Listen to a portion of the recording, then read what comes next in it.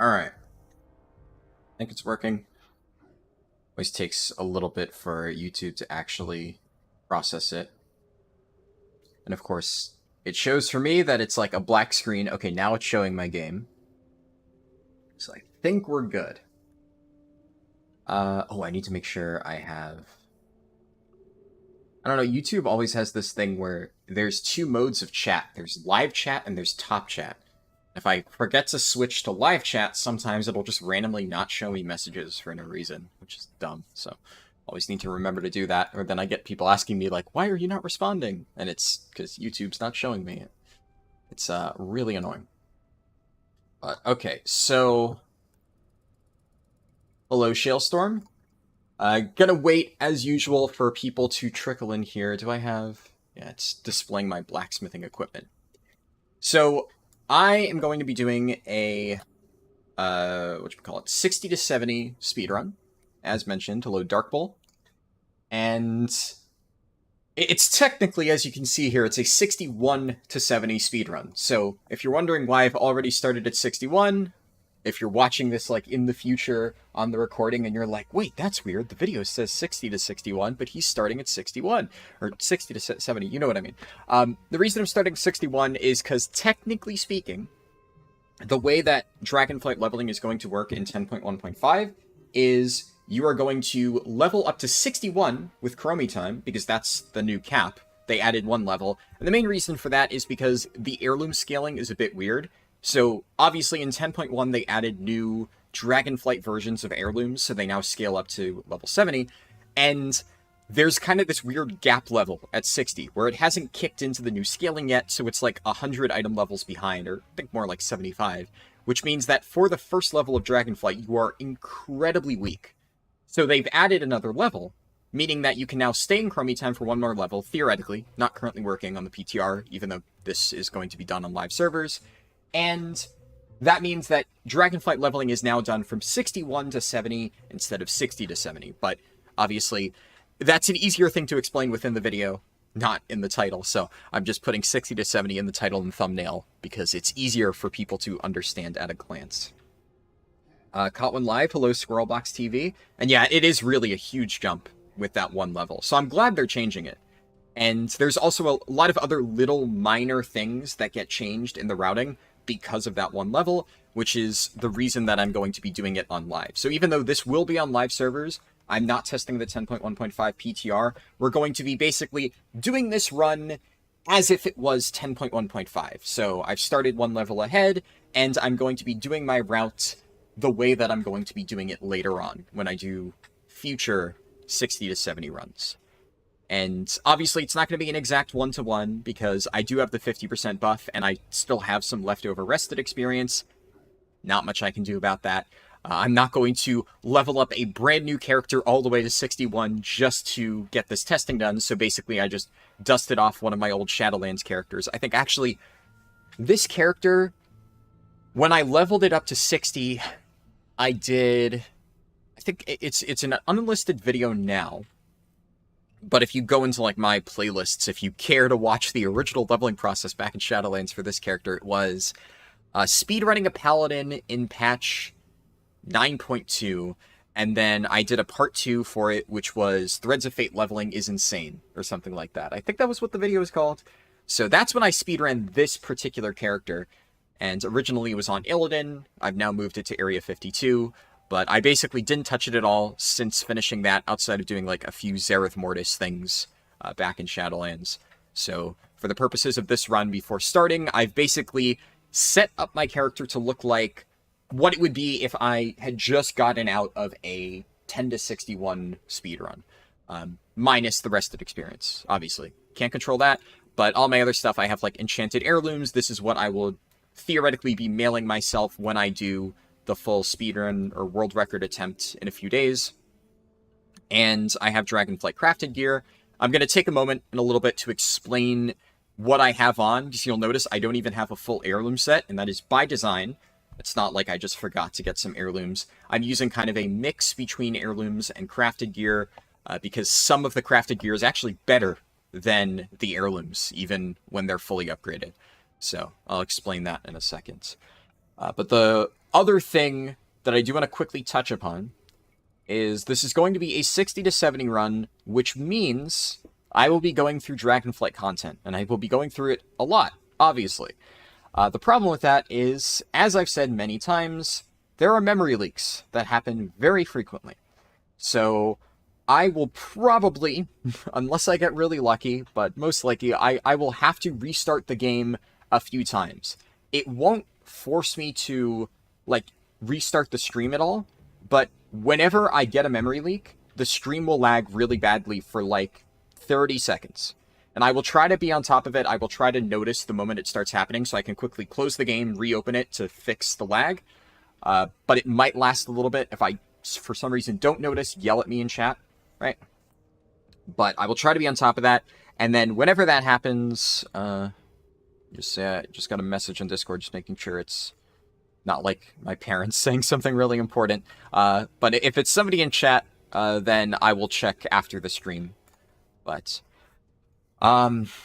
yeah, so as far as the memory leak stuff goes, there are going to be stream issues in terms of performance. It is unavoidable. It's the main reason that I have avoided doing 60 to 70 runs and why I will be doing most of my testing off stream after 10.1.5 goes live.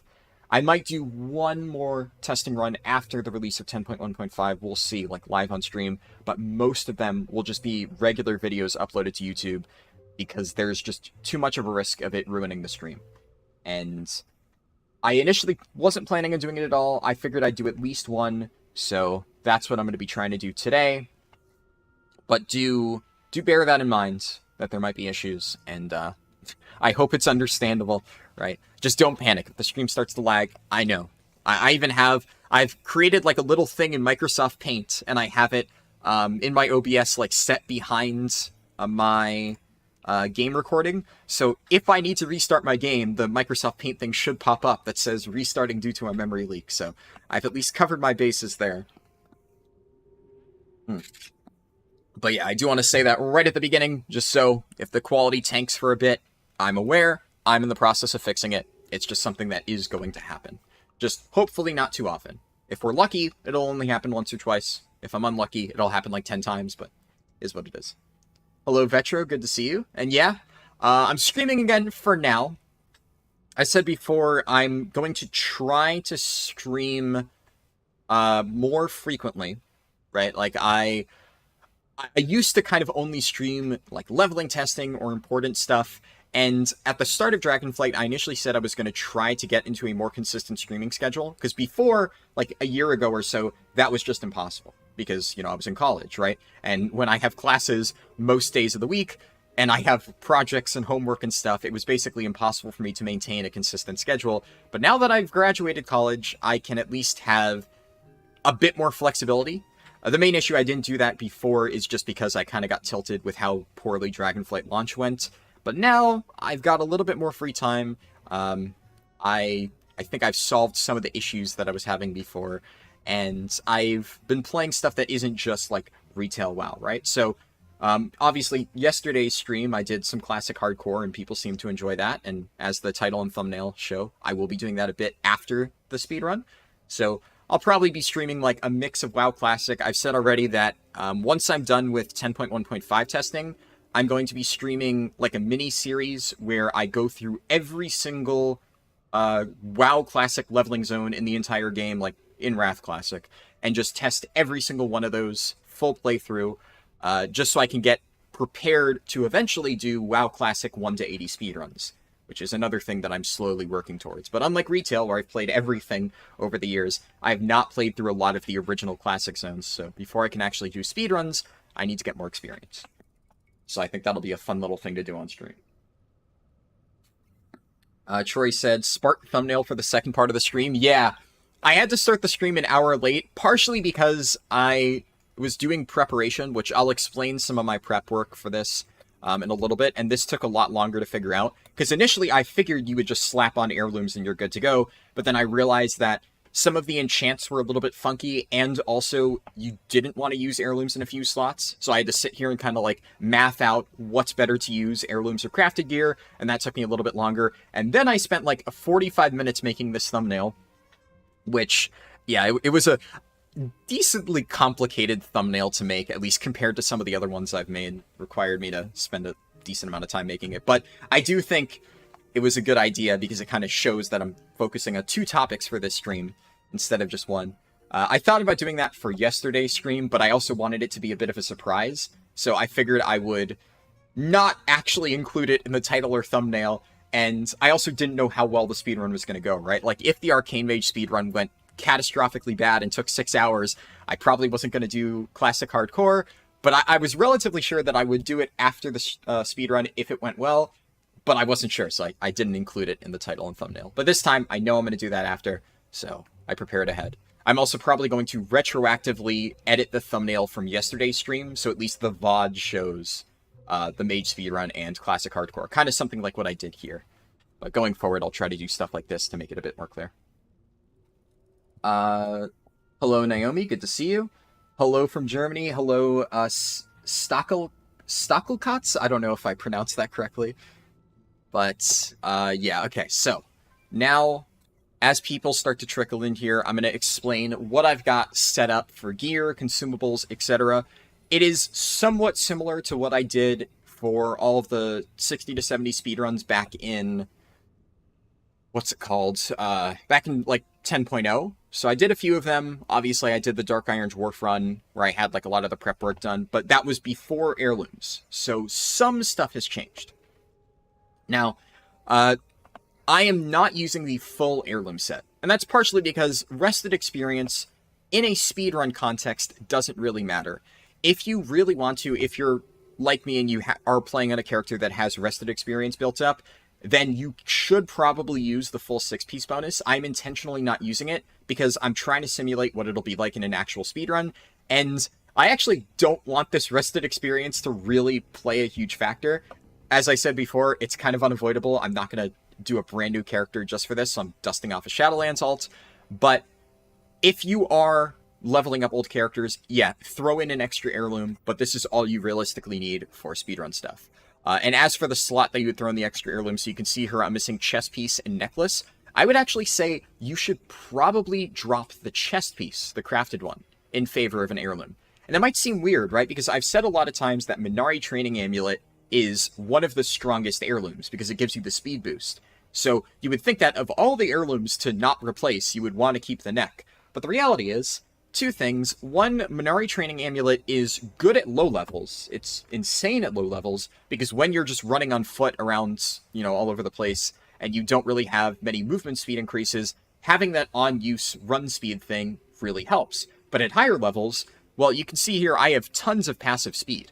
I have 17% movement speed through various, like, enchants and gems and stuff in my gear. So having, like, an on-use speed ability isn't that important. Also, depending on your class, right? Even as Paladin, which isn't the fastest class in the world, I have 2 charges of Divine Steed with, like, modifiers and stuff. This lasts, what? 5 seconds, and then, oh yeah, before I forget, turn on War Mode. So yeah, it lasts 7 seconds with all of the modifiers, with 2 charges. So really, the movement speed on use thing kind of falls off in value. But the main reason is because with the tiered medallion setting, you can add 2 additional sockets to the crafted neck that you can get, and 3 sockets on a neck while leveling, especially when it's 319 item level, that is kind of massive, because that allows you to use 3 gem slots. So here I have the 2 speed gems, I have 2 Dragonflight gems, 1 in the ring and 1 in the necklace. And then obviously, I'm only using 1 heirloom ring because you only need to have a single ring equipped to count towards the set bonus. And also, the other one is unique equipped, right? So this kind of works out perfectly. You can either use Dread Pirate, you can also use the Shipyard ring in place of Dread Pirate if you don't have it. Just 1 heirloom ring, 1 crafted ring, and then drop the heirloom neck in favor of this. And then, like I said before, you can use the heirloom chest if you want to benefit from the rested XP, but if you don't have any rested XP, if you're leveling a character from scratch, drop the heirloom chest, use a crafted one instead. Let me quickly read chat. Finally, someone said it right. Oh, I said it correctly. Awesome. I wish I could have 17% speed on Pally for PvE. Having only Divine Steed feels so bad. There are a few enchants that you could be using in PvE, right? Like, this is the enchant that you should probably be putting on your bracers. Speed, also Planesrunner's Breeze on boots. This is stuff that you can all get in max level, right? What else? Homebound speed on Cape. There's some stuff like for endgame content that I think maybe it's kind of a give or take, like do you want speed and stuff, but I would say most endgame PvE guides will recommend that you use the speed enchants for your like raiding gear. You play it as holy. What do you need? Oh, because you need leech, right? That's a fair point. Yeah, I guess leech is really good for healers. Yeah, so for tanks, basically, like as a protection paladin, right? I think you could pretty much always get away with running the speed stuff because leech as a tank, I mean, it's fine, but it's not really that impactful. Generally speaking, you're going to get more value out of just being able to move around and, pick up mobs faster and stuff like that. And as a DPS, I would say it's a give and take between avoidance and speed. Because generally speaking, DPS also aren't going to get a ton of value out of leech, but avoidance can really help some DPS players avoid one-shots, but speed is also really good. But as a healer, yeah, that's fair. I don't really know much about healers. I don't play one, so I don't know why leech is so good, but I do have a lot of healer friends, and they go crazy over leech. Like, I got, off our first Mythic Forgotten Experiments kill, my guild gave me the tier token, because I was one of the few people who didn't get it off Heroic, and I actually got 444 leech tier from that token, and all of the healers were so mad at me, and they were really, really fucking jealous. I think it's something like, don't you heal yourself for a percentage of the healing you do to other people? Leech only really helps in Mythic Plus and big AoE and more mobile classes, and then you have classes like Blood DK where a speed enchant is adding WD-40 to the wheels in their wheelchair. Yeah, I mean, for a lot of tanks, I think you're going to get more value out of speed than anything, especially as a tank, even as a mobile one. Like, I think, as Vengeance Demon Hunter, I think I have one leech enchant. I forget which one it's for. I think it's the Cloak. The Cloak one, I might have leech on my Vengeance Demon Hunter, because it also has, like, out-of-combat regen, which is kind of nice. But the other two slots, Bracers and Boots, I use speed, even on Vengeance. And Vengeance is, like, one of the fastest tanks, but just having slight passive movement speed increase, even as, like, one of the faster tanks, is huge. And especially, like you said, as a Blood DK, that is massive. Stockel is something like spiky, right? Yeah, I have no idea. I don't know anything about German. We had a Kazara trinket drop on Thursday with leech base on it. We gave it to the priest and he moaned on mic. Wait, which Kazara trinket? Is that the Black Dragon Scale thing? I'm pretty sure that's like Bis for a lot of healers as well, right? This thing? Oh yeah, that mythic version of this with leech, that sounds insane. Oh, and it also gives you leech too when the proc effect happens. I didn't know that. This thing I think is technically kind of okay for Vengeance DH, but I know that if we ever see this drop, there's like 0 chance I'm getting it, so I don't even care. Use Leech on Cloak since it's also HPS, and Avoidance on Wrists on Vengeance DH. Yeah, I think that's a good combo. I would say outside of the Cloak one, you can kind of go either way with Avoidance or Speed. I personally prefer Speed, but Avoidance is definitely a solid option as well. Because Demon Hunter, I mean, Leech outside of the Cloak enchant, which because of that regen thing is nice. You really don't need Leech on Vengeance DH. I overheal all the time, so I just don't really like to stack any extra. Have I played Diablo 4? No. This is going to be a hot take. I don't really think it looks interesting. I'm going to be real. Haven't played D4. I had no interest in it before it came out. I've watched some of my friends play it. I've talked to them about it. Doesn't sound interesting to me at all, even now. I was waiting until, like, my friends told me their experience, but, I mean, it sounds like a slightly fancier version of D3. And, you know, I'm sure one of these days, like, years from now, I'll play it, because it doesn't look bad. I'm not like, yeah, D4 looks like shit. No, like, I'm sure if I played D4, I'd have fun, right? I like ARPGs. I think it would be fun. The one thing is, it just doesn't seem like it's doing anything special. Like, the whole, you know, MMO light thing just looks super lame and uninteresting to me. It's like they wanted to try and call it like an MMO without putting in any of the effort to actually make it an MMO. Which, fine, right? Like, it looks like I said, a fancier version of D3. I liked playing D3 years ago. I'm sure I would like playing D4, but none of it really seems that cool to me. I have no interest in it. There's enough stuff that I'm having fun playing right now. I was in no rush to play it. It looks great as a Diablo game, but you don't really... Yeah, that is... Naomi, what you just said perfectly sums up my thoughts. It looks like a fun game, but it's not anything special. Like, I've played Diablo before. Some days, I'll feel like, yeah, I want to play Diablo again. It's why sometimes I would just play a new D3 season. But right now, I just can't be asked to go play D4. Oh, thank you. It feels like it's worse than Season 28 D3. Yeah, I heard the later seasons were good. I just never got around to playing the later Diablo seasons. But I just not really interested. Leech is free healing, and not casting on yourself means more healing on other people or more time to do damage. Avoidance is needed for healers in higher keys. Yeah, I mean, in higher keys, avoidance just becomes really valuable for everybody, except maybe tanks. But yeah, that makes sense. I know that Leech is really good for healers. I just didn't know the exact reason why, but that makes sense. The only trinket Kazara drops, let's not pretend Enduring Dreadplate is a trinket. Yeah, I don't know why this thing exists. It's like, flavor-wise, I think this is cool, but it's not even like a good trinket. Like, let's say you took out the whole downside effect to it, and it was just the reduce your damage taken, and then when one of the plates is removed, you explode for AoE damage. It's... I don't know. I don't understand why it needs the downside. Because it's just kind of a mediocre trinket, even with all of the upsides, but then reducing your movement speed by, what is that? 5 times 3 is 15? 15% reduction in move speed is, like, in some cases, potentially deadly if you can't move out of a mechanic in time. There's just absolutely no reason to use this. I don't know. Yeah, gain 444 strength or agi and lose a trinket slot, basically. Yeah, I mean, I would say, credit to Enduring Dreadplate. If we're going down a list of, you know, the worst tank trinkets ever created, this is not, like, at the top of the list of the worst tank trinkets ever. This is honestly not a terrible trinket, all things considered. I think the bigger issue is that there are a lot of really, really, really good trinkets, both in this raid and just generally from Mythic Plus. But I can name a million trinkets that have been added over the years that are infinitely worse than in this one. At least this one does some damage and gives you some damage reduction. It's just like, yeah, there are some that have been completely worthless. But I still think within this season, this is kind of a dead trinket. And I don't even think in any other season it would have been good. Satchel is Spike, but your name is... Bavaran's... Is in Bavaran slang, it's called Hedgehog's Spiky Cat. Ah, I see.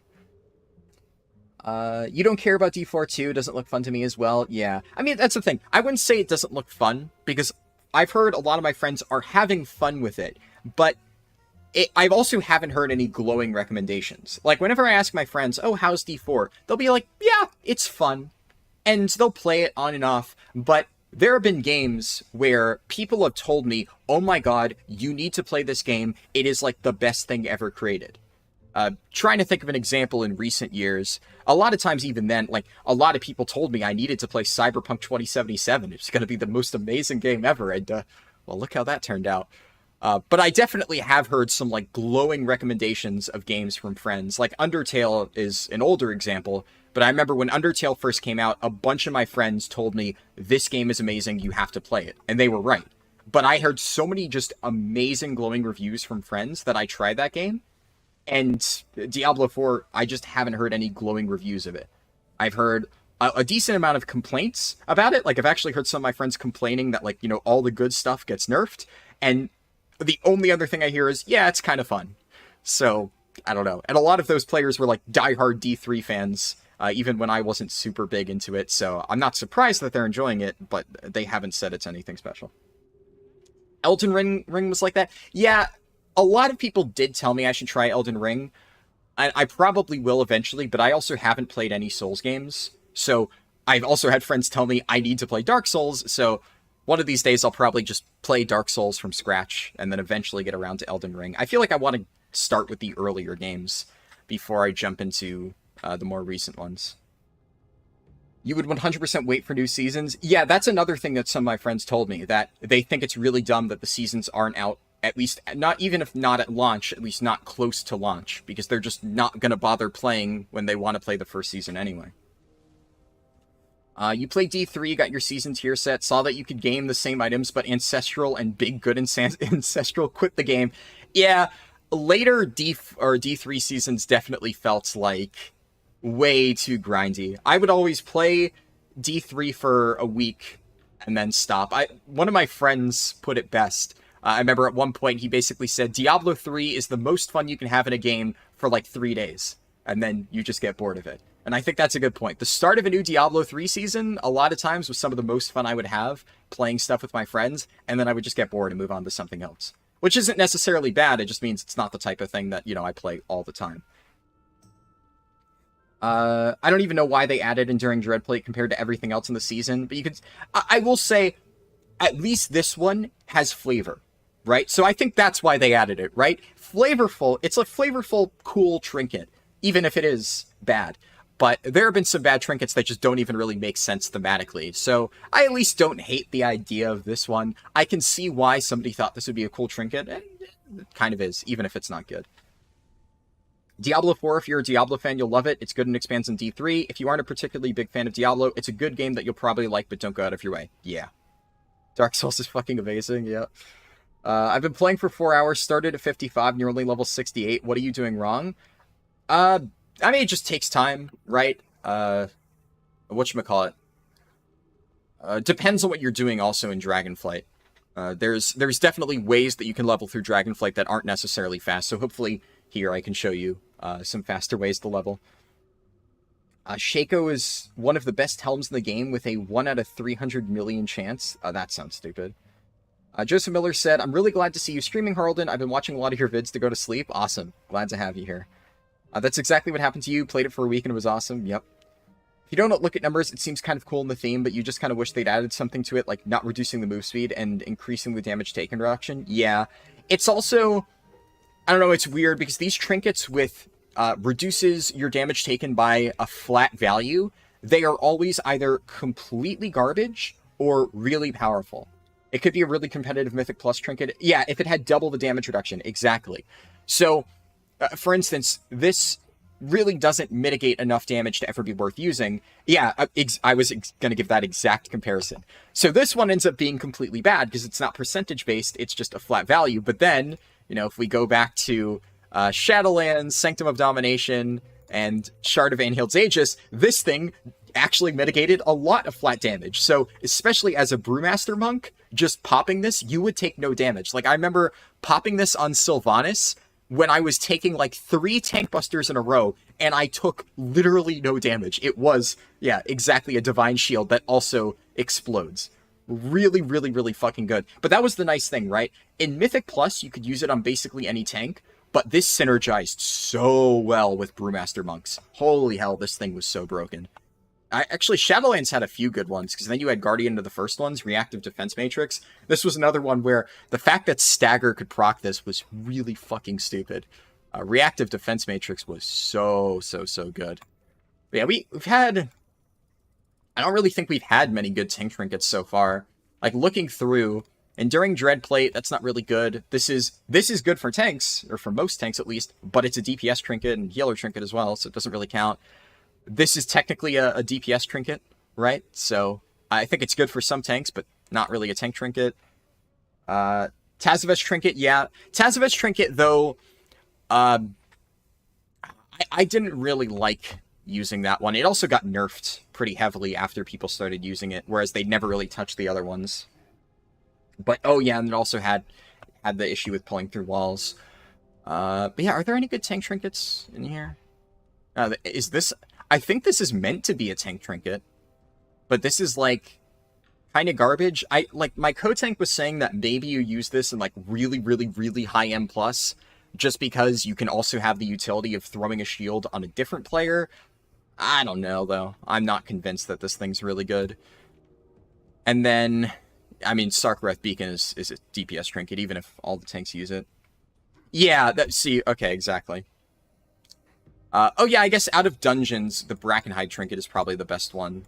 Which one is that? Treemouth. Yeah, the Festering Splinter. Yeah, I don't know. I could see that in high M+, but really more just so for the flexibility. And then obviously this one's like a decent survivability option. But other than that, we really haven't had many great options. Like, I've been playing with DPS trinkets pretty much the entire expansion so far. Nell's Lair trinket is half the CD with a similar effect, but it gives verse instead of main stat. Yeah. Nell's Lair trinket, what is that one again? By the way, quests. One of my add-ons is acting up. Most tanks only use it in, like, fortified freehold keys. Yeah. Especially, I mean, there are so many extremely overpowered trinkets for tanks that do damage, like Beacon to the Beyond. It's so hard to justify not using Beacon and then something like Chromatic Essence or just another DPS trinket. There's so many powerful options right now. What is it? Dungeons, and then, yeah, Mythic Plus. Nell's Lair, I think it's off Ularog, right? Yeah, this thing. Prevents 50% of all damage taken. Obviously, it's hard to tell the scaling until you see it, but yeah, I mean, this one's decent. I don't really like this one a ton, though. I definitely would prefer the main stat. Beacons to Beyond, stat trinkets, Mark of Darkghoul. Yeah, Mark of Darkghoul, I think that's strength only, though, right? Or is that... all classes, Mark of Darkghoul. No, it is... It is crit. I don't use this on Vengeance DH. I don't know why, but it seems like really, really, really bad for Vengeance. So I haven't messed around with it. It's crit? Okay, cool, cool. Yeah.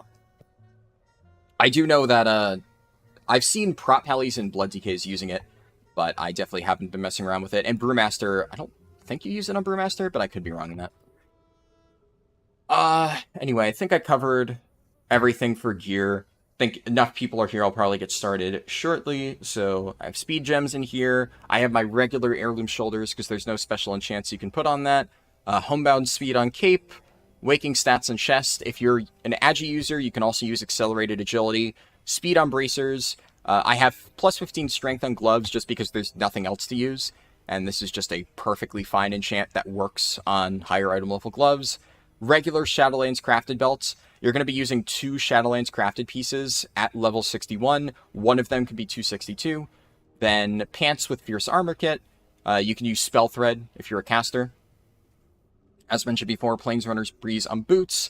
Then I'm just using Haste on my rings. And then standard stuff, Frozen Devotion on weapon, generic shield enchant, because there aren't really many good recent ones, and then heirloom trinkets.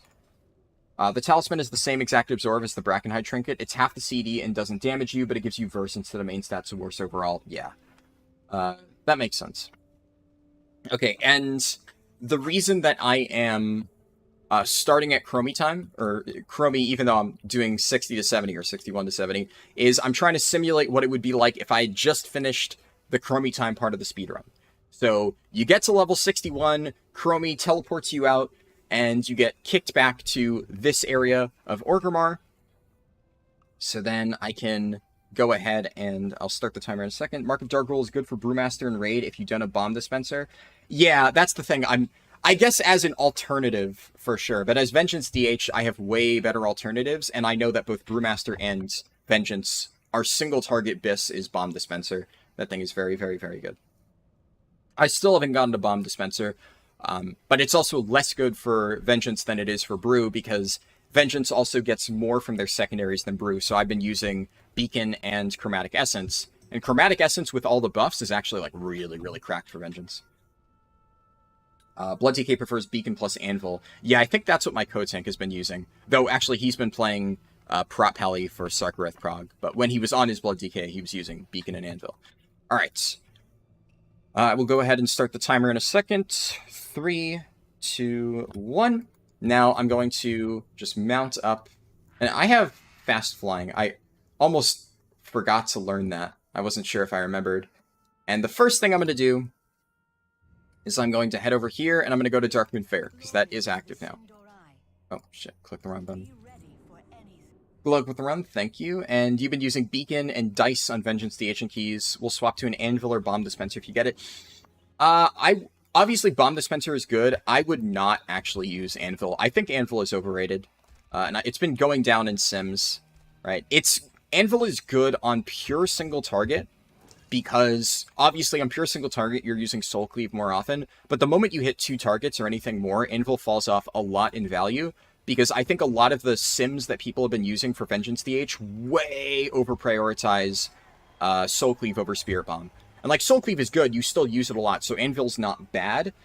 But if we're talking, like, AoE, I would say, obviously Beacon is best, but Chromatic Essence is pretty much going to be your best. Hell, Boon of, what is it, Boon of the Storm? Whatever the one from Dathia is actually probably better than both Anvil and, what's it called? Bomb Dispenser, at least on AoE. Oh, crap, I forgot to, use these things. You had no idea the Org Darkmoon Fair mages could teleport you to Mulgore? Yeah, all of the Darkmoon Fair mages can. In most of my world record runs, I actually go to, I go to old... What is it? I go to old, Dalaran, yeah. And I just do it there.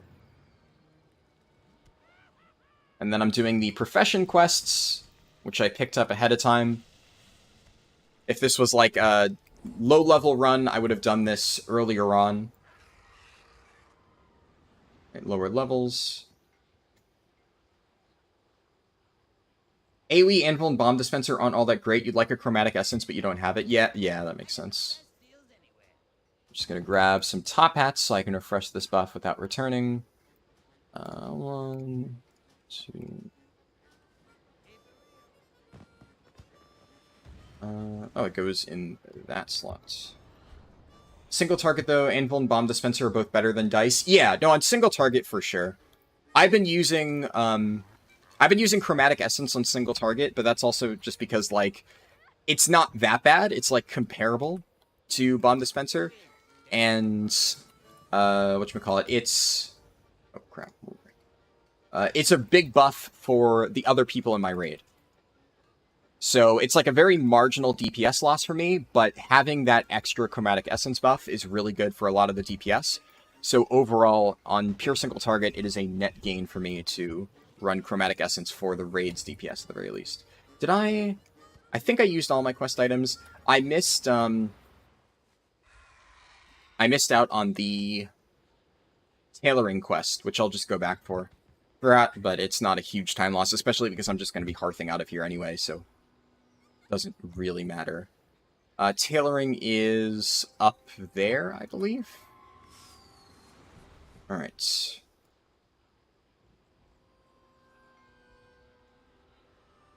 So let me check something real quick. Graphics. Just gonna lower this slightly. Just slightly improve performance. It doesn't seem like it's really great at the moment. Alright, plant the Darkmoon banner and turn in the quest. Alright, then I'm gonna head to Dalaran and then head to Valdrakken. And how do I want to do this? I think I can immediately start queuing for dungeons. That's probably a good idea.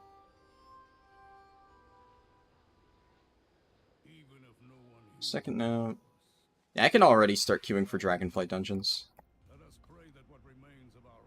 The only quest I'll be doing is Uldaman. Obviously, I can't pick up the other dungeon quests without, you know, doing the actual story. Is the Valdrakken portal is active already. Actually, you know what? I'm going to leave queue. I'm going to head to Valdrakken. And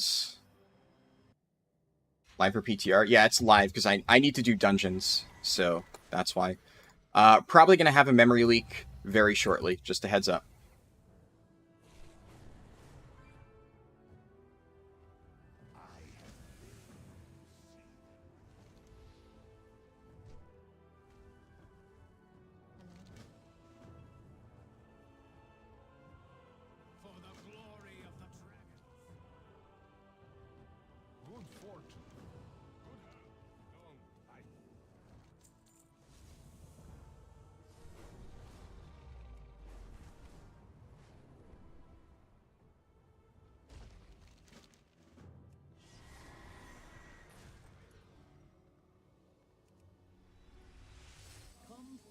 Champion, there is something I wish to share with you.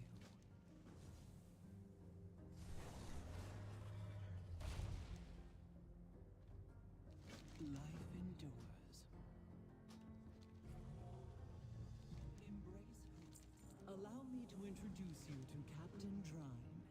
She oversees security here in Valdrakken. The Scalesworn of Valdrakken, stand ready.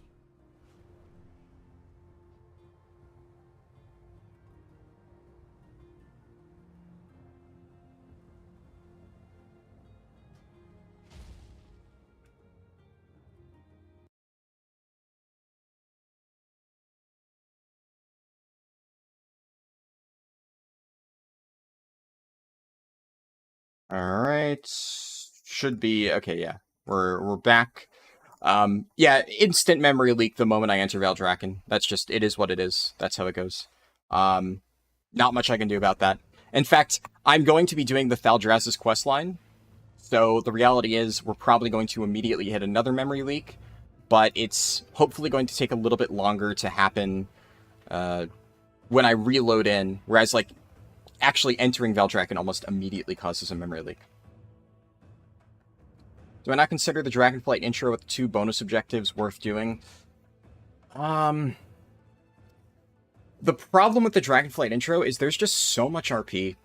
There's so much roleplay. It's not the worst thing in the world, but because of all the roleplay, I just don't think it ends up being worth it.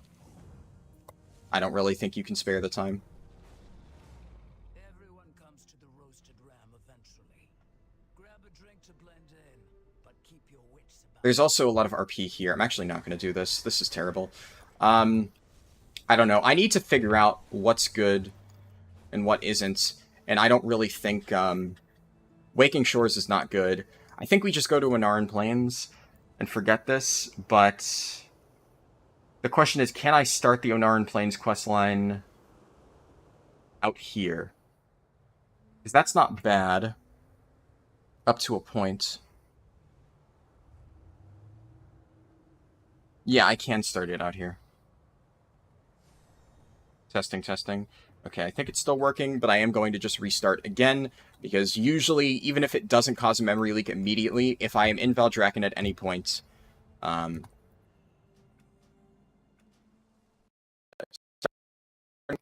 into the plains will start the Onaran stuff. Okay, that's good to know. Alright, gonna wait just a moment, because yeah, I can tell it is slow slightly, but now it's good. Alright.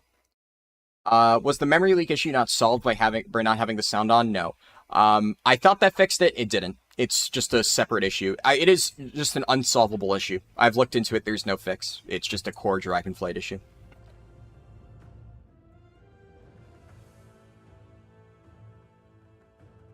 How fast do you think you could blast 60 to 70 on the 4th when we have all that stuff? I'm gonna try it. It'll not be in a stream though. That I will be doing in a video. But I am going to upload a video with like a world record attempt with all that stuff.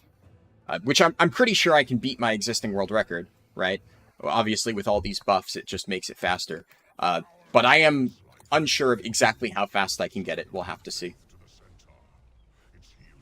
It's also hard to say with all the changes. Oh yeah, I need to take all the dragon riding stuff.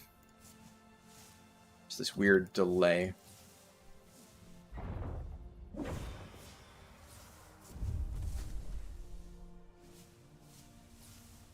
There we go. Skyward Ascent. The grand hunt is about to begin. Sound the horn and Alright, there we go. I've gotten most of my stuff set up. Oh! Wait, by honoring the Flamed Valdrakken, the buff immediately goes up to at full hour. You don't need to do the pole dance. Oh, that's actually really nice to know. That makes the buff worth getting. And then let me... I'll stack up all my buffs. Gotta do this. I should have done this while riding the carousel, but I forgot.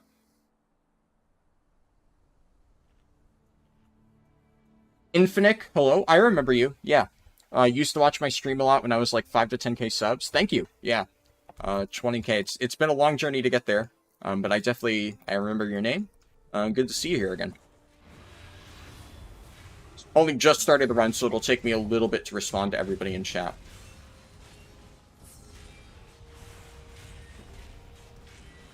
I'm also eating a waffle while I sorry. Yeah, the immediate 60-minute buff is actually really nice.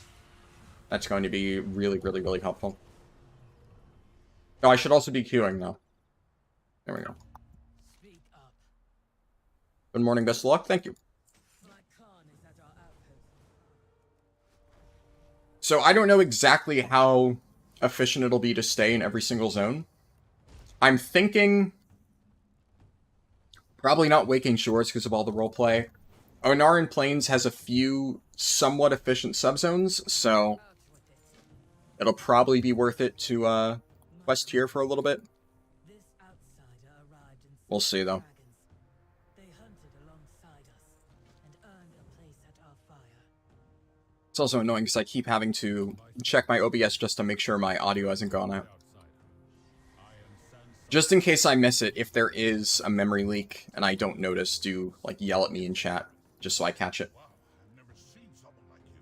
The thing about RP and Dragonflight is that you can do some crafting during it, which gives XP.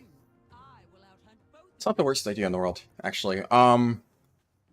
Yeah, because normally I start with all of the stuff. The problem with the crafting is you need to go to the blacksmithing trainer to learn it. That is loud. So, you could do like 1 or 2 crafts, but is there a blacksmithing trainer in the Waking Shores intro? Because if there is, that changes things. You could probably route that in. But, I don't know. Also, beforehand, obviously, you wanted to get it started at the very beginning, so you hit level 61. So I've never really considered that. There's every trainer at the start. Okay. I will look into that. The thing about that, though, is if that is the case, then you still wouldn't start with Waking Shores. Because, yes, if you take out, like, the, I know that there's engineering, and I know there's, like, 1 or 2 others. If you take out the RP, yes, some of the early parts of Waking Shores are fast. It does slow down later on, by the way, so I think that cutting out a large part of Waking Shores will be what I end up doing. But I would go all the way up to, like you said, the second bonus objective. Because those first 2 bonus objectives with the quests, if you don't count, like, the really long RP, yeah, it's decently efficient. Which is the main reason I included it in the route at the start. Because, A, it was not the worst thing in the world, even with the RP. And B, it also unlocked 2 dungeon quests. But now that the dungeon quests aren't as important anymore, that was why I considered, like, taking it out of the route. But if you're able to do professions as you go, then I could see that being worth doing. You do all of Waking Shore, or you don't do all of Waking Shores, you do the intro, choose Valdrakken, do the first Valdrakken quest, learn more profession stuff while there. Spa, Garden, Southpole Gate. Yeah. I haven't really tried the Spa. That's, I don't know. The main thing is, there are certain quest lines that I'm going to do regardless, right? Like, there is no way that anything in Thaldraszus or Waking Shores is faster than certain quest lines in Onaran Plains and, like, most of the Azurspan side quests. Hello, Christina. Good to see you. Just saw that message. You assume with the changes to mount riding, Dark Iron might be more value for lock mode on access? Yeah, I mean, Dark Iron is still good. Regardless. I just saw the context. Shalestorm asked if I'll be doing Volpera or Dark Iron. Neither. I will not, for my world record attempt, I will not be doing either Dark Iron or Volpera. Because I'm going to be doing Guardian Druid. So, I mean, I guess when you rule it out, right, because Guardian can only be certain things, I will be doing a Koltiran Guardian Druid because it's the only thing that can be Druid as an Allied Race Alliance. And it's hard for me to, unfortunately, read everything in chat right now because I am trying to go fast through this dungeon. But I will try to look at it in a second. I'm saving my Sentinel for the boss, as we'll probably get there shortly.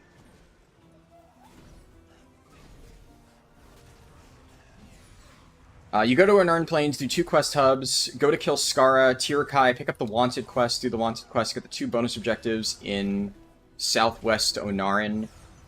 Uh, trying to think of what bonus objectives you're talking about in Southwest.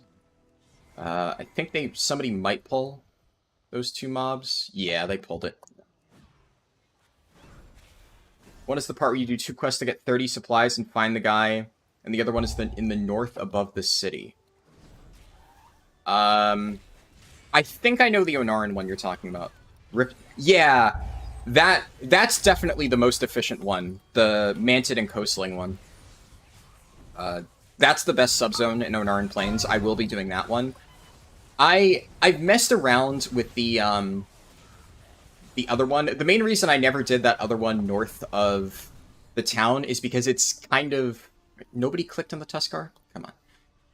It's kind of disconnected from the Onaran campaign, which is what I used to do. I guess now that's not as important, but also the nice thing about the one with like the Coastlings and the Mantid is that it's very close to Azure Span. And obviously Azure Span is where all of the best subzones are. So I'll be doing a bunch of stuff there. But I'm trying to think about like how much to do outside of it. Also, the reality is, it's like I don't even know how much you need to do in terms of like the open world questing stuff, because dungeons are going to be so good. At least weaving them in after the fact, way more than before. So I basically need to figure out what is worth cutting out. And whether I can even fit all that stuff in. Because I'll be doing dungeons a lot. What am I? I'm already 62.5. So I'll be doing that. And definitely be doing a lot of Azure Span. And I'll be doing that one quest line in Onaran Plains. That's the only stuff I've set in stone for sure. I would say, though, if there is a blacksmithing trainer in that place by Waking Shores, that probably would actually end up being the next fastest set of quests. Because that would mean that instead of heading to Valdrakken and just doing crafted stuff at level 69, right at the very end, what you could do is, like, at level 68 or so, you could start the Waking Shores questline, and then you could do all of the profession stuff during that section of the RP in Waking Shores, and any experience you're missing, you would just get through the Waking Shores stuff, and you would naturally finish in that early section. So I think that would actually probably be the best way to close out the run, because you'd want to end with Profession XP, just to be like as efficient as possible. But in the meantime, I'm trying to think of how you would want to do that. So, like, what do I want to do the moment I'm out of this? I'm in Onaran Plains. I'm also, technically speaking, well, I don't have any dungeon quests on live servers. Like I said before, I want to simulate what it would be like on 10.1.5. So if I get a duplicate dungeon, I will quit the dungeon. Just because that is how I would do it if it were an actual speedrun. Or if it's fast, like if the first boss is very close, I will kill the first boss and then leave. So it's only a 15-minute timer instead of the full 30.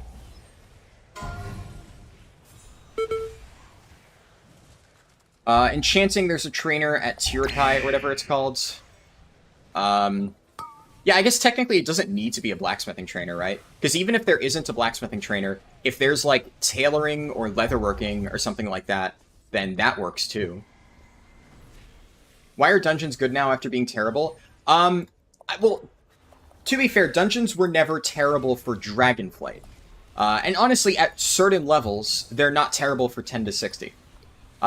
If you watched my recent video, or recent as in like a few months ago, Dungeon Leveling versus Questing, from 10 to 25, it's worth doing TVC dungeons, just because of, like, at low level scaling, you're able to just one-shot most things in dungeons, and the TBC dungeons have enough quests to make them worth it, so it's, like, really, really efficient. And what that lets you do for 10 to 60 is you cut out the, like, least efficient parts of the questing route and only do the really good shit. So, at low levels, 10 to 60, dungeons have always been good. I only just recently included them in the route, though. But ever since the start of Dragonflight, weaving in dungeons to the questing process has always been what I've done. I've done it in all of my world records so far. I think in one of my runs, I did only questing just to see how fast it was, and it was still pretty fast, right? doing only quests will always be faster than doing only dungeons. That is something that has been the case for a while. And that is still the case, mind you, after these upcoming changes. But it was always a little bit faster to do, like, dungeon weaving in between quests compared to only questing spam. And now that is even more so the case. So doing both will be even more effective. And the main reason is because of dungeon quests. And in 10.1.5, you now pick up the dungeon quests the moment you enter the dungeon. And obviously, I'm doing this testing on live servers, so I don't have that benefit. But what I'm trying to do is basically simulate what it'll be like when that is the case, and the optimal route. And I'm doing one now just to give people an idea on what to expect, but I will be doing most of my testing for it when those changes actually go live after the patch comes out. And then you can expect a few runs. I don't think you need to choose on map. You always just take the portal to the town like Harlan did, and the zone quests are there anyway. Yeah, you don't need to choose in the map, but if you're there, you should pick the map quest up, because it gives you, like, a bonus... I think it's, like, another 5,000 experience or something like that. So, the map is not mandatory, but the map is just a nice extra bit on top of the existing starting quest experience. I want to make sure nobody's pulled anything extra. I'm worried about that Voidwalker. That Voidwalker started patrolling around. In fact, actually, dismiss pet. I just want to make sure their Voidwalker doesn't pull the world. Okay, they got it. Cool.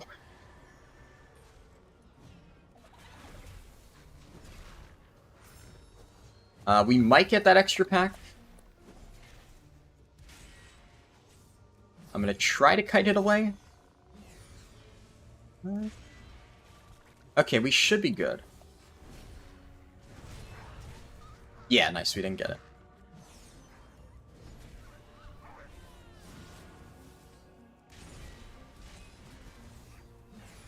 You just make sure this goes well, because this section of Brackenhide is a little bit finicky. Just joined, what did you miss? Not much. I mean, the run is fairly close to the start. I picked up all the Darkman Fair stuff.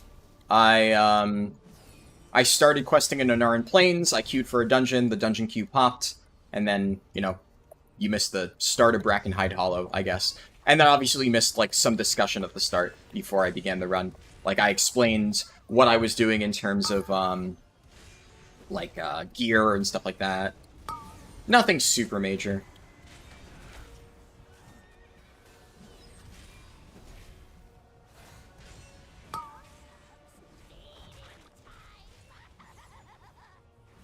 Just trying to focus to get this done. Okay. Let's see. If you properly plan out the crafting, you can do it during the quest RP moments. Yeah. If that is the case, because obviously I'm going to be doing crafting anyway, that's an important part, then that is actually really good. I never considered that. The only thing is, certain crafting items require the little table. The specialized table that can only be found in Valdrakken. So that might mean that I need to change up some of the exact crafts that I do, because there's, I believe it's 30 items that you need to craft to get the starting experience. So I think, like, out of the ones that I do for blacksmithing, about 5 of those require you to have the specialized blacksmithing table, whereas the other ones would just require a hammer. And I can use, like, the thermal anvil that I bought to drop an anvil wherever I want, and I'm pretty sure there's one in the Dragonflight starting area anyway. But what I could probably do is pick up blacksmithing and do like 25 out of 30 of the first-time crafts, and then I could get some easy tailoring ones for the other first-time crafts. What's my favorite expansion ever? Oh, nice. We have a rogue. He just did Shroud. That is actually pretty helpful. So hopefully he knows. Yeah, we're gonna hug, right? One person's falling behind, though. Okay, we didn't pull anything extra. Very nice. Yeah, I would say Legion is my favorite expansion. It's like, it's a close tie between Legion and Mop. I think for the amount of time I played Mop, I really liked it back then. Because I was still in high school back when Mop came out, so I didn't really have a ton of time to play. Legion came out like the first year I started college, so obviously I played like a degenerate amount of time in Legion, and it was also just a really fun expansion. Top 3 heritage armor? I think I got asked that yesterday. I want to say. Oh, why are people bouncing this constantly? Oh my god. They just kept refreshing this and killed 2 people. At least I didn't die, but...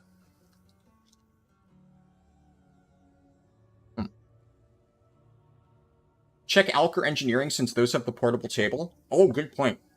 Can you use those at low levels? Do they not require a skill? I thought they did. Sorry for the lack of precision. 10 to 25 is insane. You were specifically talking about 60 to 70. And yeah, no problem. Everyone's good to go. I'm going to lust.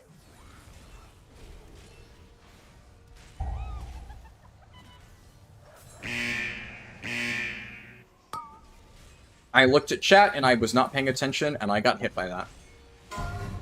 Not the end of the world, but still kind of dumb on my part.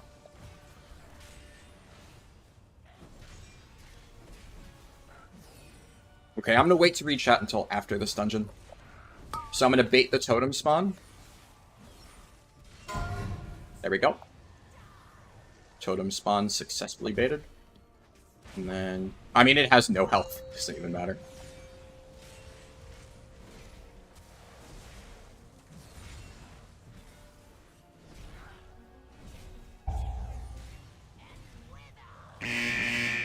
I hit again.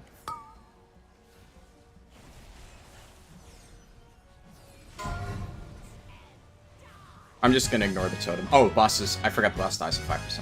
There we go. Totem spawn successfully baited.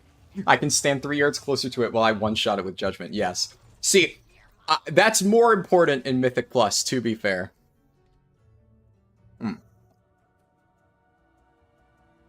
What expansion did I hate the most? Definitely Shadowlands, and it's not even close. Yeah. I think Shadowlands is, and it's not even really up for debate, Shadowlands was the worst expansion. BFA was like a close second, but like a distant close second. And anyone who says that either BFA or Shadowlands was better than WoD didn't really play WoD. WoD was the 3rd worst expansion, right? Like, I think we can all agree that Shadowlands was the worst, BFA was the 2nd worst, WoD was the 3rd worst.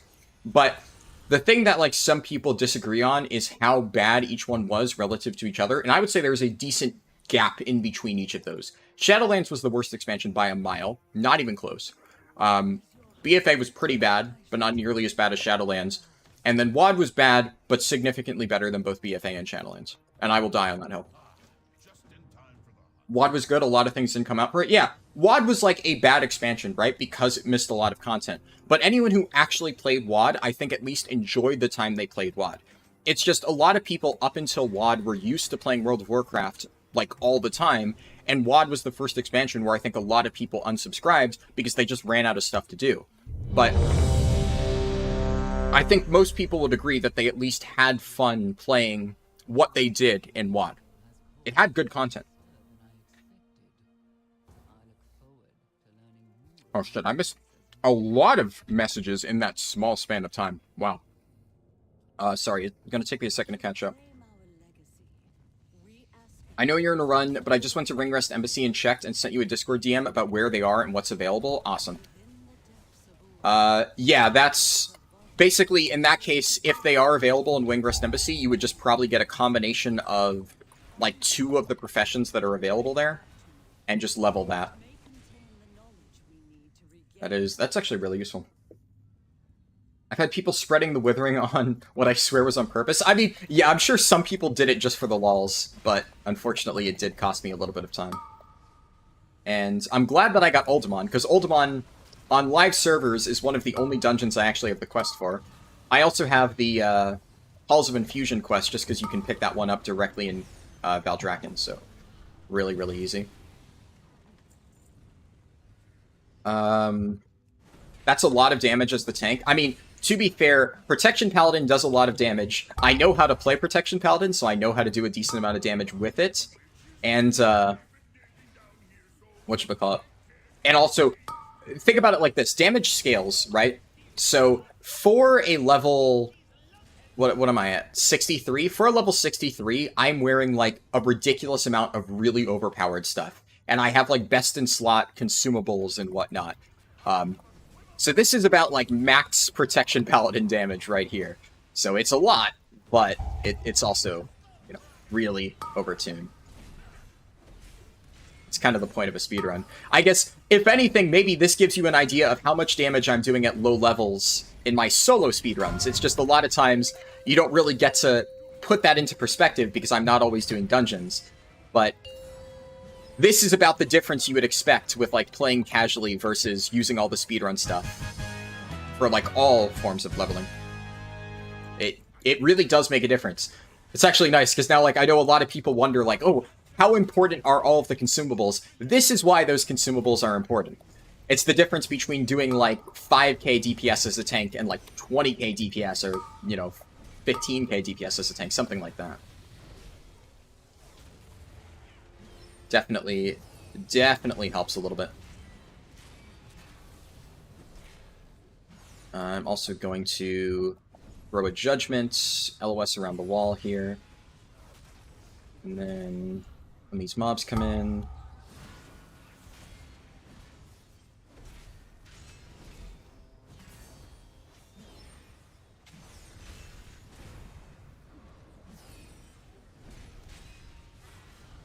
Alright. And then we pull Bromok. If I ever have to grind another point of anima, it'll be too soon, for sure. Legion was so much worse than people remember it. Don't get me wrong, you loved your time in Legion, but holy shit, the AP grinds.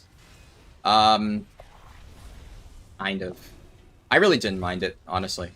I think that, like, obviously today, I would probably not want to spend as much time, but the thing is, I never really intentionally grinded AP outside of Mauve Souls farming, and I was getting multiple things done while farming Mauve Souls. Honestly, the only thing that I really dislike about Legion launch, which, ironically, it didn't really impact me because I got insane legendary luck, is the legendaries. The only genuine complaint that I've heard about Legion is that, you know, legendary RNG was, like, really bad, and it was. And I think one of the advantages of Legion Classic is if you went back and did it again, you would be able to do it without all of the garbage legendary stuff. But I actually did not mind the AP grind at all. I thought it was perfectly fine. Personal preference, right? But I think early on, it was fine because it wasn't really hard to get, like, all of the really important traits before Raid came out. I farmed, like, a decent amount of Mauve Souls. I enjoyed every second of it. And I had all of my needed traits before Emerald Nightmare started. And later on, the only real AP grind most of the time was, what was it, like the Blessing of Legion Fall or whatever? Just the stacking verse buff. Which, sure, I mean, if you wanted to pour an infinite amount of AP into getting, like, an infinite verse thing, but quite honestly, I never stacked up my Armies of Legion Fall buff that high, and I was getting 100 parses throughout the entirety of Legion, so it's not like it was really necessary to grind a ridiculous amount of artifact power just to get, like, a slight boost from that. So... I don't think the AP grind is nearly as bad as some people made it out to be. I think the game, don't get me wrong, is healthier without it, though. But of all the, like, downsides to Legion, I think that was, like, a very minimal one. Whereas some people say it, like, ruined Legion for them, and I think that's maybe a little bit of an overstatement.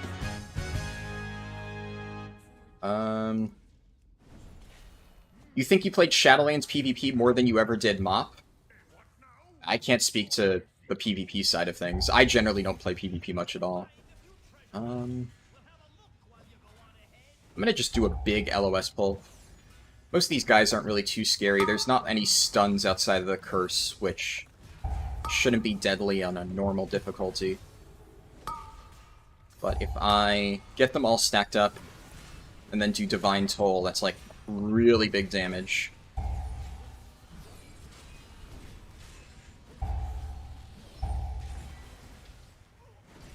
Oh yeah, that is massive damage. And just keep going. I don't even need to stop and loot.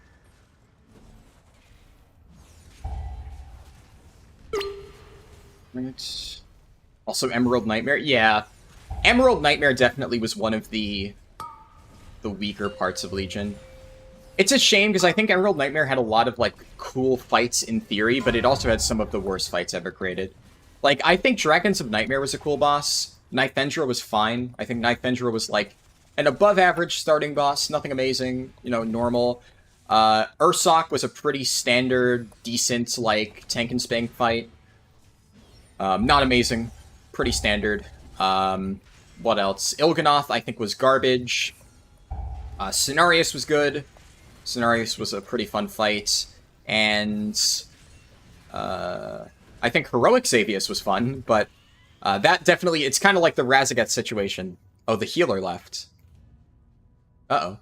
I'm not in danger, but I feel bad. I hope I didn't, like, make them feel like they had to leave because I was just going too fast and they got frustrated. That's one of the reasons I don't like, I don't really like when dungeons are meta. I always feel like I put too much pressure on, like, random healers. I'm gonna start. I hope they follow me, because we don't need a healer. I don't need heals at all to do this. We are completely fine. Alright, DPS followed me. Smart DPS. I'm also going to kite out to the end here, and what I'm going to do is I'm just going to block off this thing. I'm just going to soak all these embers to the face. And if we're fast, we should be able to kill him before he phases. Oh yeah, he's going down. He is definitely going down. Easy peasy. Having 316 crafted gear at 60 is insane. Yeah, it's kind of ridiculous. Hello, Winter Sun Lover. Good to see you.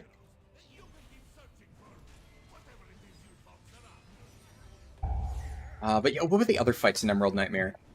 I remember Dragons of Nightmare was, like, kind of divisive amongst my guild at the time.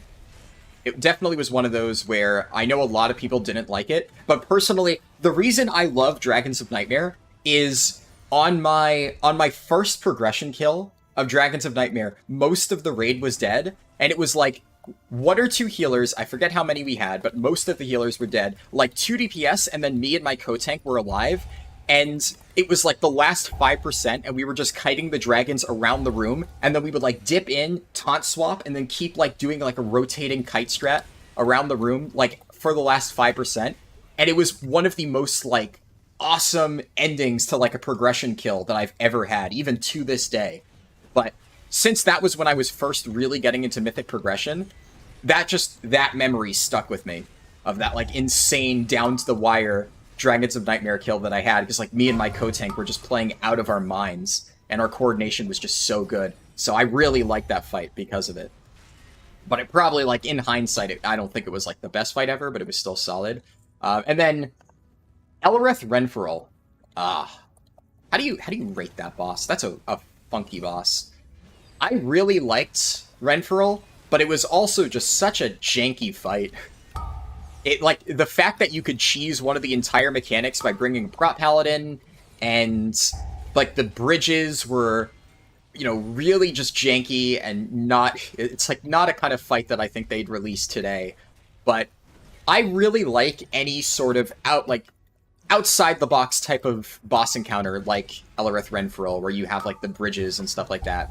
I just think it's interesting when Blizzard, you know, has new ideas and things like that they experiment with. So I had fun with that fight, even if it was, like, a little bit whack. And then, yeah, Xavius was definitely weird. WoD had some killer raids and much better leveling zones? Yeah. Yeah, absolutely. You know, for all the shit that WoD gets... Oh, I forgot that. You don't automatically skip the RP if it's not Mythic Plus. Lame.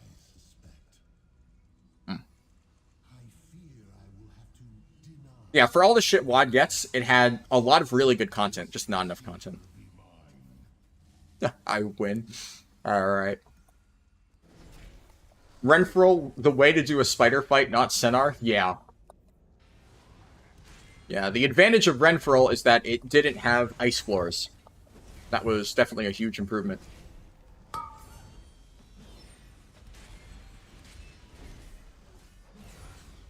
BFA actually had a lot of content, but the borrowed power was atrocious. Yeah, that's why I say, like, BFA was a massive step up from Shadowlands, right? Because the way that I rank the 3 expansions, the 3 bad WoW expansions, and I don't think Cataclysm was a bad WoW expansion, for the record. Some people would include Cataclysm in that. I don't. I think Cataclysm was perfectly fine. Cataclysm definitely was on the weaker end. I think it is safe to say that it is one of the less popular expansions, but I think there is a significant leap in quality in between WoD and Cataclysm. Cataclysm just gets a lot of hate because it destroyed the old world, which I think rightfully so, but if you're kind of judging it in a vacuum of like how good the actual content was, Cataclysm was a pretty good expansion. Back in the day when I played it as a kid, I loved Cataclysm, and it has a lot of raids that people still talk about to this day as being really good. So I think it was a perfectly fine expansion. I think it just gets a lot of hate because it kind of killed classic WoW. But in terms of the actual 3 quote-unquote bad expansions, I rate WoD the highest because while it was lacking in content, the content it had was very, very good, and I had a lot of fun playing it. I don't think there was a single time when I didn't at least enjoy WoD. There were times when I was bored of WoD because I had nothing to do, but at no point was I, like, just absolutely miserable, like, oh my god, I hate this game and I want to stop playing, which happened to me multiple points throughout both BFA and Shadowlands. And I would say BFA, the reason why I say it's the second worst, but there's still, like, a significant jump between it and WoD is, yes, there was a lot of content, way more content than WoD had, but a significant amount of that content was garbage. Absolutely garbage. I want to take any of this? I don't think I take any of that. I'll just click on it, right? Then I leave. Prop Heli is so satisfying to play in dungeons? Absolutely. But yeah, whatchamacallit? What quest is this? That's, Agurzarai. Yeah, I don't want to do that quest. BFA had its moments, right? So overall, I think it was a pretty dogshit expansion, but there were points in time in BFA where I was having fun. Where I was like, okay, this isn't so bad. And, what's it called? Words are failing me. Oh, I want to do this questing hub. Like, I would say the end of Nyalotha was very fun, and then I think, I've said before, patch 8.1 was just genuinely a good patch. I would say Nyalotha only gets points for me because it was fun at the end, and even then, I would say, if it was not for patch 8.1, I would say that BFA was on par with Shadowlands. Because even with the save to Nyalotha, there were still so many ill-conceived decisions in that patch that you can't really give it that much credit.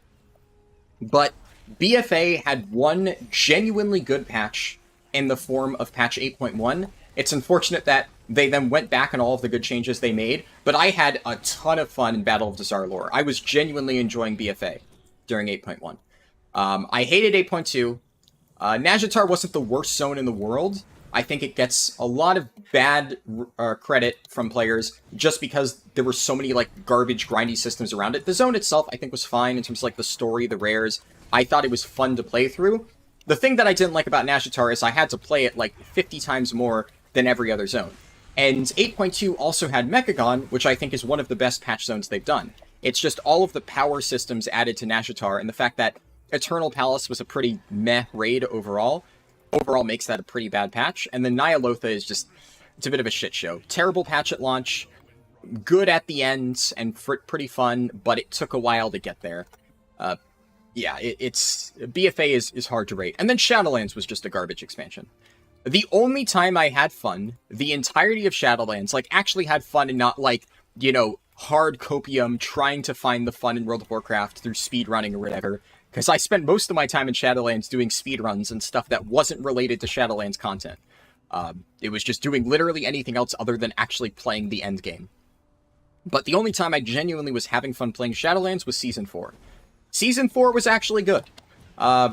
And I think a lot of that was probably testing out the upcoming Dragonflight features. It wasn't initially intended to be a part of Shadowlands. From what I've heard, it was like a single developer's passion project where he was like, we should try some of this in Dragonflight, and then they did like a test run by doing Season 4 in Shadowlands. And Season 4 was a blast. I actually really enjoyed that. That was the only good part of Shadowlands. Sepulchre was a fucking shit show. Zereth Mortis was okay. It still had a lot of garbage in it, but it was, I guess, better than patch 9.1. But Shadowlands has, without a doubt, the worst patch ever created in World of Warcraft. By a mile. 9.1 is so bad. It is the worst thing they have ever done to this game. I don't think World of Warcraft has ever been in a worse state than patch 9.1. Even at the end. Like, at launch, holy shit. I didn't even play 9.1 launch. I took one look at that and I said, fuck that. I joined midway through and it was still the worst that World of Warcraft has ever been in its entire lifespan. There was just so many things they did in that patch that is just like, what the fuck were they smoking? Holy shit. And whenever I say that 9.1 was the worst patch, people are always like, but the Garrisons update. And it's like, Garrisons update in WoD was a lackluster patch. It was not a bad patch. Patch 9.1 took an already bad expansion and made it 100 times worse. Garrisons update added a few things to an expansion that was lacking content. Did it add a lot? No, it added barely anything. Patch 6.1 added almost nothing, but patch 9.1 almost killed Shadowlands in its entirety. Almost killed World of Warcraft in its entirety. Holy hell. Everything about that was just so terrible. So single-handedly, because of that patch, Shadowlands is the worst expansion, by far. Korthia, yeah. There is not a single redeeming feature of that entire patch. Like, you can almost look at every single World of Warcraft patch and say, yeah, all of this was shit, but at least you had XYZ. Like, yeah, Nazjatar was kind of bad, Eternal Palace was kind of meh, but at least you had Mechagon, right? All the systems were terrible, but, once again, at least you had Mechagon. With 9.1, it's like, at least we had Korthia, the worst zone ever created. At least we had the Maw Assaults, which were terrible. At least we had the Archivist Codex grind, which is the worst reputation grind ever added to this game. Shards of Domination, one of the worst borrowed power systems ever added to this game. Sanctum of Domination, one of the worst. Actually, Sanctum of Domination was not terrible, but it was not good. There are so many things to hate about patch 9.1. It was so bad. So bad. Oh god, shards, yeah. It is really incredible how they managed to stuff so many absolutely atrocious features into a singular patch. It is impressive, really. They really dropped the ball. Really dropped the ball. Let me scroll up, though, and catch up on chat, because I missed a lot of messages. Tailoring and Enchanting are some of the better ones, because you can do so much of them without the table. Enchanting is very few, Tailoring you can plan around it. Gotcha. Yeah, I'll look into that. I've been meaning to try other things than blacksmithing. I've already prepped blacksmithing for this run, so honestly, I will probably just stick with that, just because that's what I've already prepared for. But I will look into the Waking Shore profession stuff, and I will probably do that in like a day or two whenever I record the full 10 to 70 speedrun. And then I will update my guide to account for that. Thank you for letting me know about that. I never considered that. Let's see. In terms of Classic, I wish they added more content to WoD. The lack of content was the only reason why it's seen as the worst expansion. Yeah, but I don't know. It's a tough call. Like the wanted poster is here, right? I think this is the only one I should really do. And then I'll do Skara. Oh, I'm out of vigor. Okay, I'll land, then I'll do Skara, then I'll turn in the, or no, then I'll do the stuff down below, and then I'll turn in the stuff in, Azerspan. Let's see. Yeah, I agree that obviously WoD would be better with more content. The only thing is, I don't know necessarily if it would be worth it for Blizzard to add more content to WoD. Like, if they did a WoD Classic, you know, to go back and re-add all of that old stuff. I still think they should do WoD Classic.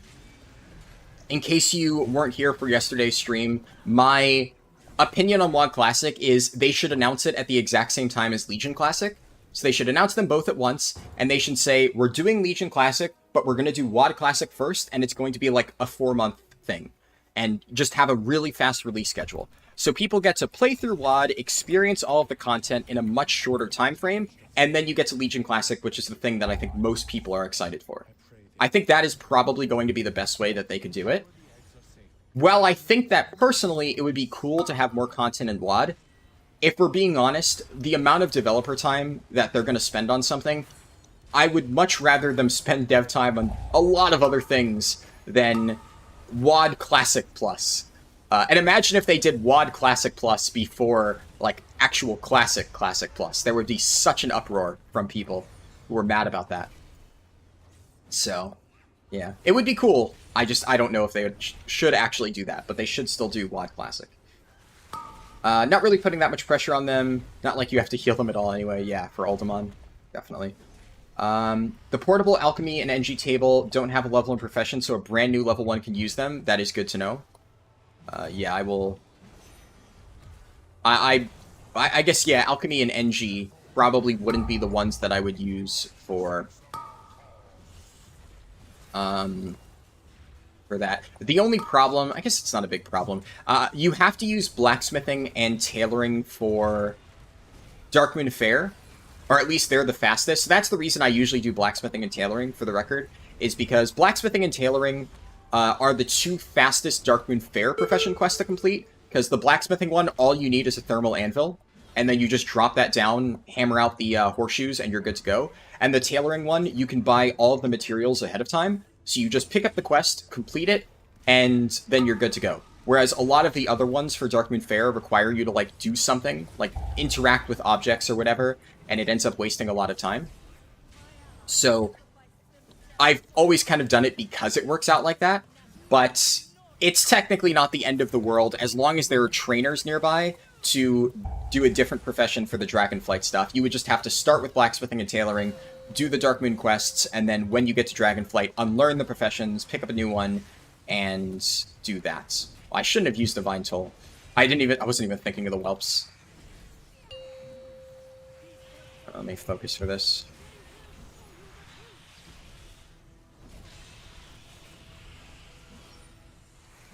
Oh.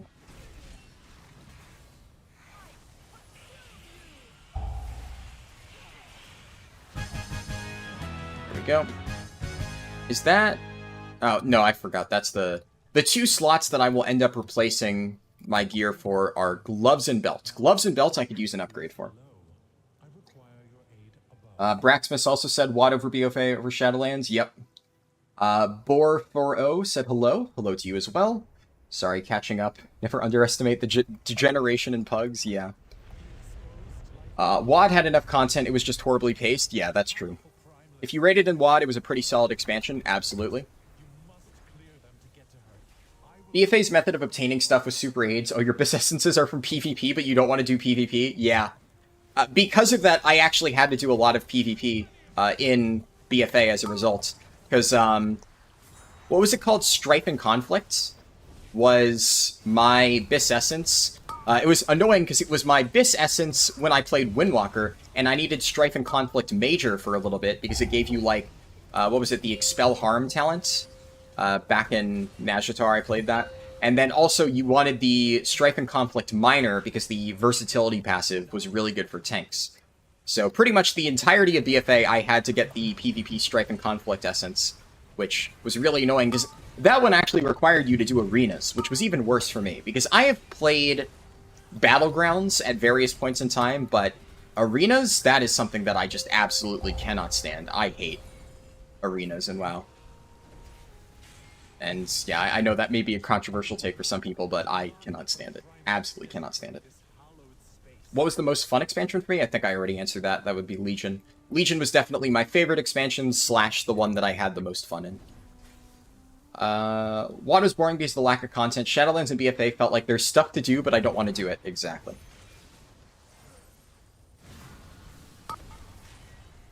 If you run with a 70, he can show you how much DPS you're actually doing in comparison to a 70 after scaling. Yes. I mean, a 70 is obviously going to be doing more damage if I were to queue into one, for sure.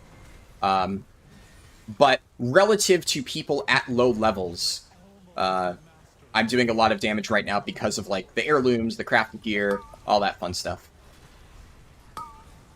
You may have talked about this already, but what are your thoughts on using the 5% extra XP Echo buff in Winter Spring for speedrunning? 5%? I am not aware of that. Yeah, Corey Austin, if you want to link me that on Discord, I have not heard about a 5% eco buff. Experience buff? There's an experience buff from Winter Spring? Either I completely missed that, and so did everyone else, because I haven't heard of that at all from any other speedrunners. Or it's possible that somebody else has tested it in the past and it doesn't stack with, like, other things. Which I would imagine if is the case if nobody has been using it all this time. But, I mean, hey, there's always things that slip under the radar, right? BFA Azerite power tuning was worse than Mythic Plus tuning at the start of the current season, but they fixed that within weeks. BFA Azerite power was fucked for multiple patches. Yeah, I agree.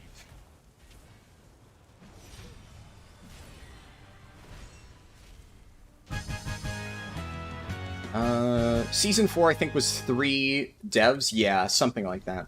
3 main devs and then some supporting devs here and there, but that's kind of all. Yeah, it definitely was not a priority for them, that's for sure. There were also a few things in Season 4 that they promised that they never did. So, Season 4 also was not perfect. Season 4 was really scuffed. They fucked the balancing on it a lot and had to do, like, a lot of Band-Aid fixes. And overall, the gear acquisition was not the best. It wasn't bad. The only thing is, it was at least kind of fun. But one thing is, I do want to be clear, because I did say that, you know, Season 4 was the most fun I had in Shadowlands. I don't want them to do it again, at least not how they did it this time. Because I think that the, like, old raids scaling up aspect of it was fun. I like that. But the Mythic Plus affixes to raids, never do that again. That was the worst decision they have ever made. Honestly, one of the worst things they did in Shadowlands. Because it was fine later on, but the problem with the affixes that they added to the Shadowlands raids is, early on, some of them were literally impossible to get through, and later on, when they enabled you to do all 4 at once, you would just kill the bosses in like 2 minutes, if not faster, before any of the affixes posed a threat whatsoever. The tuning was so fucked on it. You were either just murdering bosses, or you were getting completely destroyed because they did not know how to balance it. Like, the worst example is pre-nerf, the shielding affix on Mythic Sun King Salvation was almost impossible to get through. It took us like 20 pulls or something to finish Mythic Sun King Salvation, and we were like one of, I think, like 20 guilds to kill it before it eventually got nerfed. It was such a ridiculous damage check getting that shield buff. Holy hell. But then later in the season, when you could just blast through it with all the additional affixes, it wasn't a problem whatsoever. So, yeah.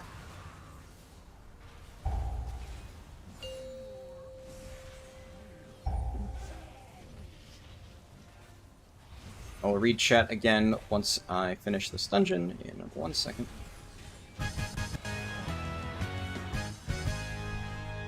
Alright. I can also tell the game is starting to lag out a little bit, so it's probably just going to start really, really fucking me over in a second. So before it goes into like full memory leak territory, I'm just going to restart it once again. You can already tell my frames are tanking.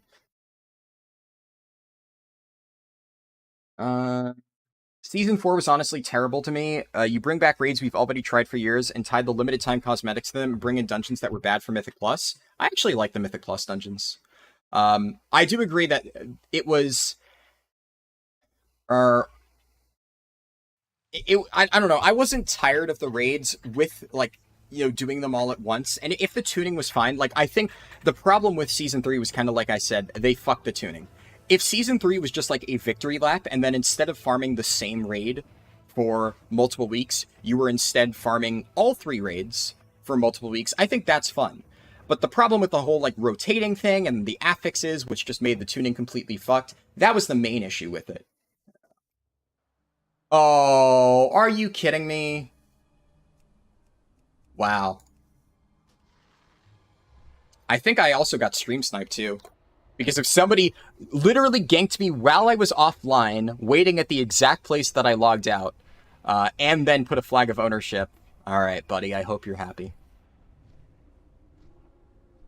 I also need to be careful because they're probably sitting around in stealth waiting for me to respawn, which is lovely. Thank you for that. I'm gonna go, while I'm at it, turn in this this thing. Oh god, Lamar, yeah. Thing that made SOD terrible was the fact that it ended with a fight that took 10 minutes. Yep. Yep.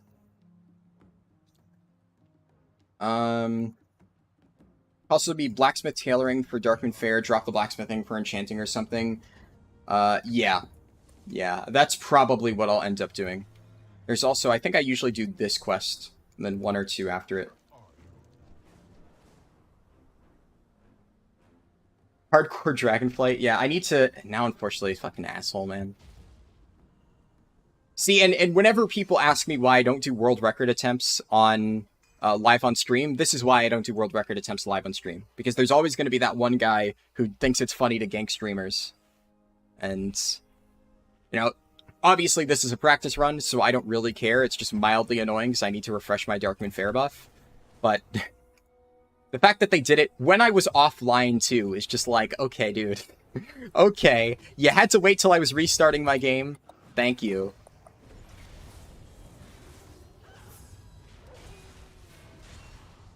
Because I probably could have gotten away if I was there, right? Like, I'm playing a Paladin, I have Divine Shield. Divine Shield plus Goblin Glider plus Gunshoes, you can pretty much escape any gank. That was the one situation where I am vulnerable. Unlucky. You hated BFA PvP, scaling was so stupid? Yeah, thankfully when I got Conflict and Strife, I was playing a Windwalker, which was actually quite good at PvP. And I like playing Windwalker in PvP, it's one of the few specs I actually enjoy doing it with, so... Yeah. I imagine more level 70s are running Brackenhide to craft the toxic shoes for leather/mail. Yeah, that's a fair point. We'll probably see a handful of them. Season Master was a test, now they have the data. Yeah, no, it definitely was. I don't know, though. Better than the alternative, how many more months of one raid and boring M+ season? I think Season 4 should have been a much more... They still should have done it, right? Like, I don't think they should have not done Season 4. Like I said, it was fun. But Blizzard always has this, and they're still doing this, right? They have this, like, mentality of, we can't let the players have too much fun at the start, because then they'll just stop playing midway through the season, which people do anyway. It just means that the start of the season is more fun. They still do it right now with the Creation Catalyst. Why is the Creation Catalyst locked behind, like, 6 weeks into the tier? There is absolutely no reason for that to be a thing. There just isn't. It has no purpose anymore. Just wait until after the Race the World first if you want, and then immediately release it. It is insanely stupid that they continue to timegate that. And they've been doing it for a long, long time. And Season 4 is the perfect example of that. Like I said, Season 4 was fun, but if I'm being honest, Season 4 wasn't fun until, like, the 5th week or so of it. Because they did such an insane time-gating thing with it, and the little rotation thing, and they only added, like, the multiple affixes at once until much later on. Season 4, for the first few weeks, was absolute misery. It was not fun at all. It took them a while to actually figure out what they wanted to do with it. So, if they had given, like, another month or two of Shadowlands Season 3, so that people could actually get their cutting edges in a reasonable amount of time, like, I got mine, but I had a lot of friends who gave up. In fact, it actually really sucks. Almost all of my friends missed out on Cutting Edge Sepulchre because what happened to me, and I think I talked about this in a video or speedrun at the time, but the guild that I was in imploded in, like, a spectacular way. That was right before I joined my current guild. So the guild I'm in now, Occasional Excellence, right? I joined them right at the end of Season 3 of Shadowlands, and then I raided with them through Season 4 and then into Dragonflight, and obviously I'm still raiding with them. But the guild that I was in right before I joined them, for most of Sepulchre, the first ones, there was just like this really dumb drama shit that happened right at the end. The guild leader, I've said before, he was running a real money trading boosting community, and the entire guild was a front for his boosting community, and he got tired of running the guilds, so he decided that he was going to force everybody to raid 5 days a week. And I told him to fuck off. So after we killed Ragolon, I said, if you are actually going through with this, and you are actually moving to a 5-day-a-week schedule, I am leaving this guild. I am not going to tolerate that bullshit, just randomly adding an additional 2 days to my schedule. And actually, they later on moved it up to 7 days a week. They were going to raid every single day until they killed Jailer. And the best part is, the guild leader and some of the other people on that raid team had the fucking audacity to say that I wasn't a team player and that I was being selfish because I didn't want to raid 7 days a week until Jailer died. I was like, fuck you, I'm out. So I left that guild, and unfortunately a lot of my friends were in that guild, and little surprise, they imploded on day 2 of Jailer Prog. So they didn't even make it 5 days, much less the full 7 of 1 week. 2 days into Jailer Prog, the entire guild was just at each other's throats. The guild leader basically said, fuck this, I'm done, and he gave up. And what I found out later on, because I was friends with the co-GM, who also did not want the 7-day thing. He had to stick with it, right? Because, you know, he had the responsibility.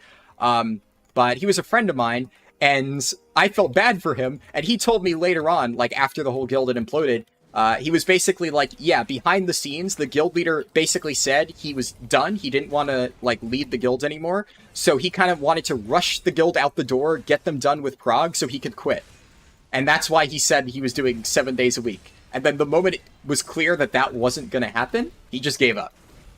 And the guild imploded. But then what ended up happening is, well, I was able to join my current guild, Occasional Excellence. I got really lucky. They were already on the Jailer. I joined in for the end of Prog. And then, obviously, you know, now I've found a guild that I really like. So I enjoyed it here and I've stuck it out.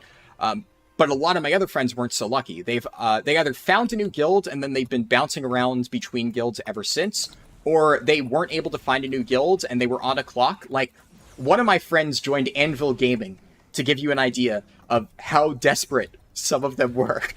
And the irony is, okay, so I'll tell that story in a second, but my other friends, a lot of them, including the co-GM of that guild who I was friends with, they just didn't have time to find a new team and to try to like adjust their schedule because Blizzard rushed out the next season so quickly. So they just said, fuck it, I'm done. And they quit. And some of them came back for Dragonflight and are now going at it again, but a lot of them just kind of got really burnt by that whole thing because they basically lost Cutting Edge, something that they worked for that entire season just because Blizzard rushed the release date, and obviously due to the drama, which, you know, that's out of Blizzard's control, but it still sucked. So yeah, just a shitty situation. A lot of my friends kind of got burned by it. But the irony is, one of my only friends from that guild who ended up, like, still getting Cutting Edge in the end was my friend who joined Anvil Gaming. And for anyone who knows the deep Anvil Gaming lore, right, they're Ghost Gaming now, but I'm still going to call them Anvil Gaming because that's what everyone knows them as. And they were Anvil Gaming at the time. But for anybody who knows the deep Anvil Gaming lore, my friend was Zanquan. I raided with him in that guild that ended up imploding, and he was trying to find a new guild, but he couldn't manage to find one. And he finally, like, gave up and just accepted Blazon's offer to join Anvil Gaming, despite all of my warnings. And I'm like, I don't know if this is necessarily a good idea, man. He was like, fuck it, how bad could it actually be? Well, obviously Anvil Gaming is Anvil Gaming. If you don't already know, it's just a gigantic meme of a guild, which, like, you know, nice people, right? Except Blazon. I'm not really a huge fan of Blazon. He's said a lot of really shitty things, but the actual, like, people within Anvil Gaming, I think, get a lot of flack. They're, like, a lot of them are good players, and there are, like, a lot of nice people in the guild, but Blazon is just... he is something else, man. He is kind of wild, and he says a lot of really, really weird shit, and has some weird, mental image of what his guild and raid team are.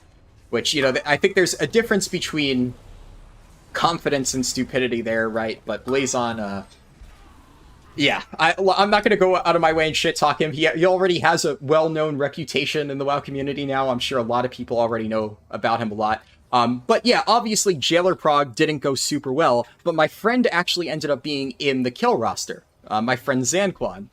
And as they were progressing on the last bit of Jailer, I was watching my friend's stream, and he said, yo, wouldn't it be funny if I got the mount and then just kept it? And one of the main things that Blazon specified when he joined the guild is that the mount goes to officers. Like, they get first pick in the mount. And this is one of those things where, like, every time I've told this story to other people, they're always like, oh, well, it's shitty that Blazon wants to keep the mount for himself. And I do think it's fair to say that, you know, people who give mount priority to, like, officers and whatnot, like, they're shitty or whatever. Like, my guild personally doesn't do that. It's just, if you get it, you keep it, right? And I think a lot of guilds do that. It's kind of an antiquated thing to make it so the leader of the guild gets to keep the stuff. But at the end of the day, right, you join a guild, you know the rules going in. It's one of those things where if you don't want to accept it, you know, tough shit, find another guild. So I kind of told them that. I'm like, look, I agree with you. It's dumb that they're making you give them out, but you did join this guild, and you've been complaining for a while that you're having trouble finding a guild. So if you get the mount, the last thing that you should do is take it for yourself. And they killed Jailer, and my friend got the mount, and he learned it on the spot. So he got kicked out of Anvil Gaming, which, I mean, at this point, there's been a lot of people who have been kicked out of Anvil Gaming, but he is now, like, one of the most hated people in Anvil Gaming because he stole Blazon's mount. And Blazon was particularly mad because apparently they didn't realize that he took the mount until the other officer learned his. So one of the raiders traded it to the officer, and that officer learned it, and then Blazon told my friend Zanquan to trade him the mount. And then he found out, oh, Zanquan already learned the mount? So he basically stole Blazon himself, is Blazon's mount on their first Jailer kill. And, yeah, that caused, like, a whole shitstorm of drama for a while. And they still, like, I have a few friends in Anvil Gaming, and they still meme about that to this day. It was a whole thing. Yeah, obviously some people are happy about that, and some people like that story. I still think it was a shitty thing to do, right? Like, obviously, you know, it was kind of funny, right? Like, I was laughing the entire time. But I did tell my friend, like, look, that was still kind of a shitty thing to do. Like, regardless of how you feel about Blazon and Anvil Gaming, right? When you're told, you know, this is how we do things in this guild, and you directly go against that and take them out from somebody, I think that's kind of bad. But, you know, is what it is, right? Let me scroll up and catch up in chat. This is almost like real-life trauma, but in online communities. Oh, yeah. I've had so many guild drama stories over the years. It's one of the only downsides of this new guild that I've been in for the last year. They're actually a good guild, right? So there's no bullshit that goes on in this guild. I don't have any more new guild drama stories. I do have, like, funny, you know, raid moments that I can turn into shorts and stuff like that, but I don't have any of, like, the juicy drama stories anymore, which is, you know, a blessing and a curse. Okay, let me scroll up. You doing SOD for the bow, and God, that fight took forever? Yeah, Sylvanas was a pain. I don't know why, but I like the conduit farm in Korthia / the boss so much. Yeah, Mateus, I think you may be the only one who liked farming conduits in Korthia and the Maw. That is not what I can agree on even remotely. That was one of my least favorite parts of Shadowlands. That was not very good. Alright, what else? Have I tried reload to fix the memory leak? Yes. Yes, I have. Believe me, I've encountered the memory leak in so many parts of this game. I have tried reloading before. The only way to fix it is hard restarting the game. That is it. It is not solved at all by reloading. There are a few, like, minor glitches. Like, sometimes if you get a visual glitch, which I think that you said the DBM creator says that UI stuff gets fixed. Yeah, a few times some of the visual errors that I've had, if I reload, that fixes it. The whole, like, memory leak, game lagging really badly thing, that does not get fixed with reload. I have definitely tried it many times. Only reason you're still playing now is that Kata is back, so you can play alts now. Else you just raid log? Yeah, I agree. Unlock Catalyst, the reset after the boss's mythic death? I agree. Yeah, or first three. I definitely think, like, obviously if only one guild has killed it in the Race to the World first, and there's still, like, other guilds progging, like, if Liquid kills it and Echo's still progging, then, you know, obviously don't do that. But generally speaking, they do kill it really close together, so. Either way, it should not be released 6 weeks after the tier starts. That is way too long. It's just time gating for the sake of time gating. I mean, I didn't even use the creation catalyst this time. It's one of the nice advantages of the new gearing system. I haven't actually had to catalyze a single piece of gear. I had all of my tier already completed by the time the catalyst was out. Which, yeah, is a good change, sure, but it just goes to show how pointless the catalyst is. I probably could have gotten my tier 1 week early if it was out before, but I ended up just completing it, and then catalyst was completely a waste of time. And, like, sure, it's good for alt catch-up still, but if it's just used for alt catch-up now, might as well just put it out earlier so people can start getting alts prepared earlier on instead of having to wait until week 6 of the season.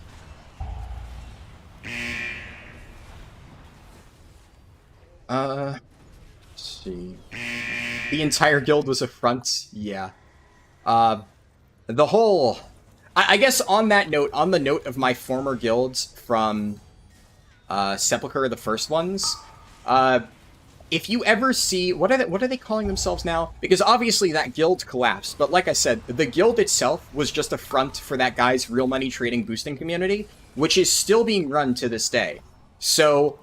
obviously, I don't recommend buying Mythic Plus sales in general, right? But if you're gonna do it, do not go through... Let me see, what are they calling their Discord now?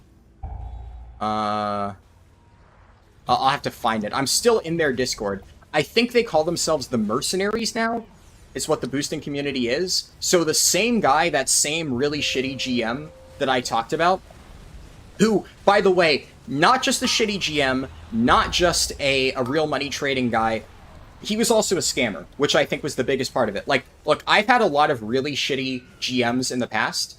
It's whatever. You know, a lot of people who've raided with me in the past would probably say that I was a bad GM. You know, I probably made a lot of mistakes when I was leading guilds. It happens. Nobody's perfect in that regard. And, you know, was he kind of an asshole? Yes. Did he do real money trading? Sure, but like real money trading, as much as I frown upon it personally, does that necessarily make him a bad person? No. So if that was all it was, I would not hate this guy and I probably wouldn't be openly talking about it.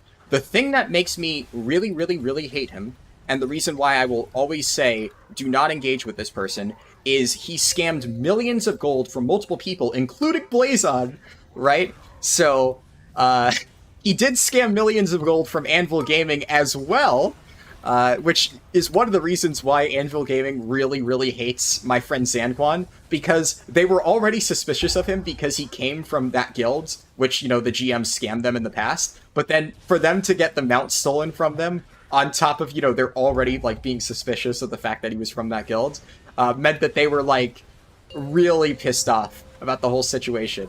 So, and once again, I'm sure some people will be like, yeah, but he also scammed a few of my friends. So, really, really not cool. He actively makes up reasons to, like, not pay people for the boosting they do. He will just, like, blatantly withhold payments for no reason. Like, he'll make, if you do something to slight him, he will just, like, make up a reason to not pay you, like, 2-3 million golds. And there are multiple stories of that happening, where, like, he owed somebody, like, multiple million gold, and then he would just be like, yeah, but, you know, you did this thing, so therefore I don't need to pay you anything.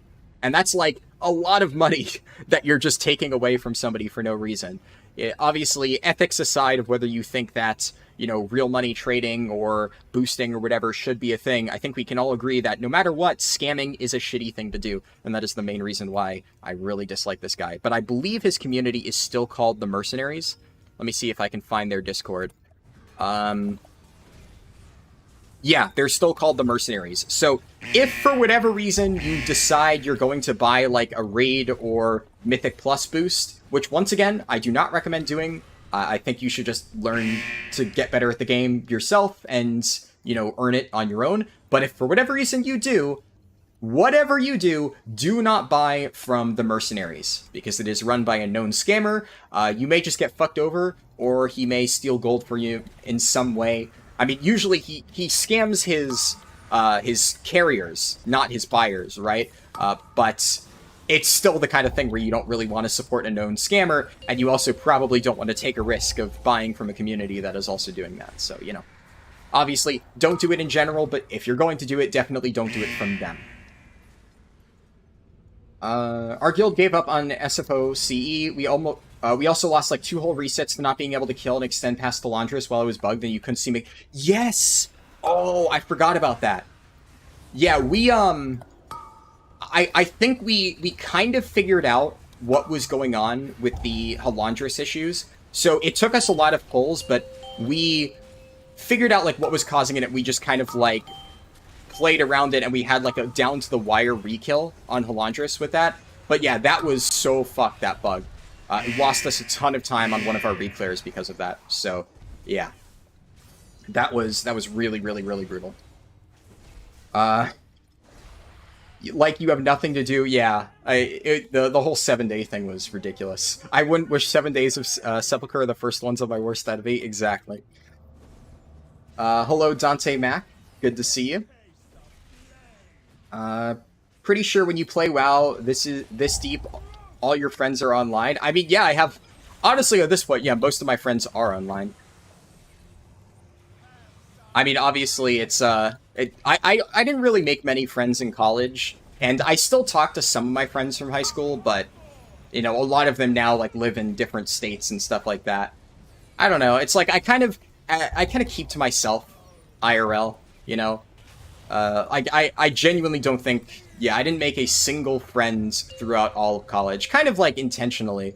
I don't know. Like, I had some people who I talked to in class, but none that I would really say I consider to be my friend. Just, you know, just kind of did my own thing, you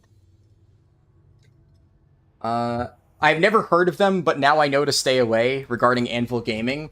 Yeah, well, they're now called Ghost Gaming, but yeah, I mean, Anvil Gaming is what it is, right? Or Ghost Gaming is what it is. They are, like... I don't know. I think you kind of need to separate, like, the people on the team and Blazon. Like, a lot of the bad stigma that Anvil Gaming has is because of Blazon, the GM. The rest of it isn't so bad. You know, it's... Outside of that, it's a normal guild with normal people who just want to kill bosses. A lot of the problematic side of things comes from Blazon, and that's where, like, a lot of the drama ends up starting. It's because of shit he does or shit he says. So, yeah. Let me scroll up. Like when you get too involved in Facebook, yes. In the famous words of Rick Astley, you know the rules, and so do I. Indeed.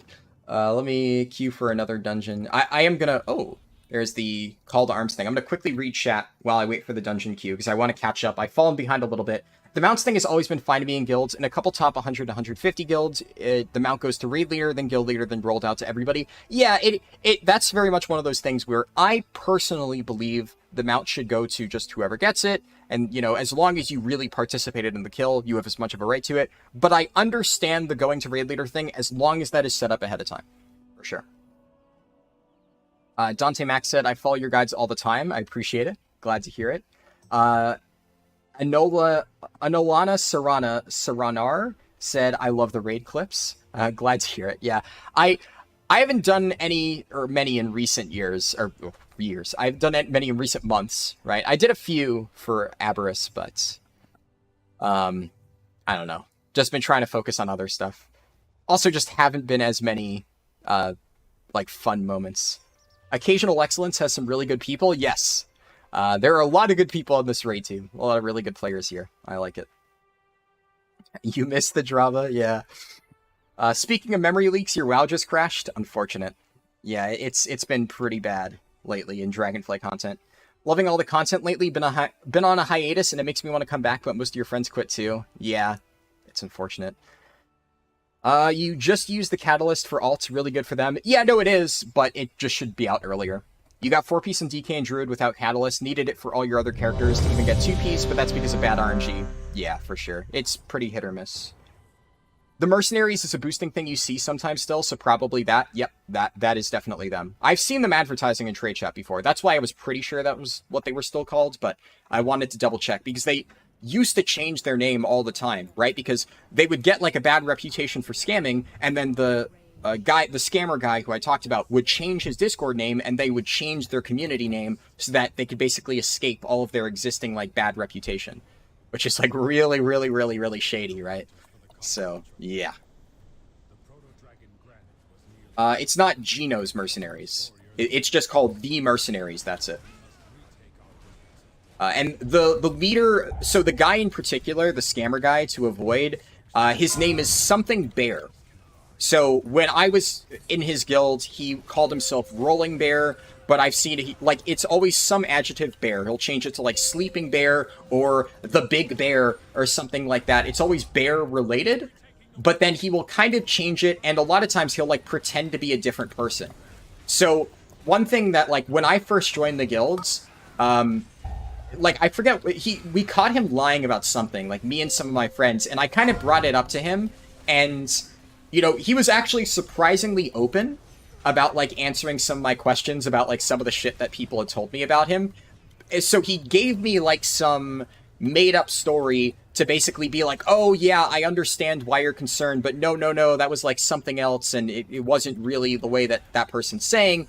And I kind of played it off like, oh, okay, yeah, that makes sense. But in reality, I found a lot of contradictions in, like, the made-up story he gave me. So, like, this guy literally repeatedly changes his identity and his Discord community name just so that he can avoid getting in trouble for the amount of people that he scammed out of gold. It's, like, it's really fucked up. There was actually a time after I left that guild where I considered, like, making a video about it. You know, kind of like an exposed video, like almost like a CoffeeZilla-esque, like, exposing, like, the biggest scammer of WoW type thing, because some of the shit he did is fucked up, right? But honestly, it's like, I don't really need that drama in my life, to be honest. It's fun to talk about, but I don't want to, like, put a massive target on my back and, like, actually try to, you know, really call that out. So I'll at least make sure people are aware of it so they don't get scammed, but I'm not going to, like, try to do a big thing about it. But what I did do is I got, like, a boatload of receipts that I've been sitting on ever since. So on the off chance that I ever need it, I have multiple interviews with multiple people that he has scammed. I never did officially interview Blazon, but I've heard the story from members of Anvil Gaming who were part of it, who also got scammed along with Blazon. So I at least have their testimonials. Multiple people who he scammed out of gold, like advertisers. There are, like, a few people from, like, third world countries who he would basically pay real money to do advertising for him, and then he would basically steal money from them and, like, hire a new person so he didn't need to pay them. I got multiple of their accounts, right? So I'm sitting on all of that in case I ever need to use it, right?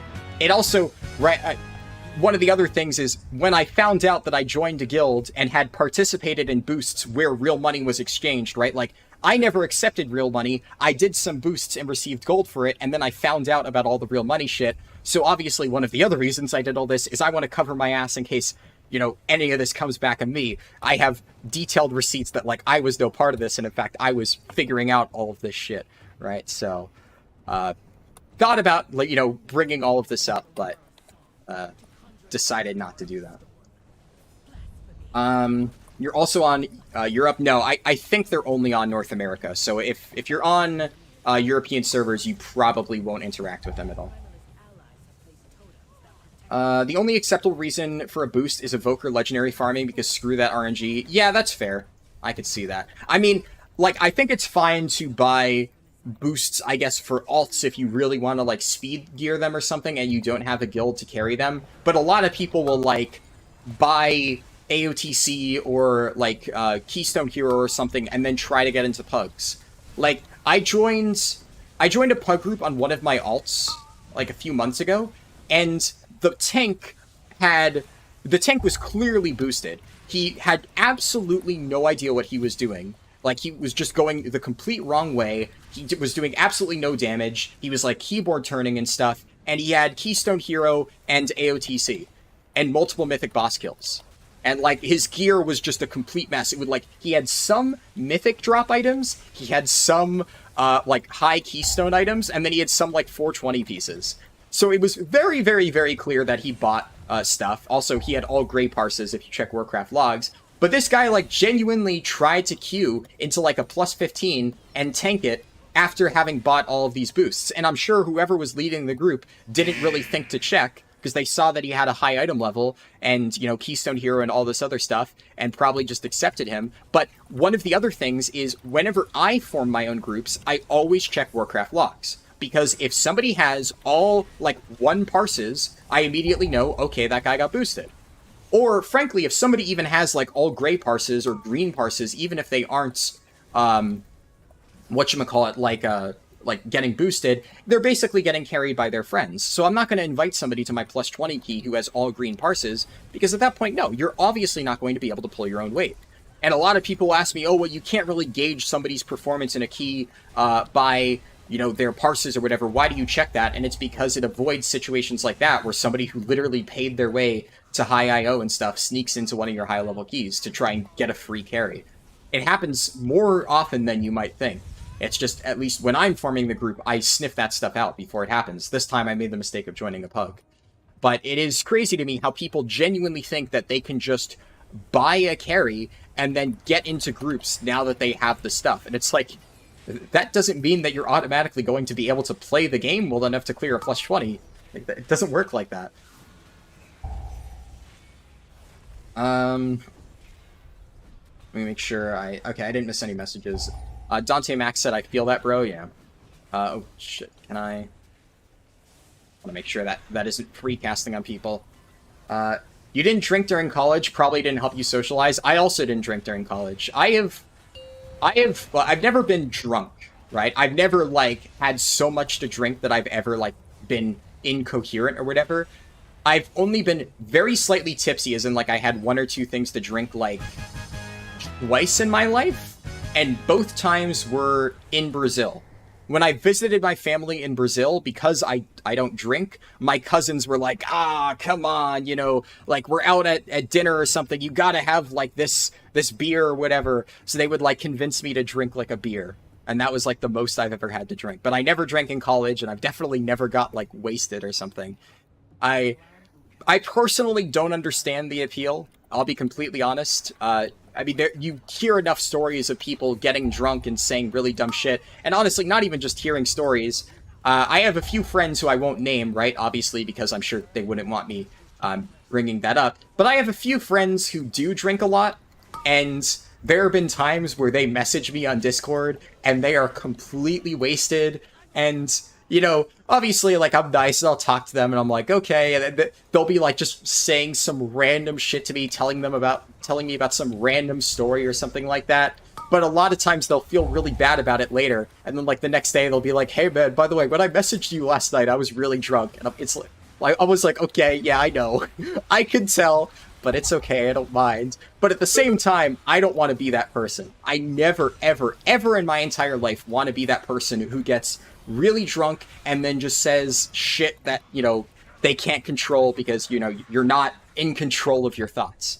I never want to be in a position. It's also why I've literally never done drugs. A lot of my friends actually make fun of me for that. They're like, you've never done, like, marijuana once? And it's like, no. And I don't think it's bad necessarily. Like, I get it. It doesn't, you know, have like any really bad health risks or something like that. So I'm not like one of those people who is like, oh, people who do drugs are the worst. Like, I have a lot of friends who do, like, smoke weed and stuff all the time, and I don't care, right? You know, do what you want. I don't give a shit. It's just not something that I ever want to do, just because I am concerned about putting myself in a position where I'm, like, not in control of my own thoughts or whatever. Never want that to happen. But the entire point that you were making, right? Because it doesn't help you socialize. Yeah, I never went to parties. I never went to any, like, dorm things. I only stayed in the dorms for, like, 1 semester. My freshman year of college, I stayed in the dorms because it was required. For whatever reason, you had to. Even though I lived within driving distance of my college, I had to stay there. And I hated it. In fact, I got along really badly with my roommate because, I mean, admittedly, the guy was kind of an asshole, but he went to sleep in college, freshman year. This guy went to bed at like 10 p.m. And at that time, I raided until 1 in the morning. And even now, I still raid until midnight, right? And even when I'm not raiding, I usually stay up pretty late. And the thing about raiding is it's like, it's the kind of thing that you need to communicate. If I'm the tank, I can't just not say anything. So, you know, he was like, oh, well, I go to bed at 10 p.m. And I'm like, okay, well, I raid until 1. So, I'm not going to be, like, talking and laughing and saying something real loud, but I will need to speak. You know, it's just the reality. And he complained about that, but it's like, it's not like there's any rules on the college dorm that you can't be staying up until whatever. I think the only rule was past midnight, if your roommate says they want quiet. But he went to bed so early and would still complain about it. But basically, he brought it up to me a few times, and I was like, I'm sorry, man, but I'm like not really making that much noise. But if you're going to go to bed super early, I'm not going to completely change my schedule just because, you know, you decided you wanted to sleep at this time, right? Like, I'll try to not be disruptive as best I can, but if you're going to complain because I said, like, a few words on the mic to people in my raid team, like, tough shit. And then he kind of, like, dropped it, and then I found out he went to, what are they called, like, the dean, or whatever, the person who oversees, like, the residential stuff, like, behind my back without actually saying it, and then, like, I basically had, like, a meeting called where I had to go in there and talk to them, and I explained to them the whole situation, and I explained that I tried to be reasonable with him, and they agreed with me. They were like, yeah, you know, I get it. Basically, they said, like, well, you know, past midnight, if you could try to be quieter, and I was like, sure, but at the end of the day, he makes it a problem because he goes to bed at 10. And, you know, there's no rule against that, and it's not like I'm being obnoxious. So they basically agreed with me that nothing I was doing was bad, and told my roommate tough shit, and then midway through my freshman year, he actually moved out. So I had the entire room to myself for the last 6 months of my freshman year, which was kind of nice, if I'm being honest. And then from sophomore year onwards, I commuted to college, because I didn't want to deal with that shit again. But yeah, I definitely didn't make any friends when I was in college, for a variety of reasons. Let me make sure I don't accidentally pull anything. Let me scroll up a little bit. Oh, I missed a lot of messages. Oh, goodness. Oh my god, I missed a bunch. A lot of people talked while I was ranting about that. The raid clips are hilarious. Glad to hear you think so. You didn't have any friends in college, just colleagues? Yeah, I think that's a good way to put it. I've sent, like, 5 to 6 people to your 10 to 60 guides, because they're always asking, for my routes and how I just pop up with, like, 3 new characters. Yeah. I appreciate that. WoW's been buggy all day, like the freehold loading bug has been happening all over WoW. I don't know about that one. I haven't done Mythic Plus this week, so if there's a bug going on with freehold, I haven't experienced it, thankfully. Everybody's here. Alright, perfect. Wow, this is like one of the first times I've done not good offensive while leveling, and nobody fucked up the skip. Right? Oh! I spoke too soon. Oh, no. Okay, I didn't see the evoker. I was looking for the arrow on my map, but I didn't see any, so I thought everybody was here. Okay. Someone fucked up the skip. Poor guy. Yeah. That's unfortunate. If I get them all grouped up, I can... Divine Toll. God, Divine Toll is such a fun button to press, man. Just fucking blast everything. And... Wait, what? He mind-controlled the mob. We need to kill that to progress. Yeah, you can't mind-control that. Oh my god. At least he realized and un-MC'd it. I guess it at least helps because, you know, it's not casting on the group. Which, for Mythic Plus, that actually seems pretty useful, but... I mean, it's a normal. Those things aren't going to one-shot. Probably would have been faster to just kill it with Divine Toll. Right, almost done.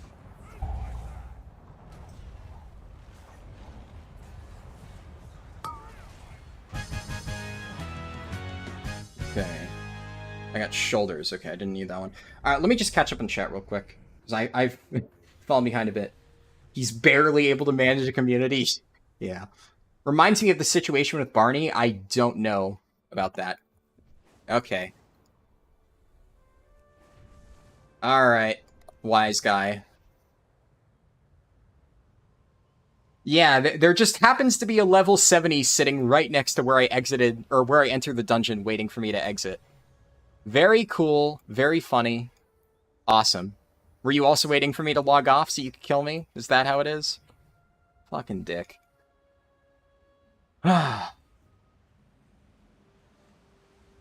Wish logging keys was more common. Love them for making raid groups, but a little hard to filter out boosted players in M+. Yeah. That's the main reason I look at logs for raids when I'm farming for keys. Obviously, if logging for keys was more common, I would do that, but alas, it is not. George Lazar said, Harlden, I love your content. I have a ton of level 70 characters now. What the hell do I do with all of them? Whatever you want at the end of the day, you know? I can't tell you what to do with them. You know, you could raid, you could do dungeons. That's what I do. Most of my characters I do nothing with. I play like 1 or 2 characters at endgame. I just level characters in case I need them, or like a good example of when you need a lot of characters. I'm gonna just wait here in the sanctuary so I can't get ganked. At the start of patch 10.1, I wanted to get Exalted with the Loam Niffin, or Renown 20, or whatever the max was. I got a lot of messages. Yeah, a bunch of messages. I'll check Discord messages later. But yeah, I needed Exalted with the Loam Niffin, or Renown 20, or whatever. And I did all of the digs to get the 250 rep token on like 15 different characters that I had leveled up to 70. So that was a really, really good use of having all of these level 70 characters. But a lot of times I don't use any of them. I just keep them there just in case. But then when I need them, like in that particular case, I was glad I had them because it actually really helped out. So depends on what you want to do. The fact that the average WoW player is so bad and that it is so hard to tell who those are at the moment really makes pugging annoying. I completely agree, yeah. You might have to get an add-on to protect yourself from giving free carries too. I mean, you don't need an add-on, you just need to check Warcraft logs. That's what I do. When you get declined for 10s on your 390 characters, you understand why, but it's still annoying. Yep, I agree. The average player is so bad you feel like the game should be easier. I mean, I don't know. There's multiple difficulty levels for a reason. It's just that a lot of people feel entitled to clearing plus 20 keys and stuff like that. Had someone apply to your raid group the other day with a note, multi-curve XP, big item level, checked Warcraft logs, and they had 3 kills every boss. Their highest parse, a glorious 2. Yikes. Yeah, with 3 kills? Did they buy like 3 separate boosts? That is a bit sketch. Same about never drinking enough to get drunk. I'll have the occasional old-fashioned here and there for D&D. That's fair. You feel that you're Brazilian and that's exactly how your family makes you drink? Yeah. Drunk speedrun streams when? Unfortunately, never. How old am I? I'm 25. Drunk messages are the most hilarious thing ever. Yep. You don't say dumb shit when you become a pro drinker, aka an alcoholic. Yeah, I'd also like to avoid that as well. You have to do the same, nod to them a bit, and hit them with the go drink some water. Yep. You hate not being... Oh, it skipped to the bottom. You hate not being in control of what comes out of your mouth. That lack of control you can't do personally. Yeah. Weed can cause paranoid schizophrenia. Yeah, I have heard that. You relate to the feeling of not wanting to lose control. There's no PvP trinket IRL. Oh my god. You've never had alcohol, same with smoking, and you don't want to be around people that are currently drinking or smoking. Yeah. I also, admittedly, I have some, like, you know, childhood stories that I'm not necessarily going to talk about, which is one of the reasons why I really don't want to drink. Because let's just say there are certain people who I had to interact with for a lot of my childhood who were alcoholics, and that also very much influenced my opinion. But I'm not going to badmouth tangentially related family members on my stream, so yeah. It's funny getting a teammate that doesn't have dragon riding yet and only has a flight master to the bosses. Wait, is that what happened there? Oh no, I didn't see. I would feel really bad. Nobody fucked up the skip, me thinking I don't see the evoker anywhere. Yeah. Poor evoker. With dragon riding, you get to the north part of the base. Yeah, the thing that I did. Mind controlling incorporeal has driven you nuts this week because the animation keeps going, so you try to re-CC them. Oh, wait, so people can mind control it and the cast still goes off? That's kind of bad. Community feast stack? Oh, is the community feast about to be active? Unless you're talking about something else. No, 41 minutes. You'll play 2 to 3 characters during a tier, gear the rest of the tanks throughout the tier, and be ready to play all of them in the next tier. Yeah, that is exactly what I do. Sometimes I will make a judgment call. Like, at the start of this raid, I told my raid, I am going to be playing Vengeance Demon Hunter. And everyone was like, please don't play Vengeance Demon Hunter. And I was like, fuck you. I'm playing it. I know it's going to be really powerful. I trust my gut. I'm sticking with Vengeance. So against the wishes of other people, I went Vengeance, and guess what? It was the fucking right call. So a lot of times I will go with the very clear, like, this is going to be the meta pick. Like, I kind of was on the fence between Prot Warrior and Brewmaster for Vault of the Incarnates, and I ended up picking Brewmaster, and then I didn't have time to gear my Prot Warrior later in the tier, so I just stuck with Brew. I still regret that one. I wish I had more time to practice and gear my Prot Warrior. But this time, I was like, no, I'm trusting my gut. I think Vengeance is going to be good, so I stuck with it. But usually, that is another thing that I like to do. I like to keep all my tanks at least ready on the off chance that I'll need to play them the following tier. Oh yeah, don't get me wrong, Brewmaster wasn't bad in Season 1, but it was kind of miserable to play. I still really don't like the playstyle. It's a little bit better from Dragonflight launch, but Brewmaster is just such a pain to play on harder fights, because you just have to juggle so many different things while also doing the boss mechanics.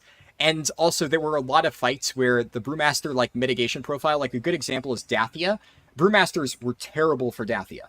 So Brewmaster was not bad. Obviously, I got cutting edge with it, right? But I can tell you right now, I did not have any fun whatsoever playing Brewmaster in Vault of the Incarnates. It was a pretty miserable experience through and through.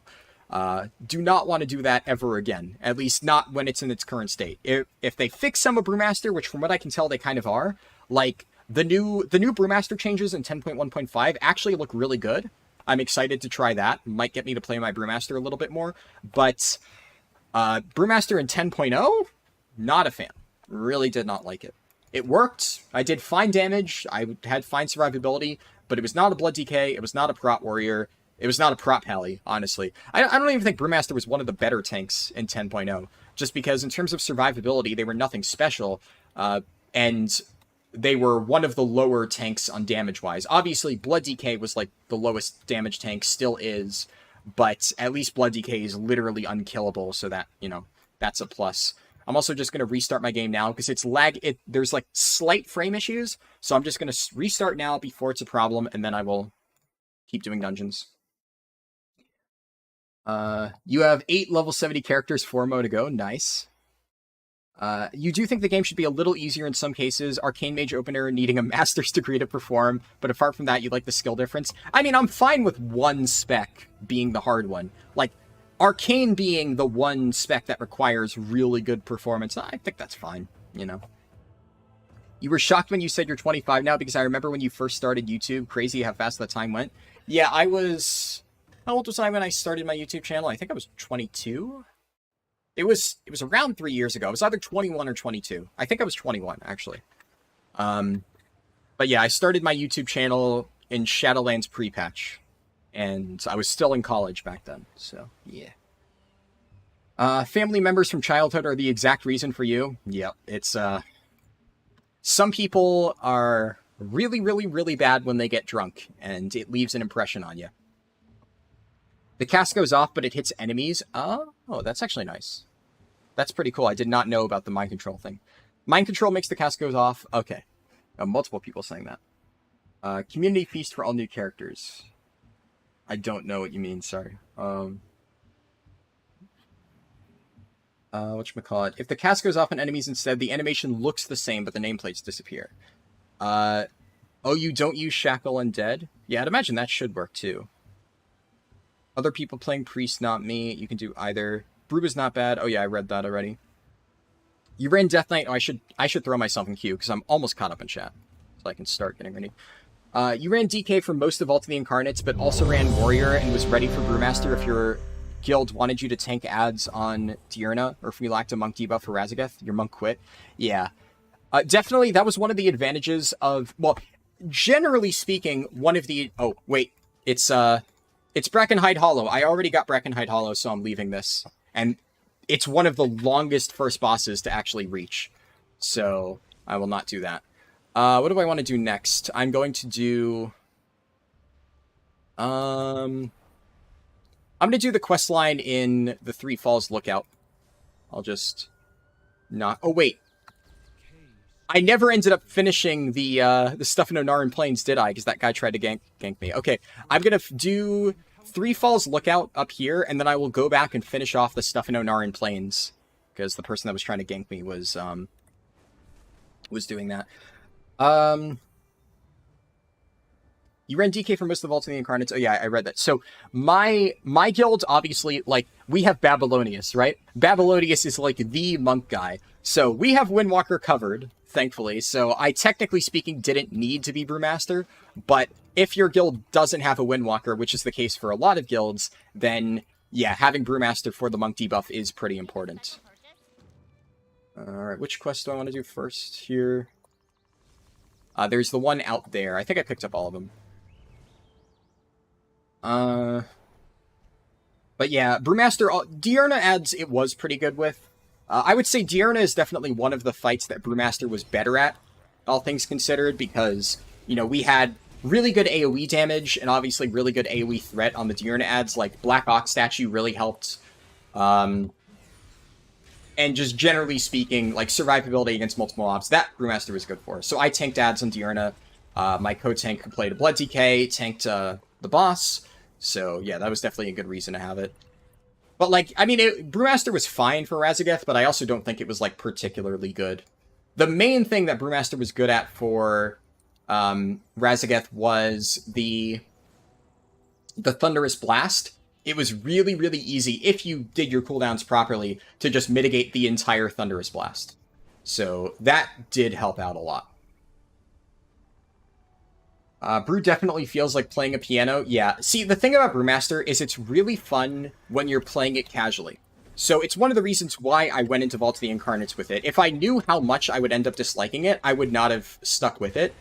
But when I first started playing Brewmaster, like when I did raid testing in the Dragonflight beta, and when I was playing it like early on for leveling and stuff, I actually enjoyed I said Bluemaster. I enjoyed the Brewmaster rotation. Because it is really rewarding when you get it right, but there's so many buttons. But the problem is, when you're trying to do Mythic Prog for multiple months, and on every single pull, if you want to do your damage rotation and, you know, keep your mitigation up properly, it does feel like playing a piano. If you're doing that for multiple months, for 4 hours a night, for 2 days a week, and in many guilds more, it starts to get exhausting. One of the nice things about Vengeance Demon Hunter is while Vengeance Demon Hunter is very involved, like, I have a lot of things that I need to keep track of on Vengeance Demon Hunter, but a lot of it is resource management. Brewmaster just has a lot of buttons. So I have, like, twice as many keybinds on Brewmaster compared to my Vengeance DH. Vengeance DH, I just need to, like, keep track of all of my resources, but the actual button pressing is fairly simple.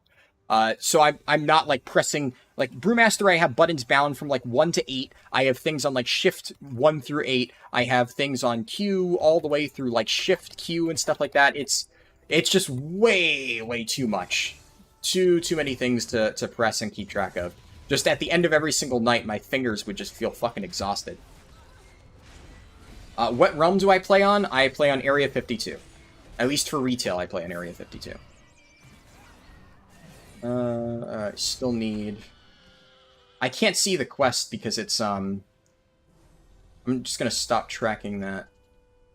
I want to make sure I can see these. Okay, I got all those quests. How was hardcore yesterday while you were watching Indiana Jones? Did I make it alive to level 10? Yes, well, I stayed alive. I stopped at level 9 because I kind of was running close to the time limit. You know, YouTube streams can't go longer than 10 hours. So I reached the 9-hour mark, and I hit level 9, and I didn't want to, like, rush myself to try and reach level 10 before the stream hit the ends mark, and I was already kind of tired, so I just decided to call it a day. But I didn't die, which, you know, for hardcore is, you know, the only thing that really matters. Oh, and my dad didn't mention it, but I did ask him if he enjoyed the Indiana Jones movie, and he said yes. He thought it was good. Definitely better than Kingdom of the Crystal Skull. Figured I'd mention that since, you know, he mentioned in stream yesterday that he was going to go watch it. Your construction year is 1998? Yes. That's an interesting way to word it. Yes, I suppose I was constructed at 1998. You're leveling Windwalker Monk after watching your video. It's so funny to play. Maybe you're bad, but it's hard to survive PvE with it. No, I wouldn't say you're bad, but are you playing with War Mode on, Julian Honorado? War Mode is a huge survivability increase for Windwalker Monk.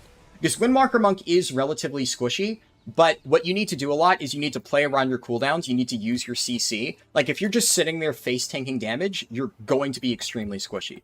But what Brewmaster has is it has stuff like Touch of Karma, which is a massive damage reduction thing. It basically a huge absorb that also reflects damage onto enemies. It also has like Leg Sweep and Ring of Peace and stuff, which you can use to like deny the mob's area and kite a little bit. But more importantly, if you have War Mode on, you have what's it called? Turbo Fists is the name of the PvP talent, where while you're using Fists of Fury, which obviously Fists of Fury is like your bread and butter, you use it all the time, that will cause you to parry all melee attacks. So being able to like pull around your Fists of Fury and just like set up a big combo, and then you pull a bunch of mobs right as they're about to hit you, you start channeling that, you take 0 damage while it's active. And you're also, of course, doing a ton of damage during the channel. And then if you're in a really tricky spot, what you can do is just, the moment Fist of Fury ends, you just roll backwards, get out of melee range, kite for a little bit, use like Leg Sweep or Ring of Peace, and then the moment Fist of Fury is back up, get into melee, Fist of Fury, and then you're parrying all attacks again. But generally speaking, Windwalker survivability while leveling is all centered around using your Fist of Fury parry properly. That's the way to do it.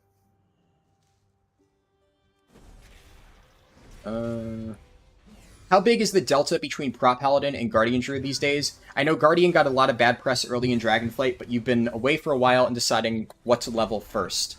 Well, if you're talking about leveling, so like speed leveling right now, I would say Guardian Druid is arguably one of the best, as I will hopefully try to prove in my world record attempt in a day or two.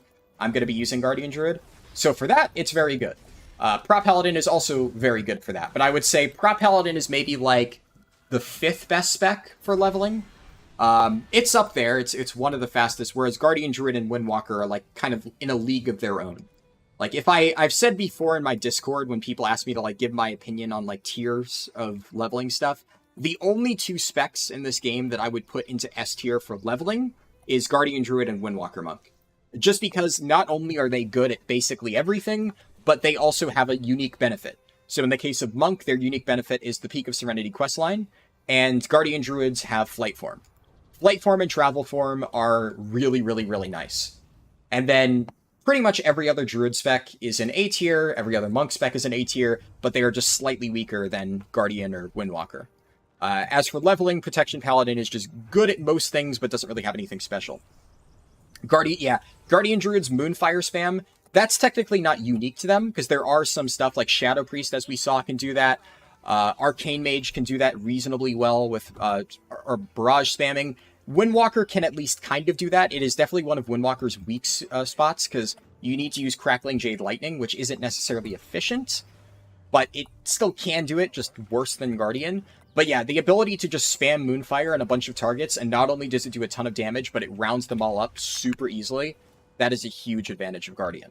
Now, that is all for leveling, right? So, Nicholas, I don't know if you're asking about that or endgame stuff, but if you're asking about what is the difference between Guardian and Prop Paladin in endgame content right now, like endgame PvE, we're talking like the difference between arguably the best and worst tank at the moment. But that, like, with an asterisk, right? Right now, tank balance is probably better than it has ever been. Tank balance is really, really, really good. Any tank can do any content, which historically has not always been the case. So, Guardian can still absolutely work. Prop Paladin meant for endgame, right. Guardian definitely can still work. Like, my co-tank has been playing as Guardian quite a bit, and, you know, he's pretty good at it. So, you can get good mileage out of it, but Guardian has a lot of glaring weaknesses that will make things harder for you. So you're going to have to put in like twice as much effort to make Guardian work as every other tank. Main thing is like survivability outside of cooldowns. It really, really, really struggles. Whereas all other tanks have pretty good ways to deal with that. In fact, one of the things is Prop Paladin historically has been really weak in, like, survivability. So Prot Paladin has always been the tank that does a ton of damage, but is kind of like paper. But in Dragonflight, Prot Paladin has some insane survivability tools. So they are... could we say that Prot Paladin's the best tank at the moment? Tank balance is good, but I think if you look at all aspects of tanking right now, I think most people would agree Prot Paladin is the strongest. But it's definitely closer than it was in, like, Dragonflight Season 1. At the end of Dragonflight Season 1, Prot Paladin was the best tank by a mile. It wasn't even close. Right now, I think it's like... Prot Paladin is probably still the best. But I think, like, Vengeance DH is very close. Vengeance DH does more damage than Prot Pally in many cases, and is also very, very tanky. Vengeance is a little bit squishier in certain scenarios, and it's infinitely harder to play, in my opinion. But Vengeance absolutely can work if you know how to play it. And it has, like, a lot of good utility. What did I get in the mail? I assume, yeah, Postmaster stuff. So Vengeance is, like, I would say... I don't know if I would say Vengeance is second, because Brewmaster is also really good. Brewmaster does a lot of damage. Brewmaster is very, very tanky. Once again, Brewmaster has a lot of tools. Weaker in M+. Like, for Mythic Plus, it's Vengeance and Prot Pally right now by a mile. That one is kind of a no-brainer. For Raids, it's a little bit closer. But, like, all tanks can do plus 20s easily. We're talking about pushing keys. For Raids, it's like, Brewmaster is very good. Vengeance is very good. Blood DK does low damage, but is still a very good tank overall. Guardian Druid is squishy, but does, like, more damage than Prot Pally and Vengeance when played correctly. Guardian Druid does ridiculous damage. So, you absolutely can make it work, but it is very harder. Like, right now, Blood DK and Brewmaster are, like, the two safest picks. And then, if you really want to put in, like, the extra effort, you can get really good mileage out of Prot Pally and Vengeance DH. And then if you really, really, really want to struggle... then you would go with, whatchamacallit? You would go with Guardian Druid. Am I forgetting a tank? A Prot Warrior. Yeah, don't play Prot Warrior. Actually, Prot Warrior is probably the worst tank right now, which is kind of sad, but, like, I haven't seen any Prot Warriors, man. They were so good right at the start of Dragonflight, and they have fallen off hard. Because, like, what do they do now? They don't do more damage than any of the other tanks. They're not tankier than any of the other tanks. And they have, like, no special utility. They bring nothing to the table. Like, yeah, actually, I take it back. Guardian Druid is not the worst tank. Prot Warrior is the worst tank right now.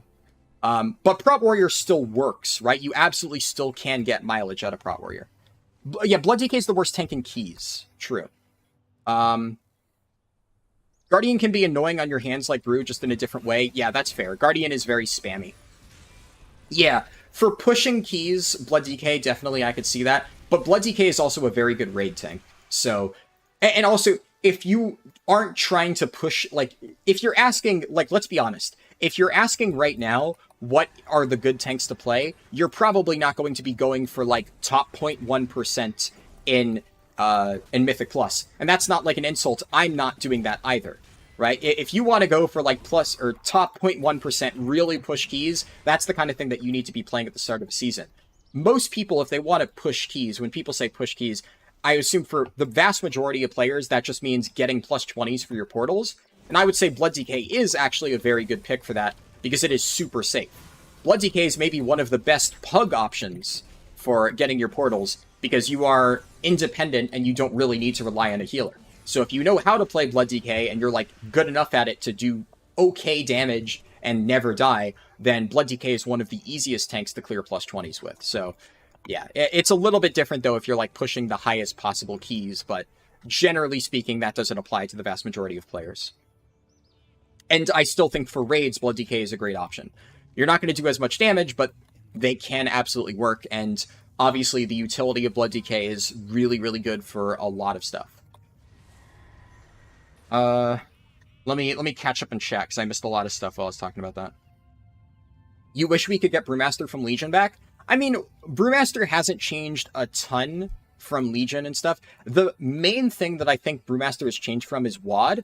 I miss WoD Brewmaster a lot. I wish we could get that back. The only thing from Legion Brewmaster that I particularly miss is Obstinate Determination. Obstinate Determination fucking owned. I loved that passive. It was broken, it was really overpowered, but I would love to get that back. Otherwise, we have most of the good Legion stuff back from Brewmaster. Like, we got Sal Salabims back, we have Stormstout's Last Keg back. A lot of the really nice Legion stuff is already back in the game. Brewmaster feels like a Legion class, yeah. Even as a Priest player with 50 binds, you felt confused with Brewmaster binds. Yep. I feel that for sure. Alright. Done with this quest line. I'm going to go to the start of Azure Span.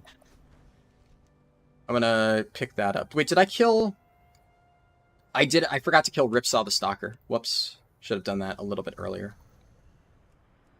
Monks of PvP were insane, yeah. Speaking of player skill and such, rated Thursday, hardly able to sit up because time of the month cramps had me in so much pain. Warned one of the officers that I probably underperformed. Went and got a rank 6 on Rashok and a rank 21 with dogshit RNG on a Malg Chamber. Nice. Yeah, that's really, really good. It's your first time playing Windwalker Monk? Yeah, Windwalker Monk is one of the harder DPS to get into. There definitely is a learning curve for it, so I wouldn't feel bad if it's taking you some time to play. Or taking you some time to get used to. Windwalker Monk is a difficult spec to play, but it's really rewarding once you figure out, like, all the combos and stuff. Guardian Druids, oh yeah, I read that. S-Priest, Aftlock, Arcane Mage, any other Druid spec. Guardian can pull 50 mobs and survive it all while grouping them and doing insane damage. Yep. Guardian Druids in just over a week will be ridiculously broken in keys. Wait, are Guardians getting changes in 10.1.5? I must have missed that. I haven't been following the tuning super closely. I ask because I know they're on opposite ends of the strength spectrum, but that often gets blown out of proportion if the tuning between the tanks is relatively tight. Yeah, tuning is definitely tighter now than it has been very often in the past.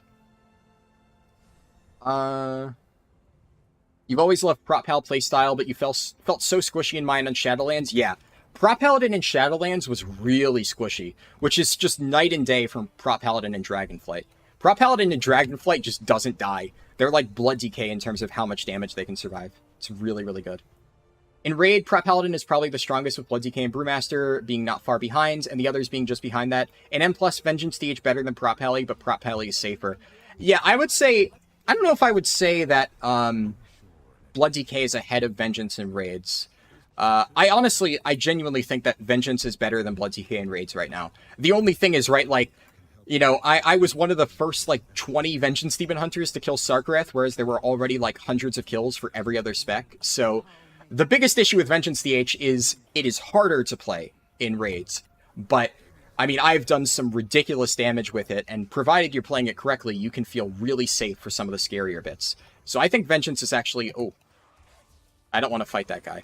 Vengeance is really underrated as far as raids go, but I think it is actually up there with Brewmaster and Blood DK. Pretty sure Guardian is the best M+ tank right now. I don't know about that. Let me... Alright, grab these quests. And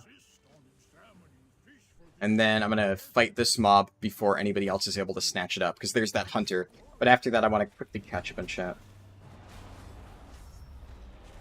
In 10.5, there's no way Guardian Druid isn't busted with the talent changes. Yeah, I'll have to look into that.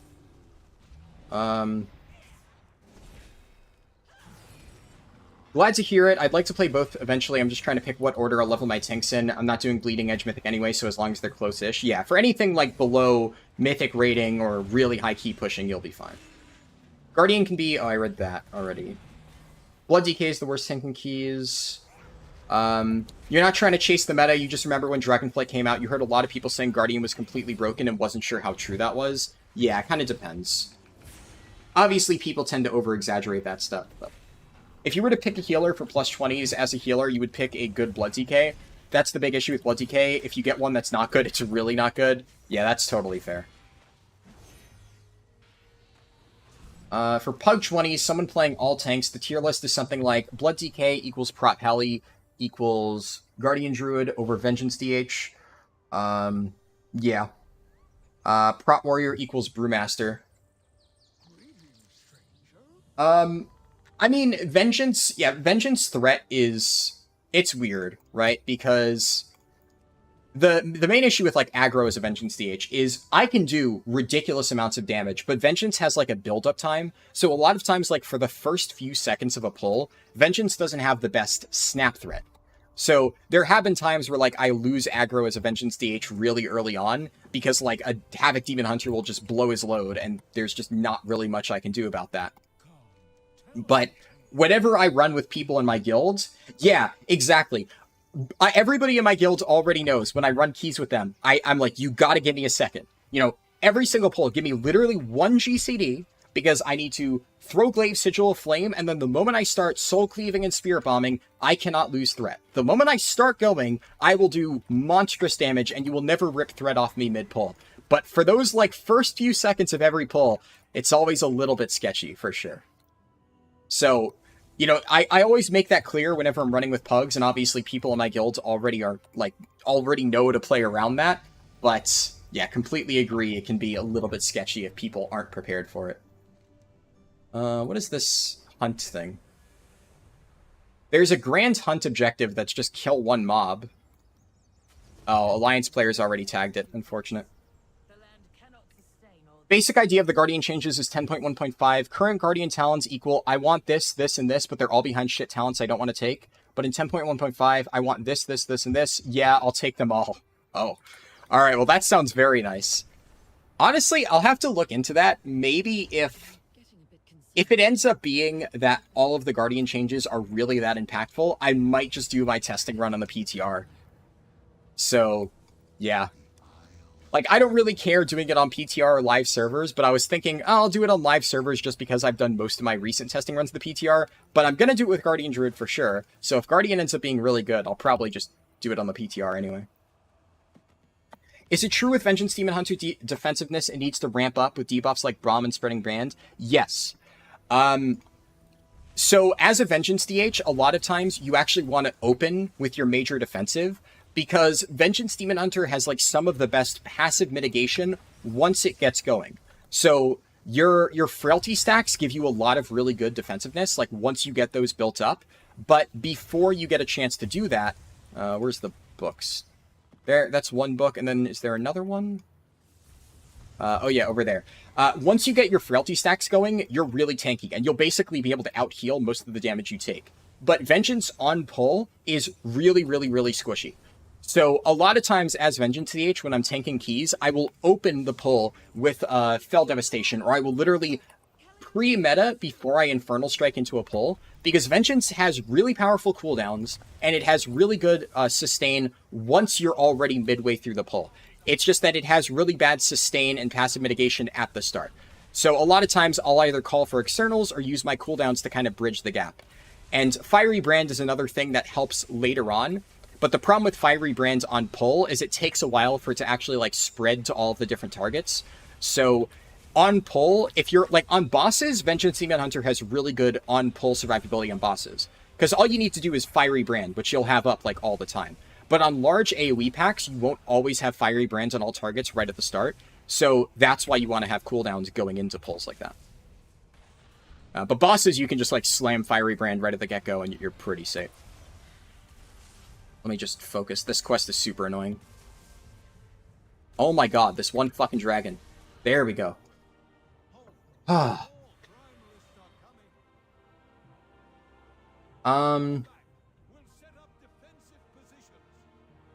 Also, Raze. Ooh, Raze no longer replaces Maul. Oh, that is huge.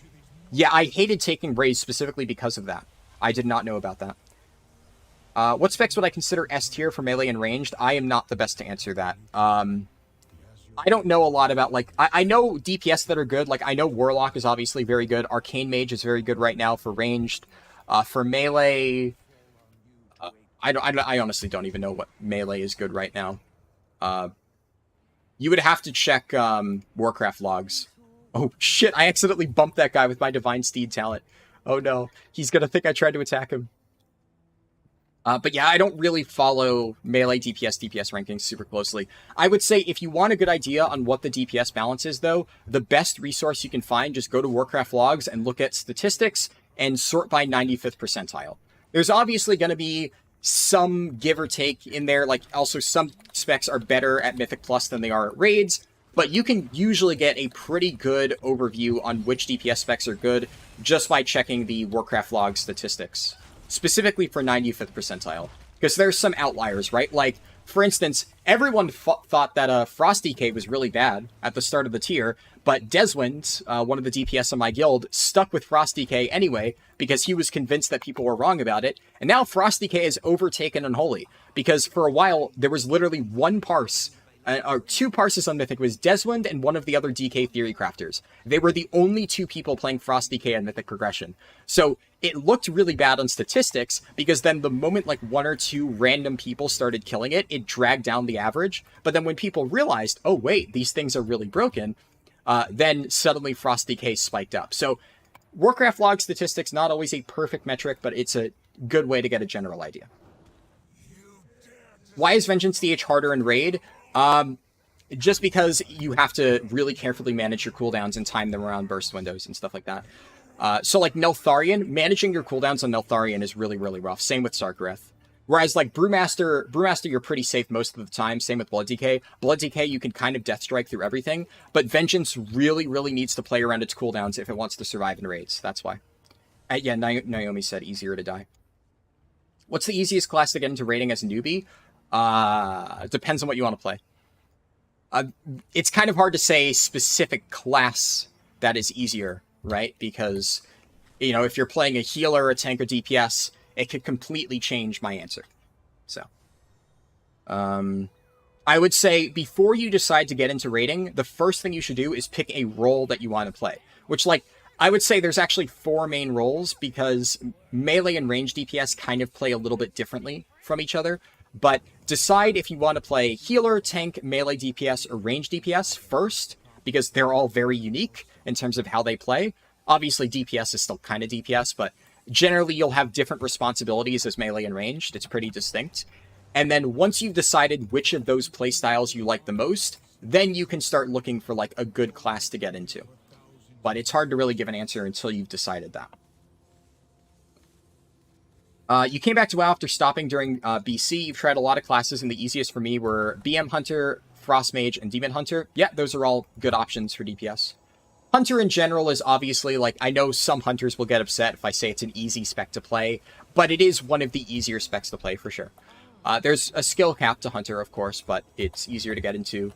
Havoc Demon Hunter, same deal. Like, the momentum build for Havoc actually does require some decent skill to play, especially if you want to play it without getting yourself killed, but at a base level, it's not too hard. And then, what was the other one? Frost Mage? I can't really speak to Frost Mage. Don't know how easy that one is, but maybe.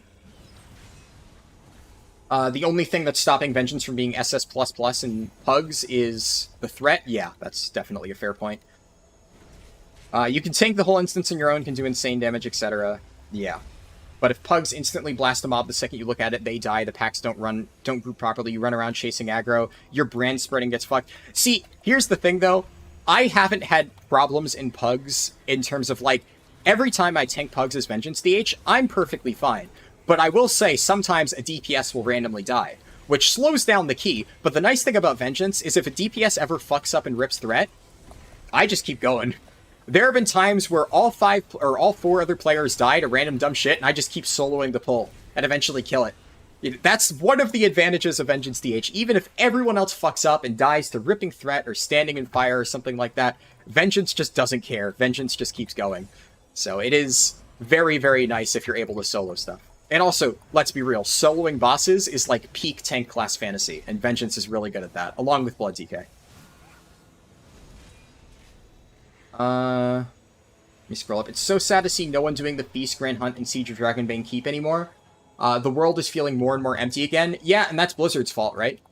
Blizzard released Researchers Under Fire, which was kind of a half-baked version of all that stuff, and they didn't really make sure that the existing events had any relevance, so that's what happens. Blizzard tried to pull a Guild Wars 2 and add more content out in the world, but they forgot that the main thing that makes Guild Wars 2 world content so good is that it remains relevant for years after it first came out. And that's the thing that Blizzard still hasn't figured out how to do. Because it requires you to have some sort of horizontal progression, and they don't know how to do that yet. So, yeah. How am I 68 already? 50% buff and Darkmoon Fair buff, pretty much. Speaking of which, my Darkmoon Fair buff fell off? Oh, when did I lose my Darkmoon Fair buff? Did I accidentally cancel it and forget to refresh it? I might have done that. Whoops. That is unfortunate. And I'll be able to re-queue right now. Hopefully I get a new dungeon that I haven't already done. If you're using Last Resort, you'll always have Demon Spikes up. Yeah, I don't play Last Resort. I play the more aggressive build that's like damage focused. But I would say if you're learning Vengeance Demon Hunter, I definitely think using the Last Resort build is probably a good idea early on, just while you get a feel for it. But I don't think it's worth running. It's a bit sketchier, but it is more valuable, ultimately. Prot Warrior feels so awkward to play. Yeah. Prot Warrior is weird. It's one of the only tanks I think that still relies on like actually maintaining blocks and stuff like that. Like Prot Pally technically blocks attacks, but Prot Pally has so many other ways to mitigate damage outside of just blocking. And a lot of your blocking stuff is just passive because you're using Shield of the Righteous as part of your damage rotation anyway. So yeah, the fact that you need to like actually maintain shield block and making sure you're keeping enough charges of that, it's one of the only things I don't really like about Prot Warrior. It honestly feels a little bit antiquated as a result. But I also generally prefer playing more reactionary tanks like Vengeance, where you're like building up stuff and, you know, healing damage rather than, you know, just sitting there and blocking and other things. Prot also has like some of the weaker healing options at the moment. It's better than it used to be, but it is still on the low end. Azure Vault. This one is a pain. Just because I don't want somebody to accidentally pull this, I'm going to pull the Shrieking Whelpling, and then I'm just going to stun it and kill it. Just to avoid any potential disaster situations where the stuff in the middle gets pulled. I need to drink Glacial Fury again, just before I forget. Wait, we immediately lost the DPS? Oh. Whoa, 2 DPS immediately left. People really don't like Azure Vault. But Azure Vault is one of the fastest dungeons. Why are people leaving? Unless they are also just like... Wait, no, why would they be fishing for quests? You can't even get the Azure Vault quest. Yeah, I don't know. Man, people must really hate this dungeon. Oh, I killed it in time. Let's go. I'm going to try to pull over here. I hope that Demon Hunter doesn't accidentally aggro the whelp. Took me 4 hours from 60 to 70. I mean, yeah, obviously it comes with practice, right? I'm using, like, all the fancy speedrun consumables, and I'll probably not finish until closer to 3 hours. So 4 hours, 60 to 70 is, like, a perfectly standard time. There's nothing wrong with that. For melees looking purely at DPS, both DK specs, both warrior specs, enhanced shaman, sub rogue, survival hunter, all decent. I would say survival hunter maybe a little bit lower than that. Like their raw damage might be fine, but they just don't really bring anything to the raid. So it's a tough sell getting in as survival hunter. Like the problem with survival is it hasn't always been terrible over the years, but it needs to be doing like Sepulchre the First One's levels of damage for people to justify bringing it, because it offers basically nothing in terms of utility. That's one of the only issues with it. Or people will just ask you to play BM on harder fights where like you need to do responsibility stuff. For range, Demo Lock, Arcane Mage, and Devastation Evoker. Oh yeah, I forgot to mention Devo. Definitely Dev Evoker is very, very, very strong at the moment. Devastation Evoker is arguably like a little bit overpowered, but I think they're going to get tweaked. It's also partially because a lot of people have the Legendary, right? You're really curious about where we're going to go in 10.2? Probably the Emerald Dream. It's been like heavily speculated that the Emerald Dream patch is next. And then we're probably going to get like Titan stuff for the final patch. At least that is like the current theory that most people seem to have.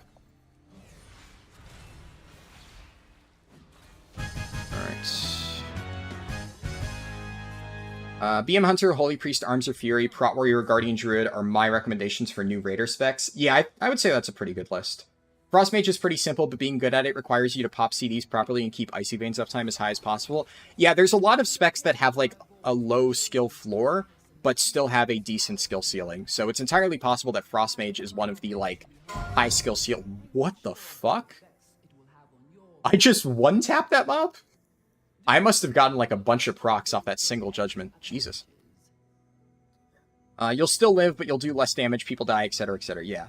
The only tanks you can't really solo the pull on are Brewmasters. You can... Actually, I have soloed some crazy shit as Brewmaster. Brewmaster, if you really play around Celestial Brew, you can do some really crazy shit.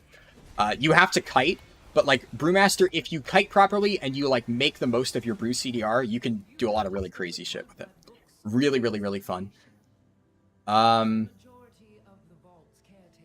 But yeah, Prot Warrior definitely struggles with something like that. You tried making a dedicated tank, and you're having a lot of fun with Brewmaster, but it's so much different than tanking with a Paladin. Yeah, that is, I would say, one of the only issues with Brewmaster. If you're just getting into tanking, Brewmaster is completely unique. Like, Prot Paladin plays kind of similar to Prot Warrior in many ways. Blood Decay and Vengeance kind of similar in terms of their mitigation styles. Vengeance is a little bit more unique. And then what is it, like, Guardian Druid also is, like, shares a lot of similarities with the others. Brewmaster has a very unique playstyle and how you need to manage it. So that is one problem for people trying to get into tanking. They will sometimes struggle, like, learning other tanks after they play Brewmaster. But you'll get the hang of it. I do like Brewmaster. It's just currently I haven't been playing it as much because I like Vengeance Demon Hunter a little bit more, and I didn't love the Button Bloat. But Brewmaster is a fun tank. Okay, so cool thing that you can do, in case you haven't done a lot of normal Azure Vaults. Oh, I hope these guys don't pull that stuff. Oh, they pulled it. Unfortunate. I mean, we can still do the skip. But there is a really cool skip that you can do in Azure Vaults that saves a lot of time, especially in normal. You couldn't do this in Mythic Plus because you needed %. But you can just go, I'll just type in chat, follow me, and then jump. And then I can just bubble to mitigate all the fall damage. So here we have, if they play it correctly, all three of these guys should be able to do it. Dev Evoker can just flap, and then Mage can blink. The Monk, I don't know what the Monk did. Oh, the Monk must not have done it correctly. Yeah, so the way to do this as a Monk really easily is he just jumped. If you roll off the ledge there, you can land on top of this little entry passage, and that's not as far of a fall, so you don't die from fall damage. But unfortunately, that guy died. Is he the healer? No, he's not the healer. Oh, the healer's rezzing him. Okay, good. It's pretty hard too, and it's the first time you've had threat issues. Yeah, threat as Brewmaster can be a bit tricky when you're first learning it.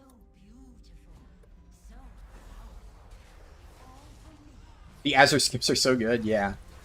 Usually around the beginning of pulls and Mythic Plus dungeons. Yeah, Brewmaster has pretty good snap threat options. I would say, like, also making sure you're using, like, Exploding Keg and stuff on pull is a really good way to establish threat. Or just, like, Keg Smash, Breath of Fire, Keg Smash. Usually a good option.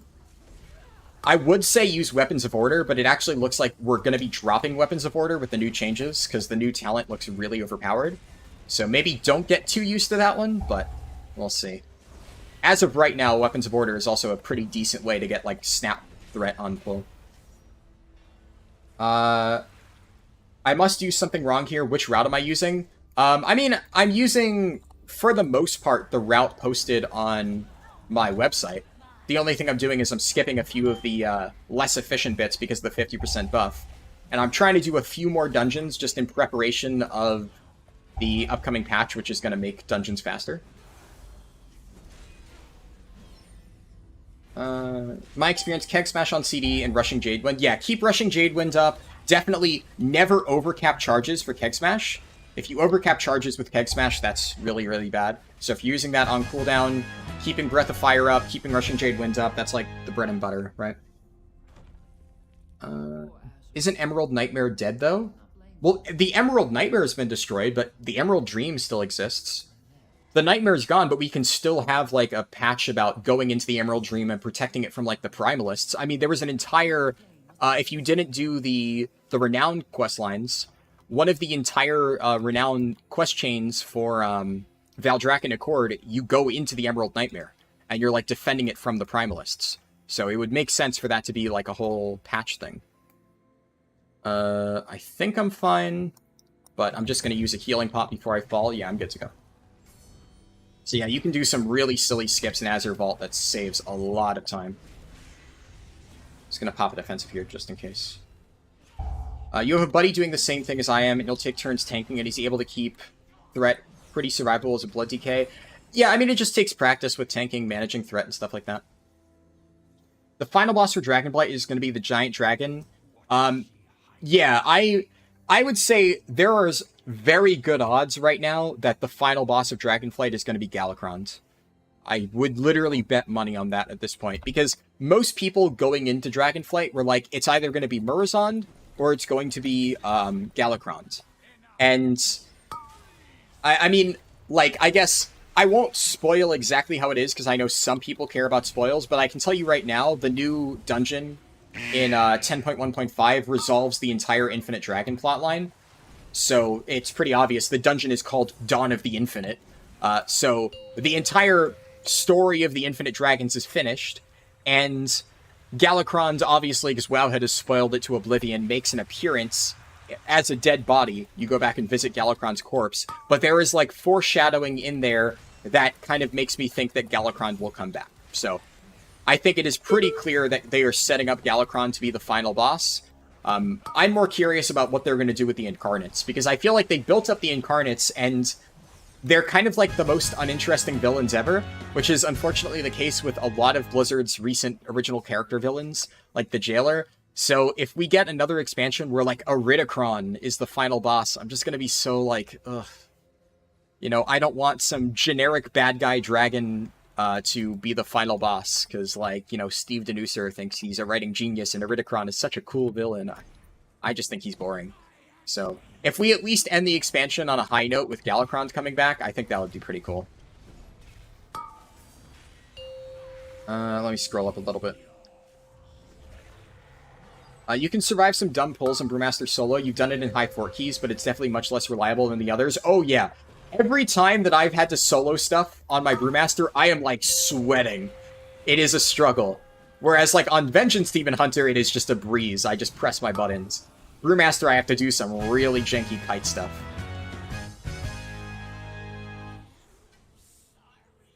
Keg smashes on pull, exploding keg on pull if really needed. Keeping up Rushing Jade Wind and using Blackout Kick on CD are going to be the main differences. Yep. You just use Parasol and Monk. Yeah, Parasol's another good option. What are the main stats for PvP Protection Paladin? You are asking the wrong person. I do not know. I don't PvP at all, much less on Prot Pally. So, I can tell you what the stats are for PvE, which is, from what I can tell right now, I believe it's Crit Haste is what you want to run. But for PvP, no fucking clue. I do not know. And also, I would say don't even quote what I just said as gospel, right? Because it is entirely possible that I am wrong on that. I just looked it up before starting this run, and I saw that most people that I could find at a glance were running Crit Haste on Prot Pally. And that checks out, right? Historically, Haste has always been a good stat for Prot Pally. Sometimes Crit has fallen off in value for Prot Pally just because whenever you're using the talent that makes it so you gain a bunch of crit during Avenging Wrath, crit tends to get lower in value, but I think you're no longer running that. Because I think it shares with Sentinel, right? Yeah, so Avenging Wrath might shares with Sentinel. Most people are running Sentinel now, which means crit has higher value. So, but Haste is a pretty consistent one that has always been run a lot. Am I going to do a 10 to 70 speedrun anytime soon? Yes, within the next few days. I will be doing that. Crit becomes more valuable to do the tier set. I see. At the end of the Emerald Nightmare raid, you see a Void Flower inside. Yeah, but at the same time, when we saw the Void Flower, or when we went to the Emerald Nightmare recently, the Void Flower also wasn't there anymore. So I would say take that with a grain of salt. Because it's, it doesn't really seem like they're keeping up with that particular plot point. I'm actually almost done. I should head to the last questing hubs here and knock it out. I know about Chromatus, so Bargain Bin, yeah. I also kind of assumed they were going to bring back Chromatus in some shape or form, but At this point, I feel like they've mentioned Galakrond by name multiple times, and obviously he makes an appearance in 10.1.5. They have not even said Chromatus' name once, so unfortunately I think the writers forgot that Chromatus exists. And no, I will give you that, Hagen Kirk, the Jailer is definitely worse than Iridikron, for sure, but I still don't like, you know, all of these new kind of standard original character villains that are just like, mwahaha, Titan's bad, I will destroy the world. It's like, okay. Like, at least Galakrond, you know, he may be the same. Galakrond is also Titan's bad, I will destroy the world. But Galakrond is a big fucking dragon. So, Galakrond is cool. Galakrond isn't just some generic made-up dragon that, you know, shapeshift into a cool, like... Iridikron's form is cool, I'll give you that. It has, like, a little hood and stuff, I like that. But the rest of it, eh. Wait, I just realized I haven't done crafting XP yet. Oh. Alright, well, after this dungeon, I'm level 60. Or level 70. I almost completely forgot about that. Because I usually do it at the start of the run. Alright. Should end up getting sub 3 hours in that case.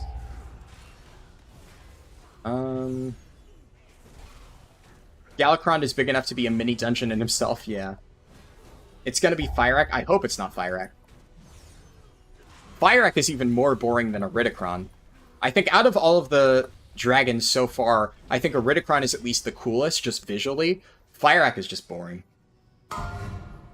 Isn't it Haste and Mastery? It used to be Haste and Mastery, I think. I don't know if it still is. When I looked at it earlier today, most people were running Crit Haste, but I could be wrong. Stats for PvE, Haste, Crit, Mast, all good. You want to Prio Haste initially, and Mast is very good defensively, but Crit rose in value due to tier, plus increases parry, and Season 2 dungeon is all melee. Yeah, that makes a lot of sense. Next world-shattering event to Void Gnomes. You're fine with generic villains, better than when they try to make every villain a god plus threat level. Yeah, I agree with that. I'm like hard reading chat because I want to catch up. The Incarnates are going to play a huge role in the next expansion. Please no. I hope that the Incarnates get dropped after this expansion. I'm just not interested in them. I don't know. Like, I think as like an idea of like primal dragons, whatever, but the fact that they are now like the villains that we're going to be fighting for the entire expansion, I don't know. I thought Razageth was a neat idea. I think having there be like, oh, 4 different Incarnates that we're going to fight throughout the expansion, it's just boring. Not really terribly interested in it. Leveling Shadow Priest through Shadowlands because you already did WoD intro stuff years ago in BFA. It's so slow. I would not do Shadowlands. I would say if you've already done all of the zones in my route, if you go onto my website, I have a list of different zones that you can level through, like good alternatives. I don't remember all of the ones on my list off the top of my head, but extra stuff in WoD, like if you already did Gorgrons and WoD, if you already did Gorgron, do like Spires, but if you've already done everything in WoD, the best thing you can do is Cata revamp zones. Maybe not Silverpine, maybe not Hillsbrad, but find other zones, like Western and Eastern Plaguelands are both very, very good options. Stone Talon Mountains is really good, Fellwood is pretty decent. There's a lot of really good Cata revamp zones that are like almost as fast as a lot of the ones in my speedrun route. And some of them are like about as fast as the speedrun zones. The only thing is they're like kind of off in the middle of nowhere, so you know, throw yourself in a flight point, make some coffee while you get out to them, but once you're there, going through the quests is pretty good. Stone Talon is a good example of that. Stone Talon is like very isolated. All of the zones near Stone Talon are kind of meh, but the zone itself is very good. It's just that you have to add like 3 minutes of travel time just to get there, and you can't really segue it into anything else, so it's the main reason why I don't use it for any speedrun stuff. People aren't... Nullification devices under boss, come on. And there we go. 4 more levels till you hit Dragonflight stuff? Oh, I mean, at this point, I guess you're almost done regardless, so it's not a huge deal. For endgame Dragonflight, please don't let them make it another Old God fight. Yeah. I mean, I'm fine with Old God fights in the next expansion, but yeah, I really hope we don't get another Old God fight in Dragonflight. That would be kind of lame. In raid, it's sim yourself over sim yourself over sim yourself. Yeah, that's a fair point. Obviously, yes, sim yourself when you actually get gear. A lot of times, item level over everything, but, it's still good to at least have a general understanding of your stat prio, especially when making, like, crafted gear and stuff. It's good to know what you actually want. Without Sargeras... Oh, I got the interrupt just in time. Yeah, I can't really read chat right now, because these guys, I actually need to make sure I get the kicks. Because I think this will still maybe kill people, even on normal. That thing hits really hard. Without Sargeras as the big bad, it's hard to take all these antagonists seriously. I agree. Sargeras dying kind of ruined the idea of godlike villains being a threat. Yep. I never understood how they expected us to take the Jailer seriously. He was just super lame. You wish Chromatus would show up. If it won't in this expansion, it'll never. Yeah, this definitely is like the last chance for us to get Chromatus, so unfortunately, I don't really think we're going to get him. You forgot the story of Dragonflight so far? It's pretty forgettable, unfortunately. Burning Legion was the apex of Warcraft villainy. Now they're gone, Blizzard struggles to make another good villain, in my view. Oh, thank you for the coffee. I told you I wasn't probably going to be able to finish the waffle. But thank you anyway. My dad made me a waffle before I started the stream, but I, like, barely finished it. I had, like, a few bites, but it's hard to really focus on eating when I'm, like, in the middle of something like this. I did warn him ahead of time, but he was like, oh, it's fine, I can bring it down, so... Eh. I think I can Arcane Torrent... Oh, fuck. Okay, never mind. Elemental Focus does, like, no damage on normal. I'm so, like... I have PTSD from having one of those things go off and instantly one-shot 4 people in the group. That's actually not an issue whatsoever. Galakrond I'd be stoked for. Hopefully they bring him back for a fight. They don't butcher him like Deathwing. Yeah, definitely. Crap Hellies and Mythic Plus is Haste Mastery. Yeah, that makes sense. Sargeras isn't dead. He's fighting Illidan forever. Yeah, well, Sargeras is kind of written out of the story, though. I don't really think we're going to see Sargeras again. Sargeras would be like the ultimate, in case of emergency, break glass type moment, and I don't really think it would be warranted. We have kind of permanently imprisoned Sargeras for all intents and purposes. I don't really think you can bring him back justifiably. Am I stuck in combat with, like, a random mob back there? Darkmoon Fair bonus is for rep as well. Yeah, it's a 10% rep and experience bonus. What you mentioned with characters, I was thinking, finally going to the mole area. Hey, some interesting new characters. Can't wait to hear you about maybe once in future expansions. Yeah. Yeah, the mole people are pretty cool. I think out of all of, like, the new races and stuff that they've added, they're good. I also like the Tuskar and Dragonflight. I think, the Tuskar story was pretty good in Azure Span. Not the best thing ever, right? But by Blizzard standards, definitely some of the better questlines they've had. A website? What a good idea. Yeah. Deathwalker Cult is the most interesting new villain faction. Pity they destroyed them in under one questline. What was the Deathwalker Cult? I don't remember that. I must have glossed over it. Do you think leveling characters is a good source of gold? Leveling characters on its own, in terms of, like, the time investment, is not, like, good. You'll make, like, a decent amount of gold while leveling, but generally speaking, the amount of time that you spend actually leveling, you can be spending that time doing better stuff. The main advantage of leveling characters, as far as making gold is concerned, is there's a lot of stuff that you could probably farm, which it helps to have multiple characters. Even if you aren't actively farming, one of the best things that I like to do with alts whenever I'm, like, farming a certain item is I will, like, camp them out at certain areas. That way, whenever I want to check for, like, a certain mob or thing being active, I just log into that particular character that's already sitting at the spawn point, check for it. If it's not up, I log out. So it saves a little bit of travel time. But there's also a lot of stuff that's, like, lockout-based, where having multiple characters really helps you out. I don't really know of a great way to make gold with that right now. There have definitely been a lot of ways historically. I've always said I'm not, like, the best person to give advice on making gold. Like, professions is always a good one. Obviously, you can only have 2 professions per character, so if you have, like, a bunch of different characters, you can cover pretty much every single profession and make a lot of money that way. But professions also require a lot of effort outside of just leveling the characters, which is something a lot of people aren't willing to do. Hell, I'm not willing to really do that, at least not in Dragonflight. In the past, I liked doing professions and stuff. Like in Classic, I've also enjoyed doing professions again, but these days in Dragonflight, it requires like so much effort to do professions that I just cannot be fucking bothered to do it.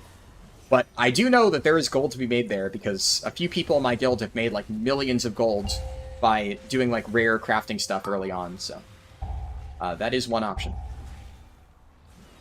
If you can get right now more than double rep from World Quests, yeah. If you don't trust the mole people, they stink of betrayal.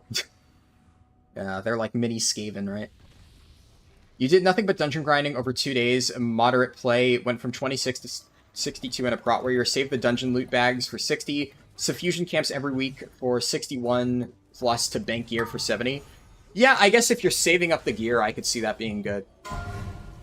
Like, I like to do all my leveling in one sitting, which is why I like to do the speedruns, so dungeons kind of fall off there, but definitely for, whatchamacallit, for, like, gearing, it's a good option. Nice live stream. Yep. Hello, buddy. Good to see you. Jailer was some roided up lonely emo kid that got bullied and is mad at the Titans for it. Yeah. That pretty much sums up the story as far as I'm concerned. Shadowland Warriors Necrolord ability gave them and a friend some mastery. If you had like 4 warriors activate that, would it stack and give everyone a fuck ton of mastery? I'm not sure. I forget exactly how that ability worked. I never actually tried that, so I don't know for sure. To be fair, I forgot the story of Shadowlands even quicker, but I mean, there wasn't a story. Yeah. And I guess on the topic of Necrolord's Banner, the Necrolord Warrior ability, it was pretty good towards the end. The main issue is it's like, the mastery bonus... first of all, I mean, Warrior at certain points wasn't necessarily the best thing to stack, but mastery on, like, I think it was an Unholy DK, was very, very, very good, and certain other, like, I think one mage spec really wanted mastery. I just remember we had a warrior, and we would put them in a group with, like, whatever those classes were, and whenever I played my prot warrior at the end of Shadowlands, I would also go into those groups so that I could give people mastery. So it was pretty good. I don't know if it stacks, though, but regardless, I do know it only affects 5 players, so you do get an advantage of bringing multiple warriors, because you can put one in each party, and if they're running Necrolord's Banner, then, yeah. I don't see how this matters at all, right? Unless you're playing on a Shadowlands private server, which, if that's the case, oh god, why? But, just since you asked about it, I believe that is how it worked. I don't think it's stacked. Let's see. Expansion ended before you could test it. Yeah. Yeah, I was never sure. You hate all the weird sniffing stuff with Niffin. Yeah. I don't really get, like, that stuff. I think it's supposed to be funny, and I don't really know why it's meant to be funny, because I don't really think it's interesting beyond, like, haha nose jokes, which, like, yeah, is just kind of weird. It's not enough for me to, like, really hate them, but I don't know why Blizzard thought that nose humor was what they were going to go with for patch 10.1. It is definitely a very strange choice. Sargeras may be out of the story, but now that we're traveling through different Azeroths, maybe Murloc Sargeras will come to the main timeline? That would be neat. I think, like, Murloc Sargeras as, like, a dungeon boss actually could work. If Murloc Sargeras was a raid boss, I think it would be too ridiculous to, like, practically work. But I could see that as, like, a fun dungeon boss. Leveling characters is good passive gold if you just want to level, but if you make alt armies for professions or farming old content, yeah, exactly. That's where you really make money, by leveling characters. Now that treasure goblins are canon to Warcraft, we could get Diablo in the game. I think that's a bit of a leap. I mean, I don't really know if the crossover events are technically supposed to be canon. I think you always have to take stuff like that with a grain of salt, right?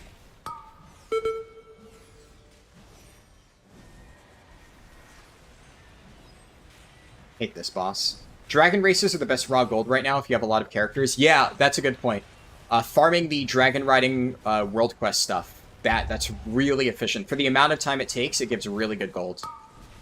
I've thought about doing that, but it's just one of those things where I'm too lazy to really bother. Oh, nice, we got it. Okay, well I am level 70. I actually should have done that earlier. I missed out. But now what I can do is... I forgot to set my Hearthstone to Valdrakken, but it's fine. I can Dalhearth and hop over. What's my opinion on the trading restrictions between servers being removed? I think that's very good. Actually, one of the funny things is, the trading restrictions between servers being removed means that it's going to be much easier for me to do live server speedruns going forward, because I can move all of my stuff over to a Brazilian server and just speedrun on there. Because a lot of the Brazilian servers are super dead. It's really, really, really dead. You find like so many treasure chests, so many rare mobs. Really, really nice. Okay. Hold on. Before I finish the run, really quick, I want to quickly catch up and chat because I won't be able to talk for a moment. Example of very good alt army stuff. Many characters with multi-craft tool plus transmute leveled. Yeah, for Dracophis. That's a good point. Classic professions are great, as every incremental gain in vanilla at least is so impactful, for sure. I much prefer doing professions in classic WoW. Like, way back in the day, I did a lot of profession stuff. Nowadays, I don't really as much anymore. Hey, Toth, good to see you. Skaven did nothing wrong. Skaven are the only ones to consistently mess up Nagash's plans. Yes, exactly. Skaven are the true heroes of the Warhammer universe. There must always be a Lich King, Shadowlands, lol, nope. Shadowlands private servers exist outside of Guantanamo Bay. Yeah. Loam Niffin, which me and some guildies called Toe Sniffin instead, because it's weird humor, yeah. The stinky comedy of the mole people comes off as creepy, yeah. I don't really love it. Razageth design was cute, at least. Yeah. Gold is going to be worth next to nothing. Yeah, I mean, I'm glad they're making the economy changes. A lot of stuff is cross-server anyways, but, you know. You're 69, not 70. I know, but I haven't done crafting experience yet. So, I have crafting XP, which is enough to get me the rest of the way, and I also have the Halls of Infusion quest. So what I'm saying is, I'm about to hit 70, but I need to go into Valdrakken, so I'm about to get a memory leak. So before I step into Valdrakken, I wanted to catch up on chat, because now we're about to get a memory leak, and that means I won't be able to talk. So, yeah. I will try to be fast about this, so it doesn't impact the stream too much.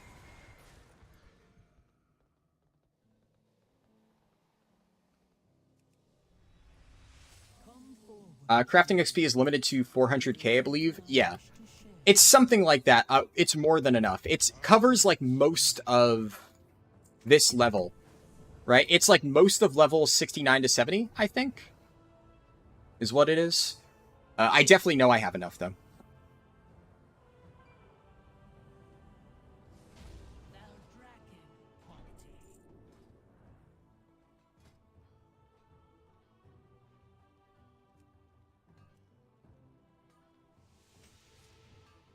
Clock right now? Nope. It's... Yeah.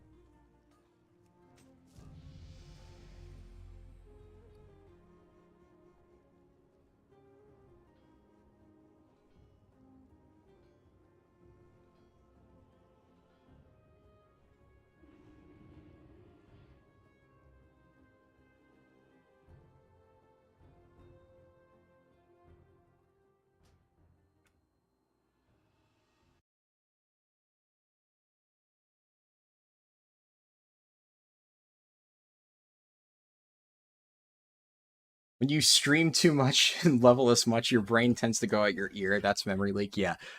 Like clockwork, right? The moment I went into Valdrakken, it immediately started. Yeah, Dad, I can explain it to you later if you want. But Yeah, what Naomi said is pretty much the case. Basically, World of Warcraft has... The TLDR is World of Warcraft has massive performance issues, and because of that, it slows down my entire computer, which slows down my recording software, and then in turn causes the stream to lag. So that is why the memory leak on my computer ends up affecting the stream. But that's level 70. So sub 3 hours. I was hoping to get that.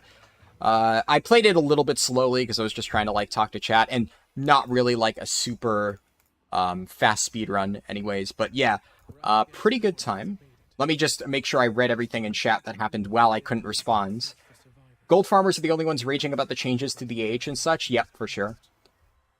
I believe it is more than enough to cover the entirety of 69 to 70 without XP buffs. Yeah. Yeah, 69 to 70. I think it was 370, as we saw there. It's around the entirety of the last level. I just forgot to start until there. I could have gotten so much more, right? Because I only got... Look at how much I'm still missing. That's like... I think like 1 or 2/3 of the remaining crafting XP that I didn't even get from all of this. So I probably could have gone there at level 68 and shaved off like that entire dungeon, the entire quest line before it. I probably could have been done at 2 hours, 30 minutes if I remembered to do that. I just didn't realize how much it was. But yeah, that was really fast. I will probably just try to remember to do that when I do my full 10 to 70 run. I'll just start much earlier. But also, you know, I lost a decent amount of time just like, you know, messing around and not being focused and whatnot. But I think it was still pretty good. I think with this stuff, I could hopefully get the real big one is if I manage to get a sub 5 hour 10 to 70 would be huge. That would be crazy. Because I'm fairly confident that I can get a sub 3 hour 10 to 60 with like perfect play and stuff like that. That's the main thing I'm going to try to do. I think I've already seen enough to show that that is possible, especially with Darkmoon Faire. So if that's doable, sub 5 hour 10 to 60, then that would give me around 2 hours to work with for 60 to 70. And I think I can manage that. It should be manageable. What I would also probably do is for the full 10 to 60 run, because it is not, it's not working properly on the PTR right now, I think I would go ahead and do some of the crafting XP early on, just enough to hit level 91, and then the moment I hit level 90, or 91, the moment I hit level 61, I would start doing the quests, and, actually, or no, what I could do, right, is I could do the profession stuff, right? So I can go to Waking Shores. I could do some of the crafting while I'm in Waking Shores to get to 61, equip all of my gear, and then I can do a little bit more in Waking Shores while I do dungeons. Yeah. I think that would probably be the way to do it. Just thinking about it. I think that's probably how I'll go about it. Yeah, start with some of it in Waking Shores. What's my favorite healer? I don't really heal. I would say the only healer that I've ever played seriously in endgame content is Mistweaver. Mistweaver is the only healer I've ever used for Mythic raiding. I healed Mythic Iminar the Soul Hunter. So back in what was it? Legion, Antorus, this guy, Iminar the Soul Hunter. I played Mistweaver for... it wasn't our progression kill. Our progression kill I still tanked, but then I was the main tank, but then because I had Mistweaver set up in addition to Brewmaster, one of our healers was missing on one of our reclears, and we had like somebody else with a tank spec, but I was the only one with a healer spec set up. So I actually played Mistweaver for our Iminar the Soul Hunter reclear, and that was the only time I've ever healed a Mythic raid. So... to give you an idea of how little I play healer, the only healer I've ever played Endgame Mythic Plus in is also Mistweaver Monk. So, honestly, Mistweaver wins by default, not because it is necessarily my favorite. But I also do like it, which is why I've played it a decent bit. Let's see. Be back, chat, gotta take a leak, yeah. I have so much tied up in my old dead server, you can't wait to move stuff over, for sure. Yeah, I think overall the crossover changes are very good. You could have been around 20% into 68 to 69 and got enough. Yeah, I definitely started doing that way too late. Tip for one quest which gives stupid amounts of XP for no effort, and you literally just fly within Valdrakken. The learning ingenuity quests give more than normal. Oh, really? Yeah, I didn't even realize that quest gave experience. This one? Okay, yeah, I will definitely do that the next time. I did not realize, but that is good to know. That was nicely explained. Yeah, my dad's an IT architect. Oh, I see. I'm surprised I haven't told you about this before, Dad. I could have sworn I mentioned it in passing. 2 weeks ago, you managed to level 3 characters from 60 to 70 with the 50% buff on time walking. Took 2.5 hours each. Back to no waiting for dungeon queues. Nice. Yeah, time walking is pretty good. He just knows about it because it consistently happens in that zone. Yeah, I actually got pretty lucky. I don't think we had a single, like, actual memory leak in any of the other zones.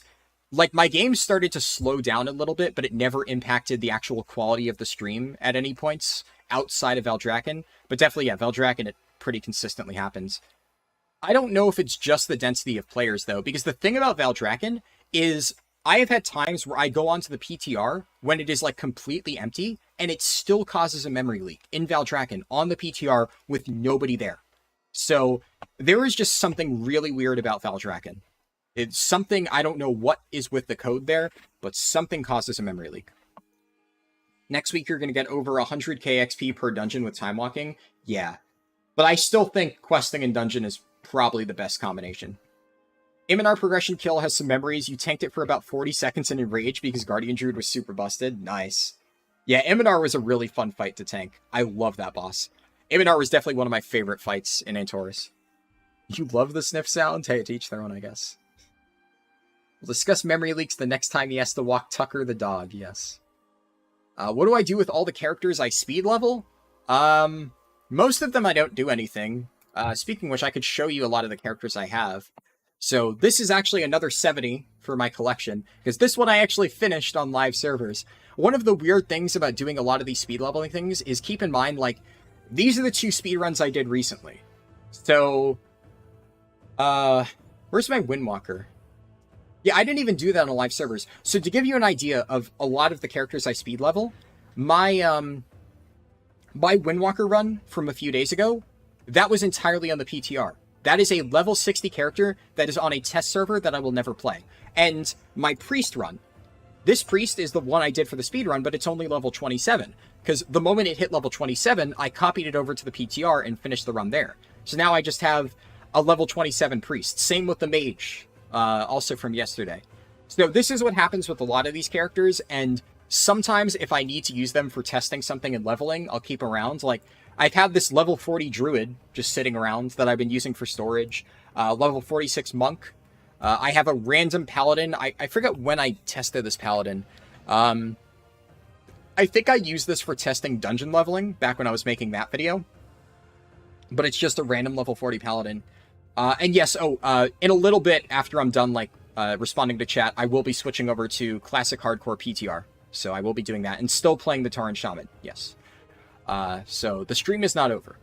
But yeah, so for a lot of my characters, right now, the main 3 characters that I've been playing is obviously my Demon Hunter is my current main, my Monk is what I mained in 10.0, and I still play it, like, sometimes, and then my Warrior is, like, a character that I play on and off.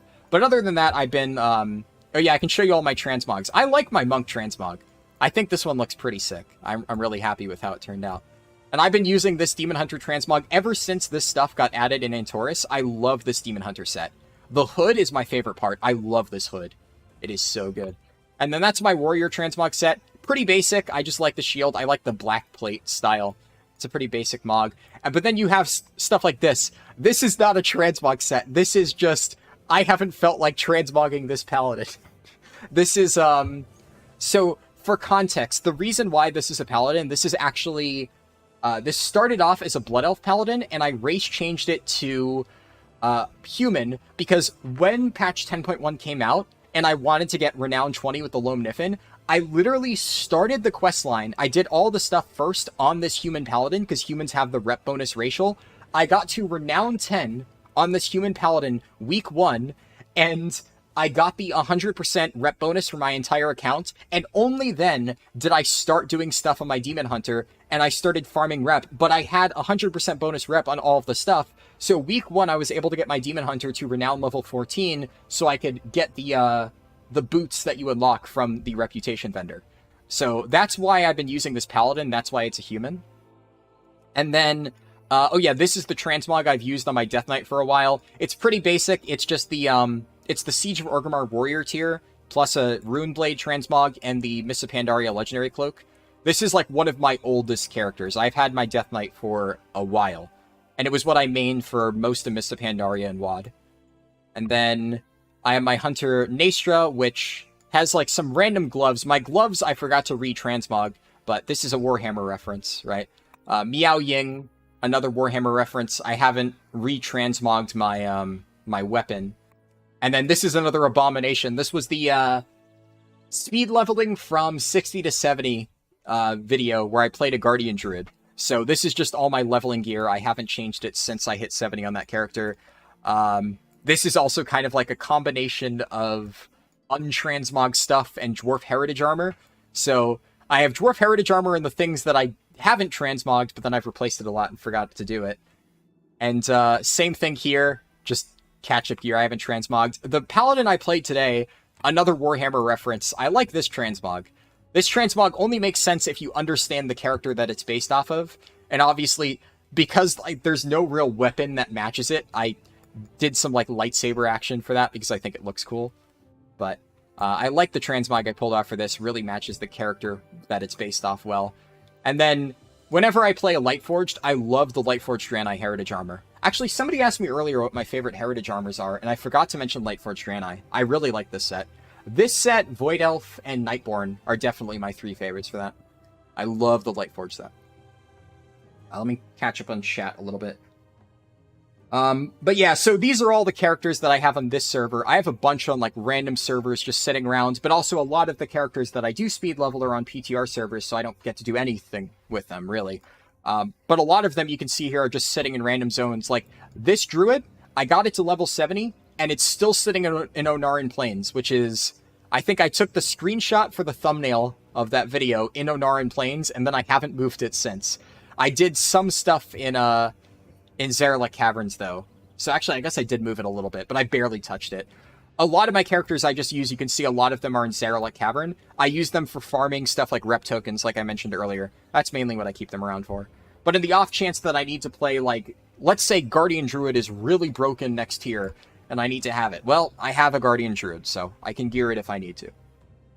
But that's about it. I don't really do anything special with a lot of them.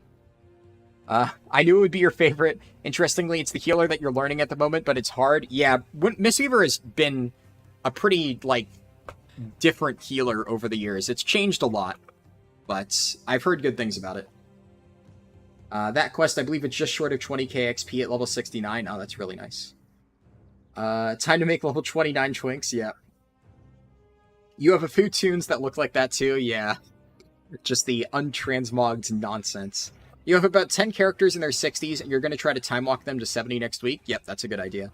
The DH set has one of the few headpieces you can bear using in a transmog? Yeah.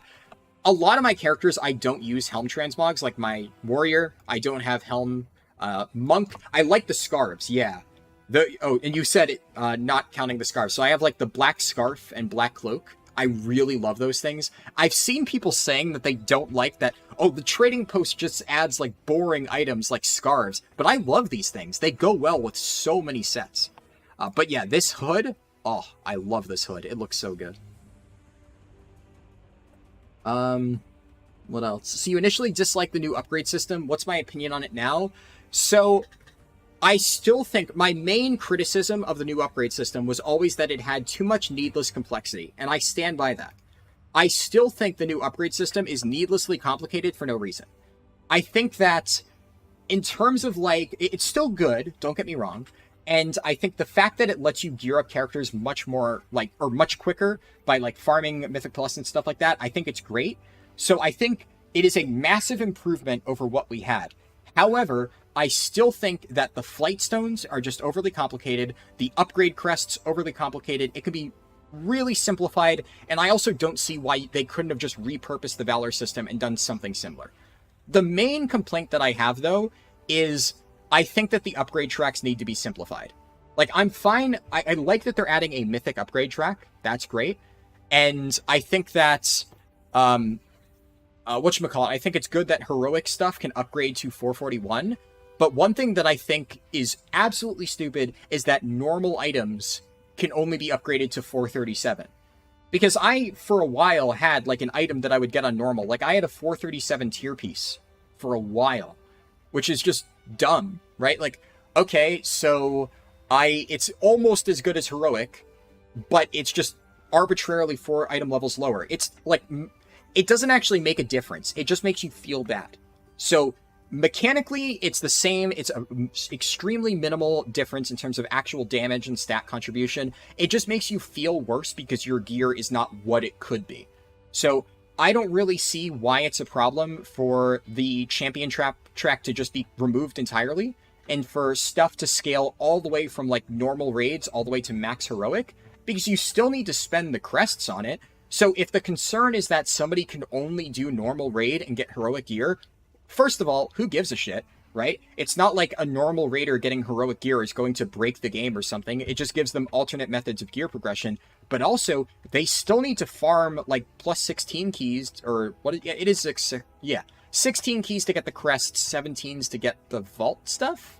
Or do I have it the other way around? It's 17s to get aspect crest. Either way, you still need to do higher keys to get the aspect crest to upgrade it to 441. So why? Why are we arbitrarily limiting it at 439? Or 437. It's just dumb. Normal mode, upgrading a 437 thing, either add another step to increase the heroic and mythic item levels so it's a bigger difference, or have there be something like clear heroic to be able to upgrade higher. Yeah, I'd be fine with that, right? So I'd be fine if you could at least get normal gear, and then after you've cleared, like, a certain amount of heroic bosses, it unlocks the ability to upgrade it further, which is what they did before with, like, Mythic Plus score, where you could upgrade stuff all the way from +2, but then you actually had to clear the content to be able to unlock it. And I saw people saying that, oh, well, it's dumb because, you know, you just farm gear and lower keys. And yeah, I like that.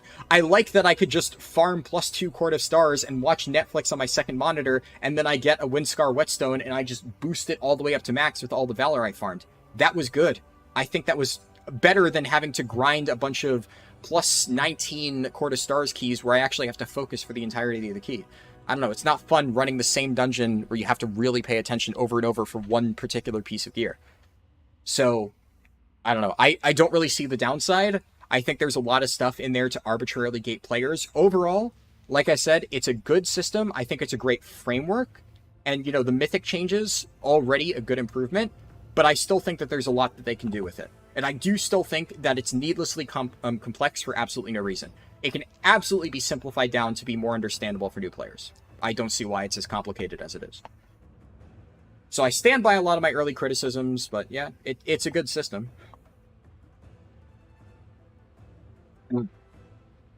It's Druid, you only shapeshift anyway? Yeah. No, okay. I will show you my actual Druid transmog, because I love my Druid transmog.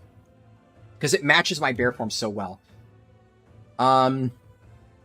You're seriously considering re-upping your sub? Haven't played since February? I mean, yeah, WoW's in a good spot right now. I would say this is the first time in a while where I can genuinely say retail World of Warcraft is in a good spot, and I would recommend it. Let's see. Where Gorda's at? Gorda's is my alt account. So Gorda's is on my second World of Warcraft account. It's not on my main account. Alariel could also pass as a Lord of the Rings style elf, yeah. When it comes to T-Mog, the 16 Renowned with Niffen set is one of the best things they've added to the game. What is that? I don't remember that one. I don't think I looked at the Loam Niffen armor sets. Is that the Ornate stuff? I forget. I'll have to check that out later. But yeah, I mean, I have a transmog channel in my Discord, so if you guys want to show me your transmogs, feel free to post it there. I'll check it after the stream, because I do kind of want to, like, move on and, like, not check Discord in the middle, but I will definitely check that out after the fact. Glasses are definitely good. Scarves and sunglasses. Scarves are the greatest things. Scarf and cloak ensembles are insane value, for sure. Like, 100 tender for a really, really good thing that you can use in a lot of transmogs. Oh yeah, but this is my Druid transmog. So I love this set, and then I do it with Legion Artifacts. This appearance for Claws of Ursoc. I love this set. Unfortunately, I never get to actually show it, because, like somebody said in chat, you know, Druid, you're always in shapeshift form anyways. So this is my go-to set for my Guardian Druid, and I love this set, but the best thing is it perfectly matches my favorite bear form, which is, I think you change it at the barbershop, right? Yeah, so obviously I have the Guardian, or the Tower one. Where is it? This one. Yeah, I love this appearance. I love the color scheme on this. So this is like my regular transmog set, and then I shift into bear form, and I have this bear appearance. And it matches so perfectly. I love the color scheme, how it matches in both of the transformation and the transmog thing. So that's what I use for my Guardian Druid. When I'm not, like, just using random garbage things that I am too lazy to transmog like before. 16 equals Aspect Crest, 17 is Hero Gear. Right, yeah. I knew I had it mixed up. Use the Catalyst to turn the lower track items up to Hero Track. Yeah, I could see that. Best iteration of gear upgrading we've seen. Not perfect, but easily the best system overall. You like the incentives to run things other than +2 for gear, but having to farm 17s for gear feels like too much. I agree, yeah. I think there are ways to encourage people to run higher keys that doesn't involve making all of your lower level gear completely useless. Your 62 Orc Warrior, you put in Goblin Brawler gear, Electrocutioner Leg, Basic Shield, and a top hat. Gentleman's Orc. Nice. You have 3 Druids level 70, you don't know why, but you have like 10 characters level 70. You're still looking for a comfy character. I feel that, yeah. I mean, when I first started this game, I played a lot of different characters trying to figure out what I enjoyed. It was Hunter for a while, and then I stuck with my Death Knight Rossiliana here for quite a while. And then I started branching out into other stuff. I played Monk for a while, too. My Monk was initially a Tauren, too. So, Larice here used to be a Tauren named Rahan, and I've now made another Monk named Rahan, which I'm still leveling up, because this was my original Monk before I race changed it. So I still want to have it as, like, one of my secondary Monks, because I still like my Tauren Rahan. But I feel like Rahan didn't really work as a name for a Blood Elf Monk, so I changed it to Larice back in Legion when I race changed my Monk, and it's been like that ever since. Your Magheart Warrior is using the Heritage Armor. Someone once told me you looked like a raid boss. Yeah, the Magheart Heritage Armor definitely looks good. I think it looks good for orcs, but I feel like if I had the ability to use, like, the Nightborn and stuff Heritage Armor on other races, I definitely would. Whereas Magheart, it definitely screams orc. What's better in 2s now? Rep Pally or Warrior? I have no idea. I don't know anything about 2s. Your favorite bear form? Pandaren Alt. Yeah. Oh my god. Glasses were such a good inclusion to the game that Blizzard gave them to Chronolord Deos and made him interact with them in the trailer. Yeah, true. How do you get perms to send messages in the Discord? Oh, I manually give out roles to people. Sorry, yeah, I will...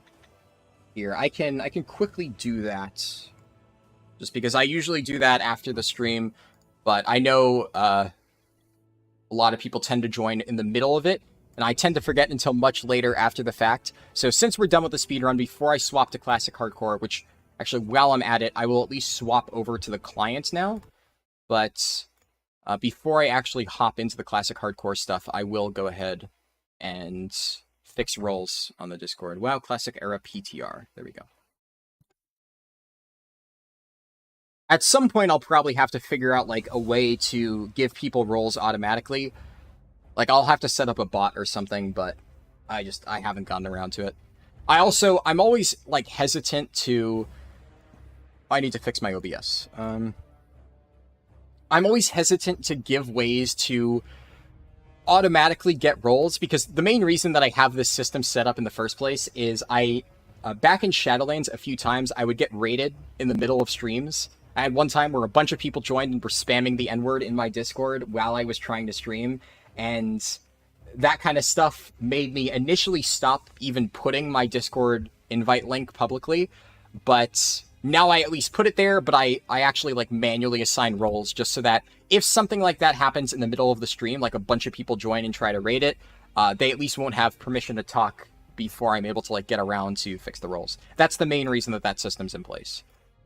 And especially now that I'm streaming again, at least for now, I'll probably keep it like that. But I can go ahead and edit some of that stuff. Lizard feels so good at the moment. What are lizards? Look stupid as fuck, but play fun. I wonder when they're going to bring back Brawler's Guild and add BFA time locking. Yeah. BFA time locking is going to be something, huh? There's a lot of dungeons that I really hope they don't make into time locking dungeons for BFA. But I feel like Brawler's Guild is definitely overdue. I mean, when was the last time we had a Brawler's Guild? Did we have a new one in Shadowlands? I don't think they brought it back. So... I remember doing Brawler's Guild back in MoP, though. And then I did it a little bit in WoD, too. But I feel like ever since the WoD version of the Brawler's Guild, it just hasn't been as popular. And then obviously, since then, they've just started forgetting to bring it back in its entirety. Don't worry, I didn't want to say give roles. It was just a little confused. Yeah, I'm sure I could figure out a way to add an initial message. That would be a good, like, temporary solution. Like, at least letting people know, like, hey, if you want permission to talk, just either wait. Usually, I check it, like, once every 24 hours or so. I try to remember to check the Discord and give new people the speaking role. But sometimes I forget, right? So occasionally somebody will message me and ask, like, oh, hey, can I have, like, the role to talk? And then I go ahead and do it for, like, all the new people in one setting whenever I get reminded.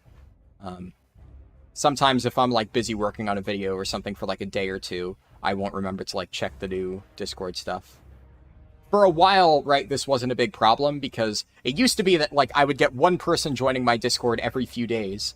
So it wasn't too hard to do. And also the other thing is when you're, like, when my Discord used to be at, like, 300 or so members, all of the people would show up on the left. So it was very easy to sort by, like, people without roles and then quickly add the roles to them.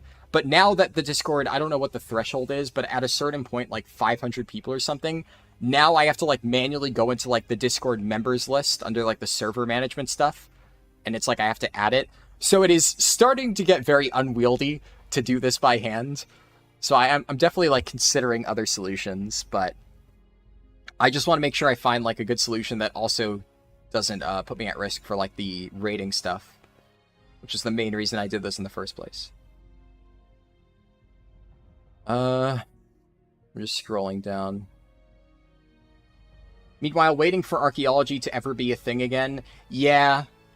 I think it's interesting because, like, assuming we get Cataclassic, maybe when we get Cataclassic again, they might, like, add archaeology again to retail. Because archaeology has just been basically erased from the game. I mean, honestly, ever since Legion, they barely did anything with archaeology. Because I think the problem that I had with archaeology in Legion is the way that they implemented it was so terrible that most people I know didn't bother with it outside of, like, the Spectral Moose mount. And I never even did that. I just didn't bother. But all of, like, the generic items you can get from archaeology and Legion were terrible, and they had, like, that whole rotating dig site system, which was just so antithetical to how archaeology was supposed to work. It was just really, really, really dumb. So I never touched the archaeology starting in Legion, but I actually did it a lot back in WoD. Because one of the things I liked about WoD is you had, like, the whole collection room in your garrison.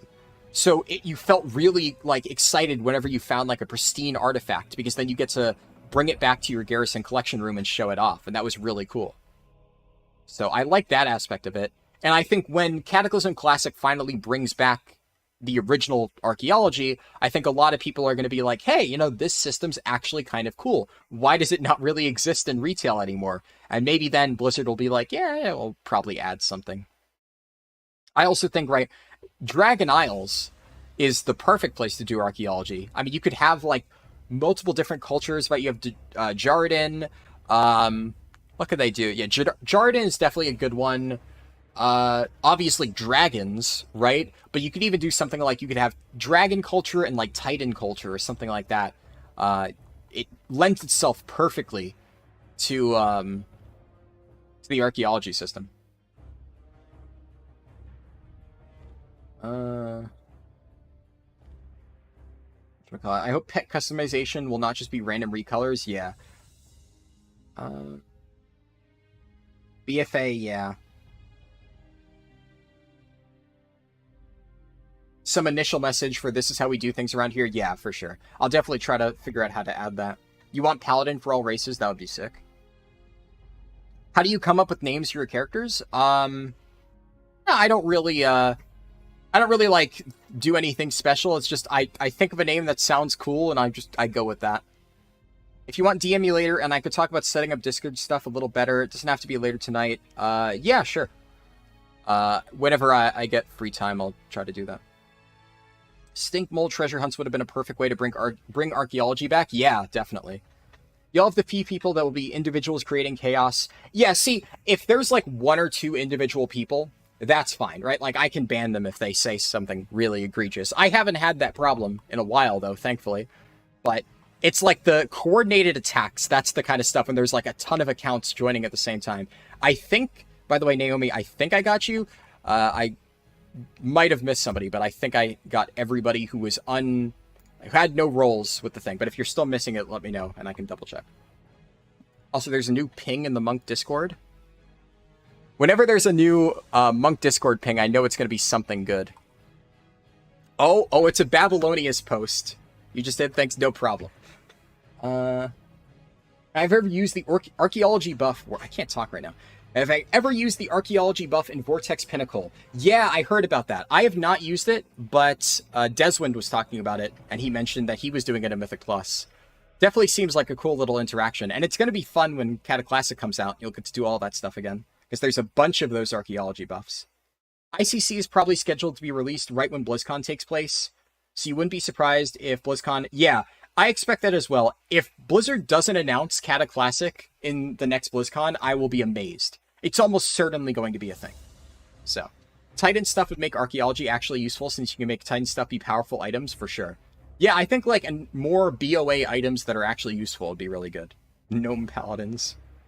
I don't know why people would do that to you. Well, I don't know.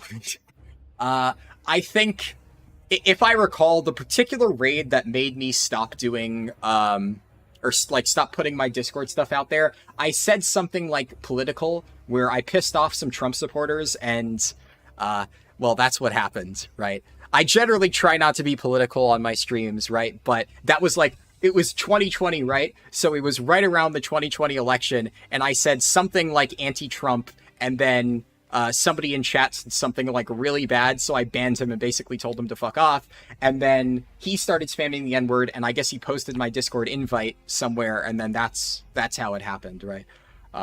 So, you know, political talk brings out the crazy in some people, which is why I try not to voice political opinions on my channel as much. But, you know, is what it is. Trolls are fine, but like Game of Thrones stated, we have vicious kings and we have vicious idiots. I don't think we've had a vicious idiot for a king. Smart trolls are worse than normal trolls, yeah. In fairness, to anger some rednecks, all you need to do is breathe wrong. Oh yeah, let me read the Windwalker post, because I have it up. So Babylonia's posted, "Attention Windwalkers. As many of you know, and more now, there has been an unintended interaction with the Aberrus 4-piece tier set bonus that increases the target's damage taken by Shadowflame Nova. You can see this in action in the EU full monk raid that happened this morning. Here's what you need to know. Do not seek to use this interaction in any competitive environment such as Mythic raids. It'll likely qualify as abuse and merit consequences." And then he explains how it works, and then he repeats it again. Yeah, just saying 3 times throughout this post, do not use this interaction in any competitive environment. I love Babs.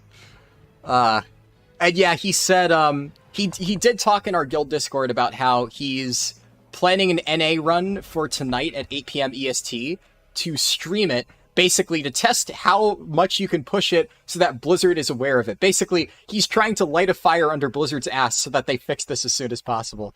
I love how he posts it 3 times. Do not seek to add Windwalkers for the sake of using this interaction and killing mythic bosses. Logs are going to be invalidated in the next few days, and any abuse may result in bans or other consequences. And yes, something he did mention which is interesting is Babs thinks that because of the fact that Windwalkers are like really overtuned when used together, while most raiding guilds are only using a single Windwalker, or if any, right, a lot of guilds aren't even running a Windwalker, he thinks that Blizzard was testing multiple Windwalkers at once, and because they were looking at the numbers with multiple Windwalkers in the same raid, which included the bug, that's why they think Windwalker is better than it actually is. So the nice thing is that this buff may result in Windwalker actually getting damage buffs, because it may mean that Blizzard's been looking at things wrong this entire time. So that is at least one plus. Okay, let me catch up in chat. Something about the new Windwalker post makes me think we shouldn't abuse this bug in any competitive environment. Yeah, Babylonius times 50. Something like the Demon Hunter is obviously never going to be available to all races. Yeah. Also Druid, just because of model limitations, you know. Time to piss off DeSantis people. You live in Kentucky, can confirm. You missed a do not seek to use this interaction in any competitive environment. Yep. Do not cheat. Here's the cheat code, but don't cheat. I mean, I think it's better that people are aware of it. Obviously, if people cheat and then they get screwed over as a result, you know, oh well. But the fact that Babs is at least bringing it to everybody's attention and basically being like, hey, this is broken, you know, exploit it at your own risk, at least people know what they're getting into. Typical cult leader tactics of repeating his commandments.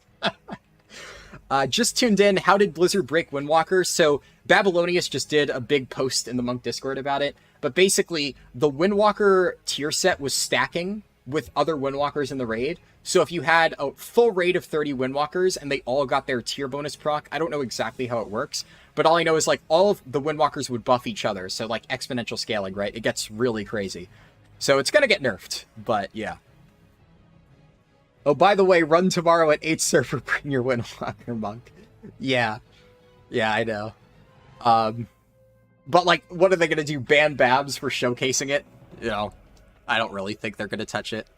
He's just drawing awareness to it. He's pulling a Rex Troy, right? He's abusing it to get attention to it, so Blizzard will fix it. Druid's more likely because they can do it periodically and create shapes for races one by one. Yeah, for sure. As long as they, you know, actually put in the effort, Druid could technically be for everybody. Log in already? Yeah. I was just making sure I caught up in chat. And yeah, so what YuzuCat was referring to is there was a forum post a while ago where there's like this guy that got banned from the Monk Discord who really hates Babylonius and basically calls the Peak of Serenity Discord a cult, and that Babylonius is like a cult leader who brainwashes everyone into just regurgitating like the stuff that he says in his guides. Whereas like in reality, Babs is one of the most chill theory crafters out there, and he's like really laid back and doesn't try to like get into fights with people. But this one guy just has a massive grudge against Babs and is just trying to like take him down and write all these angry forum posts about it. So there's just some wild, unhinged shit on the forums. Unfortunately, that forum post did get removed by Blizzard, so you can't read it anymore. Can I sell this? 3 silver! Oh, hell yeah. Big money. Well, this is the same as my other food, so I'm just gonna sell the Darnassian blue. And then I can cook some more... I can use this campfire to cook some more charred wolf meat.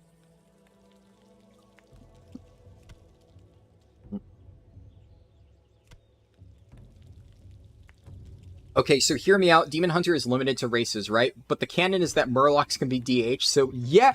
Oh, that's a good point. I guess if we're going by Hearthstone canon, then yes, technically speaking, a lot of different races can be Demon Hunters. But yeah, Murloc DH. It is actually interesting. I mean, Hearthstone has some wild stuff, but the thing I like about Hearthstone is it has a lot of really crazy story beats, but Blizzard kind of picks and chooses certain parts of it to make canon. Like, they made the League of Explorers canon, which I think is pretty cool. I always like that. What should I take for my second profession? I kind of want to take tailoring, because I want to make bags. I can abandon it later if I need to. Is there a tailor here? Leatherworker? Actually, leatherworkers can probably also make bags, but... Could I do... Actually, I don't have... I haven't picked any professions, right? So...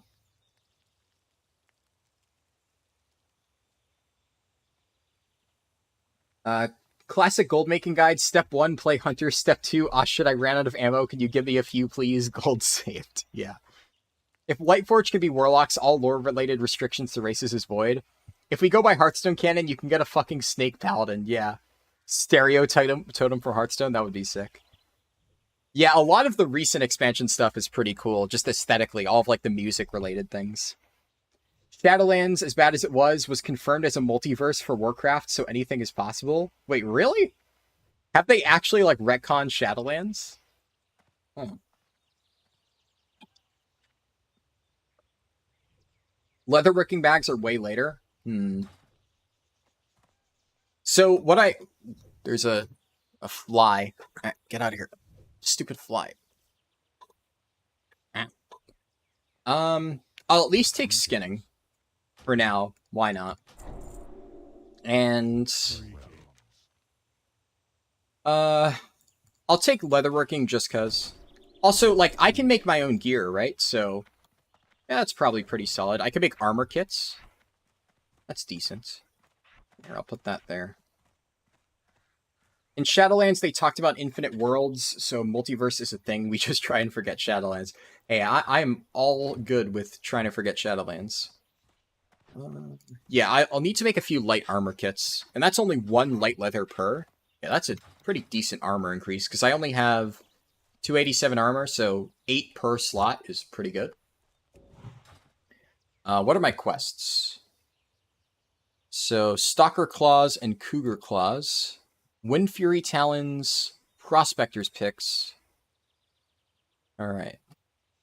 I have to read it. Okay, you must... To the east and west, this one is... Start by seeking out the Wind Fury Harpies to the southeast. And then this one is... I believe this is to the east? Right? Or no, is that... There is the Goblin Mine over on that side of Mulgore, and then I think the Dwarf one is on the west? Yeah, northwest. Okay. So, southeast, east and west, and northwest are where most of my quest objectives are. And then, yeah, this one is southeast, this one is west. Oh, what's Rite of Wisdom? Oh yeah, that one's east of Thunderbluff. Okay, I'm gonna do the Dwarf one, Breaking the Tools, first.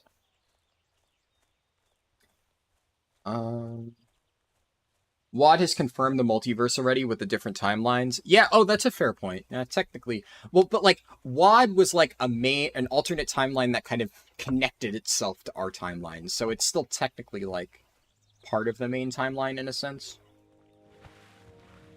I don't know. World of Warcraft doesn't do multiverses and time travel very well, let's be fair. Alternate timeline is not alternate universe, though? Yeah. Leatherworking gets ammo pouches and quivers pretty early. First bags are at 40 and cost like 4 light leather, 3 thin coat of leather. Oh, that's not too bad. Yeah, even like a 6-slot bag would be pretty welcome at this point. But I could get light leather pretty easily, and obviously thick coat of leather shouldn't be too hard. Another prairie wolf. The aesthetic of Shadowlands was kind of neat. Yeah, I think the main issue I had with the Shadowlands, like, zone design was that they were all disconnected. I think each individual, like, Realm of Death was pretty cool, but they were just so spread out and stuff like that. Not sure they get any more actual bags. Yeah, worst case scenario, I mean... I don't know what people... Oh. I forgot to buy a skinning knife. Yeah, that's kind of important. Whoops. I'm used to just on retail not needing... It's been a while. Engineering made the disconnected zones a lot better. Yeah, the wormhole generator was very, very powerful. But yeah, I'm kind of fine with just rocking skinning and leatherworking on this character. I don't know what people generally consider to be the rules of, like, solo self-found. I've already said I'm not really going to follow it too closely. I'd like to do most things myself, but as far as I'm concerned, if I level another alt and I get professions on that character and I mail something over to one of my characters, as long as I'm not like farming a full set of gear and mailing it over ahead of time, if I'm like making bags for myself on a different character, I'd consider that fair play. So I'll probably make another character and get tailoring on that, and then I can use that to get, oh yeah, I don't actually need to equip the skinning knife. I'll use that to get, my bags going forward. Let's see. In fairness, time travel is always wibbly-wobbly. No media can do it well because it's inherently what the fuck. Yeah, I mean, I think Final Fantasy did it kind of okay. Final Fantasy XIV specifically. It wasn't like time travel per se. The whole like, well, I don't want to spoil it, right? Because it's actually a pretty big story beat. So maybe I should just stop talking. But I would say the general storyline of Shadowbringers, for anyone who has played through that and knows what I'm talking about, I actually think that they did a reasonably good job handling that. You know, obviously it's not perfect. Yes, time travel inherently has problems. It's kind of hard to write a good time travel story.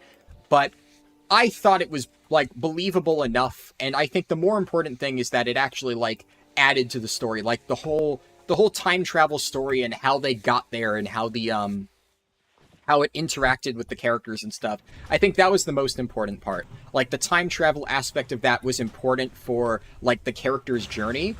And it actually did play a really important part in the story rather than just being like, hee hee, we get to see characters, you know, back in time or something like that. So I think that was, like, the biggest good part of it. What is even the difference between an alt timeline and an alt universe? I don't know. It gets complicated. It honestly kind of depends on your definition, I suppose. Ooh. Oh, rest in peace, Sproutitch.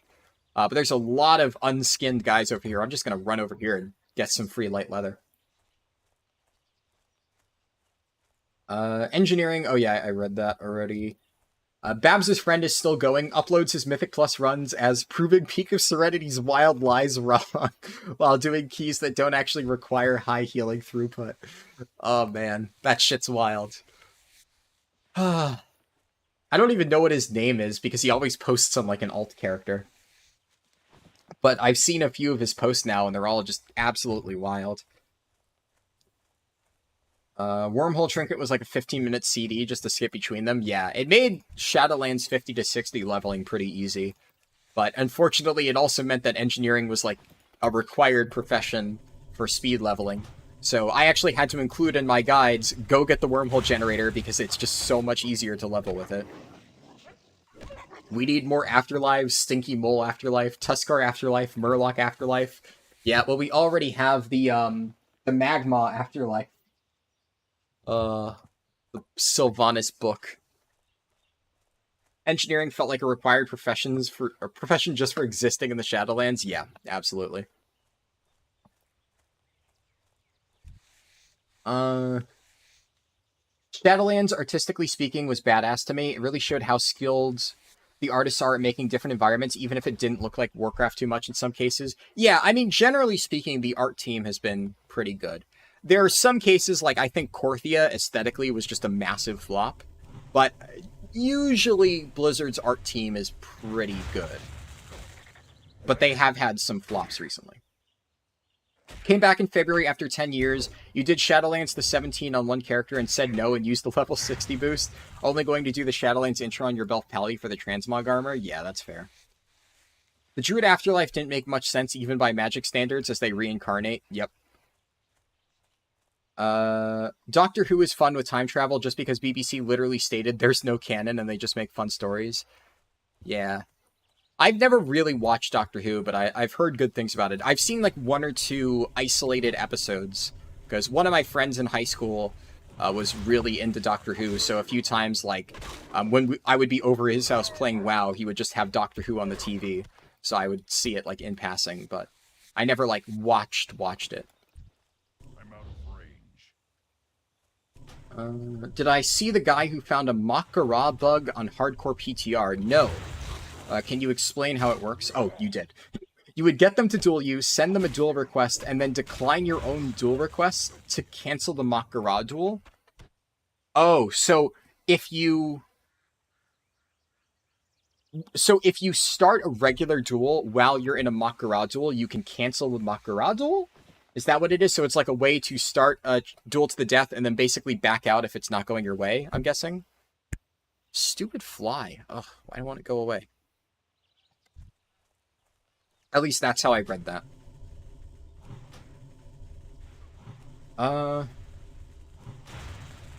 The main reason you don't want to play Final Fantasy XIV is the amount of reading you have to do in order to understand the story. I mean, not really. Like, you have to do reading in the game, right? Like, you have to read the actual dialogue between the characters, but, like, it's not like World of Warcraft where you have to look at third-party books and stuff to understand the stories. The thing about Final Fantasy is a single-player RPG first and an MMO second. So yes, if you want just an MMO with a good story, I would say the best MMO story, as in like what we typically consider to be like a good MMO story, is in like it kind of integrates itself into the gameplay and it's not like too cutscene heavy and a lot of it plays out in games, I would say is Guild Wars 2. Guild Wars 2 does a really good job at telling an interesting story while not being too filled with cutscenes or having too much long-winded dialogue. It's an interesting story with interesting characters that isn't too long to play through, and, you know, it's not like World of Warcraft where, like, you just kind of get tired of how many plot holes and garbage and stuff there is. It's just overall solid. So, that is definitely a good option. Final Fantasy, though, the thing about it is, it tells a really good story, but it does take a lot of time to do that. So, it's gonna take you a while to get through it. Yes, you're gonna have to watch a lot of cutscenes. Yes, you're gonna have to read a lot of dialogue between the characters. But I don't think, like, if you become genuinely interested in the story, which I became interested in it fairly early on into the leveling process, I didn't mind watching the cutscenes because I actually wanted to know, like, what happened next. And I was really, like, invested in the characters and invested in where the story was going. So I don't really think it's too bad. Well, I've said before, it's not for everybody, but for people who do really want, like, a good single-player JRPG, Final Fantasy really delivers. It's a fantastic story. Is Guild Wars 3 ever going to be a thing? Doubtful. So the reason why Guild Wars 2 exists, for the record, if you don't know Guild Wars 1, it is a very different game. I played Guild Wars 1 when I was very young. So Guild Wars 2 is not the case of, like, they just arbitrarily decided to make a sequel, because a lot of games do that, right? Like, Guild Wars 2 is not Overwatch 2. Guild Wars 2 was a massive revamp of the original. Guild Wars 1 was like, it is very, very, very, very old school. I actually thought about going back and playing it again, because the servers are still active. You can still play Guild Wars 1. But, like, to give you an idea of how old Guild Wars 1 felt, in terms of, like, MMO design, there are no tanks in Guild Wars 1. Like, I was reading about it and reading about how to tank in Guild Wars, and the way that you tank in Guild Wars 1 is you need to have, like, zombies from, like, a necromancer, or you would summon, like, physical barriers to, like, control mob pathing and basically distract mobs and kind of kite them around so they don't attack your DPS. There is, like, literally no, like, threat system or, like, tank specialization or thing like that in Guild Wars 1. That is how old of an MMO design it is. Yeah, it doesn't... Well, Guild Wars 2 also technically doesn't have tanks, but it does kind of have tanks, right? So when I'm talking like Guild Wars 1 doesn't have tanks, Guild Wars 1 literally did not have any sort of threat system. You had to, like, CC mobs as the only way to direct where they're attacking. Guild Wars 2 does have tanks. It is just not as clear-cut. And Guild Wars 2 doesn't really have open-world tanks. There's also, like, Guild Wars 2... doesn't really have an emphasis on tanks because a lot of the stuff is avoidable because Guild Wars 2 has dodge rolling, where you, like, avoid a lot of damage by just, like, precisely rolling at the right time. But I have tanked raids, right? It is possible, but a lot of your threat generation is a little bit weird, and tanks are very much in Guild Wars 2, like, glorified DPS. But there are ways to hold threats. Sometimes it is threat-based, and there are ways that you can generate threat, and there's also, like... Some fights have, like, a toughness check, where the boss will automatically aggro onto the person who has like the highest toughness stat. So basically, you build like a hybrid tank DPS set where you hit the toughness threshold to make sure that people attack you, and then you're tanking the boss. Guild Wars 2 doesn't have like a tank. Yeah, for sure. Like I said, it's like you're a DPS tank hybrid. But like when I played Guild Wars 2, I played and I raided with some of my friends. I played like a tank Mesmer, where I was still like a DPS, but I would switch to like dual swords, and then whenever like I would need to tank the boss for a bit, I would get threat, and then I would use like all of my like clone and avoidance abilities and stuff, and I would still be doing really good damage. It would be like a slight DPS. It's kind of like tanks are more like support roles in Guild Wars 2 than like full on. They're like support DPS kind of, which is cool. I really like the way it's played. Just linked a clip in general of the Windwalker bug in action. Yeah, Babs linked a clip in the guild Discord earlier. I wonder if it's the same one. But yeah, it seems absolutely crazy. Let me scroll up though, because I while I was talking about that, I missed a lot. Because I was talking about Final Fantasy. He changes his WoW character's name, but he mostly posts as Soomweaver. I kind of want to not drive traffic there because I've been recommended similarly bad content before on YouTube. Yeah. Also, like, obviously, you know, like, I'm fine to let the guy, you know, simmer in his own anger towards the Monk Discord, but I definitely don't want to, like, draw attention to him, both because I don't want to encourage people to do that, but I also don't want people to, like, go there and basically call him an idiot. Even if he is being an idiot, like, I'm not going to go to his videos and say that or something. As someone who knows nothing about lore, why do we not have other undead races? Honestly, I have no idea. There technically are other undead races. I think it's just like a limitation of like they don't want to make like multiple models for different types of undead. Also, the Forsaken were originally like lore-wise, they are dead Lordaeron humans. So the lore behind why the Forsaken specifically are all humans is because they are just resurrected from like a Lordaeron human kingdom. But they're definitely in lore are undead for everybody. It's just they don't have models for it, right? So a lot of the undead you see are like human-based. Shadowlands was beautiful artistically. Yeah, definitely. Ardenweald was really pretty. Bastion was pretty good. I think Bastion looked a lot better in the concept art and stuff than I think it came out in-game, but it was still a pretty artistically cool zone. Shadowlands zone themes were amazing, but I wish we didn't have the Maw. Yeah. The Maw raid tier in general. Yeah, everything about the Maw raid tier definitely really sucked. The game system design was horrible, and don't get me started on how dumb the Covenant system was pre 1.5. Yeah, I love... The thing that pissed me off about when they finally changed the Covenants, I hated how Ian tried to make that whole blue post about, like, so we actually didn't initially plan for this. Like, you know, the only reason we're adding, like, Covenant swapping now is because it makes sense for the story of Shadowlands. And it's like, fuck off.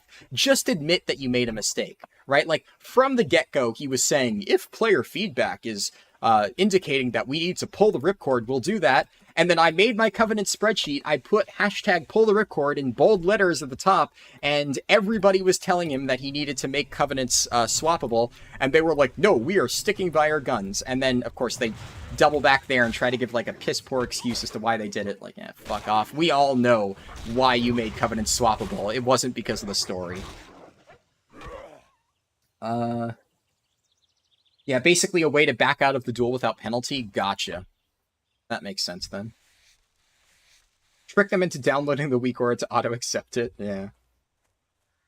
I was gonna say I don't remember the last time I watched a cutscene in WoW, but I do when we were forced to mid-fight on the Sylvanas kill. Yes!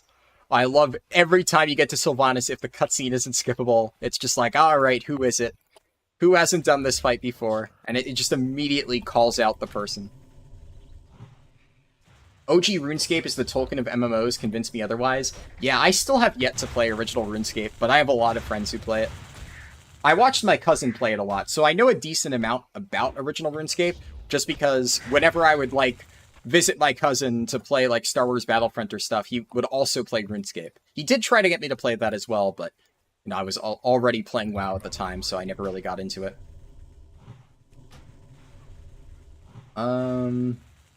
Guild Wars 1 feels like 2000s era. Yeah, I mean, it is 2000s era, right?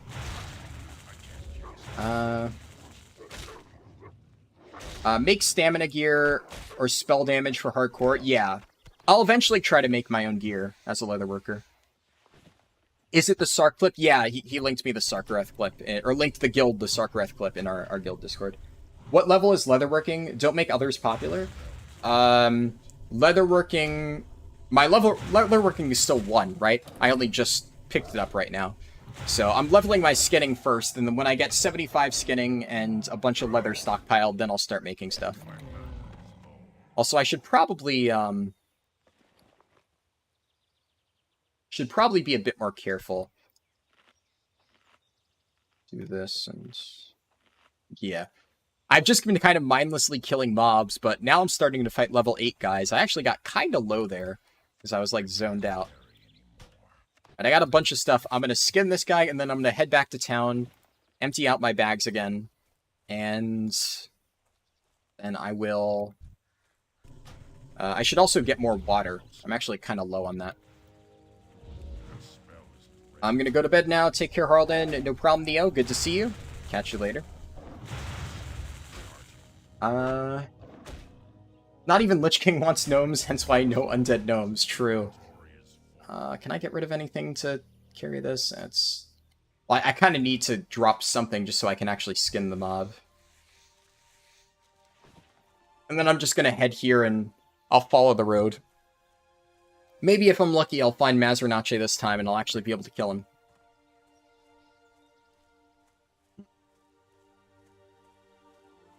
Bastion was one of those zones where you really benefit from increasing graphical settings.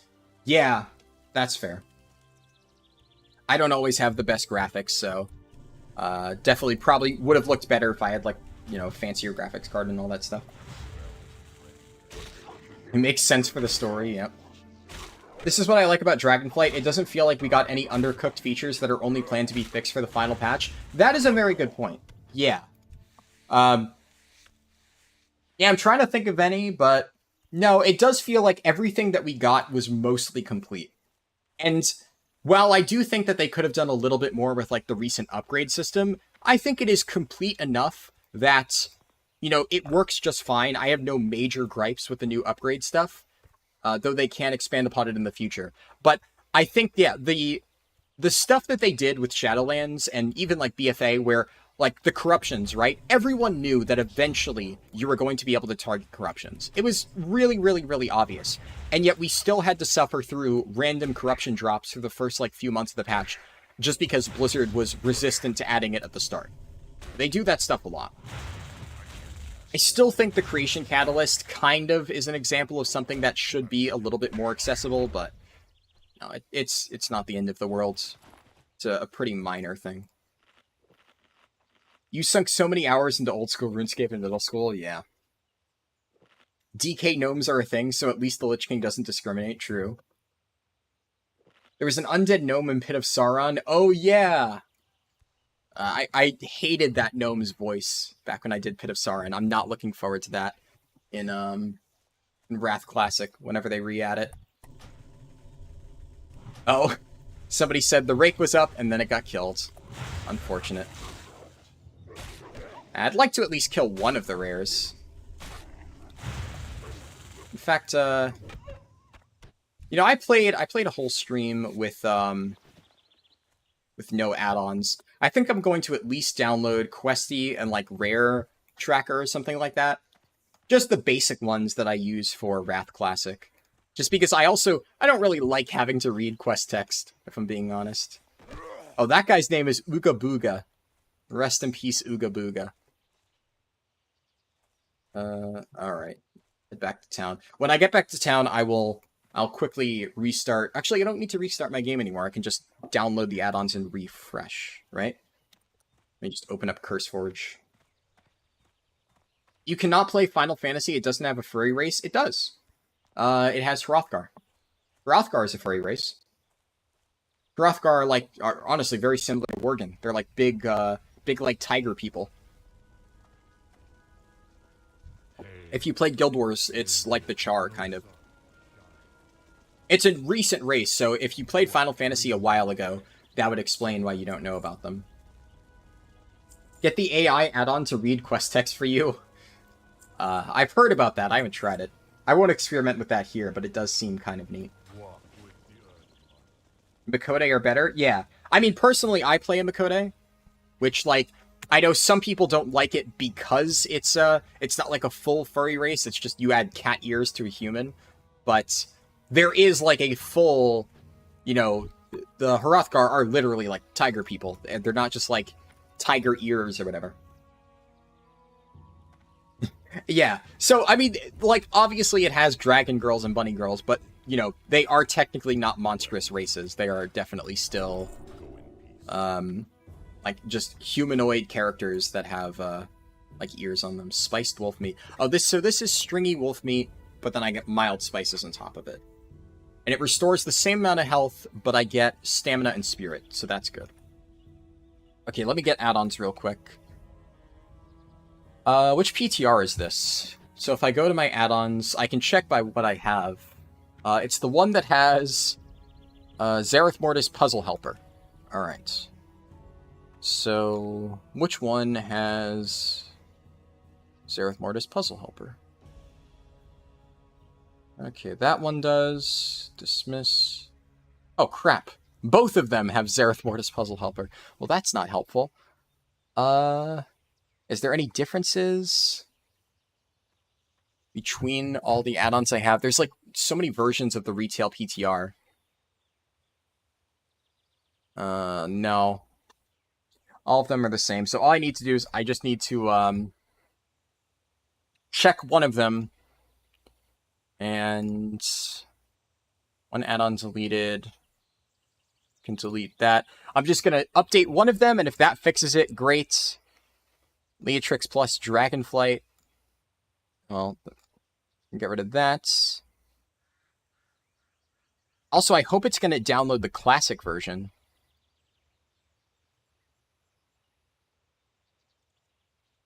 I could copy... Well, I don't have an era thing. I only have Wrath Classic, so I don't really have any, like, era stuff set up. I'm just gonna delete weak auras because I don't want to accidentally be put in combat. And then get more add-ons. Does it automatically detect that it's for classic? It looks like it does, actually. Okay, so this one shows classic add-ons, so I think it detects that it is for classic, maybe? I already have DBM. Oh no, because also MDT is on here, so clearly not. All the other ones. Oh, I have DBM for Legion. Don't want that. And then I think this is good. So if I reload, and then add-ons. Okay, well, this is clearly the one. Is that updated?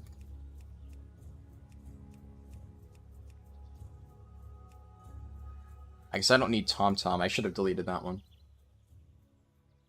But Questy is not working. Are add-ons just not compatible? Out of date. Oh, load out-of-date add-ons. Okay. I didn't realize I had that unchecked.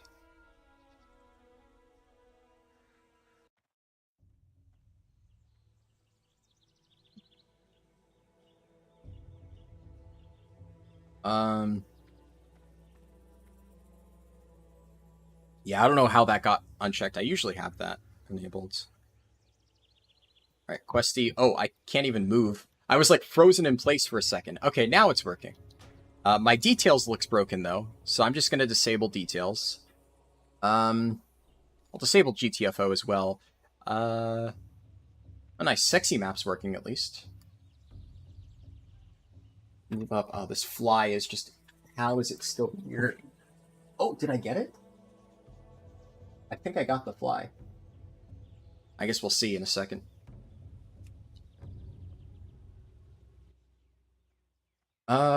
Is Rare Scanner working? Rare Scanner is working. Okay, I think that's all I really need. Questy and Rare Scanner, those are the two ones that I use for Classic. Not much else. Okay, so I can make light leather with ruined leather scraps. Right, I thought I remembered that.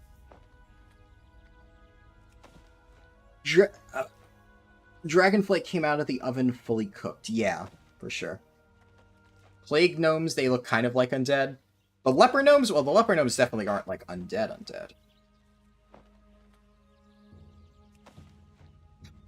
I felt so immersed when I clicked on an angel and got my boobs grabbed to fly somewhere. Yeah.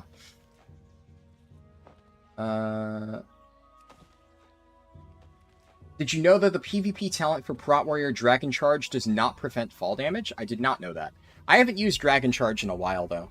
I used to use it way back in the day, but it's not really good for leveling, so I haven't messed around with it much. But that's unfortunate. At least as a warrior, you have Heroic Leap, so, you know, there's that. Make leather gear, skins can be grinded. Yeah, no, that's my plan. That's what I'm gonna do. It's anime-ish, and the furry race is ugly as fuck. I mean, I don't think it's ugly, but... like, and I also don't really think Final Fantasy is anime-ish. It's like... it definitely has Japanese inspiration, because it's, you know, a Japanese game, but I don't really think it's that bad. Okay, so I need to buy this stuff off vendors. I assume this is going to be off the general good person. Watch that fly come back with a vengeance? Yeah. Okay, so who sells coarse thread? For leveling leatherworking, making light leather until 20, and then light armor kits until 45, and then leather cloaks until 100 is ideal. Obviously, make what you need within that, though. Yeah. I could probably... you know what I could do? While I'll kind of do that while I farm the cougars. And then once I've completed this quest, I'll just make as much light leather as I can. And then I'll just continue making what I need, like armor kits and stuff like that. But I'm not really in danger at the moment. And I still need to kill the cougars for the quest. So I'll do that. And then I need mild spices to make... spiced wolf meat, because I want the food buff from this. I should also sell tough hunk of bread, because at this point it's just completely outclassed by all of the cooking stuff. If you run out of scraps, you can make light armor kits until 45. Oh, that's good to know. Yeah, and I still need to make those anyway, so I'll definitely do that. There's a group complaining about Final Fantasy being too Japanese. Yeah, it's literally a JRPG. Okay, so I need a bit more mild spices. It's roasted boar meat. I'm guessing this is just one of the starting recipes, and, you know, dwarves can make it or something. Be careful. An herb-baked egg. Yeah, so I'll put this up here. Up there. Healing potion there. And yeah, I have a decent amount of stuff. I'll vendor the rest of these items, and then I need more water.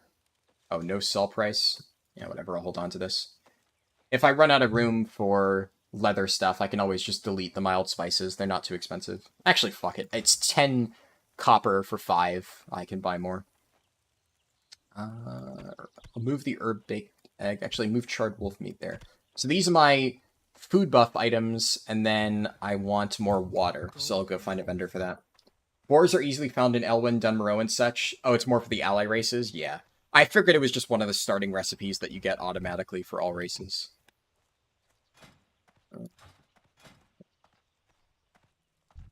Yes. Should I even bother leveling first aid at the moment? I guess bandages... yeah, bandages are probably useful, even though I can heal myself. If I need to quickly bandage in between a pull to conserve my mana, that's probably something that I should at least give myself the option of doing. There is a chance that that will actually save my ass at some point. One of the nice things about hardcore that I like is I don't really feel bad about over-preparing, because, you know, you just want to make sure you prepare for every worst-case scenario. And that's kind of how I always play, like, classic WoW. Just, like, getting all this stuff just in case I need it. And now that is actually kind of like the ideal way to play. So I like that. Groups like that remind me that the hardest and most dangerous monsters you'll face in any MMO are other people. Yeah, that's deep. Do literally one pugged key on WoW and you'll be so horribly reminded of that. Yep. The guys who stand in Stormwind are yelling about how they hate WoW but are always online complaining about it. Raid rear, 420 item level tank alt, beating a 445 player in DPS. Yeah, and then they roll 100 on your best items. That's always the worst fucking feeling. I should also learn more spells before I do anything else. Shaman Trainer. Memory serves from yesterday is right over here. I've been expecting. I think I can just train everything. Yeah, perfect. So, do I bother downranking? Here's what I'll do. I'll put Earthshock rank 1 on F. That'll be my interrupt. So if all I need to do is make sure that I interrupt an ability, I'll just use a rank 1 Earthshock. But I'll move the rank 2 Earthshock here, because that's when I'm using it to actually deal damage. I think that's probably the best play. I swear it's impossible not to have Malachite in your packs in Classic. Yeah, that one's a classic, along with Tiger's Eye and Shadow Gem. We have a local troll in Stormwind, a level 1 human mage who has been saying the game is dead for 4 years straight. Perfect. Had it happen twice in one day with the Stark Cloak from normal mode yesterday. Ooh. Not 420 alts, but the people that won the rolls. Yep. That's always fucking brutal. He stands outside the age saying the game sucks. He's done it for 4 years. Man, imagine having that amount of free time. Goddamn. Stoneclaw Totem. Oh, it taunts creatures that attack it. Ooh. Alright. I like that. I'll put that over there. And then Rockbiter Weapon rank 2. Definitely. No reason to downrank that because I can pre-assign it. Oh, Lightning Shield. That's nice. I'll put Lightning Shield on 0. Huh? Whoa. Okay. May your ancestors forever guard. Well, that was nice of that guy. That's a lot of shit. God damn. Okay. Sure. I won't complain about that. That is fucking generous. Oh, he's level 12. Shit. Dude, hardcore players are awesome. That was fun. Well, these healing potions are gonna really help. Alright. Light armor kits. Might as well use that now. What can I apply this to? Handouts, SMH by head. Look, I won't turn it down. Like I said, I don't really give that much of a shit about doing solo self-found. Obviously, if people were giving me, like, an insane amount of free shit, I'd be like, no. But armor kits, scrolls, and healing potions. Also light leather, that's kind of nice. I will not say no to that. I also feel like it would be rude to turn down the gift, you know? There's like a certain social dynamic. You know, he's being nice. I have to reciprocate by, you know, accepting and thanking him. Are you going to be able to trade with higher item level players? Yeah. Yeah, trading is not restricted at all in hardcore. Which is a lot of people have complained about, right? But, I mean, the main restriction of hardcore is meant to be, just don't die. If you want to play solo self-found, play solo self-found. But having, like, just because I have lesser healing potions and, like, scroll of protection and whatnot, it's not going to save me if I do something colossally stupid, overpull, and die, right? So you can still absolutely get fucked by stupidity, which is supposed to be the main challenge of hardcore. Yeah, exactly. Not solo self-found anymore. Everybody scream at him to delete character, yeah. It definitely is. It's a self-imposed restriction. And maybe at some point I'll do it just for shits and giggles, but right now I just want to try hardcore for fun. And realistically, like, I'm just having fun playing Classic Era, because I haven't played Classic Era in a while. So I'm vibing, right? I don't really give a shit about, like, placing all these restrictions on myself.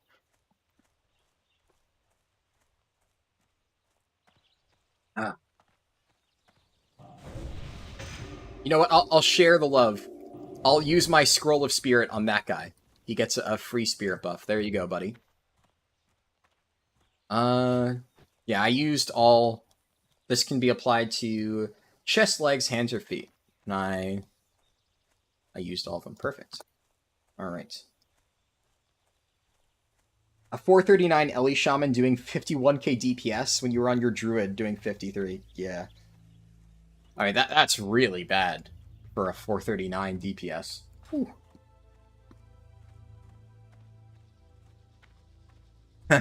There is a Tauren Druid named Large. Perfect.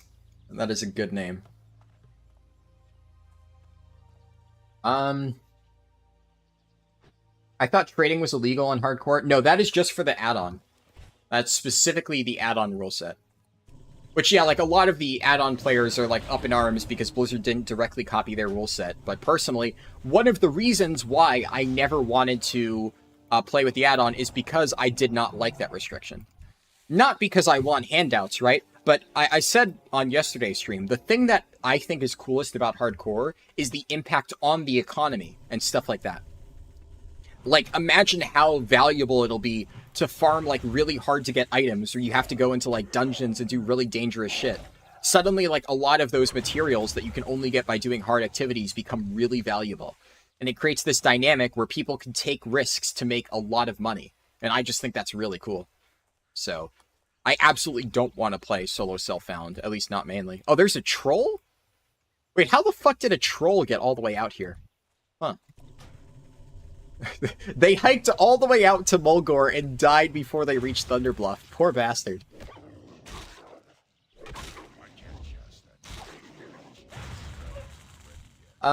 Maybe they can add an achievement for it, but that's about as far as they should go. But if they did that, nobody would get into groups unless they had it. Yeah. I mean, even though achievements exist, it's not like everybody always does it, right? Unless the achievement gave a reward. But if the achievement was just like a title, then I'm sure there'd be a lot of people who just wouldn't do it. Like, Herald of the Titans exists, but most Ulduar groups don't go for it. No achieves an error. Yeah, I do think, honestly, like, I don't know. I know that they're going with a still mostly no changes approach for hardcore, but I do think that some minor quality of life changes would be nice. Actually, technically they haven't gone full no changes, right? Because they did change the buff limit.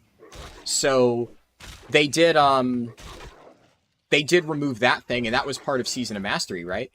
So I guess it's not out of the question that they could do changes like that. Okay, I was gonna help this guy, but he's chilling. He's at full health. Oh, look at this gamer. He even has potions. Or flasks and stuff. Wow. But I feel like an achievement system being added to Classic Era could be pretty cool. I don't really see how that would be a downside. Like, it doesn't even have to give any rewards or something like that. Just having it there for fun would give people, like, an extra thing to go for. I hated that you can only level in a party if you start as a party and all die when one of you dies rule. It made tagging mobs so unnecessarily toxic. Yeah. Like, one of the main things I did not like about the add-on from what I saw, like, I haven't tried the add-on whatsoever. Like I said, this is my first hardcore character. But I saw, like, posts on Reddit of people waiting in, like, these gigantic lines just to do quests. And that just sounds so boring. Just sitting there waiting to tag the quest mob one at a time just because of some arbitrary restriction. Like, part of what makes Classic fun is, you know, you and some other person reach a quest at the same time and you both group up and, you know, take it down together. It's like the camaraderie of, you know, surviving out in the open world. That is part of what makes it fun. So I just don't really like that. In fact, actually, when I was planning my challenge mode run, or challenge mode format for retail, one of the initial restrictions that I was going to put in the design document was that you had to do it solo. And then when I started reading about, like, all of the backlash that people had about, like, the hardcore for Classic being solo only, I actually figured I would need to make some sort of rule set for mine that allows groups inherently. Because I think a lot of people who may want to level as a group and try, like, the challenge run thing whenever I finish that, and I wouldn't want to put, like, any random restrictions that would force them to, like, not play with their friends. So I'll figure out a way to, like, tune it for group play. But a lot of the challenges will still be aimed at solo players. Hello, Connor. Finally caught one of the streams. Good. Glad to see you. Oh, hello, Lub. Dick Cheney. Does someone need ganking? Yeah, fucking try it, buddy. Fucking try it. Are you playing hardcore? Because I mentioned this to you the other day when I messaged you on Discord, but I don't know if you're actually trying it. But you should. Come on, it's fun. Are you going to at least try it when it's, like, actually out? Because I've been, like, avoiding it mainly because I don't like the add-on, but it's actually kind of fun. Like, I definitely think you'd like it. Considering you're the only person I know who still plays Wrath Classic, right? So, if any of my friends are going to play this with me, it would be you. So, yeah. Maybe, I don't know. Alright. I'll take a maybe. Level 1 Tauren raid, yeah. You're legit raid logging? Yeah. I mean, at this point, like, outside of, like, raiding on my Paladin, I haven't really been doing much, because my Paladin has, like, at this point, already, like, half Trial of the Champion, or Trial of the Crusader gear, and then everything else is, like, Ultimar hard mode. So, even though I only just started raiding on my Paladin, I'm already at, like, raid log point, where I just don't even need to do anything else. But I am working on my alts, right? Because I really want to try Blood DK, so I've been leveling that up on the side. And I told you about how I'm going to try to get, like, the classic world record. But that'll be, like, a lot more effort before I'm actually at that point. You were planning on taking a break for TOC, but got sucked in anyways? Yeah, I feel that. I missed a few messages. The add-on folks have to know 90% of people don't want to challenge hardcore in the way they do. Some of them do stuff like wear nothing, no weapons, yeah. But, like, the thing is, the problem that I have with challenges like that is I don't like to dramatically alter my gameplay unless it adds, like, an interesting restriction. So, it's one of the reasons why so many people always want me to do, like, speedruns, but you have no heirlooms, or speedruns, but you have, like, no fancy consumables. And it's like, I can do that. I've done it before, but it's just not fun. So, I absolutely could do a speedrun. No goblin gliders, no heirlooms, no consumables. But as you can see by, like, my fresh account run, it's just boring. It's the same thing, but it takes so much longer. You have to play safer. You can't do, like, the really fancy tricks and the really cool pulls. So, like, just because something is possible doesn't mean you should do it. At the end of the day, it's a game. You're playing it to have fun. So the thing I like about hardcore is it makes me approach the game in a different way, but, like, I'm still playing classic World of Warcraft. It's just I'm playing, like, a lot more careful. I'm, like, planning ahead. I'm getting, like, my professions leveled up so that I have, like, every advantage I can. So it makes the game more interesting, but then if you just, like, add a bunch of extra restrictions on top of that, then it just stops being fun. So, yeah. Granted, I don't think I out-DPS'd you, you're bad is the thing when I'm getting, like, top 10% logs at 410 item level, but when you're gear DPS doing less than me, yeah, exactly. For sure. Like, I don't try to, like, flex on my Demon Hunter and stuff, though I do like when my favorite line to see when I finish a dungeon is, what is Spirit Bomb? Or the classic WTF is Spirit Bomb. When I finish a dungeon on my Vengeance DH and I'm, like, #1 overall, and the other DPS are like, how? And that's always fun. But at the end of the day, right, like, you know, if DPS are under-geared, sometimes you're gonna out-DPS them as a tank, and it feels good, but it doesn't necessarily mean they're bad sometimes. But yeah, at that item level, playing, you know, an arguably pretty decent spec, they definitely should have been doing more. Once the gold sellers / bots go to hardcore, it's a wrap. See, I think that's going to be interesting, though. Because, obviously, it's, you know, there is a lot of profit to be made by selling golds on classic hardcore, right? But there is going to be a real challenge getting bots to be able to consistently do stuff without dying. And all it takes is one person trolling gold sellers, because, you know, if somebody ints a gold seller and... Oh, Ghost Howl. Ghost Howl is a rare mob, right? Is that, which one is it? Yeah, this guy. Oh, Ghost Howl has a lot of patrol paths, so he drops a quest item, I guess? I don't see it on the loot list, but Questy seems to indicate it. I'll try to keep an eye out for him, but I'm sure other players are hunting him as well. I'll keep the rare scanner thing active, just in case. But yeah, like, if somebody on just a regular version of the game kites mobs onto a gold cellar and gets them killed, or like a botter or something like that, you know, they lose a little bit of efficiency. It's not the end of the world for them. But if they do that on hardcore, that bot is dead. The gold cellar has to start from scratch. So it's a lot bigger challenge. And also, it'll mean that people griefing bots will be much bigger. Because at the end of the day, Blizzard did say, oh, you can't grief people. That's like against hardcore. But if you're griefing a bot, I mean, I would say all bets are off. I don't think Blizzard would ban you for that, right? Because what is the botter going to do? Like, put in a ticket and be like, hey, I was botting and somebody kited mobs over me and killed me. Can you ban them, please? Like, yeah, that would just be self-reporting. So, I don't know. I think it's actually going to be a fun dynamic. Because I'm sure there's going to be a large part of the community that will be trying to hunt down bots and get them killed. And that sounds really fun, at least to me. Let me scroll up. Only the bunny girl races and those things are anime-ish, at least to me. I guess a little.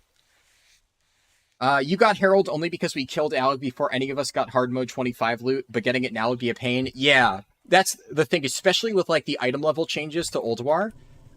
You know, why would you go and do Herald of the Titans when you could just kind of breeze through it with like overgeared stuff? It just seems like it would be such a large ask to ask everybody to get an entirely different gear set just to go get that particular achievement. Especially because Herald of the Titans in particular, we all know that that one isn't going away. That one sticks around. So if you want that title, you can always go back later in future versions of the game and do it. But I would at least like to finish getting the like immortal achievements for Ulduar, because I still don't have those ones finished. But, you know, I still have plenty of time to get that stuff done.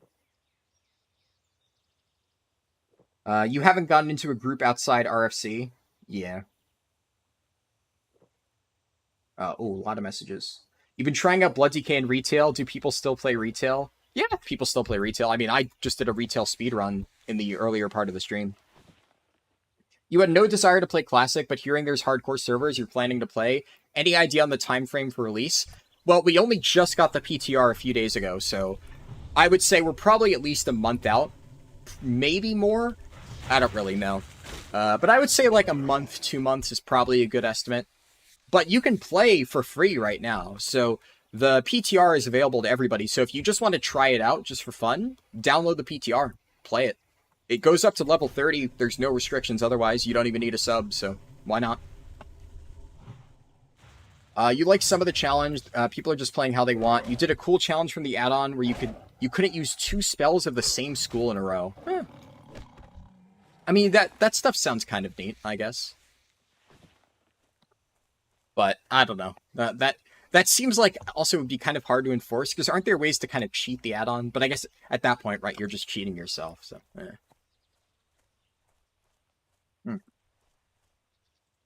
Pretty sure their closest thing to date is summer. Yeah.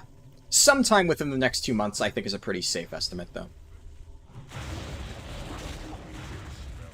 Oh, so there's only 3 charges on Lightning Shield, and then I have to refresh it the moment they get consumed. Huh.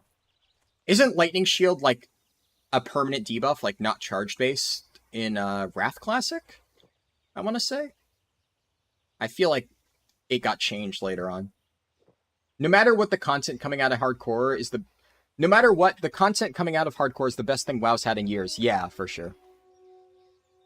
How the fuck are you doing insert number on insert class? It's always fun to hear. Yeah, absolutely. That's one of my favorite parts about playing like tanks that do a lot of damage. Can't wait for a sea of gold bot corpses in hardcore realms. It'll be like that skeleton path in Outlands. Yeah, definitely. When you have multiple bots that can do super safe farms and there's no PvP flagging, I don't think the risk will be that bad. Yeah. I don't know. There is still obviously an inherent risk, though. Definitely more so than other servers. I accidentally turned nameplates off for a second. Demon Scarred Cloak. It's called the quest item rewards a strength mace or a gun. Nice. Yeah, I mean, I'd imagine a lot of other players are hunting it, but you know, it would be nice if I managed to encounter that. Boomy bots in retail will get you banned, not the botter. Yeah. I remember there was that situation back in WoD, right, where there was that guy who had like a bunch of multi-boxed boomkins, and he was just using them to kill people in Ashran. And then a bunch of people reported him or got mad at him for something. I think he got ganked. I don't remember what happened, but he got pissed off at somebody, and then he reported them on all of his multi-boxed accounts and got a bunch of people auto-banned, and then like gloated about it. And then it like kind of blew up because a bunch of people were basically asking Blizzard to ban him because it was an abuse of the report system. That was a while ago. I think that was back in WoD though. But yeah, that brings me back. You're gonna pay someone to kite a world boss over me. Okay, love. It happened to a friend of mine. He saw a bunch of boomy bots outside of the Motherlode entrance, and because there were 9 of them, when he tried to kill them, the bots will mass report you. And reporting one is just one random account getting one report, whereas they report back, it's, yeah. The auto-report system is definitely one of the worst parts of current WoW. It's kind of egregious that they haven't made it a little bit better. People are still able to abuse it. At least, from what I've heard, they are somewhat good about overturning that. But it's at least annoying if your account gets, like, suspended for a day before Blizzard support gets around to it, so, you know. It was what? Oh, yeah, Prepared WoW. Oh, man. Yeah, that was a while ago. But yeah, I remember that name now. WoW needs in-game GMs again. Yeah, they're never going to do that again, unfortunately. That costs money, and that money instead needs to go to Bobby's new yacht. Is what it is, unfortunately. You'd wager mid-July or start of August. It did get changed later on, but you have no idea when. Yeah. Another Horde player, yep. I might make an Alliance character next, because I was thinking about if I want to play a Druid. I think off-stream I'm probably going to play a hardcore Druid in my own time. I'll keep this character to the streams. But if I play a Druid, it's obviously either Tauren or Night Elf. And I figure since I already picked, or well, I didn't pick Tauren for Shaman, chat picked Tauren. But I might try Alliance for my Druid. Also, from what I've heard, correct me if I'm wrong in this, but I was reading that Alliance is kind of like the only real option for hardcore raiding and stuff because of Blessing of Salvation. Whatever the one that reduces threat. Because, like, obviously that was already why Alliance was the meta back in original Classic, but as Horde you could still get by, because you just needed to be a little bit careful on threat, and if somebody ripped threat, it wasn't the end of the world. But obviously now, the nature of how hardcore works is if somebody rips threat and gets one shot by a boss, they're fucked. So having the ability to reduce threat effectively allows you to play way more aggressively because, you know, in Classic originally, if you were going for speed kills and you just push damage, if you died, oh well. You know, worst case scenario, you wipe and go again and like you lose your world buffs or something. But now, if you die, it's the end of the world. So you realistically need to play doing way less damage than would potentially rip threat, because if you're playing too close to threat and you accidentally like crit or something and rip threat and die, that's bad. So Alliance gives you like way more wiggle room. At least that's what I heard. So on the off chance I ever want to try Classic Hardcore raiding, which I don't really know if I want to do, because admittedly I've seen a lot of clips of people doing like the Flask of Petrification bullshit, and that kind of seems really lame. But I think the only chance that I will actually try hardcore raiding is if Blizzard removes Flask of Petrification. If they do that, and then you actually need to play the game instead of just cheesing it with Petries, that sounds like a fun challenge. I might try that. But then it seems like I would probably need to go Alliance. Being bullied back into League, not actually, just friends asking. Gonna lurk stream and go hate myself on League. No problem. Have fun. Good luck not dying. Yeah, I hope I don't die. I kind of want to keep playing this character. Like, my goal is to hit level 30 on the PTR, because I also just kind of want to level on Classic, just in general. But I think it would honestly be pretty cool if I managed to get all the way to level 30, the current PTR cap, on my first hardcore character. Because I mean, I'd like to think that I know generally how to play safe and not do anything incredibly stupid, so it shouldn't be impossible to pull off. But, you know, who knows? I might find a really stupid way to die. It's not out of the question. He finally got banned because he was abusing the phasing of the garrison to avoid the streamer raids trying to kill him. Ah. Yeah, I couldn't remember how that whole situation ended. I remember it was a whole big shit show at the time, though. In MoP on Darkspear, there was a shaman that multi-boxed like 40 accounts and would camp the PvP vendor. Yeah.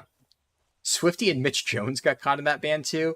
I think I vaguely remember that now that you mention it. Yeah. Yeah, it was a while ago, though, so my memory's kind of fuzzy. Salvation and Fear Ward are huge. Oh, yeah, Fear Ward. That's another really big one, for sure. He was always on at like 4 o'clock, too. All my homies and I hated him. Shami Burst and Mop was so dumb, too. Yeah. Shamans were really, really, really big in Mop PvP. I remember that much. If in-game GMs no longer exist, how the fuck does Asmongold get GM trolling? I mean, isn't like 99% of Asmongold's GM trolling just like him exaggerating? Because I remember when I posted my like frog raid thing, so like the clip of my guild summoning the frog, I got a lot of comments from people saying, oh, so the GMs weren't trolling Asmongold. And I didn't know the reference, right? I didn't watch that clip.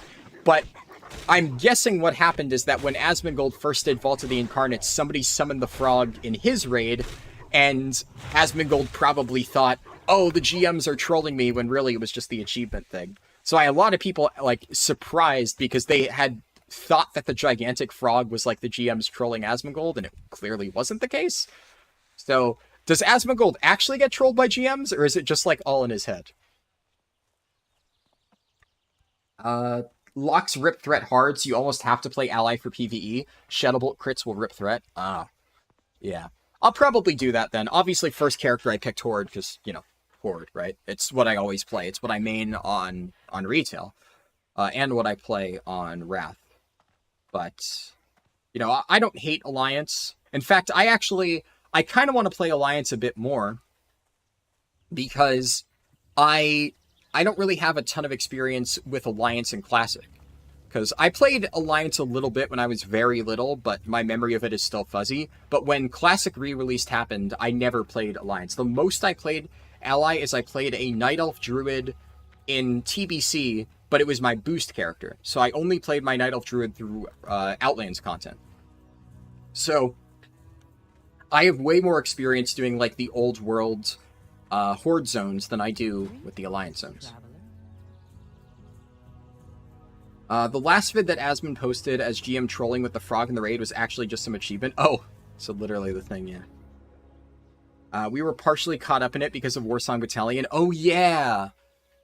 Yeah, I remember WSB was, like, involved in all of that. I found that out later, because obviously I wasn't in Warsong Battalion at the time. But when I joined later, I remember one of them mentioned that they were part of the whole getting that guy banned. Oh. There's a cooking recipe from this? That's neat. Goodbye. Shadowlands pre-patch, maybe? Have you seen him doing Out of Bounds? Had a GM appear and kill everyone. Probably just in his head. There's a few GMs with debug access, and they don't really have time on their hands to troll people with hair issues. Oh, man. Hold on, let me... I should also edit the stream title just to make it clear that I'm now on Classic, Hardcore,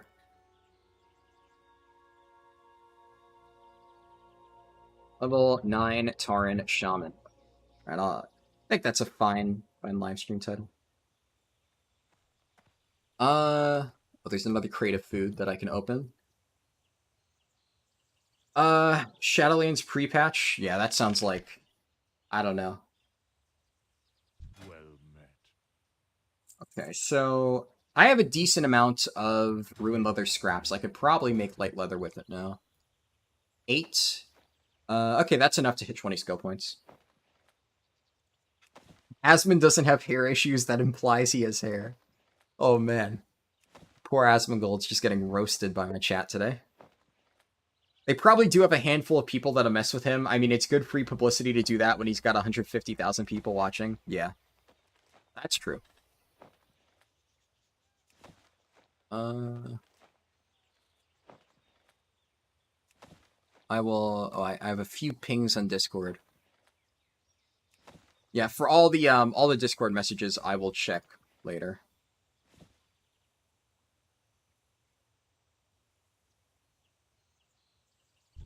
Alright, so what do I want to make now? So obviously I already have all my light armor kits, but when I make new gear, I'll need to get 4 more, so I think that works.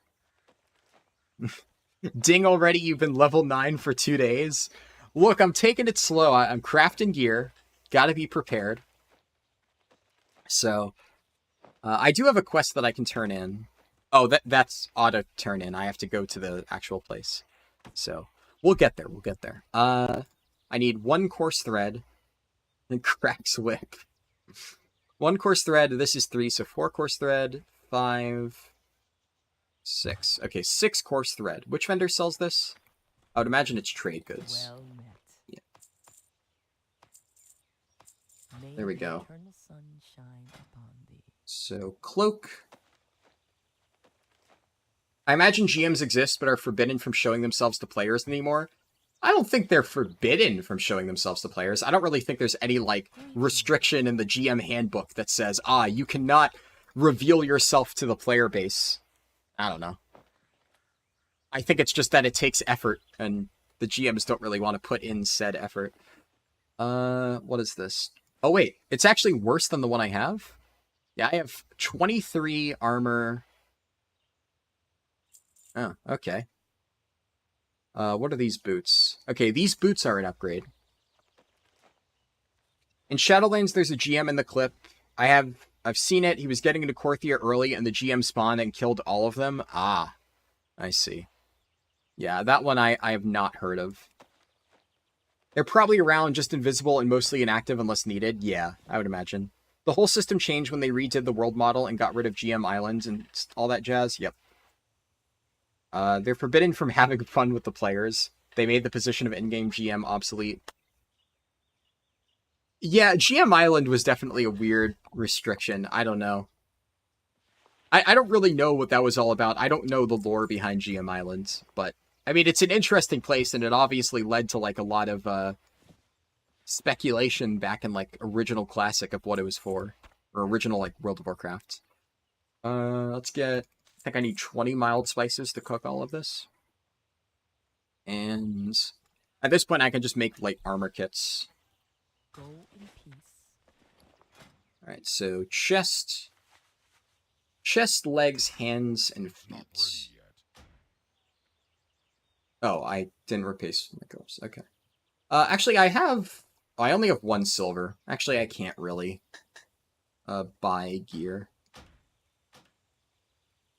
Okay, so feet is the only thing that I actually need to replace then. And go ahead and get 1 herb-baked egg. I should put my spiced wolf meat on my bars here, just so I remember to keep my food buff up. And then I can go ahead and cook all that. You remember Legends of GM Prison as well? It had an interrogation room in the basement, some BDSM shit. Oh my god. Back when you weren't auto-banned, yeah.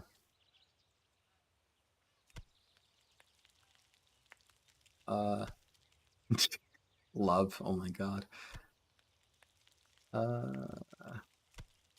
Alright, so I still need cougar claws, but I think after this I should level my leatherworking to see if I get any new recipes, because I want to replace some of my gear.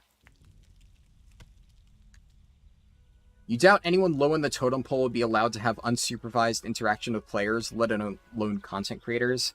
Blizzard ain't about that life anymore? Yeah. I mean, I'd imagine if you're, like, definitely, like, one of the higher-up GMs. I don't really know much about the GM hierarchy. But I'm sure some of them definitely are still allowed to do it. I don't think it's outlawed completely, but it definitely is no longer as common. Does this guy sell anything special? No. Best GM moment of old before restrictions was a guy made a macro to spew slurs at everyone, then messaged the GM to report a player forgetting the macro was still active. Oh boy. I've not heard of that. 5 silver? Ugh. Okay, I need way more money if I'm gonna finish training stuff. I forgot how hard it is to make gold early on in Classic. But I'll just keep leveling leatherworking and stuff. I think I could just grind armor kits at least to a certain point. And then, how much do these sell for? Maybe I can vendor some of them. Just did a 10-man Old War for shits and giggles, and scales dropped and you lost. Oh, no. Was that the trinket that you were telling me that you didn't get throughout the entirety of, like, Old War?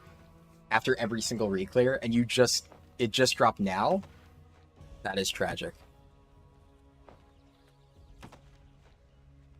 Wonder how many... Oh, that was the one. Fuck.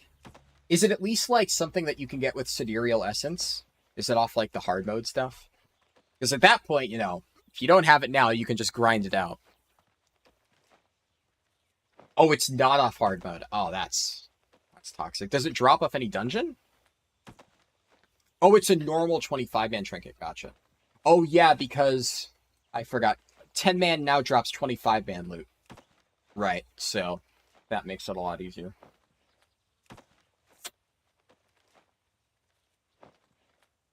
As he sent the DM message, I bet he had an endgame Spider-Man moment. I don't feel so good, Mr. Blizzard. Yeah. Oh, man.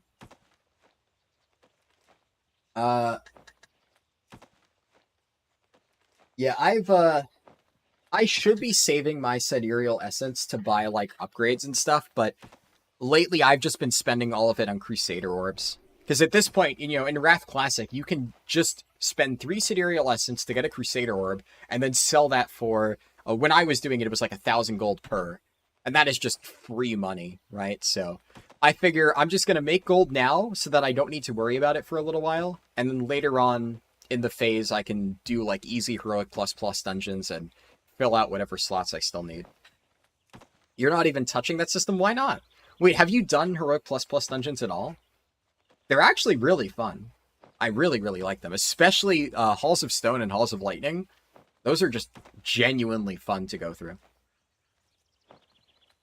So if you haven't, I would highly, highly recommend it. One more armor kit. Yeah, I could probably get, I think, 55 skill with this. I'll just sell this all to a vendor. 1 silver 50. Okay, for all 10 armor kits. Oh, I have even more. Alright. There we go. Oh, I should also put the bandages on my bars. That would help. Put it there. Yeah, something like that. That's good. You spent 4k in the Cloth Bracer TOC pattern. Each one gets you 6 to 8k. Jesus Christ. Alright, yeah, that's that's a lot of money. How may I aid you?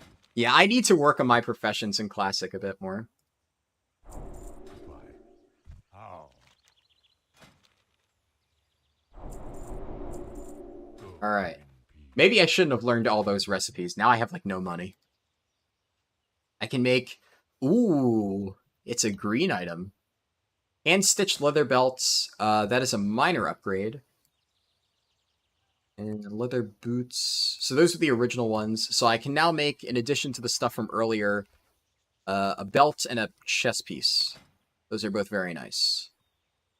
Light leather quiver. Ammo pouch. And then I still don't have any bags. Cured light hide. Alright. Now I will just go out and kill more stuff and skin more stuff. I should also probably try to hit level 10. The Wind Fury quest is over there. Are there any ways I can get the Wind Fury stuff? No. You know what? I'm actually just going to go... Oh, there's a rare called Snaggle Spear that only spawns down here. Alright. I'm going to go do the Wind Fury quest just because it's, like, isolated over there. And then I'll check for Snaggle Spear while I'm down there. Is this vanilla or Wrath? This is vanilla. This is classic era hardcore PTR. There's only one ring you could possibly use. You already had 25k sitting, so you don't really need to grind it for gold. Yeah. I need to start getting into GDKPs as well. Because I'm going to need a lot of gold if I'm going to fund level 1 to 80 speedruns. Because those things...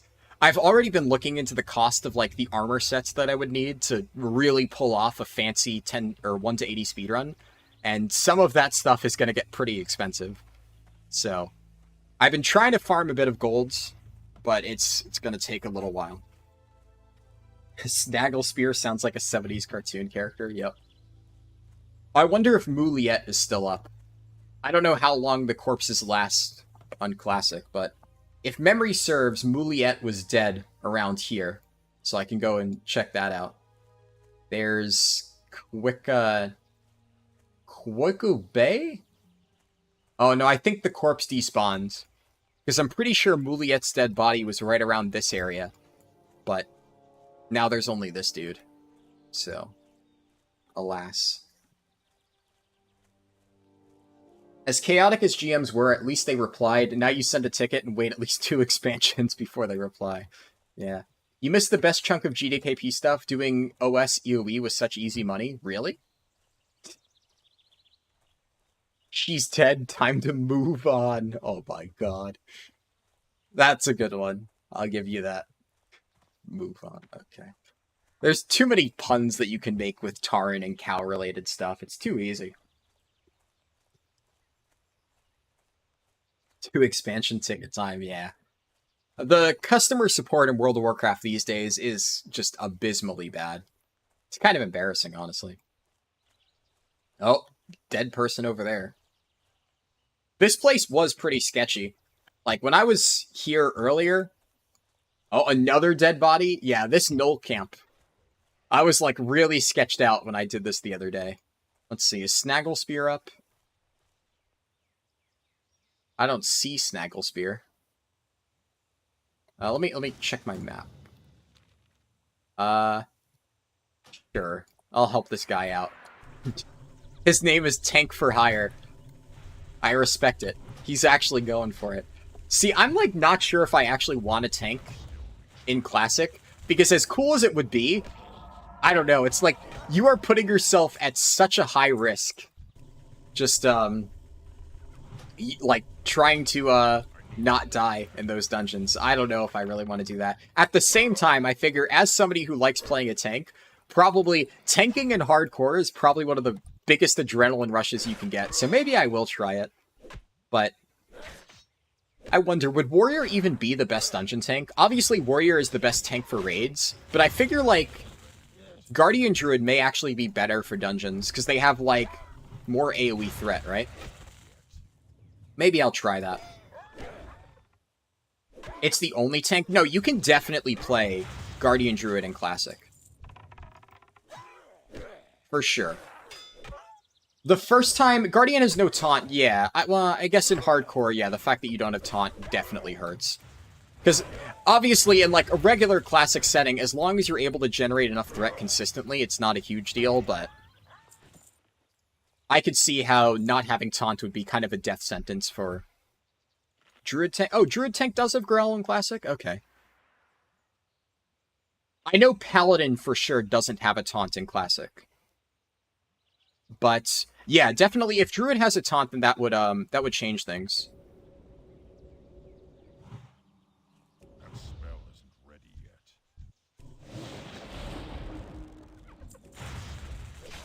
But yeah, only Paladin didn't have it. Okay. Yeah, that makes Druids decently viable. But whatchamacallit? Definitely Druid tanking is a thing in Classic. I know Paladin like AoE tanking in dungeons could work, but I think, yeah, the no taunt thing would make them kind of ruled out. That's the main reason why I'm not interested in playing a Paladin tank. Because I thought I remembered that Druid had Growl. But yeah, if they have Growl, it definitely can work. My co-tank in Molten Core was actually a Druid. Or one of them, right? You had like 4 tanks, but we had... I was like the main tank, and then we had a druid off tank. And, you know, he did well. He pulled his weight.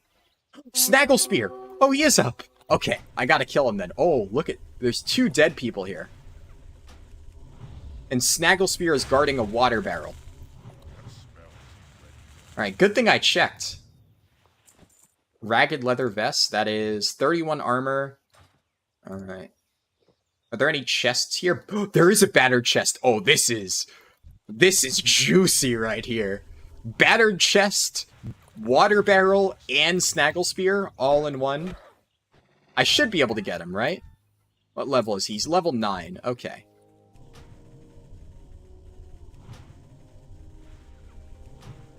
Also, I've missed a few messages on chat. I'll catch up in a little bit.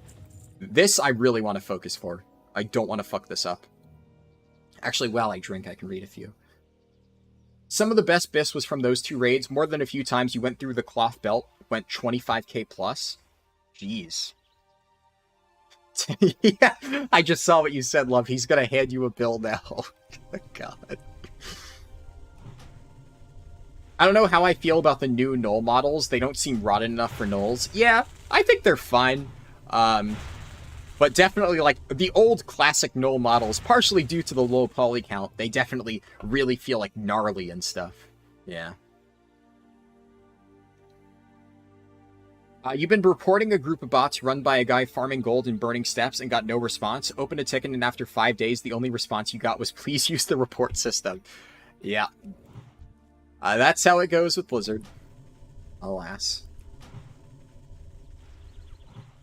Paladin had nothing until Righteous Defense. Yeah. Rusty Hatchet. Can Shamans use axes? I can't remember. Obviously, I don't have the weapon training to use it right now, but just... I'm wondering if I even bother saving this, because if I get axe training later on, then theoretically I could.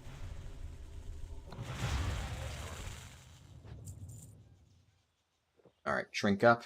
I should be able to fight him now. Oh, axes can, or enhanced can use axes? Okay, I'll hold on to this then. Just on the off chance I don't get a replacement weapon until then. Trainer in Org for Horde. Okay, good to know. You should do an Iron Man run in prep for when the servers come out if you really want a challenge. Is Iron Man run just like the add-on rule set, or is there like something special? Your dwarf got stuck and you tried reporting several times. He's still stuck to this day. That is unfortunate. Alright, well that was easy. Snaggle Spear just fucking died. Cadet Bracers. Yeah. Maybe I'll throw this in the auction house. Nice little male bracers to start off. They'll be good for warriors. Iron Man, different rule. Oh, are you talking about, like, Cataclysm? The Iron Man rule set from that? I remember reading about that back in the day. I can't cast that yet. Worn leather bracers. 20 armor. No, mine are better. Nice. More refreshing spring water. And come on, something good from the chest. Give me a green item or something. A dagger. Alright. I mean, that's at least, like, some vendor stuff. And the healing potions are huge. I will gladly accept healing potions. Alright, we got Snaggle Spear. I can turn that off. That's one rare mob down. Yeah, if you're talking about the Cataclysm Iron Man challenge, that one I actually remember from back in the day. That one I may try. That sounded fun. Wasn't, like, Crip the first person to actually do it? That was, like, one of his first things that he, like, became known for was, like, Wrath and Kata World of Warcraft stuff. EU forums, Blizzard. Classic WoW Iron Man challenge. Oh, is this like an actual classic thing? Ah. Interesting. Yeah, I don't know if I would do this on like my first run. But that's definitely something that could be interesting to try out.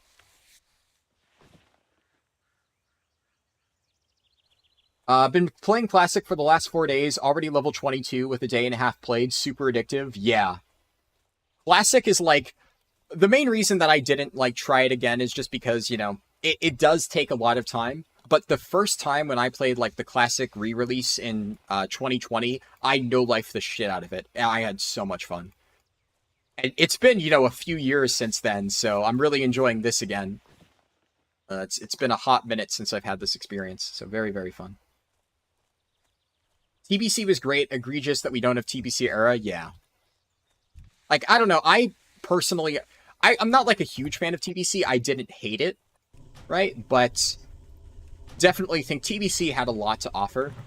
That it would be nice to at least check it out once or twice. I'm just hoping they at least do like some Season of Mastery stuff with it. That would be cool. What can I get rid of? I can just make Ruin Leather scraps, right? Yep, just make a light leather. That clears a spot.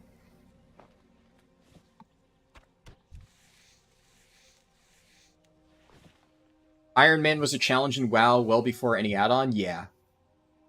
I'm debating just giving up and deleting my poor dwarf, but he's currently in purgatory. Yeah. I mean, hopefully if it's completely stuck, they will get around to it eventually. That would be really shitty if you're just not allowed to play one of your characters.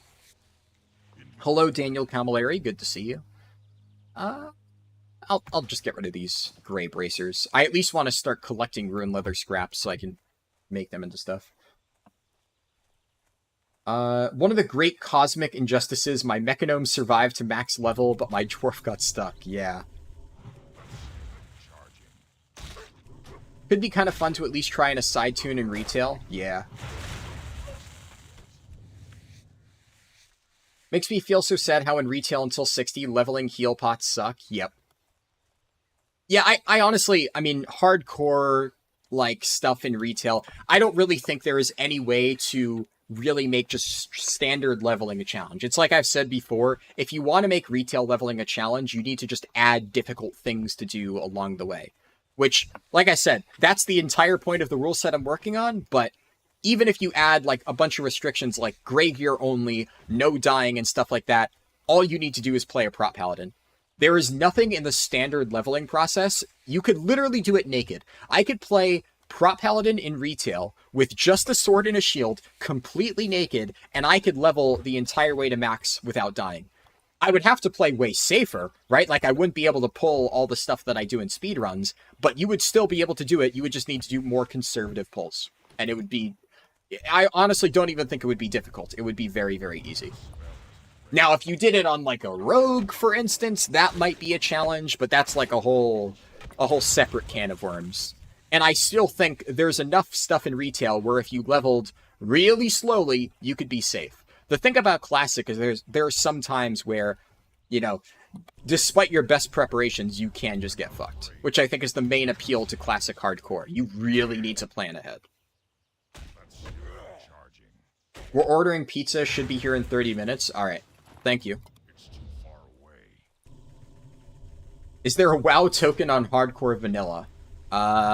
I don't think so, but who knows with Blizzard.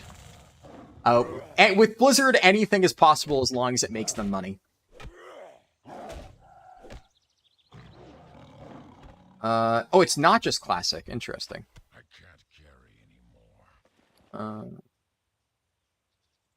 But yeah, I still don't think it would be too much of a challenge. I'm just gonna get rid of Ragged Leather Vest.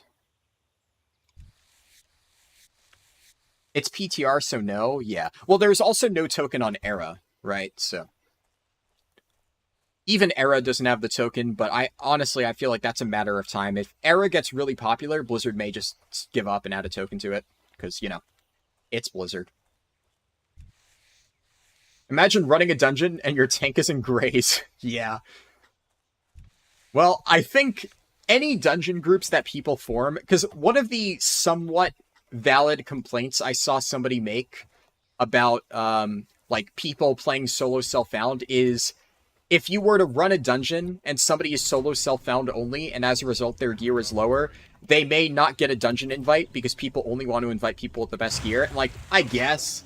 But at the same time, you know, if you're doing a dungeon in Classic Hardcore, you would want to make sure your group is ridiculously stacked for it. You're not going to invite somebody that's, like, in really shit gear. At least, if I do a dungeon, I definitely won't. Do I think Blizzard will ever do a Classic Plus with new content? I think they should, right? So I would hope that eventually Blizzard does do that, but who knows, right? It would be like a no-brainer good decision for them. I want to make sure this guy doesn't die. So if he needs a heal, I'll help him out.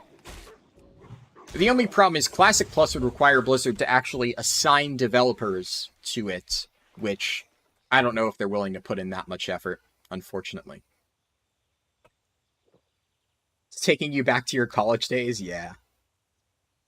On sabbaticals, you're taking advantage of it, getting like 5 hours of sleep max? Oh, I feel that. I've definitely been there. Whenever I get really hooked on something. I got like barely any sleep on Classic release. You can't imagine TBC Attunes being popular? Yeah. Yeah, that was one of the main reasons why I didn't really bother with TBC on launch. Is this guy in danger? I need to get closer. Okay, no, he's got it. He's under control. But yeah, joining TBC later on after the attunements were no longer a thing. This guy's name is Smell-Elemental. Nice. Okay, he's not skinning it. Oh, look at all that light leather. Oh, it's ripe for the taking. There's a dead Tauren named Here Forward. Your main is a Fury Warrior, and oh my god, it's pure pain. When you get a good weapon, it's an amazing class, but if you go 10 levels without an upgrade, it sucks. Yeah, I leveled a Warrior in Original Classic, so I feel you there. But that's part of the fun. Of just, you know, having to grind through mobs, and, you know, you have no spells, and it's just white swings and stuff like that. Ooh, Centaur? Galax Centaur. Alright. This looks interesting. I'm gonna fight him. It's too far away. That spell isn't ready yet.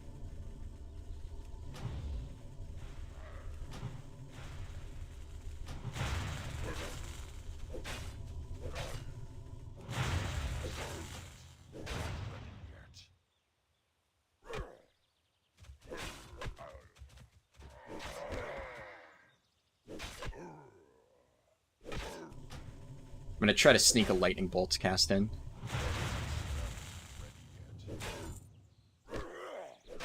I gotta be really careful though, because fighting 2 mobs at once, especially when there's so many other guys nearby, it's a little bit risky.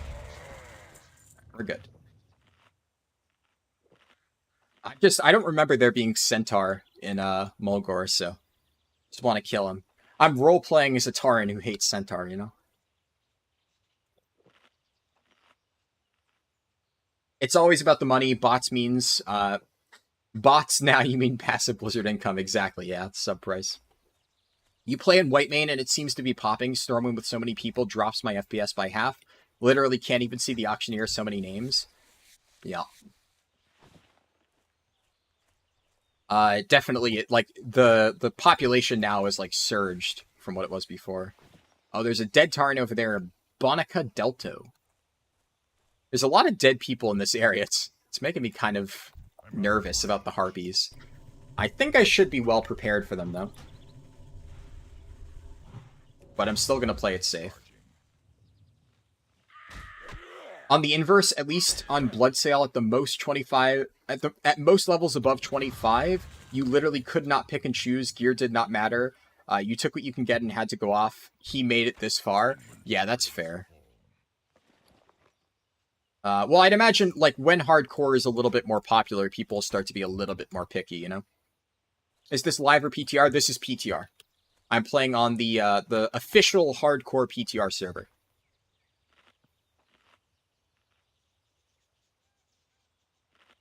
Pull 1 white mob, down half health, must eat chicken leg before the next puny pull. Once you get the Whirlwind Axe, it should be good to go, but it's oddly relaxing in a weird way. Yeah. Classic feels like a warm blanket and the community is super friendly. Absolutely, yeah. It's definitely a really fun experience. It's too far away. I like how in Dragonflight the centers in Tauren made up a bit. At least Bane tried to help it. Yeah. I mean, it's also two entirely different communities of Centaur, right? As far as I know, there was no crossover in between them. Oh, God. What do I get rid of? I guess Rabbit's Foot? Well, this is what, 3.3 damage? This is... I think I would rather have the shield just for blocking to reduce some of my damage taken. This is probably going to be better in the long run. And I don't really use white hits too often at the moment anyway. Before I logged off to catch your stream, you completed all of the Red Ridge bounty quests, but your gear broke and you finished the run completely naked. Nice. Nothing but your weapons survived. Yeah, that's like the perfect warrior class fantasy right there.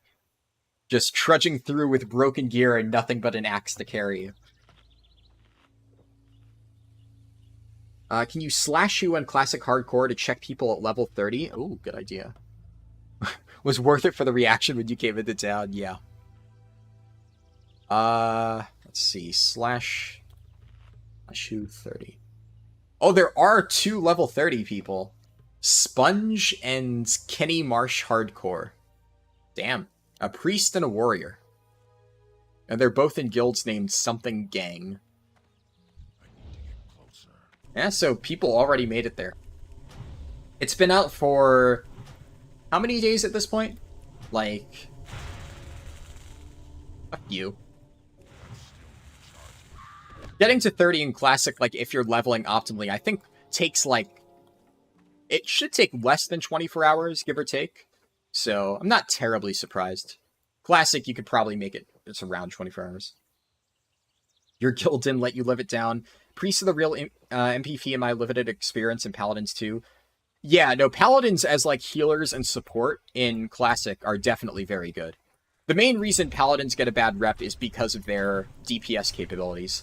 Like, prop pally tanking in Classic, it's possible, but because they don't have a taunt, they're, like, not really good. They can't be used in raids, like, at all. Hey, there we go, level 10.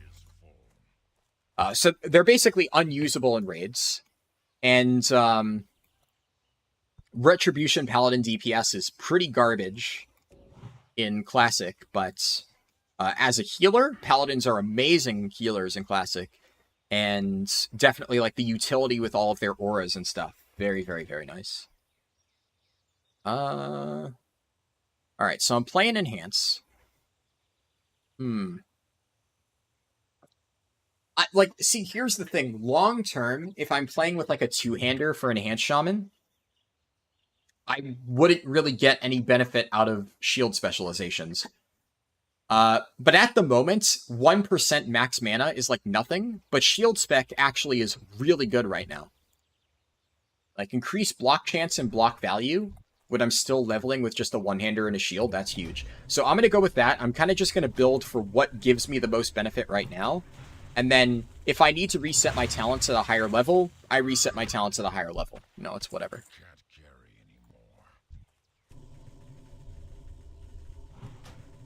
Were taunt swaps a thing prior to TBC? I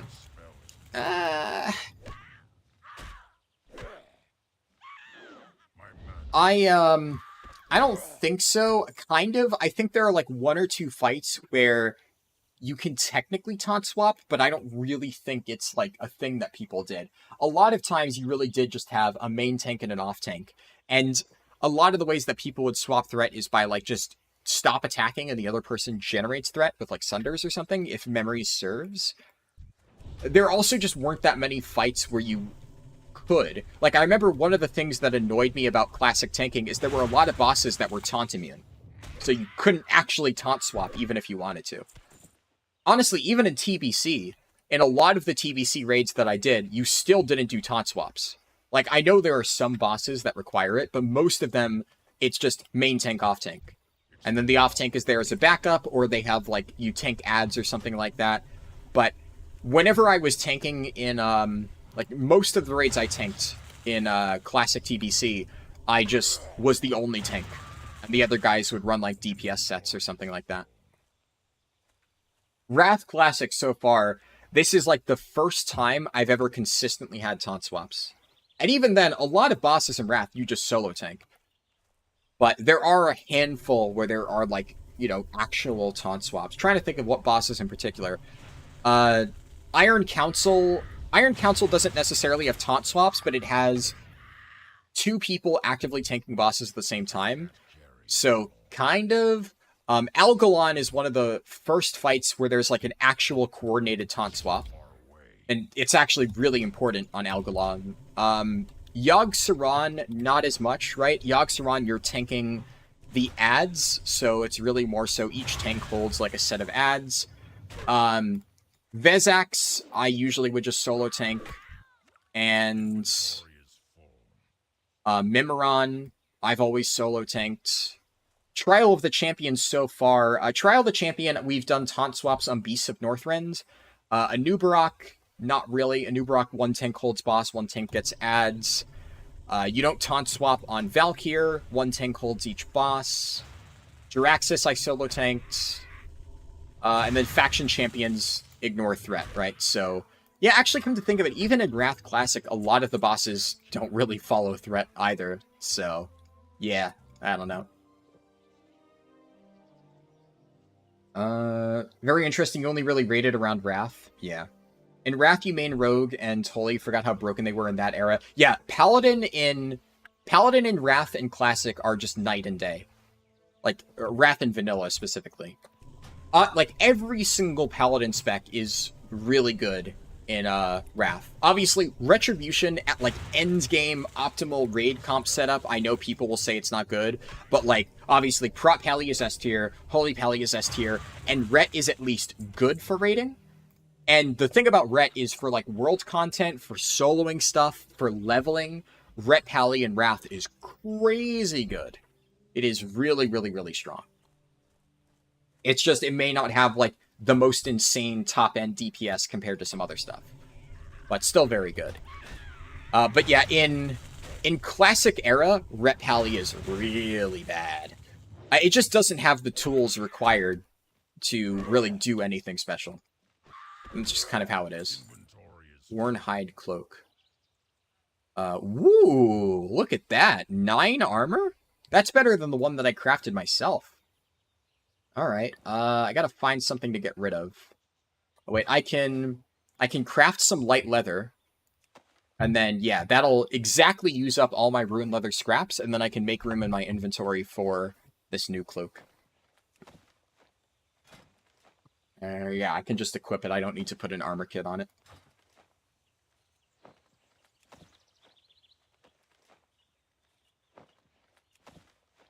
The ones that I seem to remember are like ICC. Yeah, I haven't looked much into ICC fights, and I didn't play... Well, I played Wrath back then, but I never raided seriously until MoP. So, outside of my experience with Classic, I don't really remember a lot of the fights. But I do recall hearing people say that ICC is more taunt swaps and more like general tank responsibility, so I'm looking forward to that. But my experience so far has been mostly solo tanking fights, which honestly I like. I have no issue with solo tanking fights. Frankly, one of the things I like about retail is whenever I can solo tank a fight. But retail these days is like every single fight requires 2 tanks. Like, you just need to have it. There's like very few situations where you can actually get away with solo tanking it. Like in Aberrus, I don't think you can solo tank a single Aberrus boss. There are like technically cheese things you can do where every single boss will have a taunt swap, right? But like Kazara, I have solo tanked like normal and heroic Kazara, because sometimes my co-tank will just be like, I'm gonna let you take all of the tank busters, and I'm just not gonna taunt. And I'm like, really? And he's like, yeah, you got this. So, yeah, I've done it, but you start needing to really use your cooldowns towards the end, and that's when we're doing heroic with like 15 item levels higher than intended, so it doesn't really count. Amalgamation Chamber requires 2 tanks, because there's 2 different bosses and you need to keep them spread out. Forgotten Experiments technically requires 2 tanks, but you could technically have a DPS taunt it and then get 1 stack and then you clear. That kind of, it's like a little bit of a cheese, but it works. And yeah, all of the other bosses, like Zakali Assault, technically speaking, if you want a DPS to face tank the ads, they could. But it realistically requires 2 tanks to hold threat on each platform. Rashok requires 2 tanks for the Buster. If you don't have 2 tanks, even on normal, you'll probably die.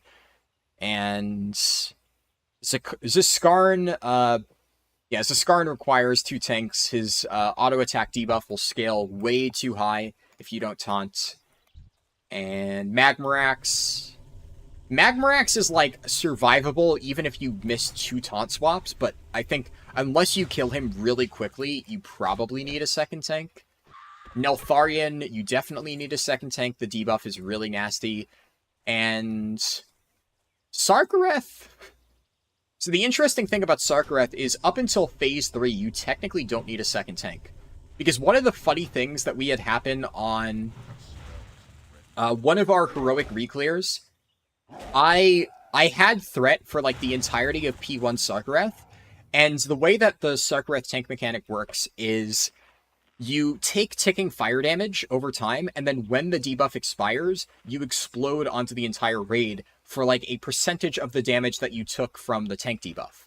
So the idea is basically you need to taunt swap, because if you take like 3 stacks of it, and then that 3-stack debuff expires, well, that debuff has lasted a really long time. So when it expires, it's going to hit the raid for a massive amount of damage, and it'll likely one-shot a few people. So you have 1 tank take the debuff, it ticks down, they mitigate as much of the damage as they can, and then when it expires, the raid takes a slight burst of damage, but it's healable.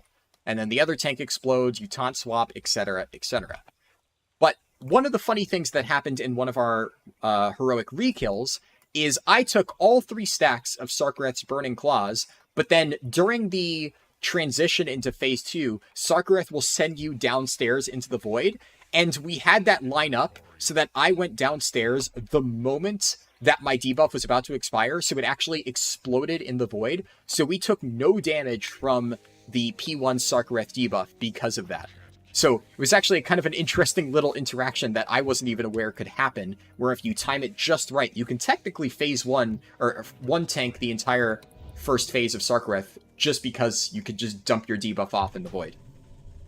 And Phase 2, you could pretty easily solo tank, I would say, because it would stack up a debuff on you, but that one you can also drop off, because by the time you reach Phase 2, it's easy to dump your stuff into the void. And then Phase 3, the only reason I say that is because you could, technically speaking, get multiple stacks of Void Claws in Phase 2 of Sarkareth, and then during the transition into Phase 3, you can force yourself to go down while Sarkareth is like doing his RP. So it's okay if the tank is dropping off their stacks because, you know, nobody's taking damage. Oh, there's another dead person. Karamzek. Rest in peace. But Phase 3 of Sarkareth might be a bit tricky to solo tank. It could be doable, but it's one of those where the tank would have to go down. Actually, come to think of it, if the tank had enough defensives to keep surviving the increasing stacks of Sarkareth's Void Claws, if you killed him before the debuff exploded, you could theoretically solo tank it. Actually, Sarkareth, ironically, despite being the final boss, may be the only one that you can realistically solo tank without any cheese. Because all it would require is the tank having a lot of defensives for the final phase. But a lot of times you save Lust and burn Sarkareth P3 anyway, at least on Heroic. Obviously not in Mythic, but yeah, it's interesting. I never even considered that. I ranted about that for a while, so I guess not ranted, but just talked. That wasn't necessarily angry enough to be considered a rant. Playing Ret PvP in Wrath always made me realize how much you hate Holy Power. Yeah. Holy Power is weird, right? Because it gets a lot of flack. I'm not a Ret player in retail. I've barely touched retail Ret Paladins, so I can't really speak to how Holy Power feels. But I have never really minded Holy Power in retail Prot Pally playstyle. Like, I think it works perfectly fine for Prot Pally. And, I like the playstyle of Classic Prot Pally, but honestly, I really don't think I'll care much when they introduce Holy Power. But I definitely really enjoy not having to deal with Holy Power for Ret Pally in Wrath Classic. It feels like you're just playing a Holy Warrior, right? You know, it's the same thing, except you don't have any combo points and stuff. You're just hitting Divine Storm, hitting Judgment and stuff like that. It feels fun. So, yeah. Curious to see how that pans out when/if they eventually do Cataclysm Classic. I forgot that Rogues and Wrath got banished. How Paladins and Rogues made it into the final product still make me scratch my head. Yeah. Paladins are definitely... Paladin in Wrath Classic honestly feels like you're playing a retail class. It's kind of bonkers. Oh, I got a quest that sends me into the Barrens. Call of Fire. Ooh. Okay, I'm gonna wait to do that one, though. Oh, I finally get Flame Shock? I'm gonna need a bit more money before I can afford that, though. You never understood the appeal of playing tank until you finally played one and stood toe-to-toe with the big bad evil staring at me. Yeah. Yeah, that is like the main appeal to playing tank. As a tank, you are basically the main character of World of Warcraft, so that is always really fun. I'll hold on to this. That's a lot of copper. I'm just gonna sell it. Yeah, both that too. Okay, definitely gonna sell that stuff. Fuck it. I need money now. What's that, like, old commercial? It's my money and I want it now. Yeah, I'm just gonna vendor these grays. That way I can get some spell training, and that's gonna be more of a, like, immediate help to me. Yeah, the main thing that I like about tank, like, the main two things in terms of gameplay is One, I like that a lot of the time tanks have the really hard jobs, which sometimes can be a bit annoying because a lot of times when, like, on Sarkareth, my job on Sarkareth is fucking brutal. So, I like it, but man, there are some raid nights when I wish that I could just be the DPS who was just mashing buttons and DPSing. The amount of precision that I need to have with, like, my taunt timings and, like, going up and down on Sarkareth is just fucking ridiculous. I fuck up ever so slightly and either I die or the entire raid dies. It's rough. But at the same time, when I do manage to pull it off successfully, it feels awesome, and I feel like such a fucking god. So that is one of the main reasons I like playing tank. But also, the thing that I like about tank is a lot of people will say that they like playing DPS, because as a DPS, they like the idea of having to min-max their damage and squeeze out every last drop. But here's the thing. You can do that as a tank too. In fact, I usually do. But as a tank, there's another element to it, because it's like, you're not just playing a game of, how do I squeeze out as much damage as possible? You have to squeeze out as much damage as possible without putting yourself in a risky position. So, it's like trying to figure out how much of a risk can I reasonably take here to do as much damage as possible without putting myself in danger and potentially dying and fucking up and having the healers yell at me. So, you still are min-maxing your damage, but there's that added element of juggling damage and survivability at the same time. And I think that's really fun. It's really fun to try and manage that. Okay, what do I'm definitely going to learn Flame Shock. Having an extra dot. I'm also going to put my heal over there. That's usually my keybind for, like, a heal. Flame Tongue Weapon. Imbue the Shaman's weapon with fire. Each hit causes additional fire damage based on the speed of the weapon. Slower weapons cause more fire damage per swing. What does Rockbiter do? Just melee attack power and allowing melee attacks to cause additional threat when using that weapon. Any classic Shaman players, for one-handed weapons at low level, which is better, Flame Tongue or Rockbiter? Like, should I even waste 4 silver on this right now, or am I good to go with Rockbiter? I don't really know for sure. Also, while I'm at it, I should try to craft some stuff. Coarse thread. I'm going to go and get my hand-stitched leather belt and my embossed leather vest. Rockbiter does more melee DPS? Okay, yeah. It seems like if I had a slower weapon, that bonus from Flame Tongue seems like it would be good. So later on, I'm sure I'll start using that. But for now, I feel like Rockbiter would be perfectly serviceable, and I already have it, whereas I would have to spend money on the other one. Alright, and I need one more coarse thread for the belts. Alright. Aberrus is interesting with some of the stacking dots, like on Experiments and Zaskarn. Rashok will screw you even on LFR. But yeah, the thing with P2 Sark is because you can go down during the intermission, it allows you to kind of dodge it. But yeah, Rashok is definitely brutal. And I mean, the Zaskarn stacking dot is pretty bog standard, right? Like, I don't really think the Zaskarn tank swap is that interesting. I do think that the way they did the Forgotten Experiments tank swap is pretty cool. I like how that works, where you get, like, a permanent stacking dot on you, but then if you collide with somebody who also has the dot, you explode. So it gives you way more control over when you actually want to clear your stacks. I really, really like the way they did the Forgotten Experiments thing. I hope more bosses have that mechanic in the future. It's actually really fun to play around. Okay, so I need one more light armor kit so I can reapply it to my new chest piece. Oh, nice. I even got a skill point off that. Day 1 launch, Dwarf Paladin tanked everything up to level 50 in Sunken Temple. After that, had to go ret and raided MC Ani forward as a ret judging blessings. Yeah.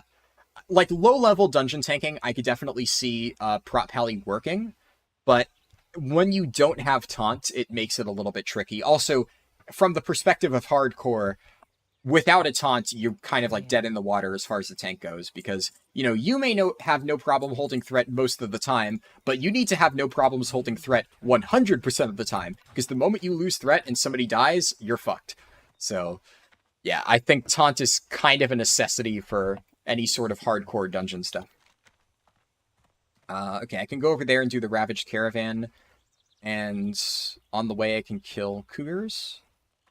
I'll grab, actually, this quest is almost done, so I'm going to go get 2 more cougar claws, and then I'll just head back here to quickly turn that in, just so I can get that out of my bags, and then I will go over.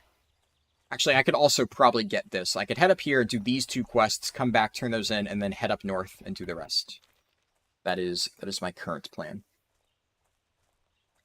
It was a fascinating history tangent, yeah. The whole emote system wiped my message. Yeah, I heard people saying that, where apparently emotes will, like, fuck over your chat messages. That's odd. You remember Kata Holy Paladin felt so weak compared to Wrath Holy Paladin? Is Holy Pally bad in Kata? I haven't really looked into healer balance. I've done a bit of research into Cataclysm tanks, because I want to get, like, a better understanding of what's good. I did hear from what I was reading that Resto Druid starts to become really dominant in Kata, and I remember from MoP, Resto Druids were insane in MoP, and they were also really good in, in WoD. So I think that started back in Kata as well, Resto Druids being, like, some of the best healers. But I don't know about Holy Paladin. I feel like having one Holy Pally is always good in earlier versions of the game. I mean, having a Holy Pally is always good, even right now. Holy Paladin is definitely fine. Even if people in the Holy Paladin Discord are, like, dooming all the time, it's still a good healer. It's just for a different reason. But back in older versions of the game, Holy Paladin was always considered to be the tank healer. And, I mean, they were very, very good at that. So I think if anything, you always wanted at least one Holy Paladin in your healer comps, just, like, to heal the tank. But, yeah, I've looked into other class balance. Like, I've looked into, like, DPS and tank balance. And from what I can tell, throughout most of Cataclysm, Prot Pally and Blood DK was, like, the best tank comp. Which is kind of the same as, Wrath Classic at the moment. But, unfortunately, the tank situation seems pretty similar to how it is right now in Wrath Classic, where Prot Warriors are just kind of not great, and I don't think Prot Warriors ended up being good for any phase of... Or, well, I say phase, but for any patch in Cataclysm.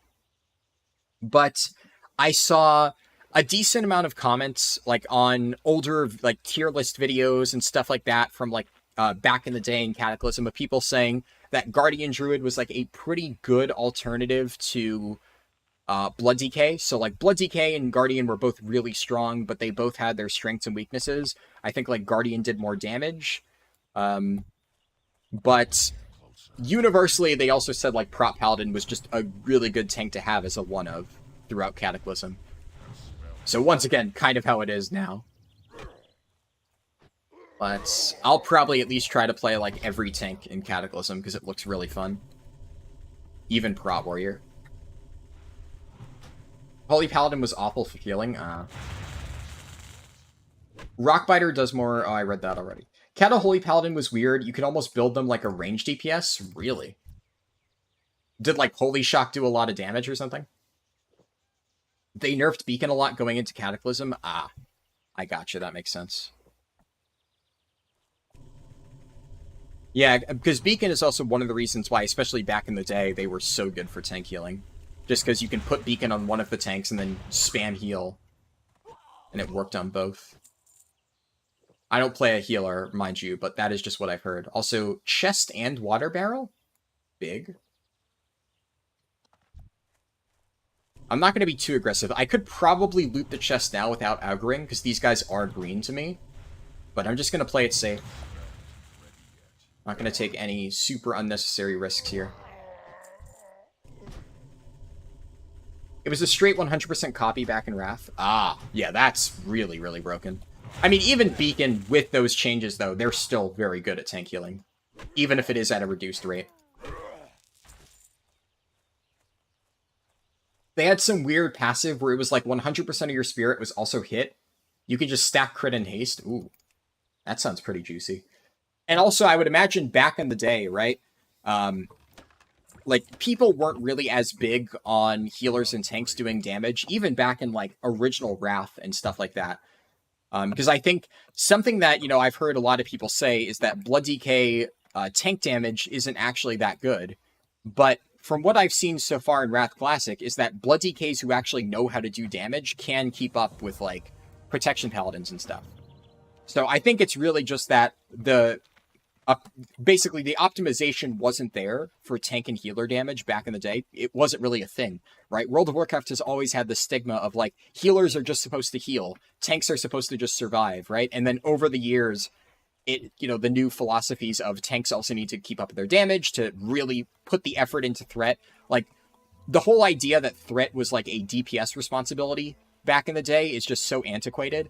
And it's like I was saying, I don't know if I said this stream or yesterday, but back when I was tanking on my classic Prot Paladin or Prot Warrior, you know, a lot of times people would have to stop DPS, or people would say, oh, you're going to have to stop DPS, but I kept up threat, right? My approach to Classic the first time around is I am going to do as much damage as possible on a Prot Warrior so that nobody has to stop threat or stop DPS while I'm tanking to avoid threat. And you know what? In dungeons, I succeeded. Like, I would manage to go, like, chain pull through classic dungeons without losing threat, just by, like, weaving in engineering bombs and stuff like that and switching to Berserker stance and whatnot. And I had a lot of fun doing that.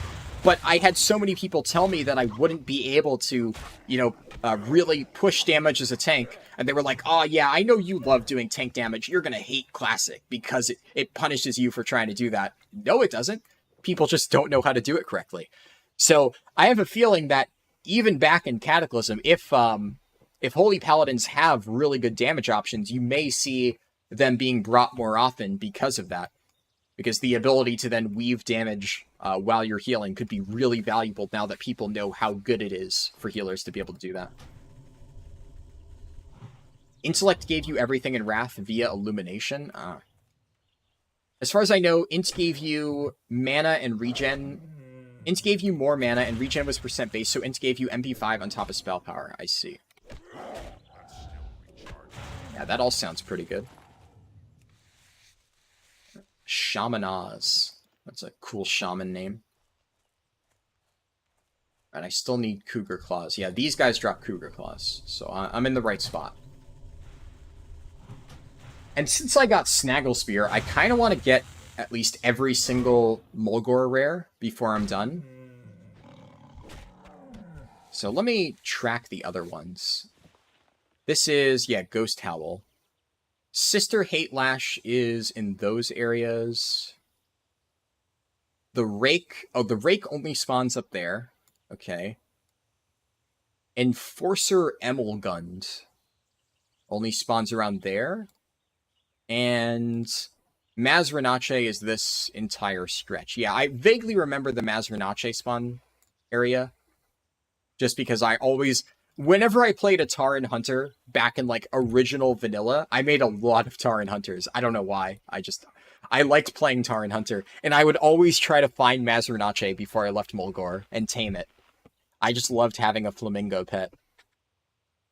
It is a really unique look for a tall strider. So especially back in the day, I always loved getting that as my pet. So I have the spawn locations vaguely memorized. Did I skin? I think I skinned the last cougar I fought.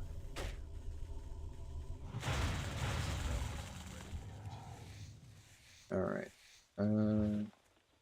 That's a coyote. When finish the PTR? Do you mean when am I going to be finished with it? Or like, when is Blizzard finished with the PTR? Because if you're asking about Blizzard, I don't know. I don't really know how long this is going to run. Probably a while. I mean, generally speaking, they keep the PTRs up for a long time, and they tend to not close them. So, for instance, right, the patch 10.1 PTR for retail is still active, even though that patch has been out for months now. But they haven't been using it for anything, so it's just still there. And they even have a separate PTR for 10.1.5. So, probably a while. I would imagine even after the official server's release, they'll probably still keep the PTR active. They might do, like, PTR server resets, though. Sometimes they do that. So I guess, like, don't get too attached to any of your progress. I'm doing all of this with the full knowledge that I may lose all of the progress that I make. But I'm fine with that.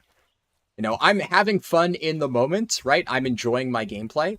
So that's all that matters to me. If I lose my progress because they do a server reset, that is the risk of playing on a PTR. No problem.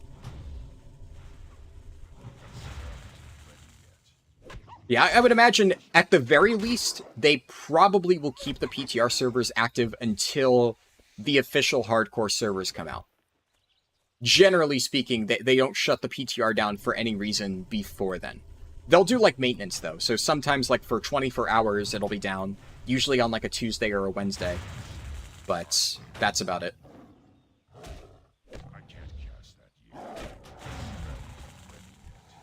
Alright, so I think the quest turn-in guy here patrols all the way up and down this road. Oh, yep, there he is. Perfect timing. I guess when PTR ends and your character is deleted, it's just like dying in hardcore anyway. Oh, you know what I should do? Assuming I don't die before the PTR ends, I'll have to think of, like, the most creative way to kill my character. So then at the end of the PTR, before the official servers come out, I can, like, kill my hardcore character in the most spectacular way possible. That could be fun. Oh, these are the quests for the Venture Co. area up there. What would be, like, a fun way to die in Classic? I guess, like, the first thing, the immediate thing, well, duel to the death, obviously, that's like a, you know, a very obvious way to, like, yeah, you know, fun duel to the death until you lose. That could be good.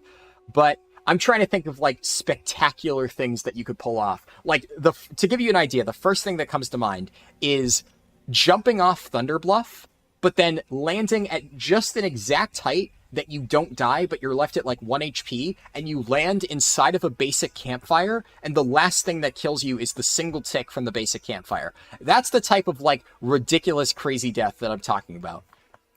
That you could do to, like, finish off your hardcore character right before the servers end. Kiting Doomlord Kazak, that's another good one. But I feel like I'm almost worried that if you try to kite Doomlord Kazak, it might, like, get you banned, because they do say no griefing. So if it's something that will risk killing other people, maybe that would be a little bit risky for, you know, getting you in trouble. And also, didn't they make changes to mob leashing? So maybe kiting Doomlord Kazak won't be possible anymore. Rube Goldberg machine. Yeah. It's PTR. Yeah, but, like, on the... You may have been wrong about Fire Tongue in 1.0. Oh.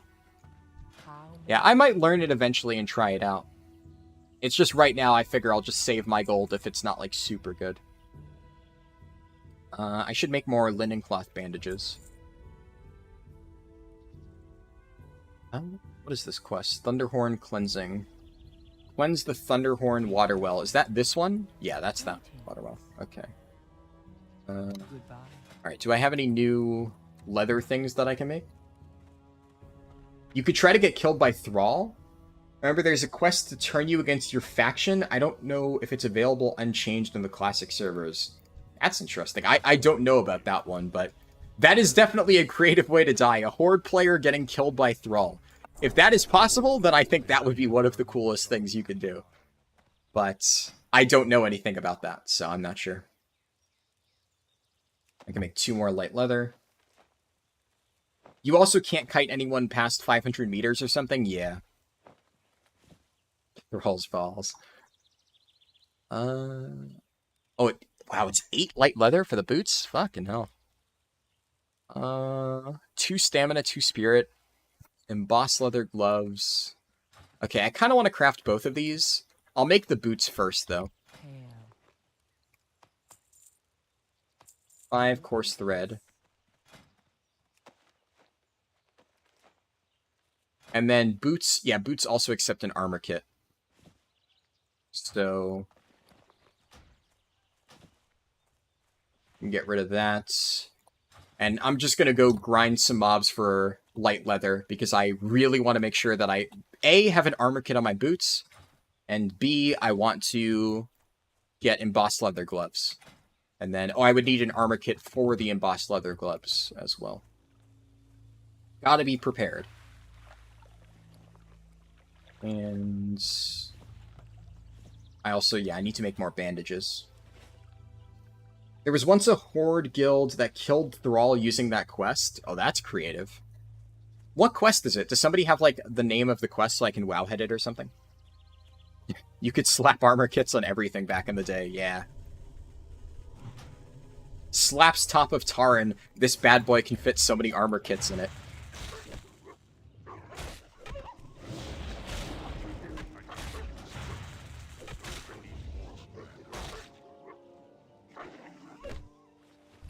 Alright. Don't be ruined leather scraps. God damn it. Okay, there's light leather. First thing I'm going to do, 1 more light armor kit, and then toss this on my boots. Oh, it's in here. Thanks for your leveling guide, super helpful. No problem. Glad you found them helpful. Maybe long-term I will also have leveling guides for Classic, but that is like a... That is kind of a long-term goal. But it would be really cool. I kind of want to eventually get, like, a leveling guide for every single version of WoW. The problem is, you know, it takes a lot of time to research that and actually make it good. Because otherwise, you know, if it's just a generic leveling guide that just regurgitates info, then there's no usefulness in that. But, you know, researching the actual fastest way to level and then, you know, making a new guide for that, that could be fun. Have I seen that guy already? Sprowich? Either way, rest in peace.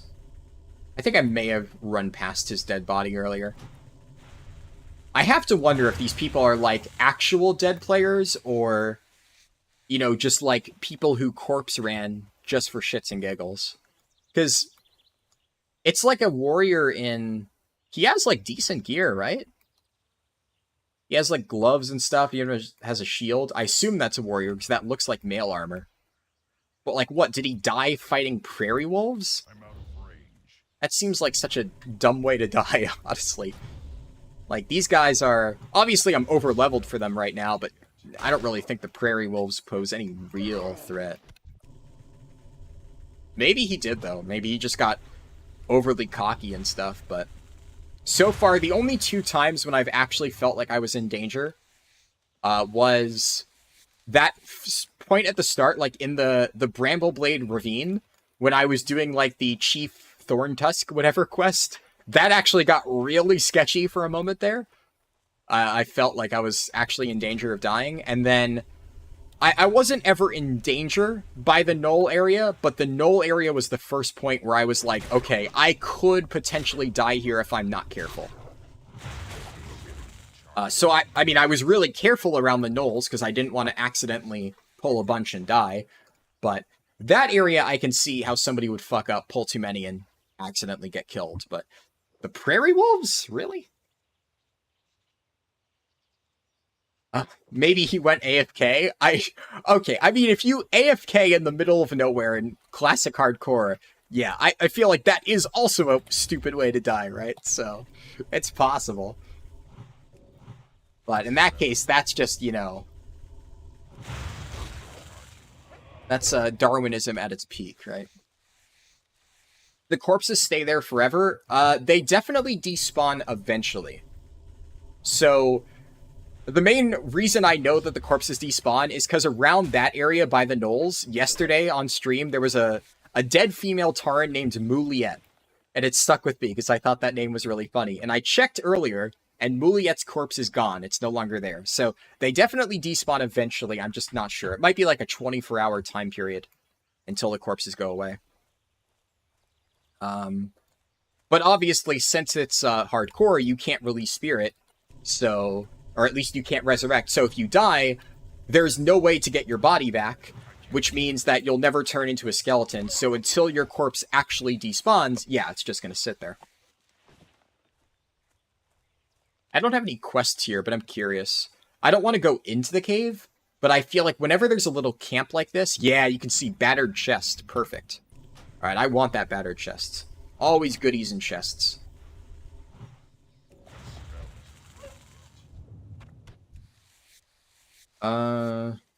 Warrior equals lack of IQ, yeah. The quest was Test of Lore, but it looks like now it just teleports you to another place instead of giving you the hostile debuff. Ah. Interesting. Yeah, was Test of Lore... It was Test of Faith that made you jump off the cliff, and then it would teleport you right before you hit the ground, right? Because... That's the 1 in 1,000 needles. I vaguely remember that quest, because I remember as a kid doing that quest and being like, wait, it wants me to jump to my death? And of course I didn't read quest text, so I had no idea that, you know, the whole idea was basically putting your faith in it, right? So I thought that quest was really cool the first time I did it. But I assume it's part of that quest chain.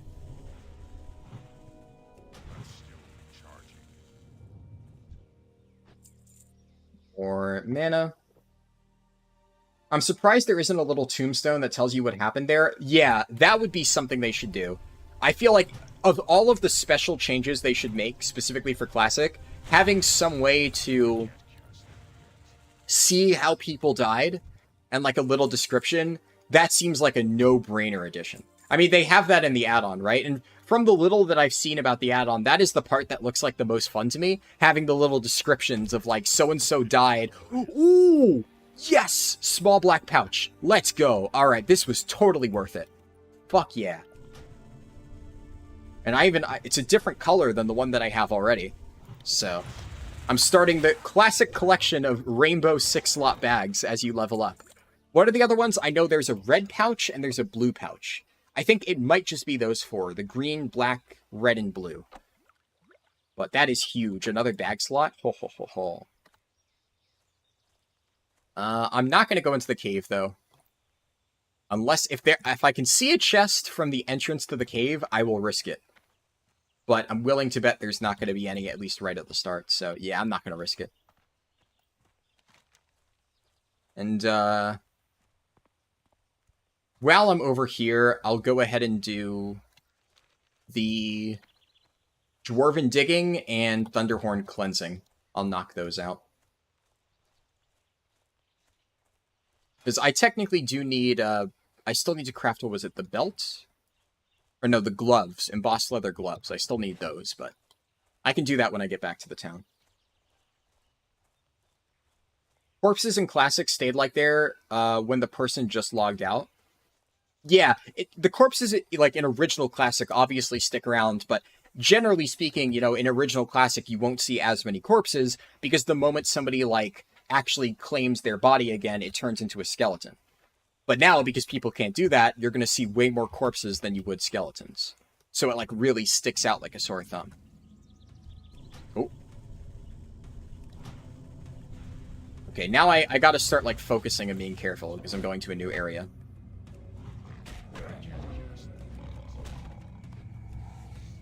Alright.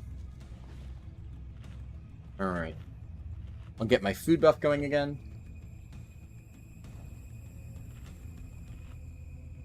There are 4 tests of X in the chain. And yeah, bag space is huge. You only know of red, blue, green, black, and then normal. Oh yeah. I guess, yeah, there's the brown version as well. I would say that counts, yeah. But obviously, the brown version isn't as cool, because the other ones have fancy colors. So, I want to finish my collection.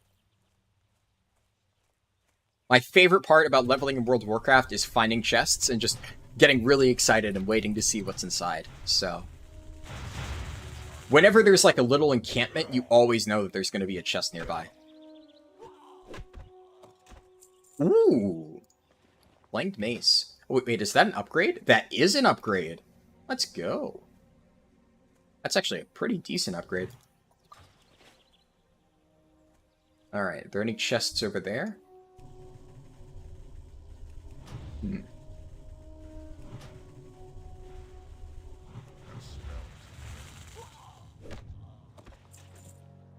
Alright, Prospector's Pick is... Yeah, that's the quest item.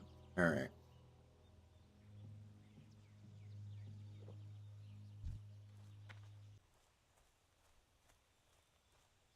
Am I good?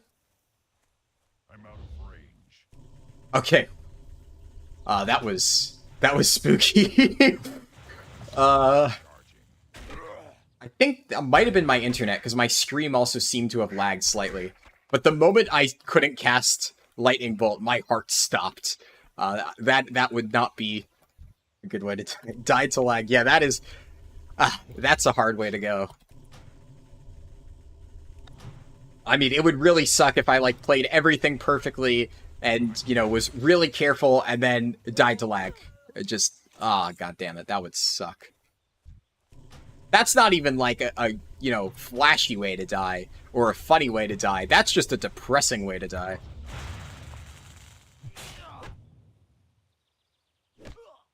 I thought your dad was calling for pizza? Yeah. One of these days, I actually, like, I didn't realize how hungry I was until he mentioned that he was ordering pizza. But, like, yeah, I haven't eaten anything today, so that's going to be pretty nice. I forget what I said I would do this stream to. I think I said I would try to go to 14 for this stream. I'll have to see how I feel, because it's 6.5 hours now. I don't really want to do another 9-hour stream. So... if I'm only level 10, I'm close to 11. I'd say let's say level 12 is a good stopping point for now. I think I could probably get like another hour and a half in and get to level 12 reasonably quickly. Will these mobs pull together? A chest just spawned there. Oh, that is huge. Like literally in front of our eyes, we saw a chest appear. Oh, that is brilliant.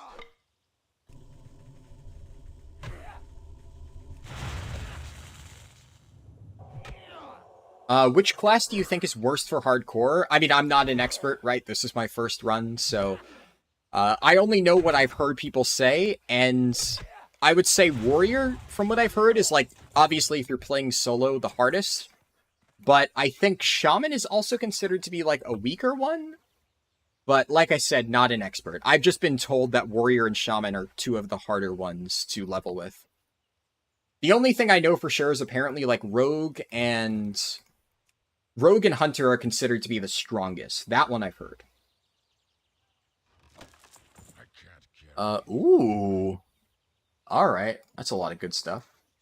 Let me drop that, and get rid of Darnasian Blue. Statistically, Warrior actually makes it much farther than most classes, surprisingly. Interesting. I mean, I would imagine that a large part of that, though, is because, you know, probably all of the really, like, super serious hardcore players play Warrior. So I think there's a certain element of maybe the average is brought up by the fact that it's well known to be a difficult challenge. So everybody really wants to play the hardest class, which in turn means statistically it no longer ends up being the hardest class. I would imagine that definitely plays into it a little bit. Didn't even finish my waffle? Yeah, I'm regretting not finishing that waffle now. I wouldn't say any class in WoW is terrible for hardcore, but pre-Retaliate, Windwalker, or Windwalker, Whirlwind Axe Warrior is probably the roughest next to Shaman. Oh, okay, cool. Luckiest classic player right there, yeah.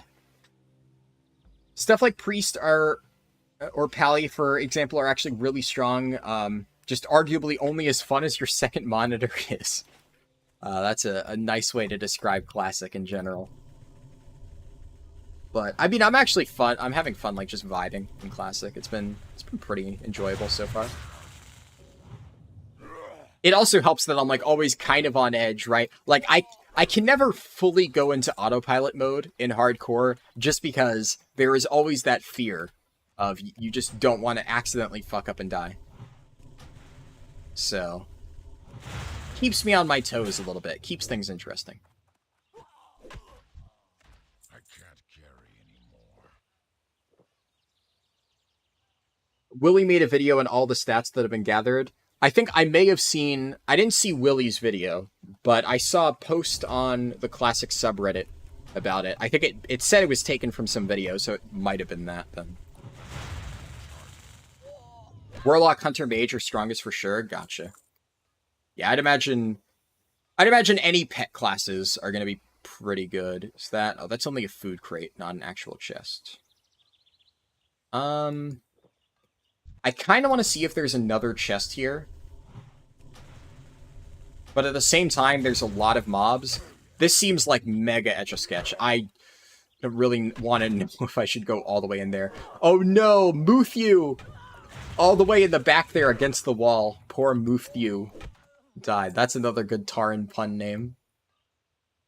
Yeah, that seems risky. I don't want to end up like Muthew over there. He probably went for the Forge, because in my head, I'm like, okay, maybe I should go for the Forge to finish this quest while I'm out here, but then I see Mufthew's dead body over by the Forge, and, yeah, I don't really want to end up like him, so I think I'm not going to do that. I'm just at least checking to see if there's any chests that I can spot. Doesn't look like it. Right, I have all my quest items. I'm out of here. Priest is cracked, dot and wand with heals, and leashing around fences makes it payphone. I've never heard that expression before, but yeah, that makes a lot of sense. Kind of hard to die. Oh, another person. This guy's name is just PP. 2 characters. Nice. Alright. Fucking PP.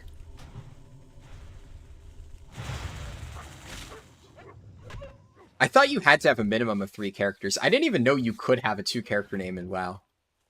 Maybe it's just because they're so rare you don't see them. Yeah, rip PP. One spec priest with gravestone is truly another level of chilling. But anyone with gravestone feels baller. What is gravestone? I'm not familiar with classic priests, so I don't know.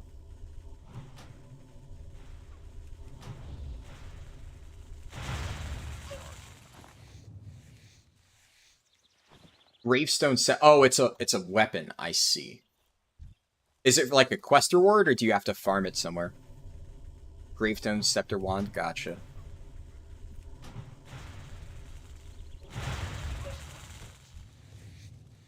Black Fathom Deep's quest. Ooh. Yeah, well that means you still have to go into a dungeon to get it, which, I don't know. I feel like dungeons in hardcore are just really spooky. I kind of want to try it, but at the same time, I'm really nervous to try dungeons, because I also don't want to be the reason that a group wipes. Like, if I accidentally fuck up and pull, then suddenly if you ruin 4 players' characters, they're all gonna hate you. So, it's like a lot of responsibility. But it does sound like it would be a fun challenge. The wand is 100% worth it? Yeah. I'm out of range. It's the sole reason why casters run Black Fathom Deeps? Gotcha. Even if you get nothing from the dungeon as a caster, the quest is god tier. Makes sense. Are there any other, like, really good dungeon rewards early on that people will be running? Because Black Fathom Deeps is what? It's like low 20s, like level 19 or so? But you can get into Ragefire and Deadmines pretty early, but I don't know if there's any reason to even run those. Deadmines is good? You ride together, you die together? Yeah. This Tauren is just named Horny Boy. Alright. Nice. Inventory is I can't loot either of these. Okay, I need to go back to town so I can actually get more bag space. Ragefire Chasms is some good green farming. Oh yeah, I guess any generic green at low levels is pretty good. That's a fair point. Even if you get nothing from the dungeon as a caster, I already read that. Right. On your Bloodseal character doing Nomergon, we had a shaman pull pretty much the whole dungeon with a totem. Oh. Did you make it out alive? That sounds like really spooky. I assume, was it this one, the Stoneclaw totem? That taunts creatures? Oh, you hearthed out. Ah, alright, good. Nobody died? Yeah, that is... That definitely sounds sketchy. But good reaction time. What, did you, like, see the mobs already running towards you from across the dungeon and just, like, reacted before they made it? Because I'm surprised, like, half a dungeon pull and nothing. Oh, thank you.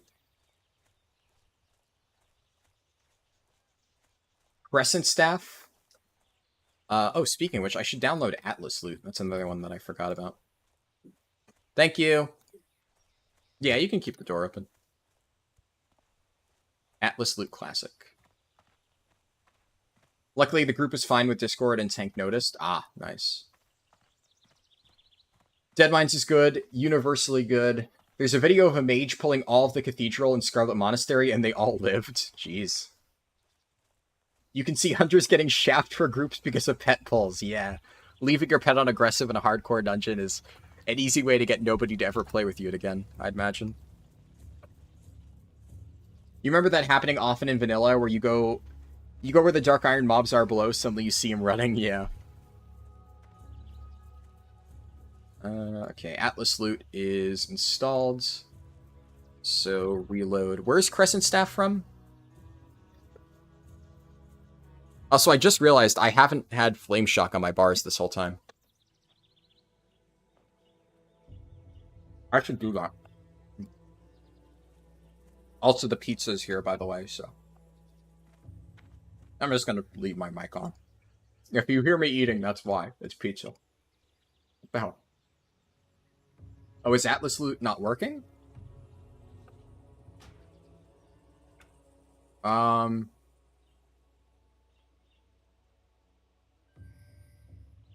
guess Atlas Loot is not working properly. Oh. Now I'm getting rare scanner issues. Uh-oh. Oh, no. Well, I can't even shut off... Okay, I'm gonna reload, and hopefully it lets me disable my add-ons, but I'm getting so many Lura errors, I can't even... Okay, never mind, hold on. I'm going to... I can't even disable the add-on, because it keeps popping up with Lura errors. Jesus Christ. Alright, I get it, game. I will fucking uninstall Atlas Loot. I guess it is not compatible with the PTR for whatever reason. Console script error 0. Does that works on Classic? / console... Yeah, I knew that worked on retail. I didn't know there was a thing on Classic. Script errors. I guess this is technically the retail client, right? So that makes sense. And then reload, see if that fixes it. Yes. Alright, yeah, I did not expect Classic or Atlas Loot to break my UI that badly. Just, I installed it and suddenly everything was broken. Crescent Staff is a quest award from Wailing Caverns. Most classes hold on to that until late 30s, damn. I remember that happening in vanilla. Oh, I read that. Even Warrior... Wait, Warrior uses Crescent Staff, jeez. Gotta respect the pizza. What flavor? I am basic. Pepperoni. Just regular old pepperoni pizza, nothing else. I don't do anything special with it. What's my favorite class in Classic? If we're talking, like, current Classic, like Wrath Classic, I play Prot Paladin. But if we're talking, like, OG Classic, you know, what I'm playing right now, Warrior? I guess Warrior. Warrior's the one that I played the most, so that's what I'll be answering, right? Because it's the one that I'm the most familiar with. None of that pineapple gibberish. Yeah, hello, Elax. Good to see you. Yeah. No pineapple on my pizza. I don't know. I've never tried it, so I can't really say if it's good or not.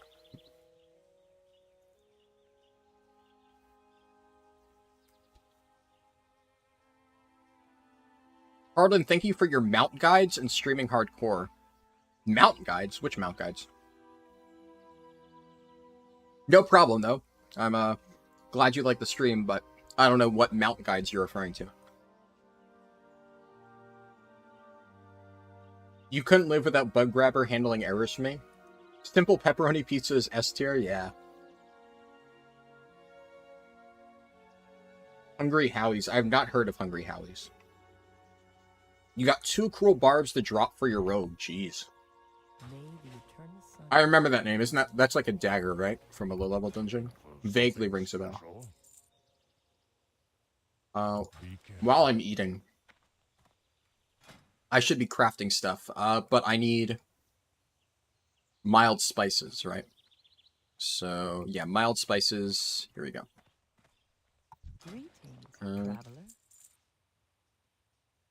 It's this, yeah, stringy wolf meat. So I need 1 more, and then I'll be able to cook all 17. And then 1 more herb-baked egg.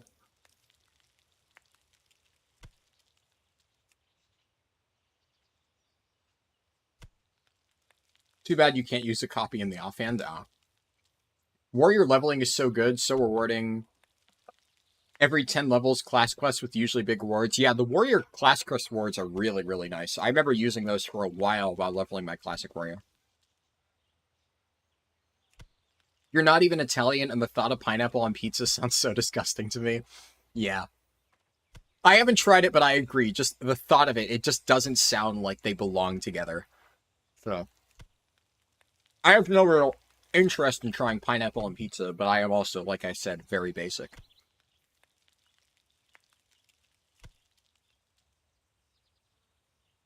Its Edwin's sword gives you crit to hit and haste. Lasted you until level 30, nice.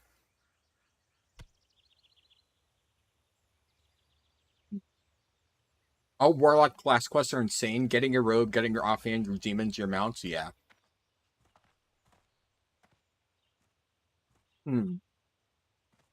Pineapple requires specific components. It's an interesting way to put it. I have just the thing for you.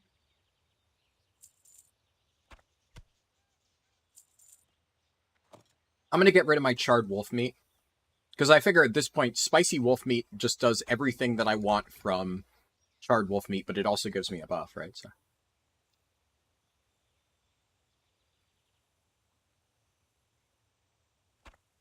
I'm also going to go through my herb-baked eggs first. Goodbye.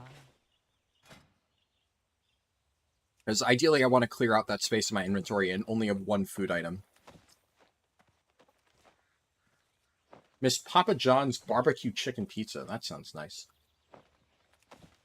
If I'm ever feeling adventurous, I will try something like that, like barbecue chicken pizza. But obviously, if I were to have that all the time, that sounds like extremely delicious, but also really unhealthy, so probably wouldn't want to have it often.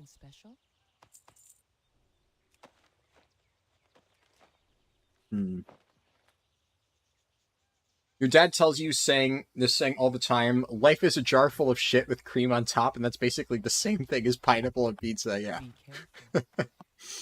Yeah.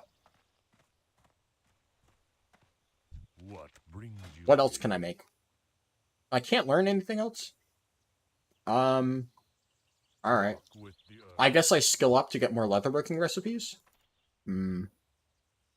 Best thing, I guess, would be embossed leather gloves, so... Well met. I'll make 2 more, get to 60 skill, and see if I get any new recipes.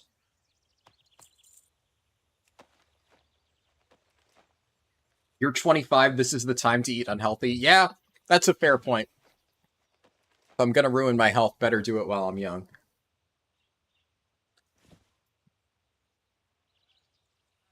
Usually your go-to, yeah. Yeah, that sounds nice. My dad, unlike me, has, like, really fancy pizza. A lot of times, obviously, we're ordering out now, but he will generally make his own pizza, and he puts all this, like, healthy shit on it. He gets, like, really crazy with it.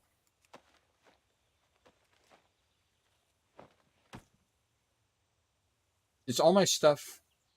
Okay. Go in peace. I only need the one armor kit for my new gloves. Your apartment is 2 blocks from a Papa John's. Moving to the city the first year was so dangerous. Your wife and I put so much money into Papa's. Yeah. I mean, if it's close by, definitely convenient, and obviously if it's not, you know, if it's cost effective and stuff like that. Oh, on the cloak. May the eternal sun shine upon thee. Okay, I need more light leather before I can actually craft that.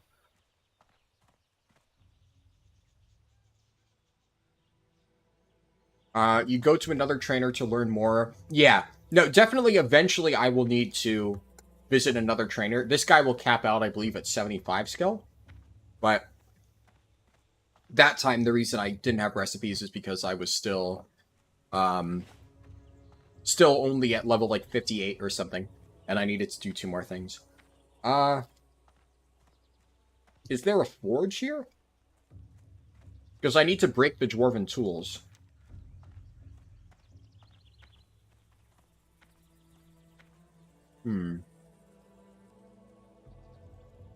You can smash the tools at a forge. You will find one in Thunderbluff. Oh. Okay, so I guess there isn't one in this town. I have to go to Thunderbluff. Oh, it's a little bit annoying. A bit of a walk. But I'll manage. Oh, before I forget. Where is it? I need to put first aid on my bars.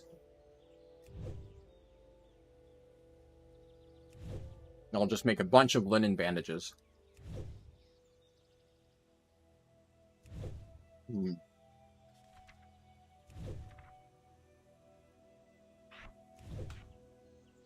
Earthbind totem.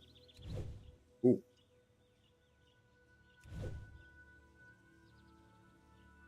They'll be slow.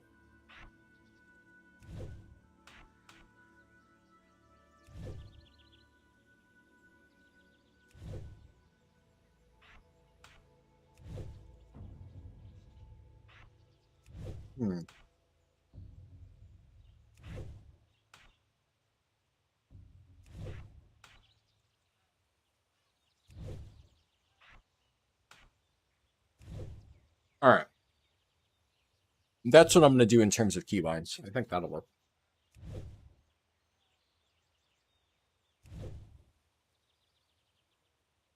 Is that it? I have rank 2 Lightning Bolt, rank 2 Earth Shock.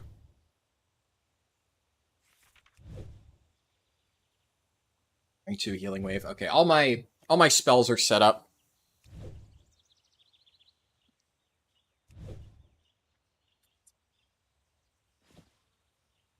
Oh, I missed the second part of Shellstorm's message. It was too easy for us to pay $10 for a pie and have both lunch and dinner from it. And they also had a $6 carry out for a while. Oh yeah. That is like super cost effective for like an entire pizza. Alright, I have enough bandages. I'm stocked up for a little while. I should probably start using my bandages more often. Oh, last thing, I want to make sure I get more refreshing spring water. Actually, yeah, I need to save my money, so I'm going to stick with refreshing spring water for now. Technically, you know, I could splurge a little bit and get ice cold milk, but nah, I think I'm going to stick with this. Alright. 38 water should last me a little while. Generally speaking, I don't need, like, the super fast mana regen of ice cold milk anyways.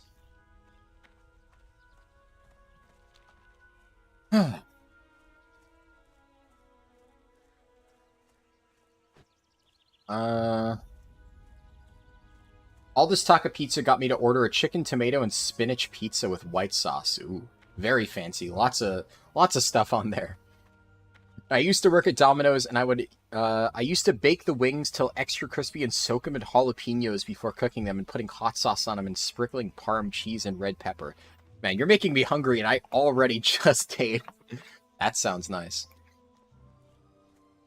Spinach, my mortal enemy. Yeah, I agree with that statement. I wasn't going to comment on the spinach pizza, but I definitely would not do spinach pizza myself, but hey, to each their own, right? I would take home like 2 whole pizzas at the end of the night from people not coming to get them. Jeez. That sounds awesome. Just 2 free pizzas. Now, that is like a nice work benefit. It helps to drown the spinach and cheese and other unhealthy stuff, yeah. That way you can pretend you're being healthy by eating spinach, when really it's the exact opposite. First day... like, to clear my throat. First day after summer vacation tomorrow, after turning sleeping pattern almost upside down. Hope I won't sleep too late. Good luck in Hardcore Classic. Yeah. It's always nice when summer vacation starts. You can just binge play whatever you want. It might be worth downranking healing wave, maybe just due to cast time in a pinch. You're right. I didn't realize this one has a 1.5 second cast time. That is... you know what I'll do?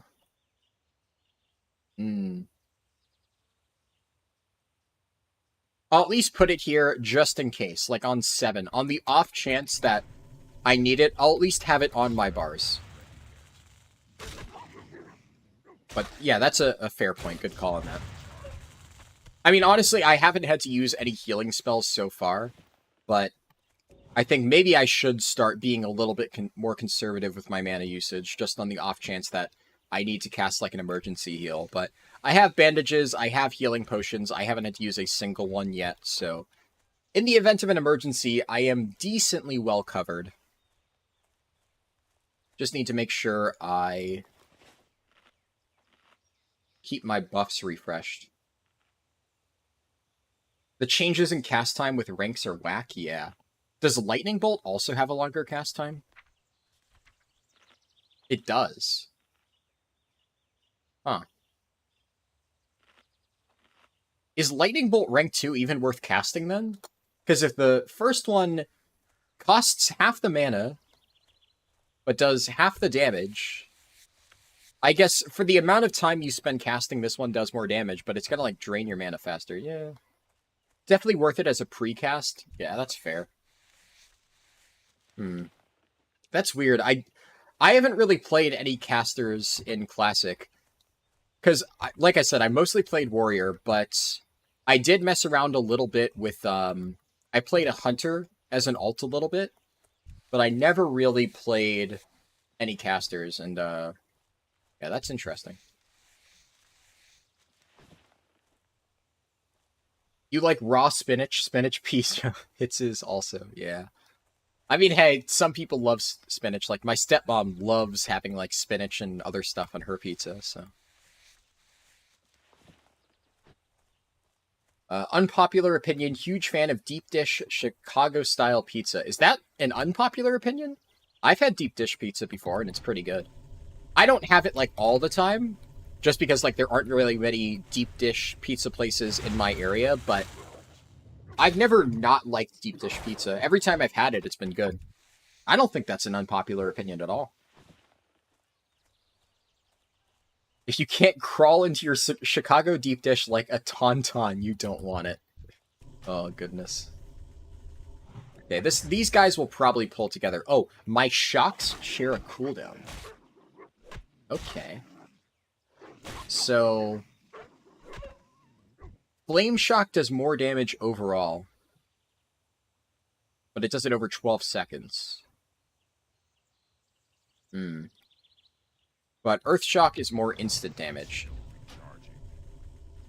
So I should probably then precast Lightning Bolt, then Flame Shock right off the bat, and then if the mob gets low, I can Earth Shock to finish it off. That seems like a decent rotation. Lightning Bolt, Flame Shock, Earth Shock. Classic does feel more rewarding to me than retail, but then again, maybe I'm just burnt out. No, I think that's a pretty good assessment. Classic gives you more of an immediate reward, because I think, like, every single upgrade you get in Classic, especially, you know, with Hardcore, right? It's a whole different beast, but, you know, earlier I was getting excited to get, like, this thing, Flanged Mace. a minor damage increase, you know, but it feels good because you know that it's going to actually feel impactful while you're leveling. Whereas in retail, getting like +2 critical strike, well, I'm one-shotting mobs most of the time, so having +2 crit, like I'm not going to feel the impact of a gear upgrade in retail almost ever. It's just so unimpactful. But in Classic, when you get that really nice item, you really feel the impact. So I absolutely agree, Classic feels more rewarding. Retail is like, I think in some ways, retail... I've heard a lot of people say retail is like all about instant gratification, but I think as a result, because you get so much instant gratification in retail where you're just like flooded with all of these rewards, all of the rewards you get lose meaning. So I think the only reason why people still play retail these days is because they're working on like a long-term goal. So it's because they're doing like the long-term grind to get like cutting edge. And then it's like a very long process of you're focusing on getting marginal upgrades over the course of like an entire... is that... Oh, that mob's attacking me. Oh, I'm in danger. Okay. Alright. This is not great. You know what? Just to be safe, I'm just going to use a healing potion. I have plenty of them. I don't want to risk it. Alright, we're good. I was probably fine there. I probably didn't need the healing pot, but don't want to take any risks. But yeah, so Classic, basically, Classic is less of a time investment because sure, you're playing... it takes a long time to get to max level, right, in Classic, but you're enjoying yourself and like actually enjoying the process the entire way through. Whereas like retail, there is joy in raiding and stuff, and like I have fun in it, but I'd be lying if I said I was enjoying farming Underrot like a million times to get my bile-stinged Crod Tusks, you know? Like, I farmed Underrot a million times, but I took no joy in it. I was watching Netflix on my second monitor. Like, there's a lot of stuff in retail that you just kind of, you don't have fun doing it, but you do it because you know that, you know, long term, when you finally get to the end of that grind, and you finally manage to down, like, Mythic Sarkareth with your guild, then it will all feel worth it. So...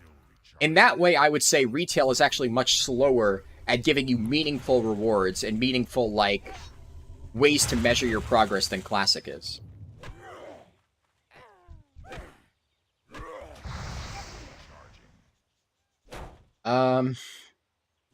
More damage and more mana, so... oh, I just... chat moved right as I was about to finish reading that. More damage and more mana, so if you want to drink more, then just keep the higher ranks. Yeah, I have no problem with stopping the drink after combat. You went for the Grand Marshal title. I got it, but I have no desire to PvP again ever. I mean, that's still pretty good. Yeah, it's not the easiest thing to get. Usually stick with 1 rank lower with strictly casters. Hunters just use the max rank spell because auto shot is pretty good. It's crazy how in-depth you can go with min-maxing in Classic considering there's like 6 mechanics per raid. Yeah, for sure. Classic definitely rewards the journey more. Beacon says hello. Yeah. I feel like that's more ergonomic than just bombarding you with dopamine. Exactly. Yeah, like, that's a good point. You get bombarded with dopamine so much in retail that it just starts to lose all meaning. It's kind of a problem with the design philosophy. Classic's more about the journey. Retail's a speedrun to endgame. Yep. That guy just going full slash train and Naruto running away. Yep. Yeah, he kind of put me in danger because I tried to help him out. And then all of the mobs that were chasing him just snapped back and went to attack me. So that could have been really, really, really sketchy. But it ended up being pretty okay.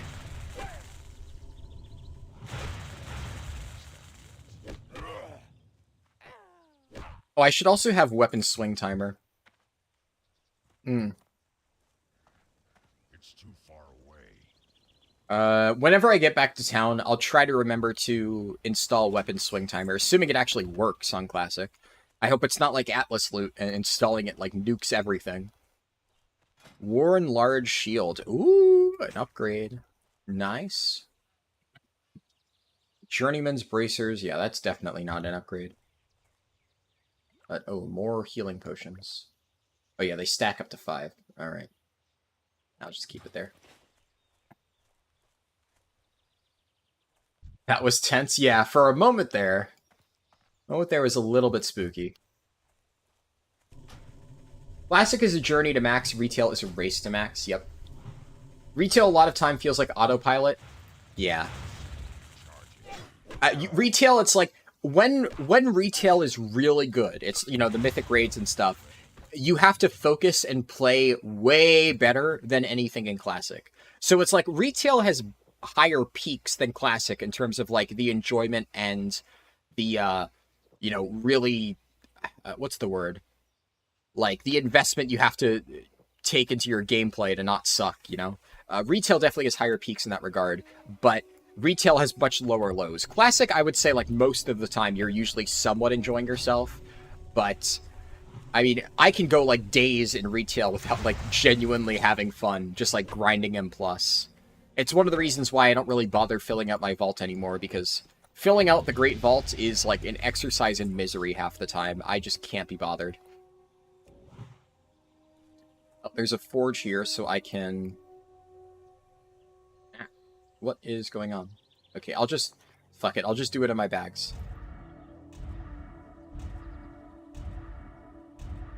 It's actually a pretty nice, convenient spot to break down the tools. I'll just keep putting points in the shield spec. What are the other starting talents? Elemental. I guess if I really wanted to, like, get an advantage early on, Concussion would be, like, the biggest damage boost I could get while leveling, but I feel like, actually, I probably would get the most bang for my buck right now out of shield spec. Just because this is a pretty hefty survivability bonus at low levels, so I'm gonna keep going with it. I'm kind of sketched out by this area, though. You can't really get into that tunnel, right? So I'm gonna have to play it really safe here.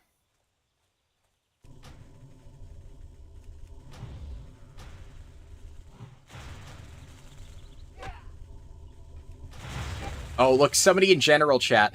I just died at 15, was tanking RFC, and the healer fucked me over. Oh, big rip. I don't have a target. Let me scroll up. Classic is hard, man. I've died so many times, and retail I hardly ever die unless I take fall damage. Retail gear feels more like you only ever notice the upgrades on a damage meter, yeah. Retail needs to make low levels worthwhile and make professions useful. No one needs food or potions until max level, making professions useless for 90% of the game. I mean, professions are useful for low level speedrunning, for sure. A lot of the stuff that I use in my runs doesn't necessarily require a profession, but I'm going to invite this guy to a group. I mean, we might as well work together if we're both doing the same quest. But yeah, like, a lot of the items that I use in my speedruns are at least crafted through professions. Obviously, I mail it to myself ahead of time, but, you know, it's still nice to have.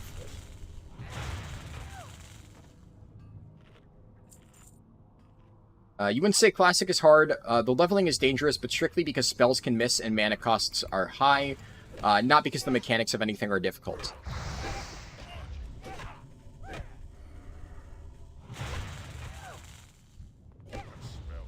I want to make sure that guy doesn't chain pull additional mobs.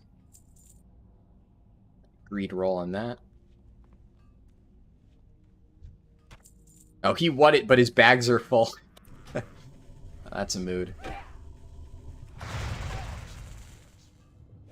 I'll be honest, it's hard to call which version is grindier, yeah. Classic is hard because you can die to regular mobs, while in retail you'll only die to elites, and even then it takes a few, yep. Stacking to 5, you forgot about potion injectors? Yeah, that didn't even come until BC. I think. Were potion injectors a thing in Classic? I don't remember using them. Classic forces you to engage with group content from my experience. In retail, no one ever talks to me. Yep, same here. Classic's not even a journey to max, it is just a journey. Yep. Unless you are Krendor, who somehow plays retail yet has been level 20 for 3+ years. I don't know. I don't watch Krendor, so I don't get the reference. You never invite anyone to group for overlaying content. Classic, you got grouped in Goldshire like 30 times. And I mean, as we speak... It's... Okay, if my internet's gonna be, like, kind of crapping out on me, this is not a good time to be playing Classic, then. Oh, bat. Whoa! Look at that bad boy. 135 armor, 3 block.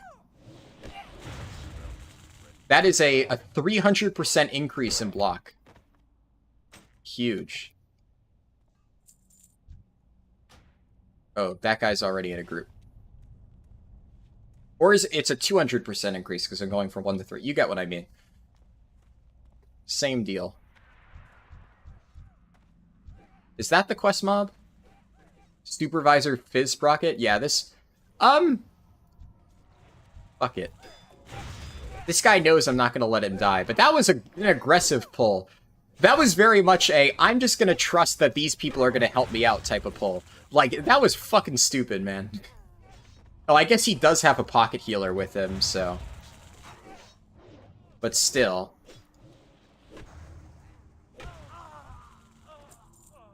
I guess now we have to wait for this to respawn. That kind of sucks. Are there any chests?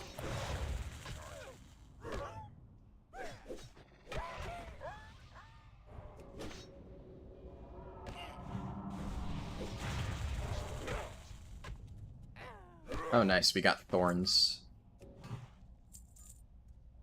Alright, now we wait, I suppose.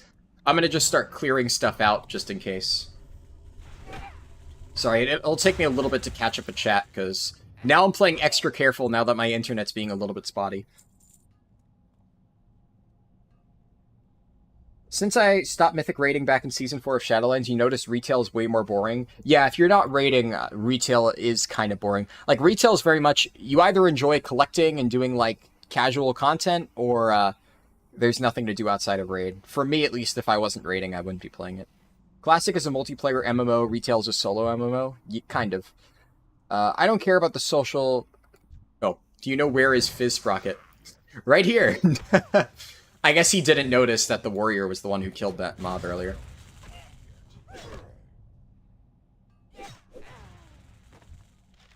Alright. Oh, my inventory's full. Crap. We can both loot it, right? Hopefully it's a shared drop. Okay, yeah. Cool, cool. Now we can make our way out.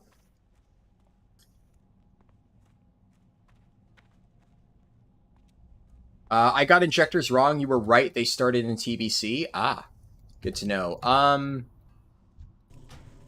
I think this is the path that leads to, yeah, this way will lead us to that little tunnel that drops you outside. So I'm going to go this way. Because the thing I'm worried about there is if, like, mobs spawn directly on top of us, that could be a little bit sketchy. So I'd rather go down this area. Ooh, cracked sledge. It's fancy.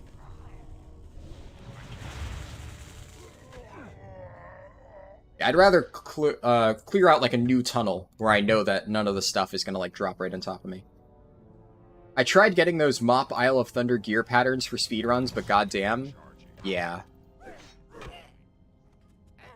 I mean, a lot of them aren't really worth it. I'll probably have to look into getting the Mop gear again, because apparently they finally fixed the scaling issue, but... yeah. 2 strength, 2 stam leather belts. That does sound nice. I don't have one, though. But yeah, that shield was definitely huge. Oh, I got another potion. What are the rules in hardcore for deaths caused by computer glitches or disconnects? I mean, I think in the add-on version you can, like, appeal it or something. I don't know.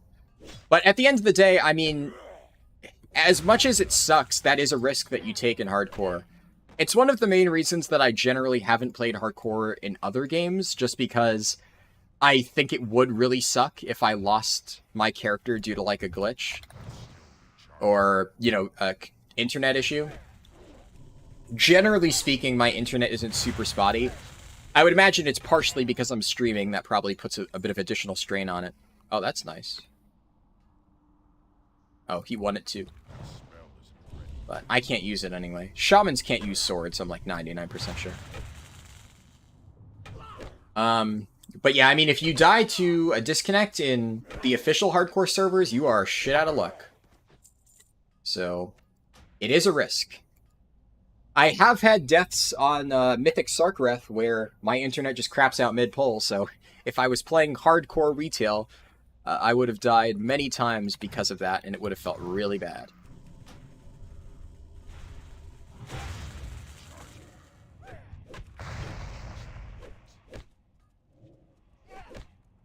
Okay, we're gonna pull...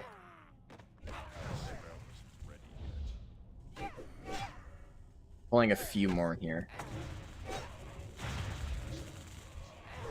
My totem didn't taunt it. There must be like a weird delay before the totem taunt actually goes off.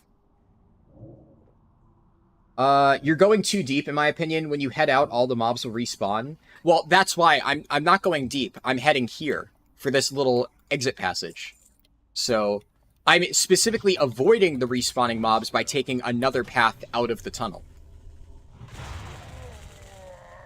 So, you know, I'm thinking ahead. Why don't I just hearth out? That is a thing that I can do. I kind of, like, forgot that Hearthstone was an option. But, like, this is so much cooler, right? This is, like, a fancy way to exit the cave. So, would you rather Hearthstone out, or would you rather jump out of a hole in the cliffside? One of them is way more epic. Our ancestors be praised. I guess he's not skinning, so I'll take the leather. What other quest can I do? I can cleanse the Thunderhorn water well. And, oh, I need to head south and turn in those quests before I continue. You always make that mistake. Pull one dude, the clown car of bullshit arrives. Yeah. Imagine having a hardcore raid, everyone has like 1,000 hours, playing super conservatively, first pull in Molten Core, the tank fucks up and everyone dies and everyone is deleted. Well, as it currently is in most classic raids, it would be the tank fucks up, a few people die, everyone else does Flask of Petrification and gets zoned out of the raid. So, there's actually, I saw a clip of like a classic hardcore raid wipe on Reddit like a few days ago, and it was basically that. The tank fucked up, pulled extra, everyone immediately did Flask of Petrification and got hearthed out. And then, like, a few people died because they fucked up or something. It'd be hilarious if you died to fall damage right there. Yeah. But, you know, I'm thinking ahead. It's all calculated, right? But I knew that there was that tunnel. I think there's also another exit. Isn't there, like... Yeah, you can see that cave over there. There's another exit way deeper into the Venture Cove mine, but that one's much further out, and that one is on a really high cliff, whereas the exit on the cliffside is a bit easier to reach.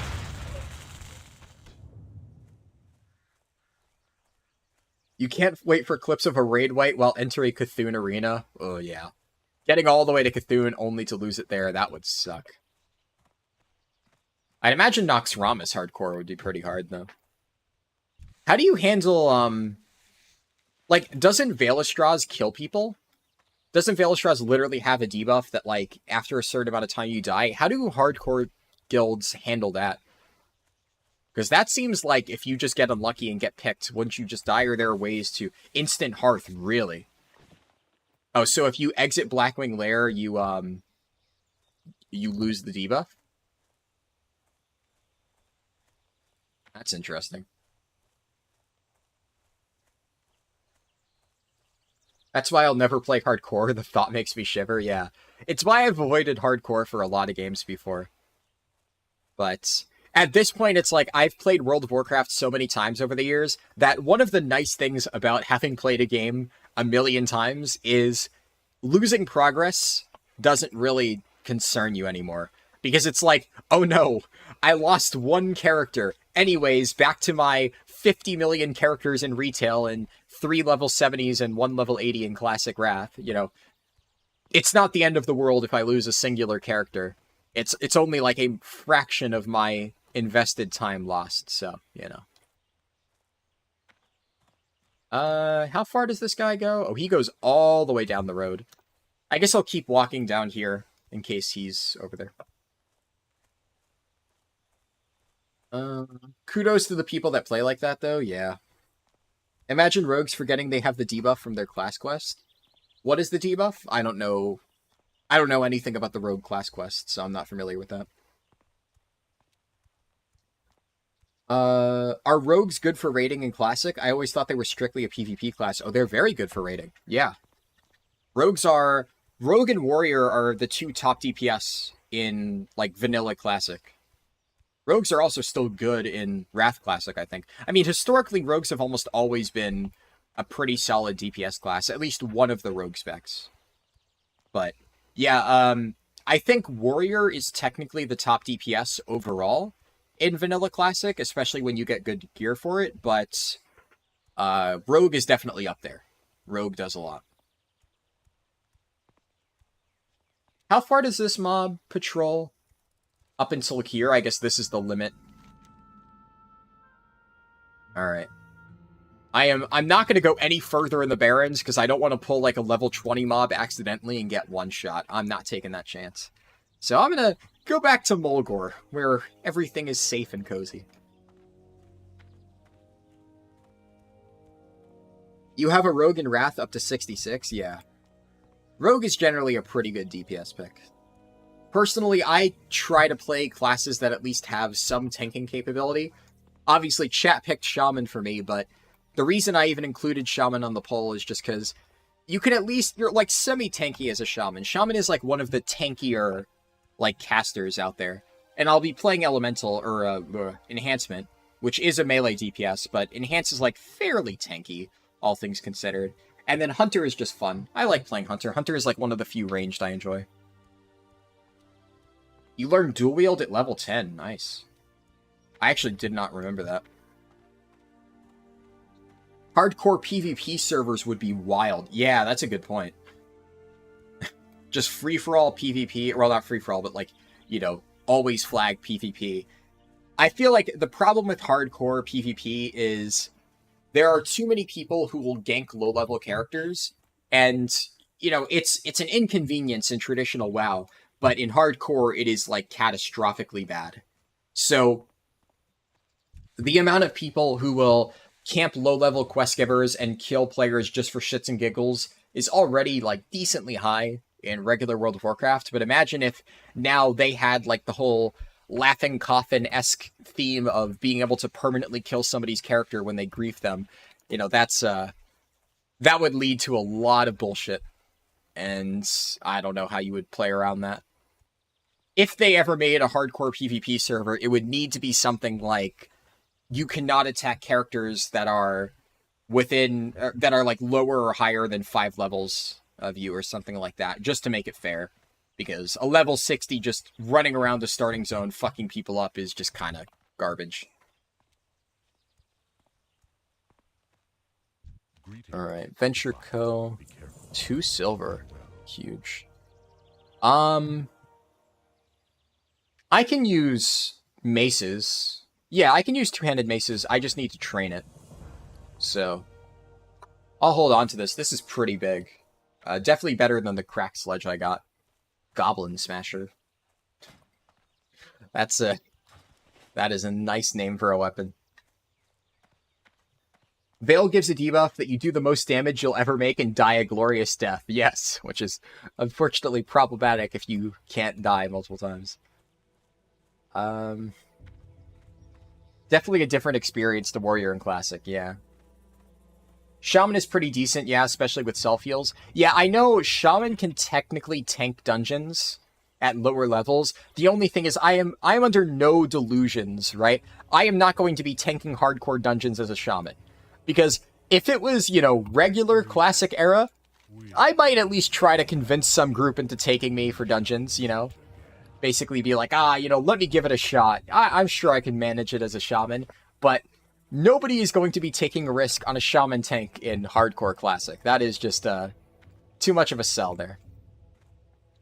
It would be fun, but I am not going to do that. So I will stick to Enhancement Shaman DPS in this character, and if I decide I eventually want to tank, I will play a warrior or a druid. Okay, all this other stuff I can hold on to. Lumberjack Axe. See, here's the thing. Now that I have Goblin Smasher, and actually Lumberjack Axe is only marginally better than my Flanged Mace. So by the time I actually get to Orgrimmar to learn axe training, I'll probably already be using the Goblin Smasher, which is just better. So I can sell that, get at least 1 silver. Now, it's money now instead of a slightly better weapon later. I think it's worth it. And then more profession stuff.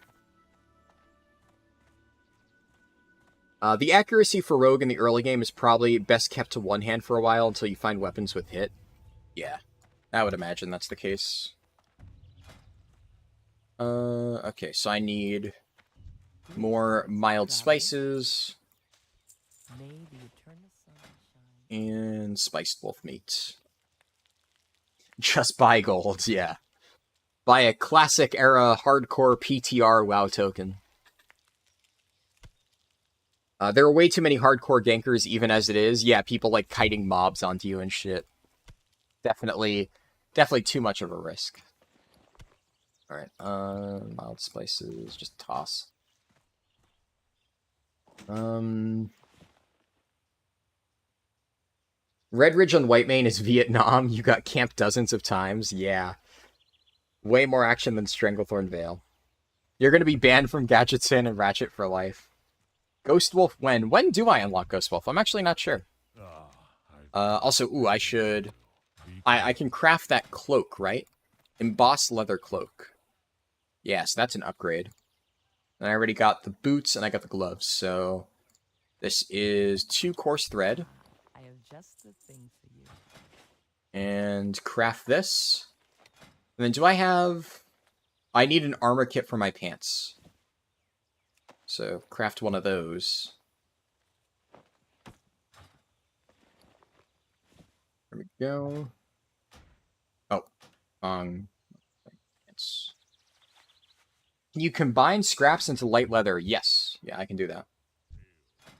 So I can go down here, light leather, bam. I can craft that. I enjoy world PvP except when I'm the one getting ganked. Yeah. That is most people, I would imagine. Everyone likes to fuck around in world PvP until they start getting ganked by a high level, and then suddenly it's no longer much fun. It is rare to get, like, really balanced, fun world PvP engagements. Generally speaking, it's pretty one-sided. Also, while I'm at it, I'll craft some more linen bandages. Oh, Seer Raven Feather? Someone just said... Is that one of the rare mobs? I don't think that's a rare mob. Yeah, that's not one of the rare mobs.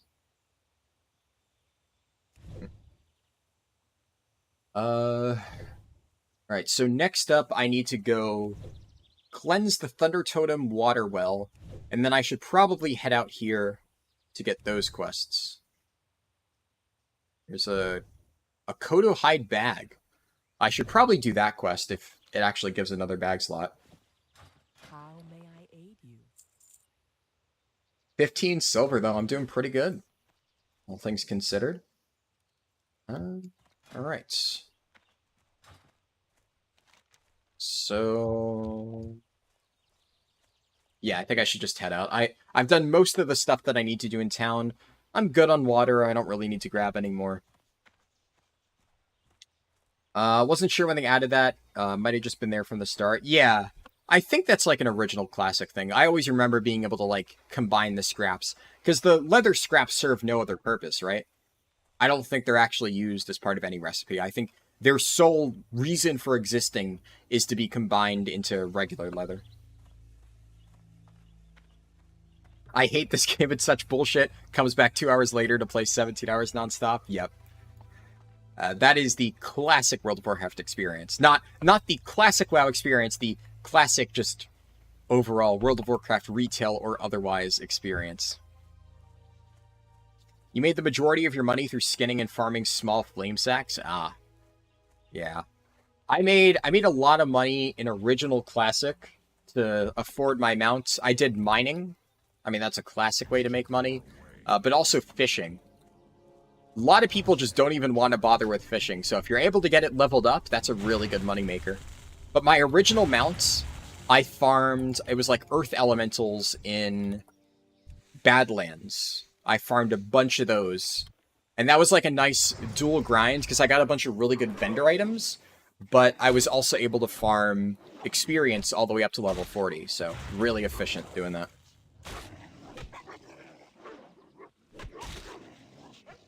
15 silver, now you can quit your paper route. Yeah. Alright, so I need to get to the center here and cleanse this area. So, decent amount of mobs. I'll try to be somewhat careful. Oh, I need to refresh my food buff, too.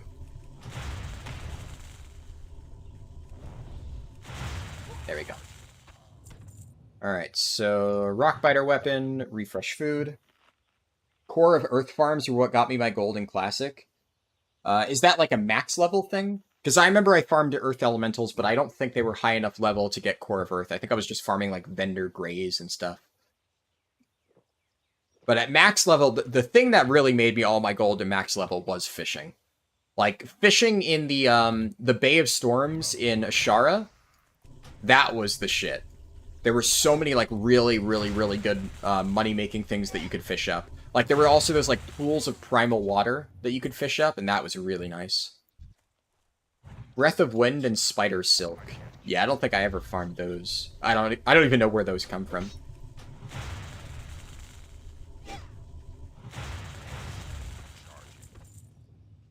Drink. Probably only need to kill that dwarf and...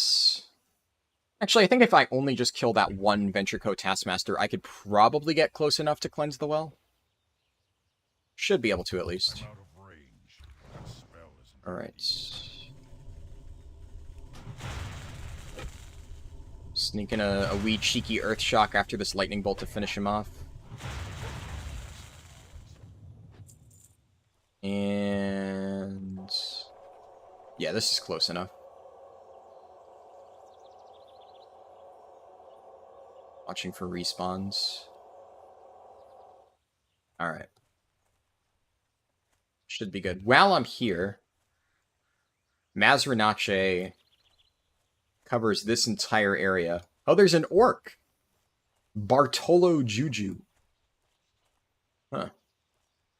I think that's the first orc I've actually seen. He's level 15, so... probably should be relatively easy to trek across barrens and stuff. Or he just took the Zeppelin, right? But...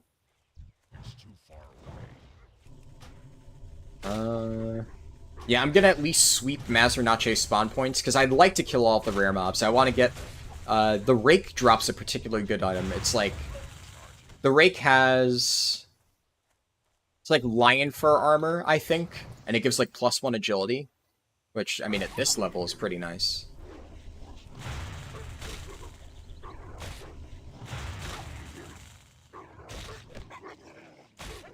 There'll be a server announcement stating that you died.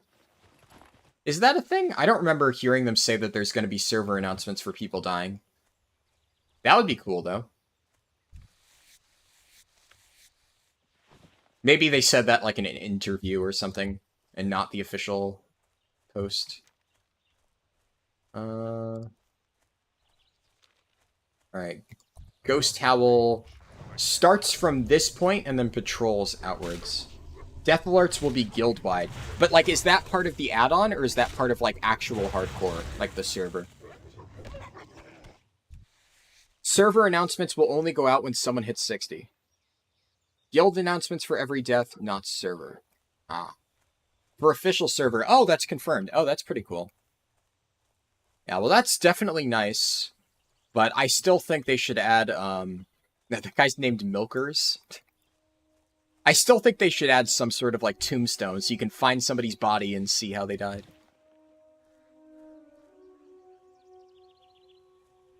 I don't know about your server, but on mine, the sacks go for 2 gold apiece. Ooh, yeah, classic, that's nice.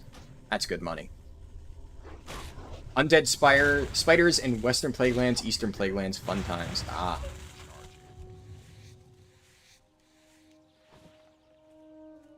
Not hit 60, die at 60. Yeah. Yeah, so when somebody dies at level 60, there's a server alert. Okay. That's pretty cool. Yeah, I like that. Mazrinache, where art thou? I would imagine Mazrinache and the others are being, like, pretty heavily camped. But, you know, there's a chance if I catch it right when it spawns. I remember seeing XYZ died at level X on some videos. Well, the add-on has it, right? So, unless you're saying you watched a video of the, like, people playing on this PTR server. Because I know for certain that that's a functionality within the add-on. But I guess I'm not in a guild, so I have no idea. Maybe I should join a guild. You know what? If like a random person invites me to join their guild, I will join it. But I'm not going to go and seek out a hardcore guild. But it would be cool to see, like, other people playing this. PTR guild, let's go. Hey, I mean, there's my character name. If somebody is in a hardcore PTR guild and wants to invite me, I will accept. But, yeah, I'm not too concerned about it either way. I do think it would be cool if there are guild-wide death notifications. I think that would be fun to see. Does it say how you died? Like, does it say so-and-so has died to XYZ thing, or does it just say so-and-so has died at level whatever? Because I think if it adds how you died, oh, that would be like an extra layer of, like, cool shit. Okay, I'm gonna head to the Red Rock area east of Thunderbluff. Wasn't it like 10 gold for a guild charter? I'm not sure, but, I mean, there are already multiple guilds formed. Like, I've seen a lot of people already in guilds in the PTR. And also, I mean, there's people who are at level 30, right? So, I would imagine the guilds are probably being formed by the higher levels. That would be humiliating. So-and-so died to kobold vermin. Yeah. I also like the one thing that I liked about the add-on, from what I saw, is the last words bit. Because I saw a lot of really funny screenshots of, like, so-and-so died at level whatever. Their last words were, I'm gonna try this quest, or something like that. So there's, like, perfect comedy about somebody saying, you know, oh, yeah, let's try the quest, and then those were their last words. So I think that is, like, a fun feature to carry over. Died to Defias Pillager.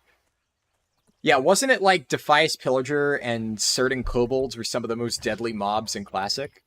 Or, Hardcore Classic? I remember seeing, like, a list of all of the deadliest mobs, and some of the Defias guys were up there. Certainty of death, small chance of success. What are we waiting for? Yeah. Vietnam flashbacks to Evoker legendary spam. Yeah. My guild actually has a weak aura that we use, where every single time the Zero, or Triumphant Roar echoes, yeah, what is the exact thing? A Triumphant Roar echoes out as the Zero, I forget the name, Echo of the Aspects or whatever is formed, or something? Something to that degree, I don't fucking know. But my guild has a weak aura where every single time that thing goes off, everybody automatically says in guild chat, fuck you, Prus. Prus is the name of our evoker. So, our evoker still doesn't have it, so every time the announcement goes off, like, 4 people will say in guild chat, fuck you, Prus. And Prus changed his version of the weak aura to say, God damn it, or something like that. So, if you look at our guild history, it's just an endless spam of things like that. And recently, Babylonius has changed his version of the weak aura to send, a fist weapon has made it to the evoker. So now, during our Sarkareth raid nights, our guild chat is just an endless flood of Babylonius, a fist weapon has made it to the evoker, over and over and over and over. Just a million times. But I think people have stopped using the weak aura, because nowadays it is basically only Babs that still does the message whenever it happens. But yeah, I'm kind of surprised they have not changed the Nazuro thing. Because it is a decent amount of spam. And, like, I get that people meme about it, but it seems like the type of thing that Blizzard might want to fix.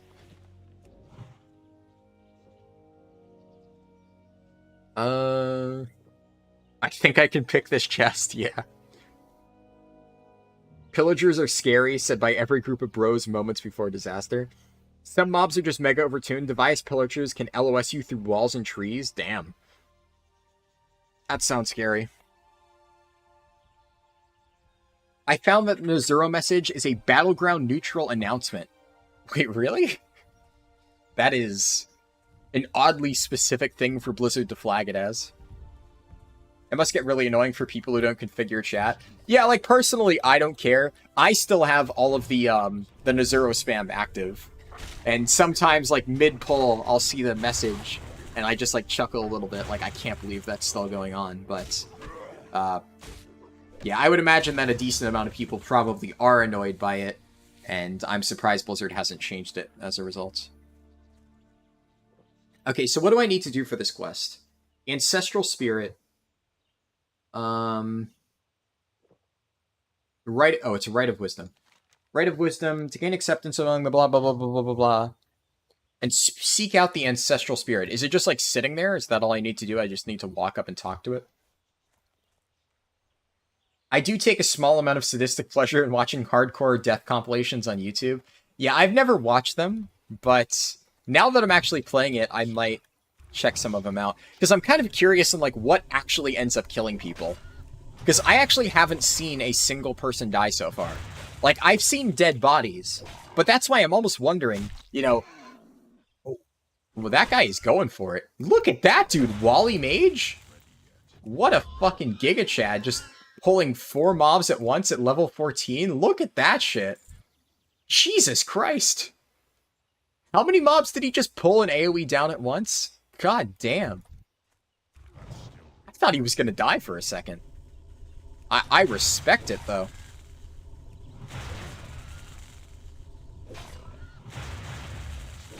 Before I got questy, I was the confused Travolta meme for a while. Yeah. Just having to sit there and, like, decipher quest text can be a bit frustrating. Alright, I've finally gotten through my herb-baked eggs. I saw that you can create a macro to recreate the Nezuro announcement and spam it. Oh, God. From your viewing, overconfidence, overpulling, or overextending, going or... what is OOS? Surprised he can pull those mobs with his massive balls weighing him down. Yeah. I mean, I get that it's a mage, but, like, Jesus Christ. Like, the fact that he's dropping to, like, half health pulling all those mobs.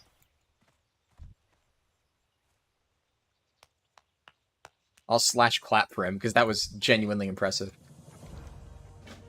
He also cleared the path for me, so I get to get the quest completed with absolutely zero contest. Very nice. But actually, that is also the first undead I think I've seen. I wonder what he's doing out here. Maybe he's, like, farming for a certain item? I'm not sure why otherwise he would just be, like, aggressively AoE grinding a random set of Quill Wars.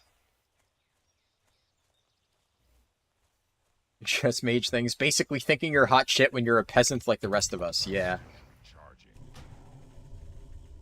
I just started playing WoW and Dragonflight. Classic looks like a completely different game. Yep. Oh, absolutely it is. It's a different game. It's definitely not for everyone, but it is a fun experience for what it is. Like, I play both, and I enjoy both retail and classic, you know, for their own unique things.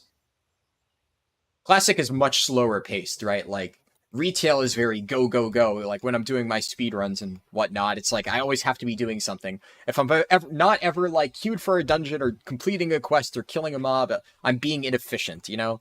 But in Classic, I can just kind of walk around, take my time. It's much more laid back and chill. The emote thing struck again. Yeah, that is a weird thing. I've only seen people bring that up recently, so I wonder if that is, like, a recent change YouTube made, because I don't remember anyone mentioning the emote thing on, like, my streams from a few months ago, back when I did those.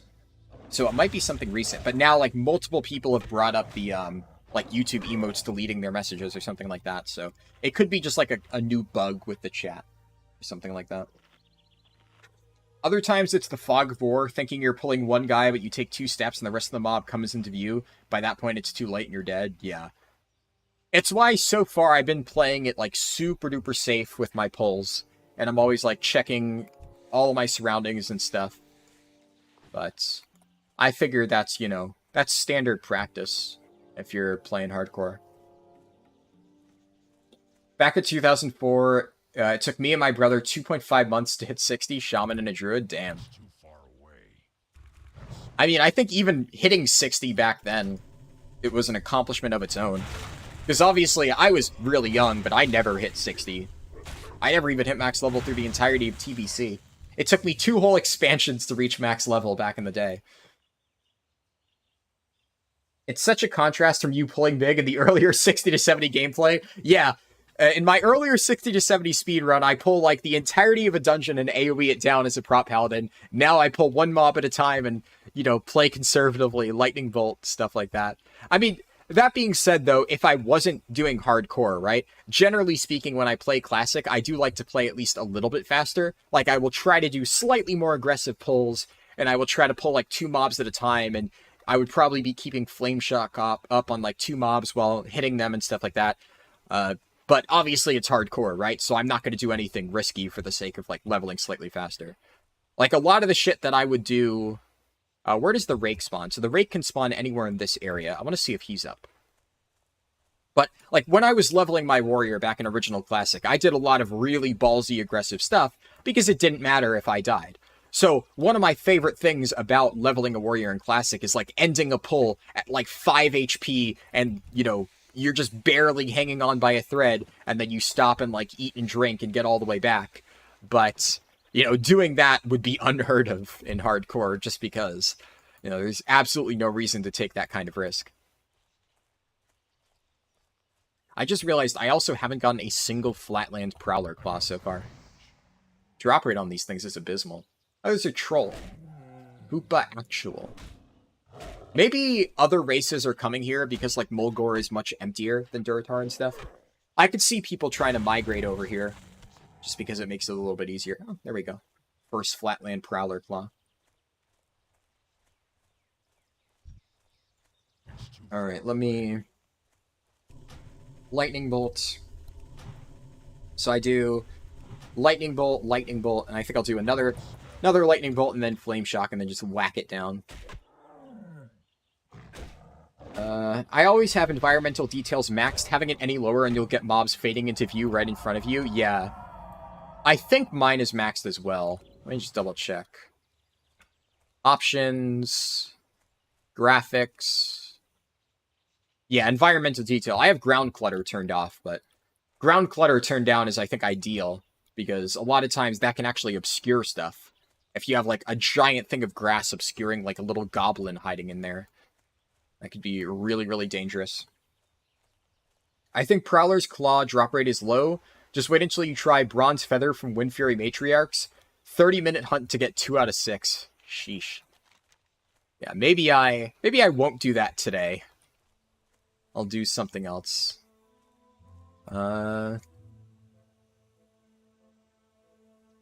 Bristleback Interloper. Oh, I still need to kill some of those mobs. What do I want to do? I kind of want to check for Enforcer Emil guns over there in those, like, little goblin huts. There might also be a chest around there. It seems like just the kind of place where you would find one.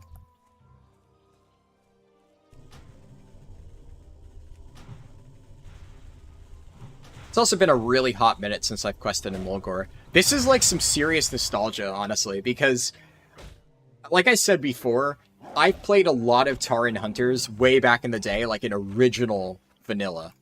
Oh, wow. I've actually... right as I was complaining about not getting Flatland Prowler Claws, I think I got one, like, off every single one of the last few kills. It's pretty nice. But yeah, so I played a lot of Tauren, but every single character that I made in Classic re-release was a... was it that guy? Rack? And... oh. But yeah, every character I made in Classic re-release was either an orc or a troll. So I played through Durotar a lot. But I actually don't think I've played through Mulgore a single time in Classic. So I haven't actually quested here in a very long time, but having quested through this zone like a million times back in the day, this is like some serious nostalgia hitting me again. I love this zone. Like, Mulgore is just so chill and laid back and stuff. Stream title misleading. Mr. Streamer is level 11. Well, I started at level 9, right? Like, we ended yesterday's stream at level 9. And then I picked up where I left off, and now I'm level 11. And we're going to continue until I am level 12. I'm not going to, like, constantly update the stream title every time I level up. Sahidi, rest in peace. It's too far away. I wonder what the respawn rate of mobs is going to be like on hardcore live launch. Yeah, that actually might be sketchy, right? Because doesn't, like, respawn rate, at least on, like, Classic, it automatically adjusted the more players there were. But having really fast respawning mobs could be kind of deadly for hardcore. That's going to be interesting. Having all of your armor broken, but your weapon has, like, 1 durability. Yeah, for sure. Every 2 levels, spell training made me go bankrupt. Yep. When I hear Elwyn Forest theme, I can't help but tear up a little bit. Yeah, same. Definitely. One of the nice things, I think, about hardcore launch relative to, like, original Classic is original Classic, I didn't manage to, like, break away from the pack until level 40. I think level 40 was the first time when I genuinely felt like I was ahead, because I fell behind a little bit. Like, I played the shit out of Classic launch the first 2 days, and then I actually had to visit a friend for something for, like, 2 days after hardcore launch, so I actually fell behind quite a lot. And then I basically played nonstop once I got back home, and I, like, blasted past a lot of my friends. And I did, like, I was Arms Warrior tanking Scarlet Monastery, and I just remember just farming Scarlet Monastery Graveyard over and over and over, and just doing the top damage as an Arms Warrior while also tanking it. It was really fun. And then I finally got my mount, and by the time I got my mount at level 40, I earned it the moment I hit 40, which was something I really wanted to do. I wanted to make sure that by the time I hit 40, I had enough gold to buy it. And I was the 3rd person in my guilds to get my mount. So that was the first time when I actually felt like, okay, I'm actually, like, caught up and I'm decently ahead. And then by the time I hit 50, there was, like, nobody else where I was questing. But it took me a while to, like, really get a lead. Ooh, wood chopper. Oh, it's a 2-handed axe. All right. Student loans, yeah. But, whatchamacallit? I think the nice thing about, Hardcore Classic, when it releases the official servers, is there's probably going to be a huge surge of players, but unlike before, where, like, you have a decent amount of people keeping up, I think a lot of people are going to start falling off the moment they hit 15. So I think by the time you make it to level 20, provided you're playing safe, you should have, like, everything clear for you. And it should be a pretty, like, empty leveling experience. Obviously, you know, there'll still be a decent amount of people to make it there, but relative to, like, original Classic launch, where zones were still relatively crowded, even at that point, I think it'll clear out a lot faster. I don't have any quests here, so I should move on. Azure Feather and Bronze Feather. Oh, was that the quest that you were mentioning earlier about, like, feathers having a low drop rate? Go ahead and do that.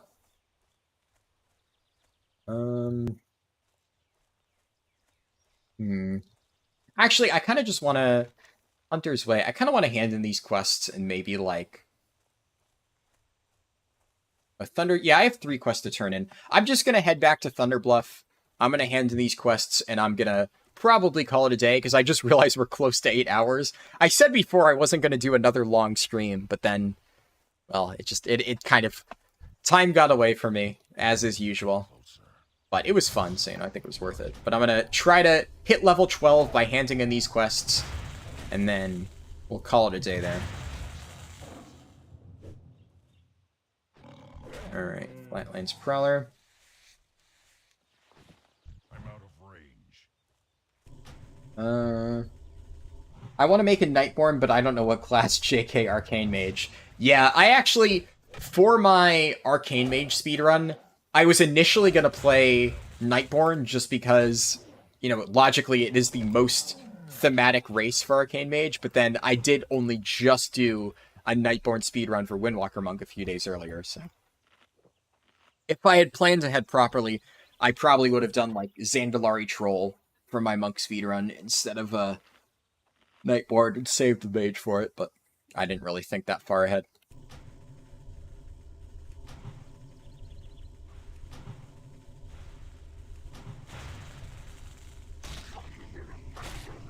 Oh man, these mobs attack fast. They're going to be dynamic. Yeah. It's also going to be shared as well. Multiple versions of the same server. Oh, yeah. Phasing. My throat, caught there for a second. Definitely. Definitely need to stop soon. My throat is starting to do weird shit. That is never a good sign. What was that? Was that somebody's pet felling them? I do miss a lot of the tabletop RPG elements. Oh, wait. I have to be careful. I cannot read chat. I do not want to be the elevator deaf person. Super careful.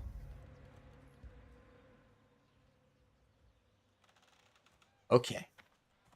And focus. Alright. We're safe. You do miss a lot of the tabletop RPG elements of classic WoW. Things like weapon skills, reagents for spells, spell ranks. Yeah. For sure, that part is really fun. Basket Weaver. Oh, I could buy a bag. I don't really want to spend 5 silver just on that.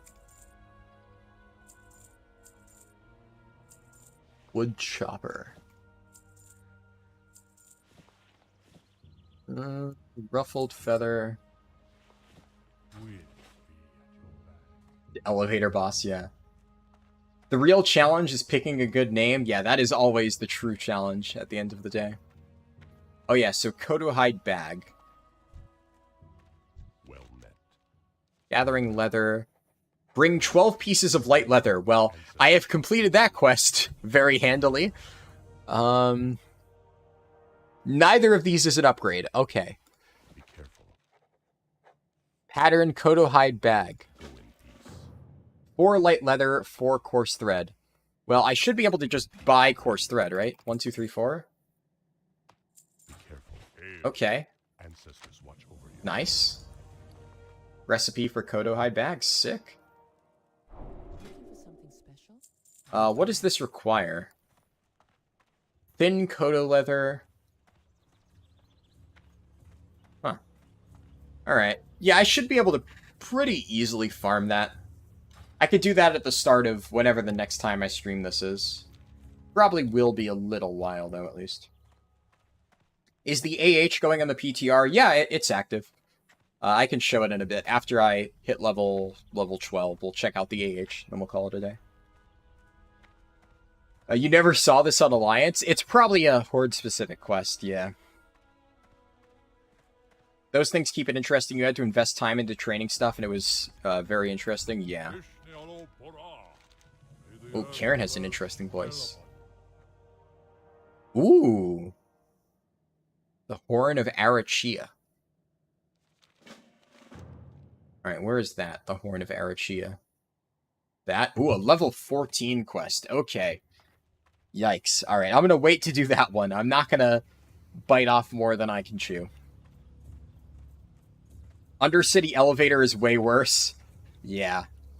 I would imagine falling through the top of the Undercity Elevator is just a really trolly way to die.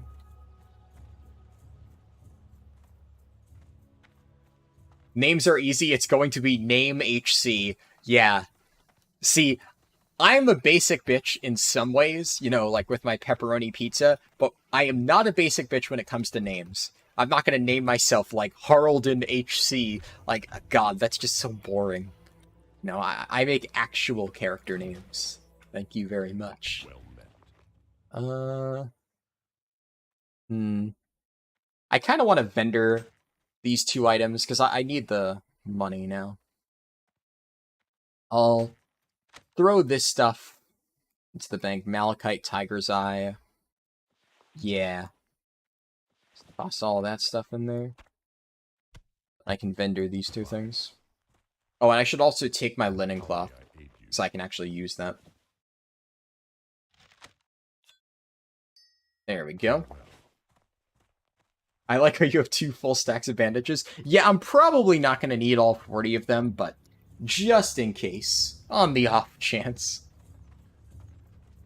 You'd think Thunderbluff elevator is dangerous, but I bet more deaths come from the Undercity elevator. 1 misstep and the door closes after you and the ground disappears. Bye-bye. Yeah, for sure. I feel like if you're gonna get on the Undercity elevator, you would want to wait at the top and wait for the door to open in front of you. That way you know exactly how much time you have. Not as good as that Thrall voice, yeah. Yeah, so let's take a look at the auction house. What are people selling now? Oh yeah, this guy's been trying to sell the Nightwatch short sword since yesterday's stream. So we've seen that one. Magician's Staff of Spirit. Cavalier Two-Hander of the Eagle. Iron Patch Blade. Oh, that's a nice sword. Thunderwood. This guy has it posted for 30 gold. Do people even have 30 gold yet? Jesus. Precision bow. Yeah, is there anything that I could even afford right now? I doubt it. I could technically afford that. Let's click on usable items. Can I actually buy? I can buy a native vest of spirit, but that's cloth. Let's look at leather armor. For the record, I'm not actually going to buy stuff, but I am curious. Embossed leather pants. I'll eventually be able to craft that myself. All the embossed leather stuff. I would imagine it's probably a decent moneymaker, but there's a lot of people selling it right now, so yeah. Embossed leather vest. Yeah. Lion fur armor. Oh, there you go. Oh, it's not +1 agility, it's +1 intellect. Is it sleek feathered thing that is +1 agility? I forget. This guy's selling tribal pants for 1 gold. I think that's a little bit much. I wouldn't spend that much. But yeah, there's a decent amount of stuff in the auction house. Are there any recipes for sale? Let me see, even non-usable ones. Yeah, decent amount. Oh, somebody's selling the Kodohide bag recipe. But, I mean, you could just get that from a quest. People already have banking characters set up. Sheesh. I'm gonna head to the inn over here by Innkeeper Pala. But yeah, so that is not level 12 actually. I need to go turn in this last quest. We're almost level 12. How close is that? Jesus Christ. 8788 out of 8800. So I'm literally 12 experience away from leveling up. Okay, game. Great. But at least I have this one other quest to turn in.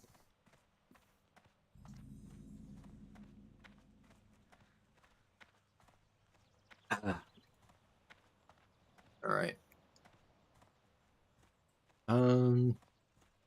There we go. Flatland Prowler Claw. Oh, this sends me to the crossroads. Okay. Yeah. I'm gonna try to, like, 100% the Barrens. Because, you know, actually, I guess, come to think of it, I did say that eventually I was gonna do, like, a full clear of every single classic zone at some point, but technically speaking, it doesn't need to be on Wrath Classic, right? Because I would imagine the general quest changes aren't too significant from original vanilla to Wrath Classic. I mostly just want to jog my memory on how all of the quests work and like what the general quest progression is. So I think that, like, if I 100% Mulgore, even if it's on the hardcore PTR servers, at least that gives me Mulgore experience. So I would say that counts for my goal of completing every single classic questline.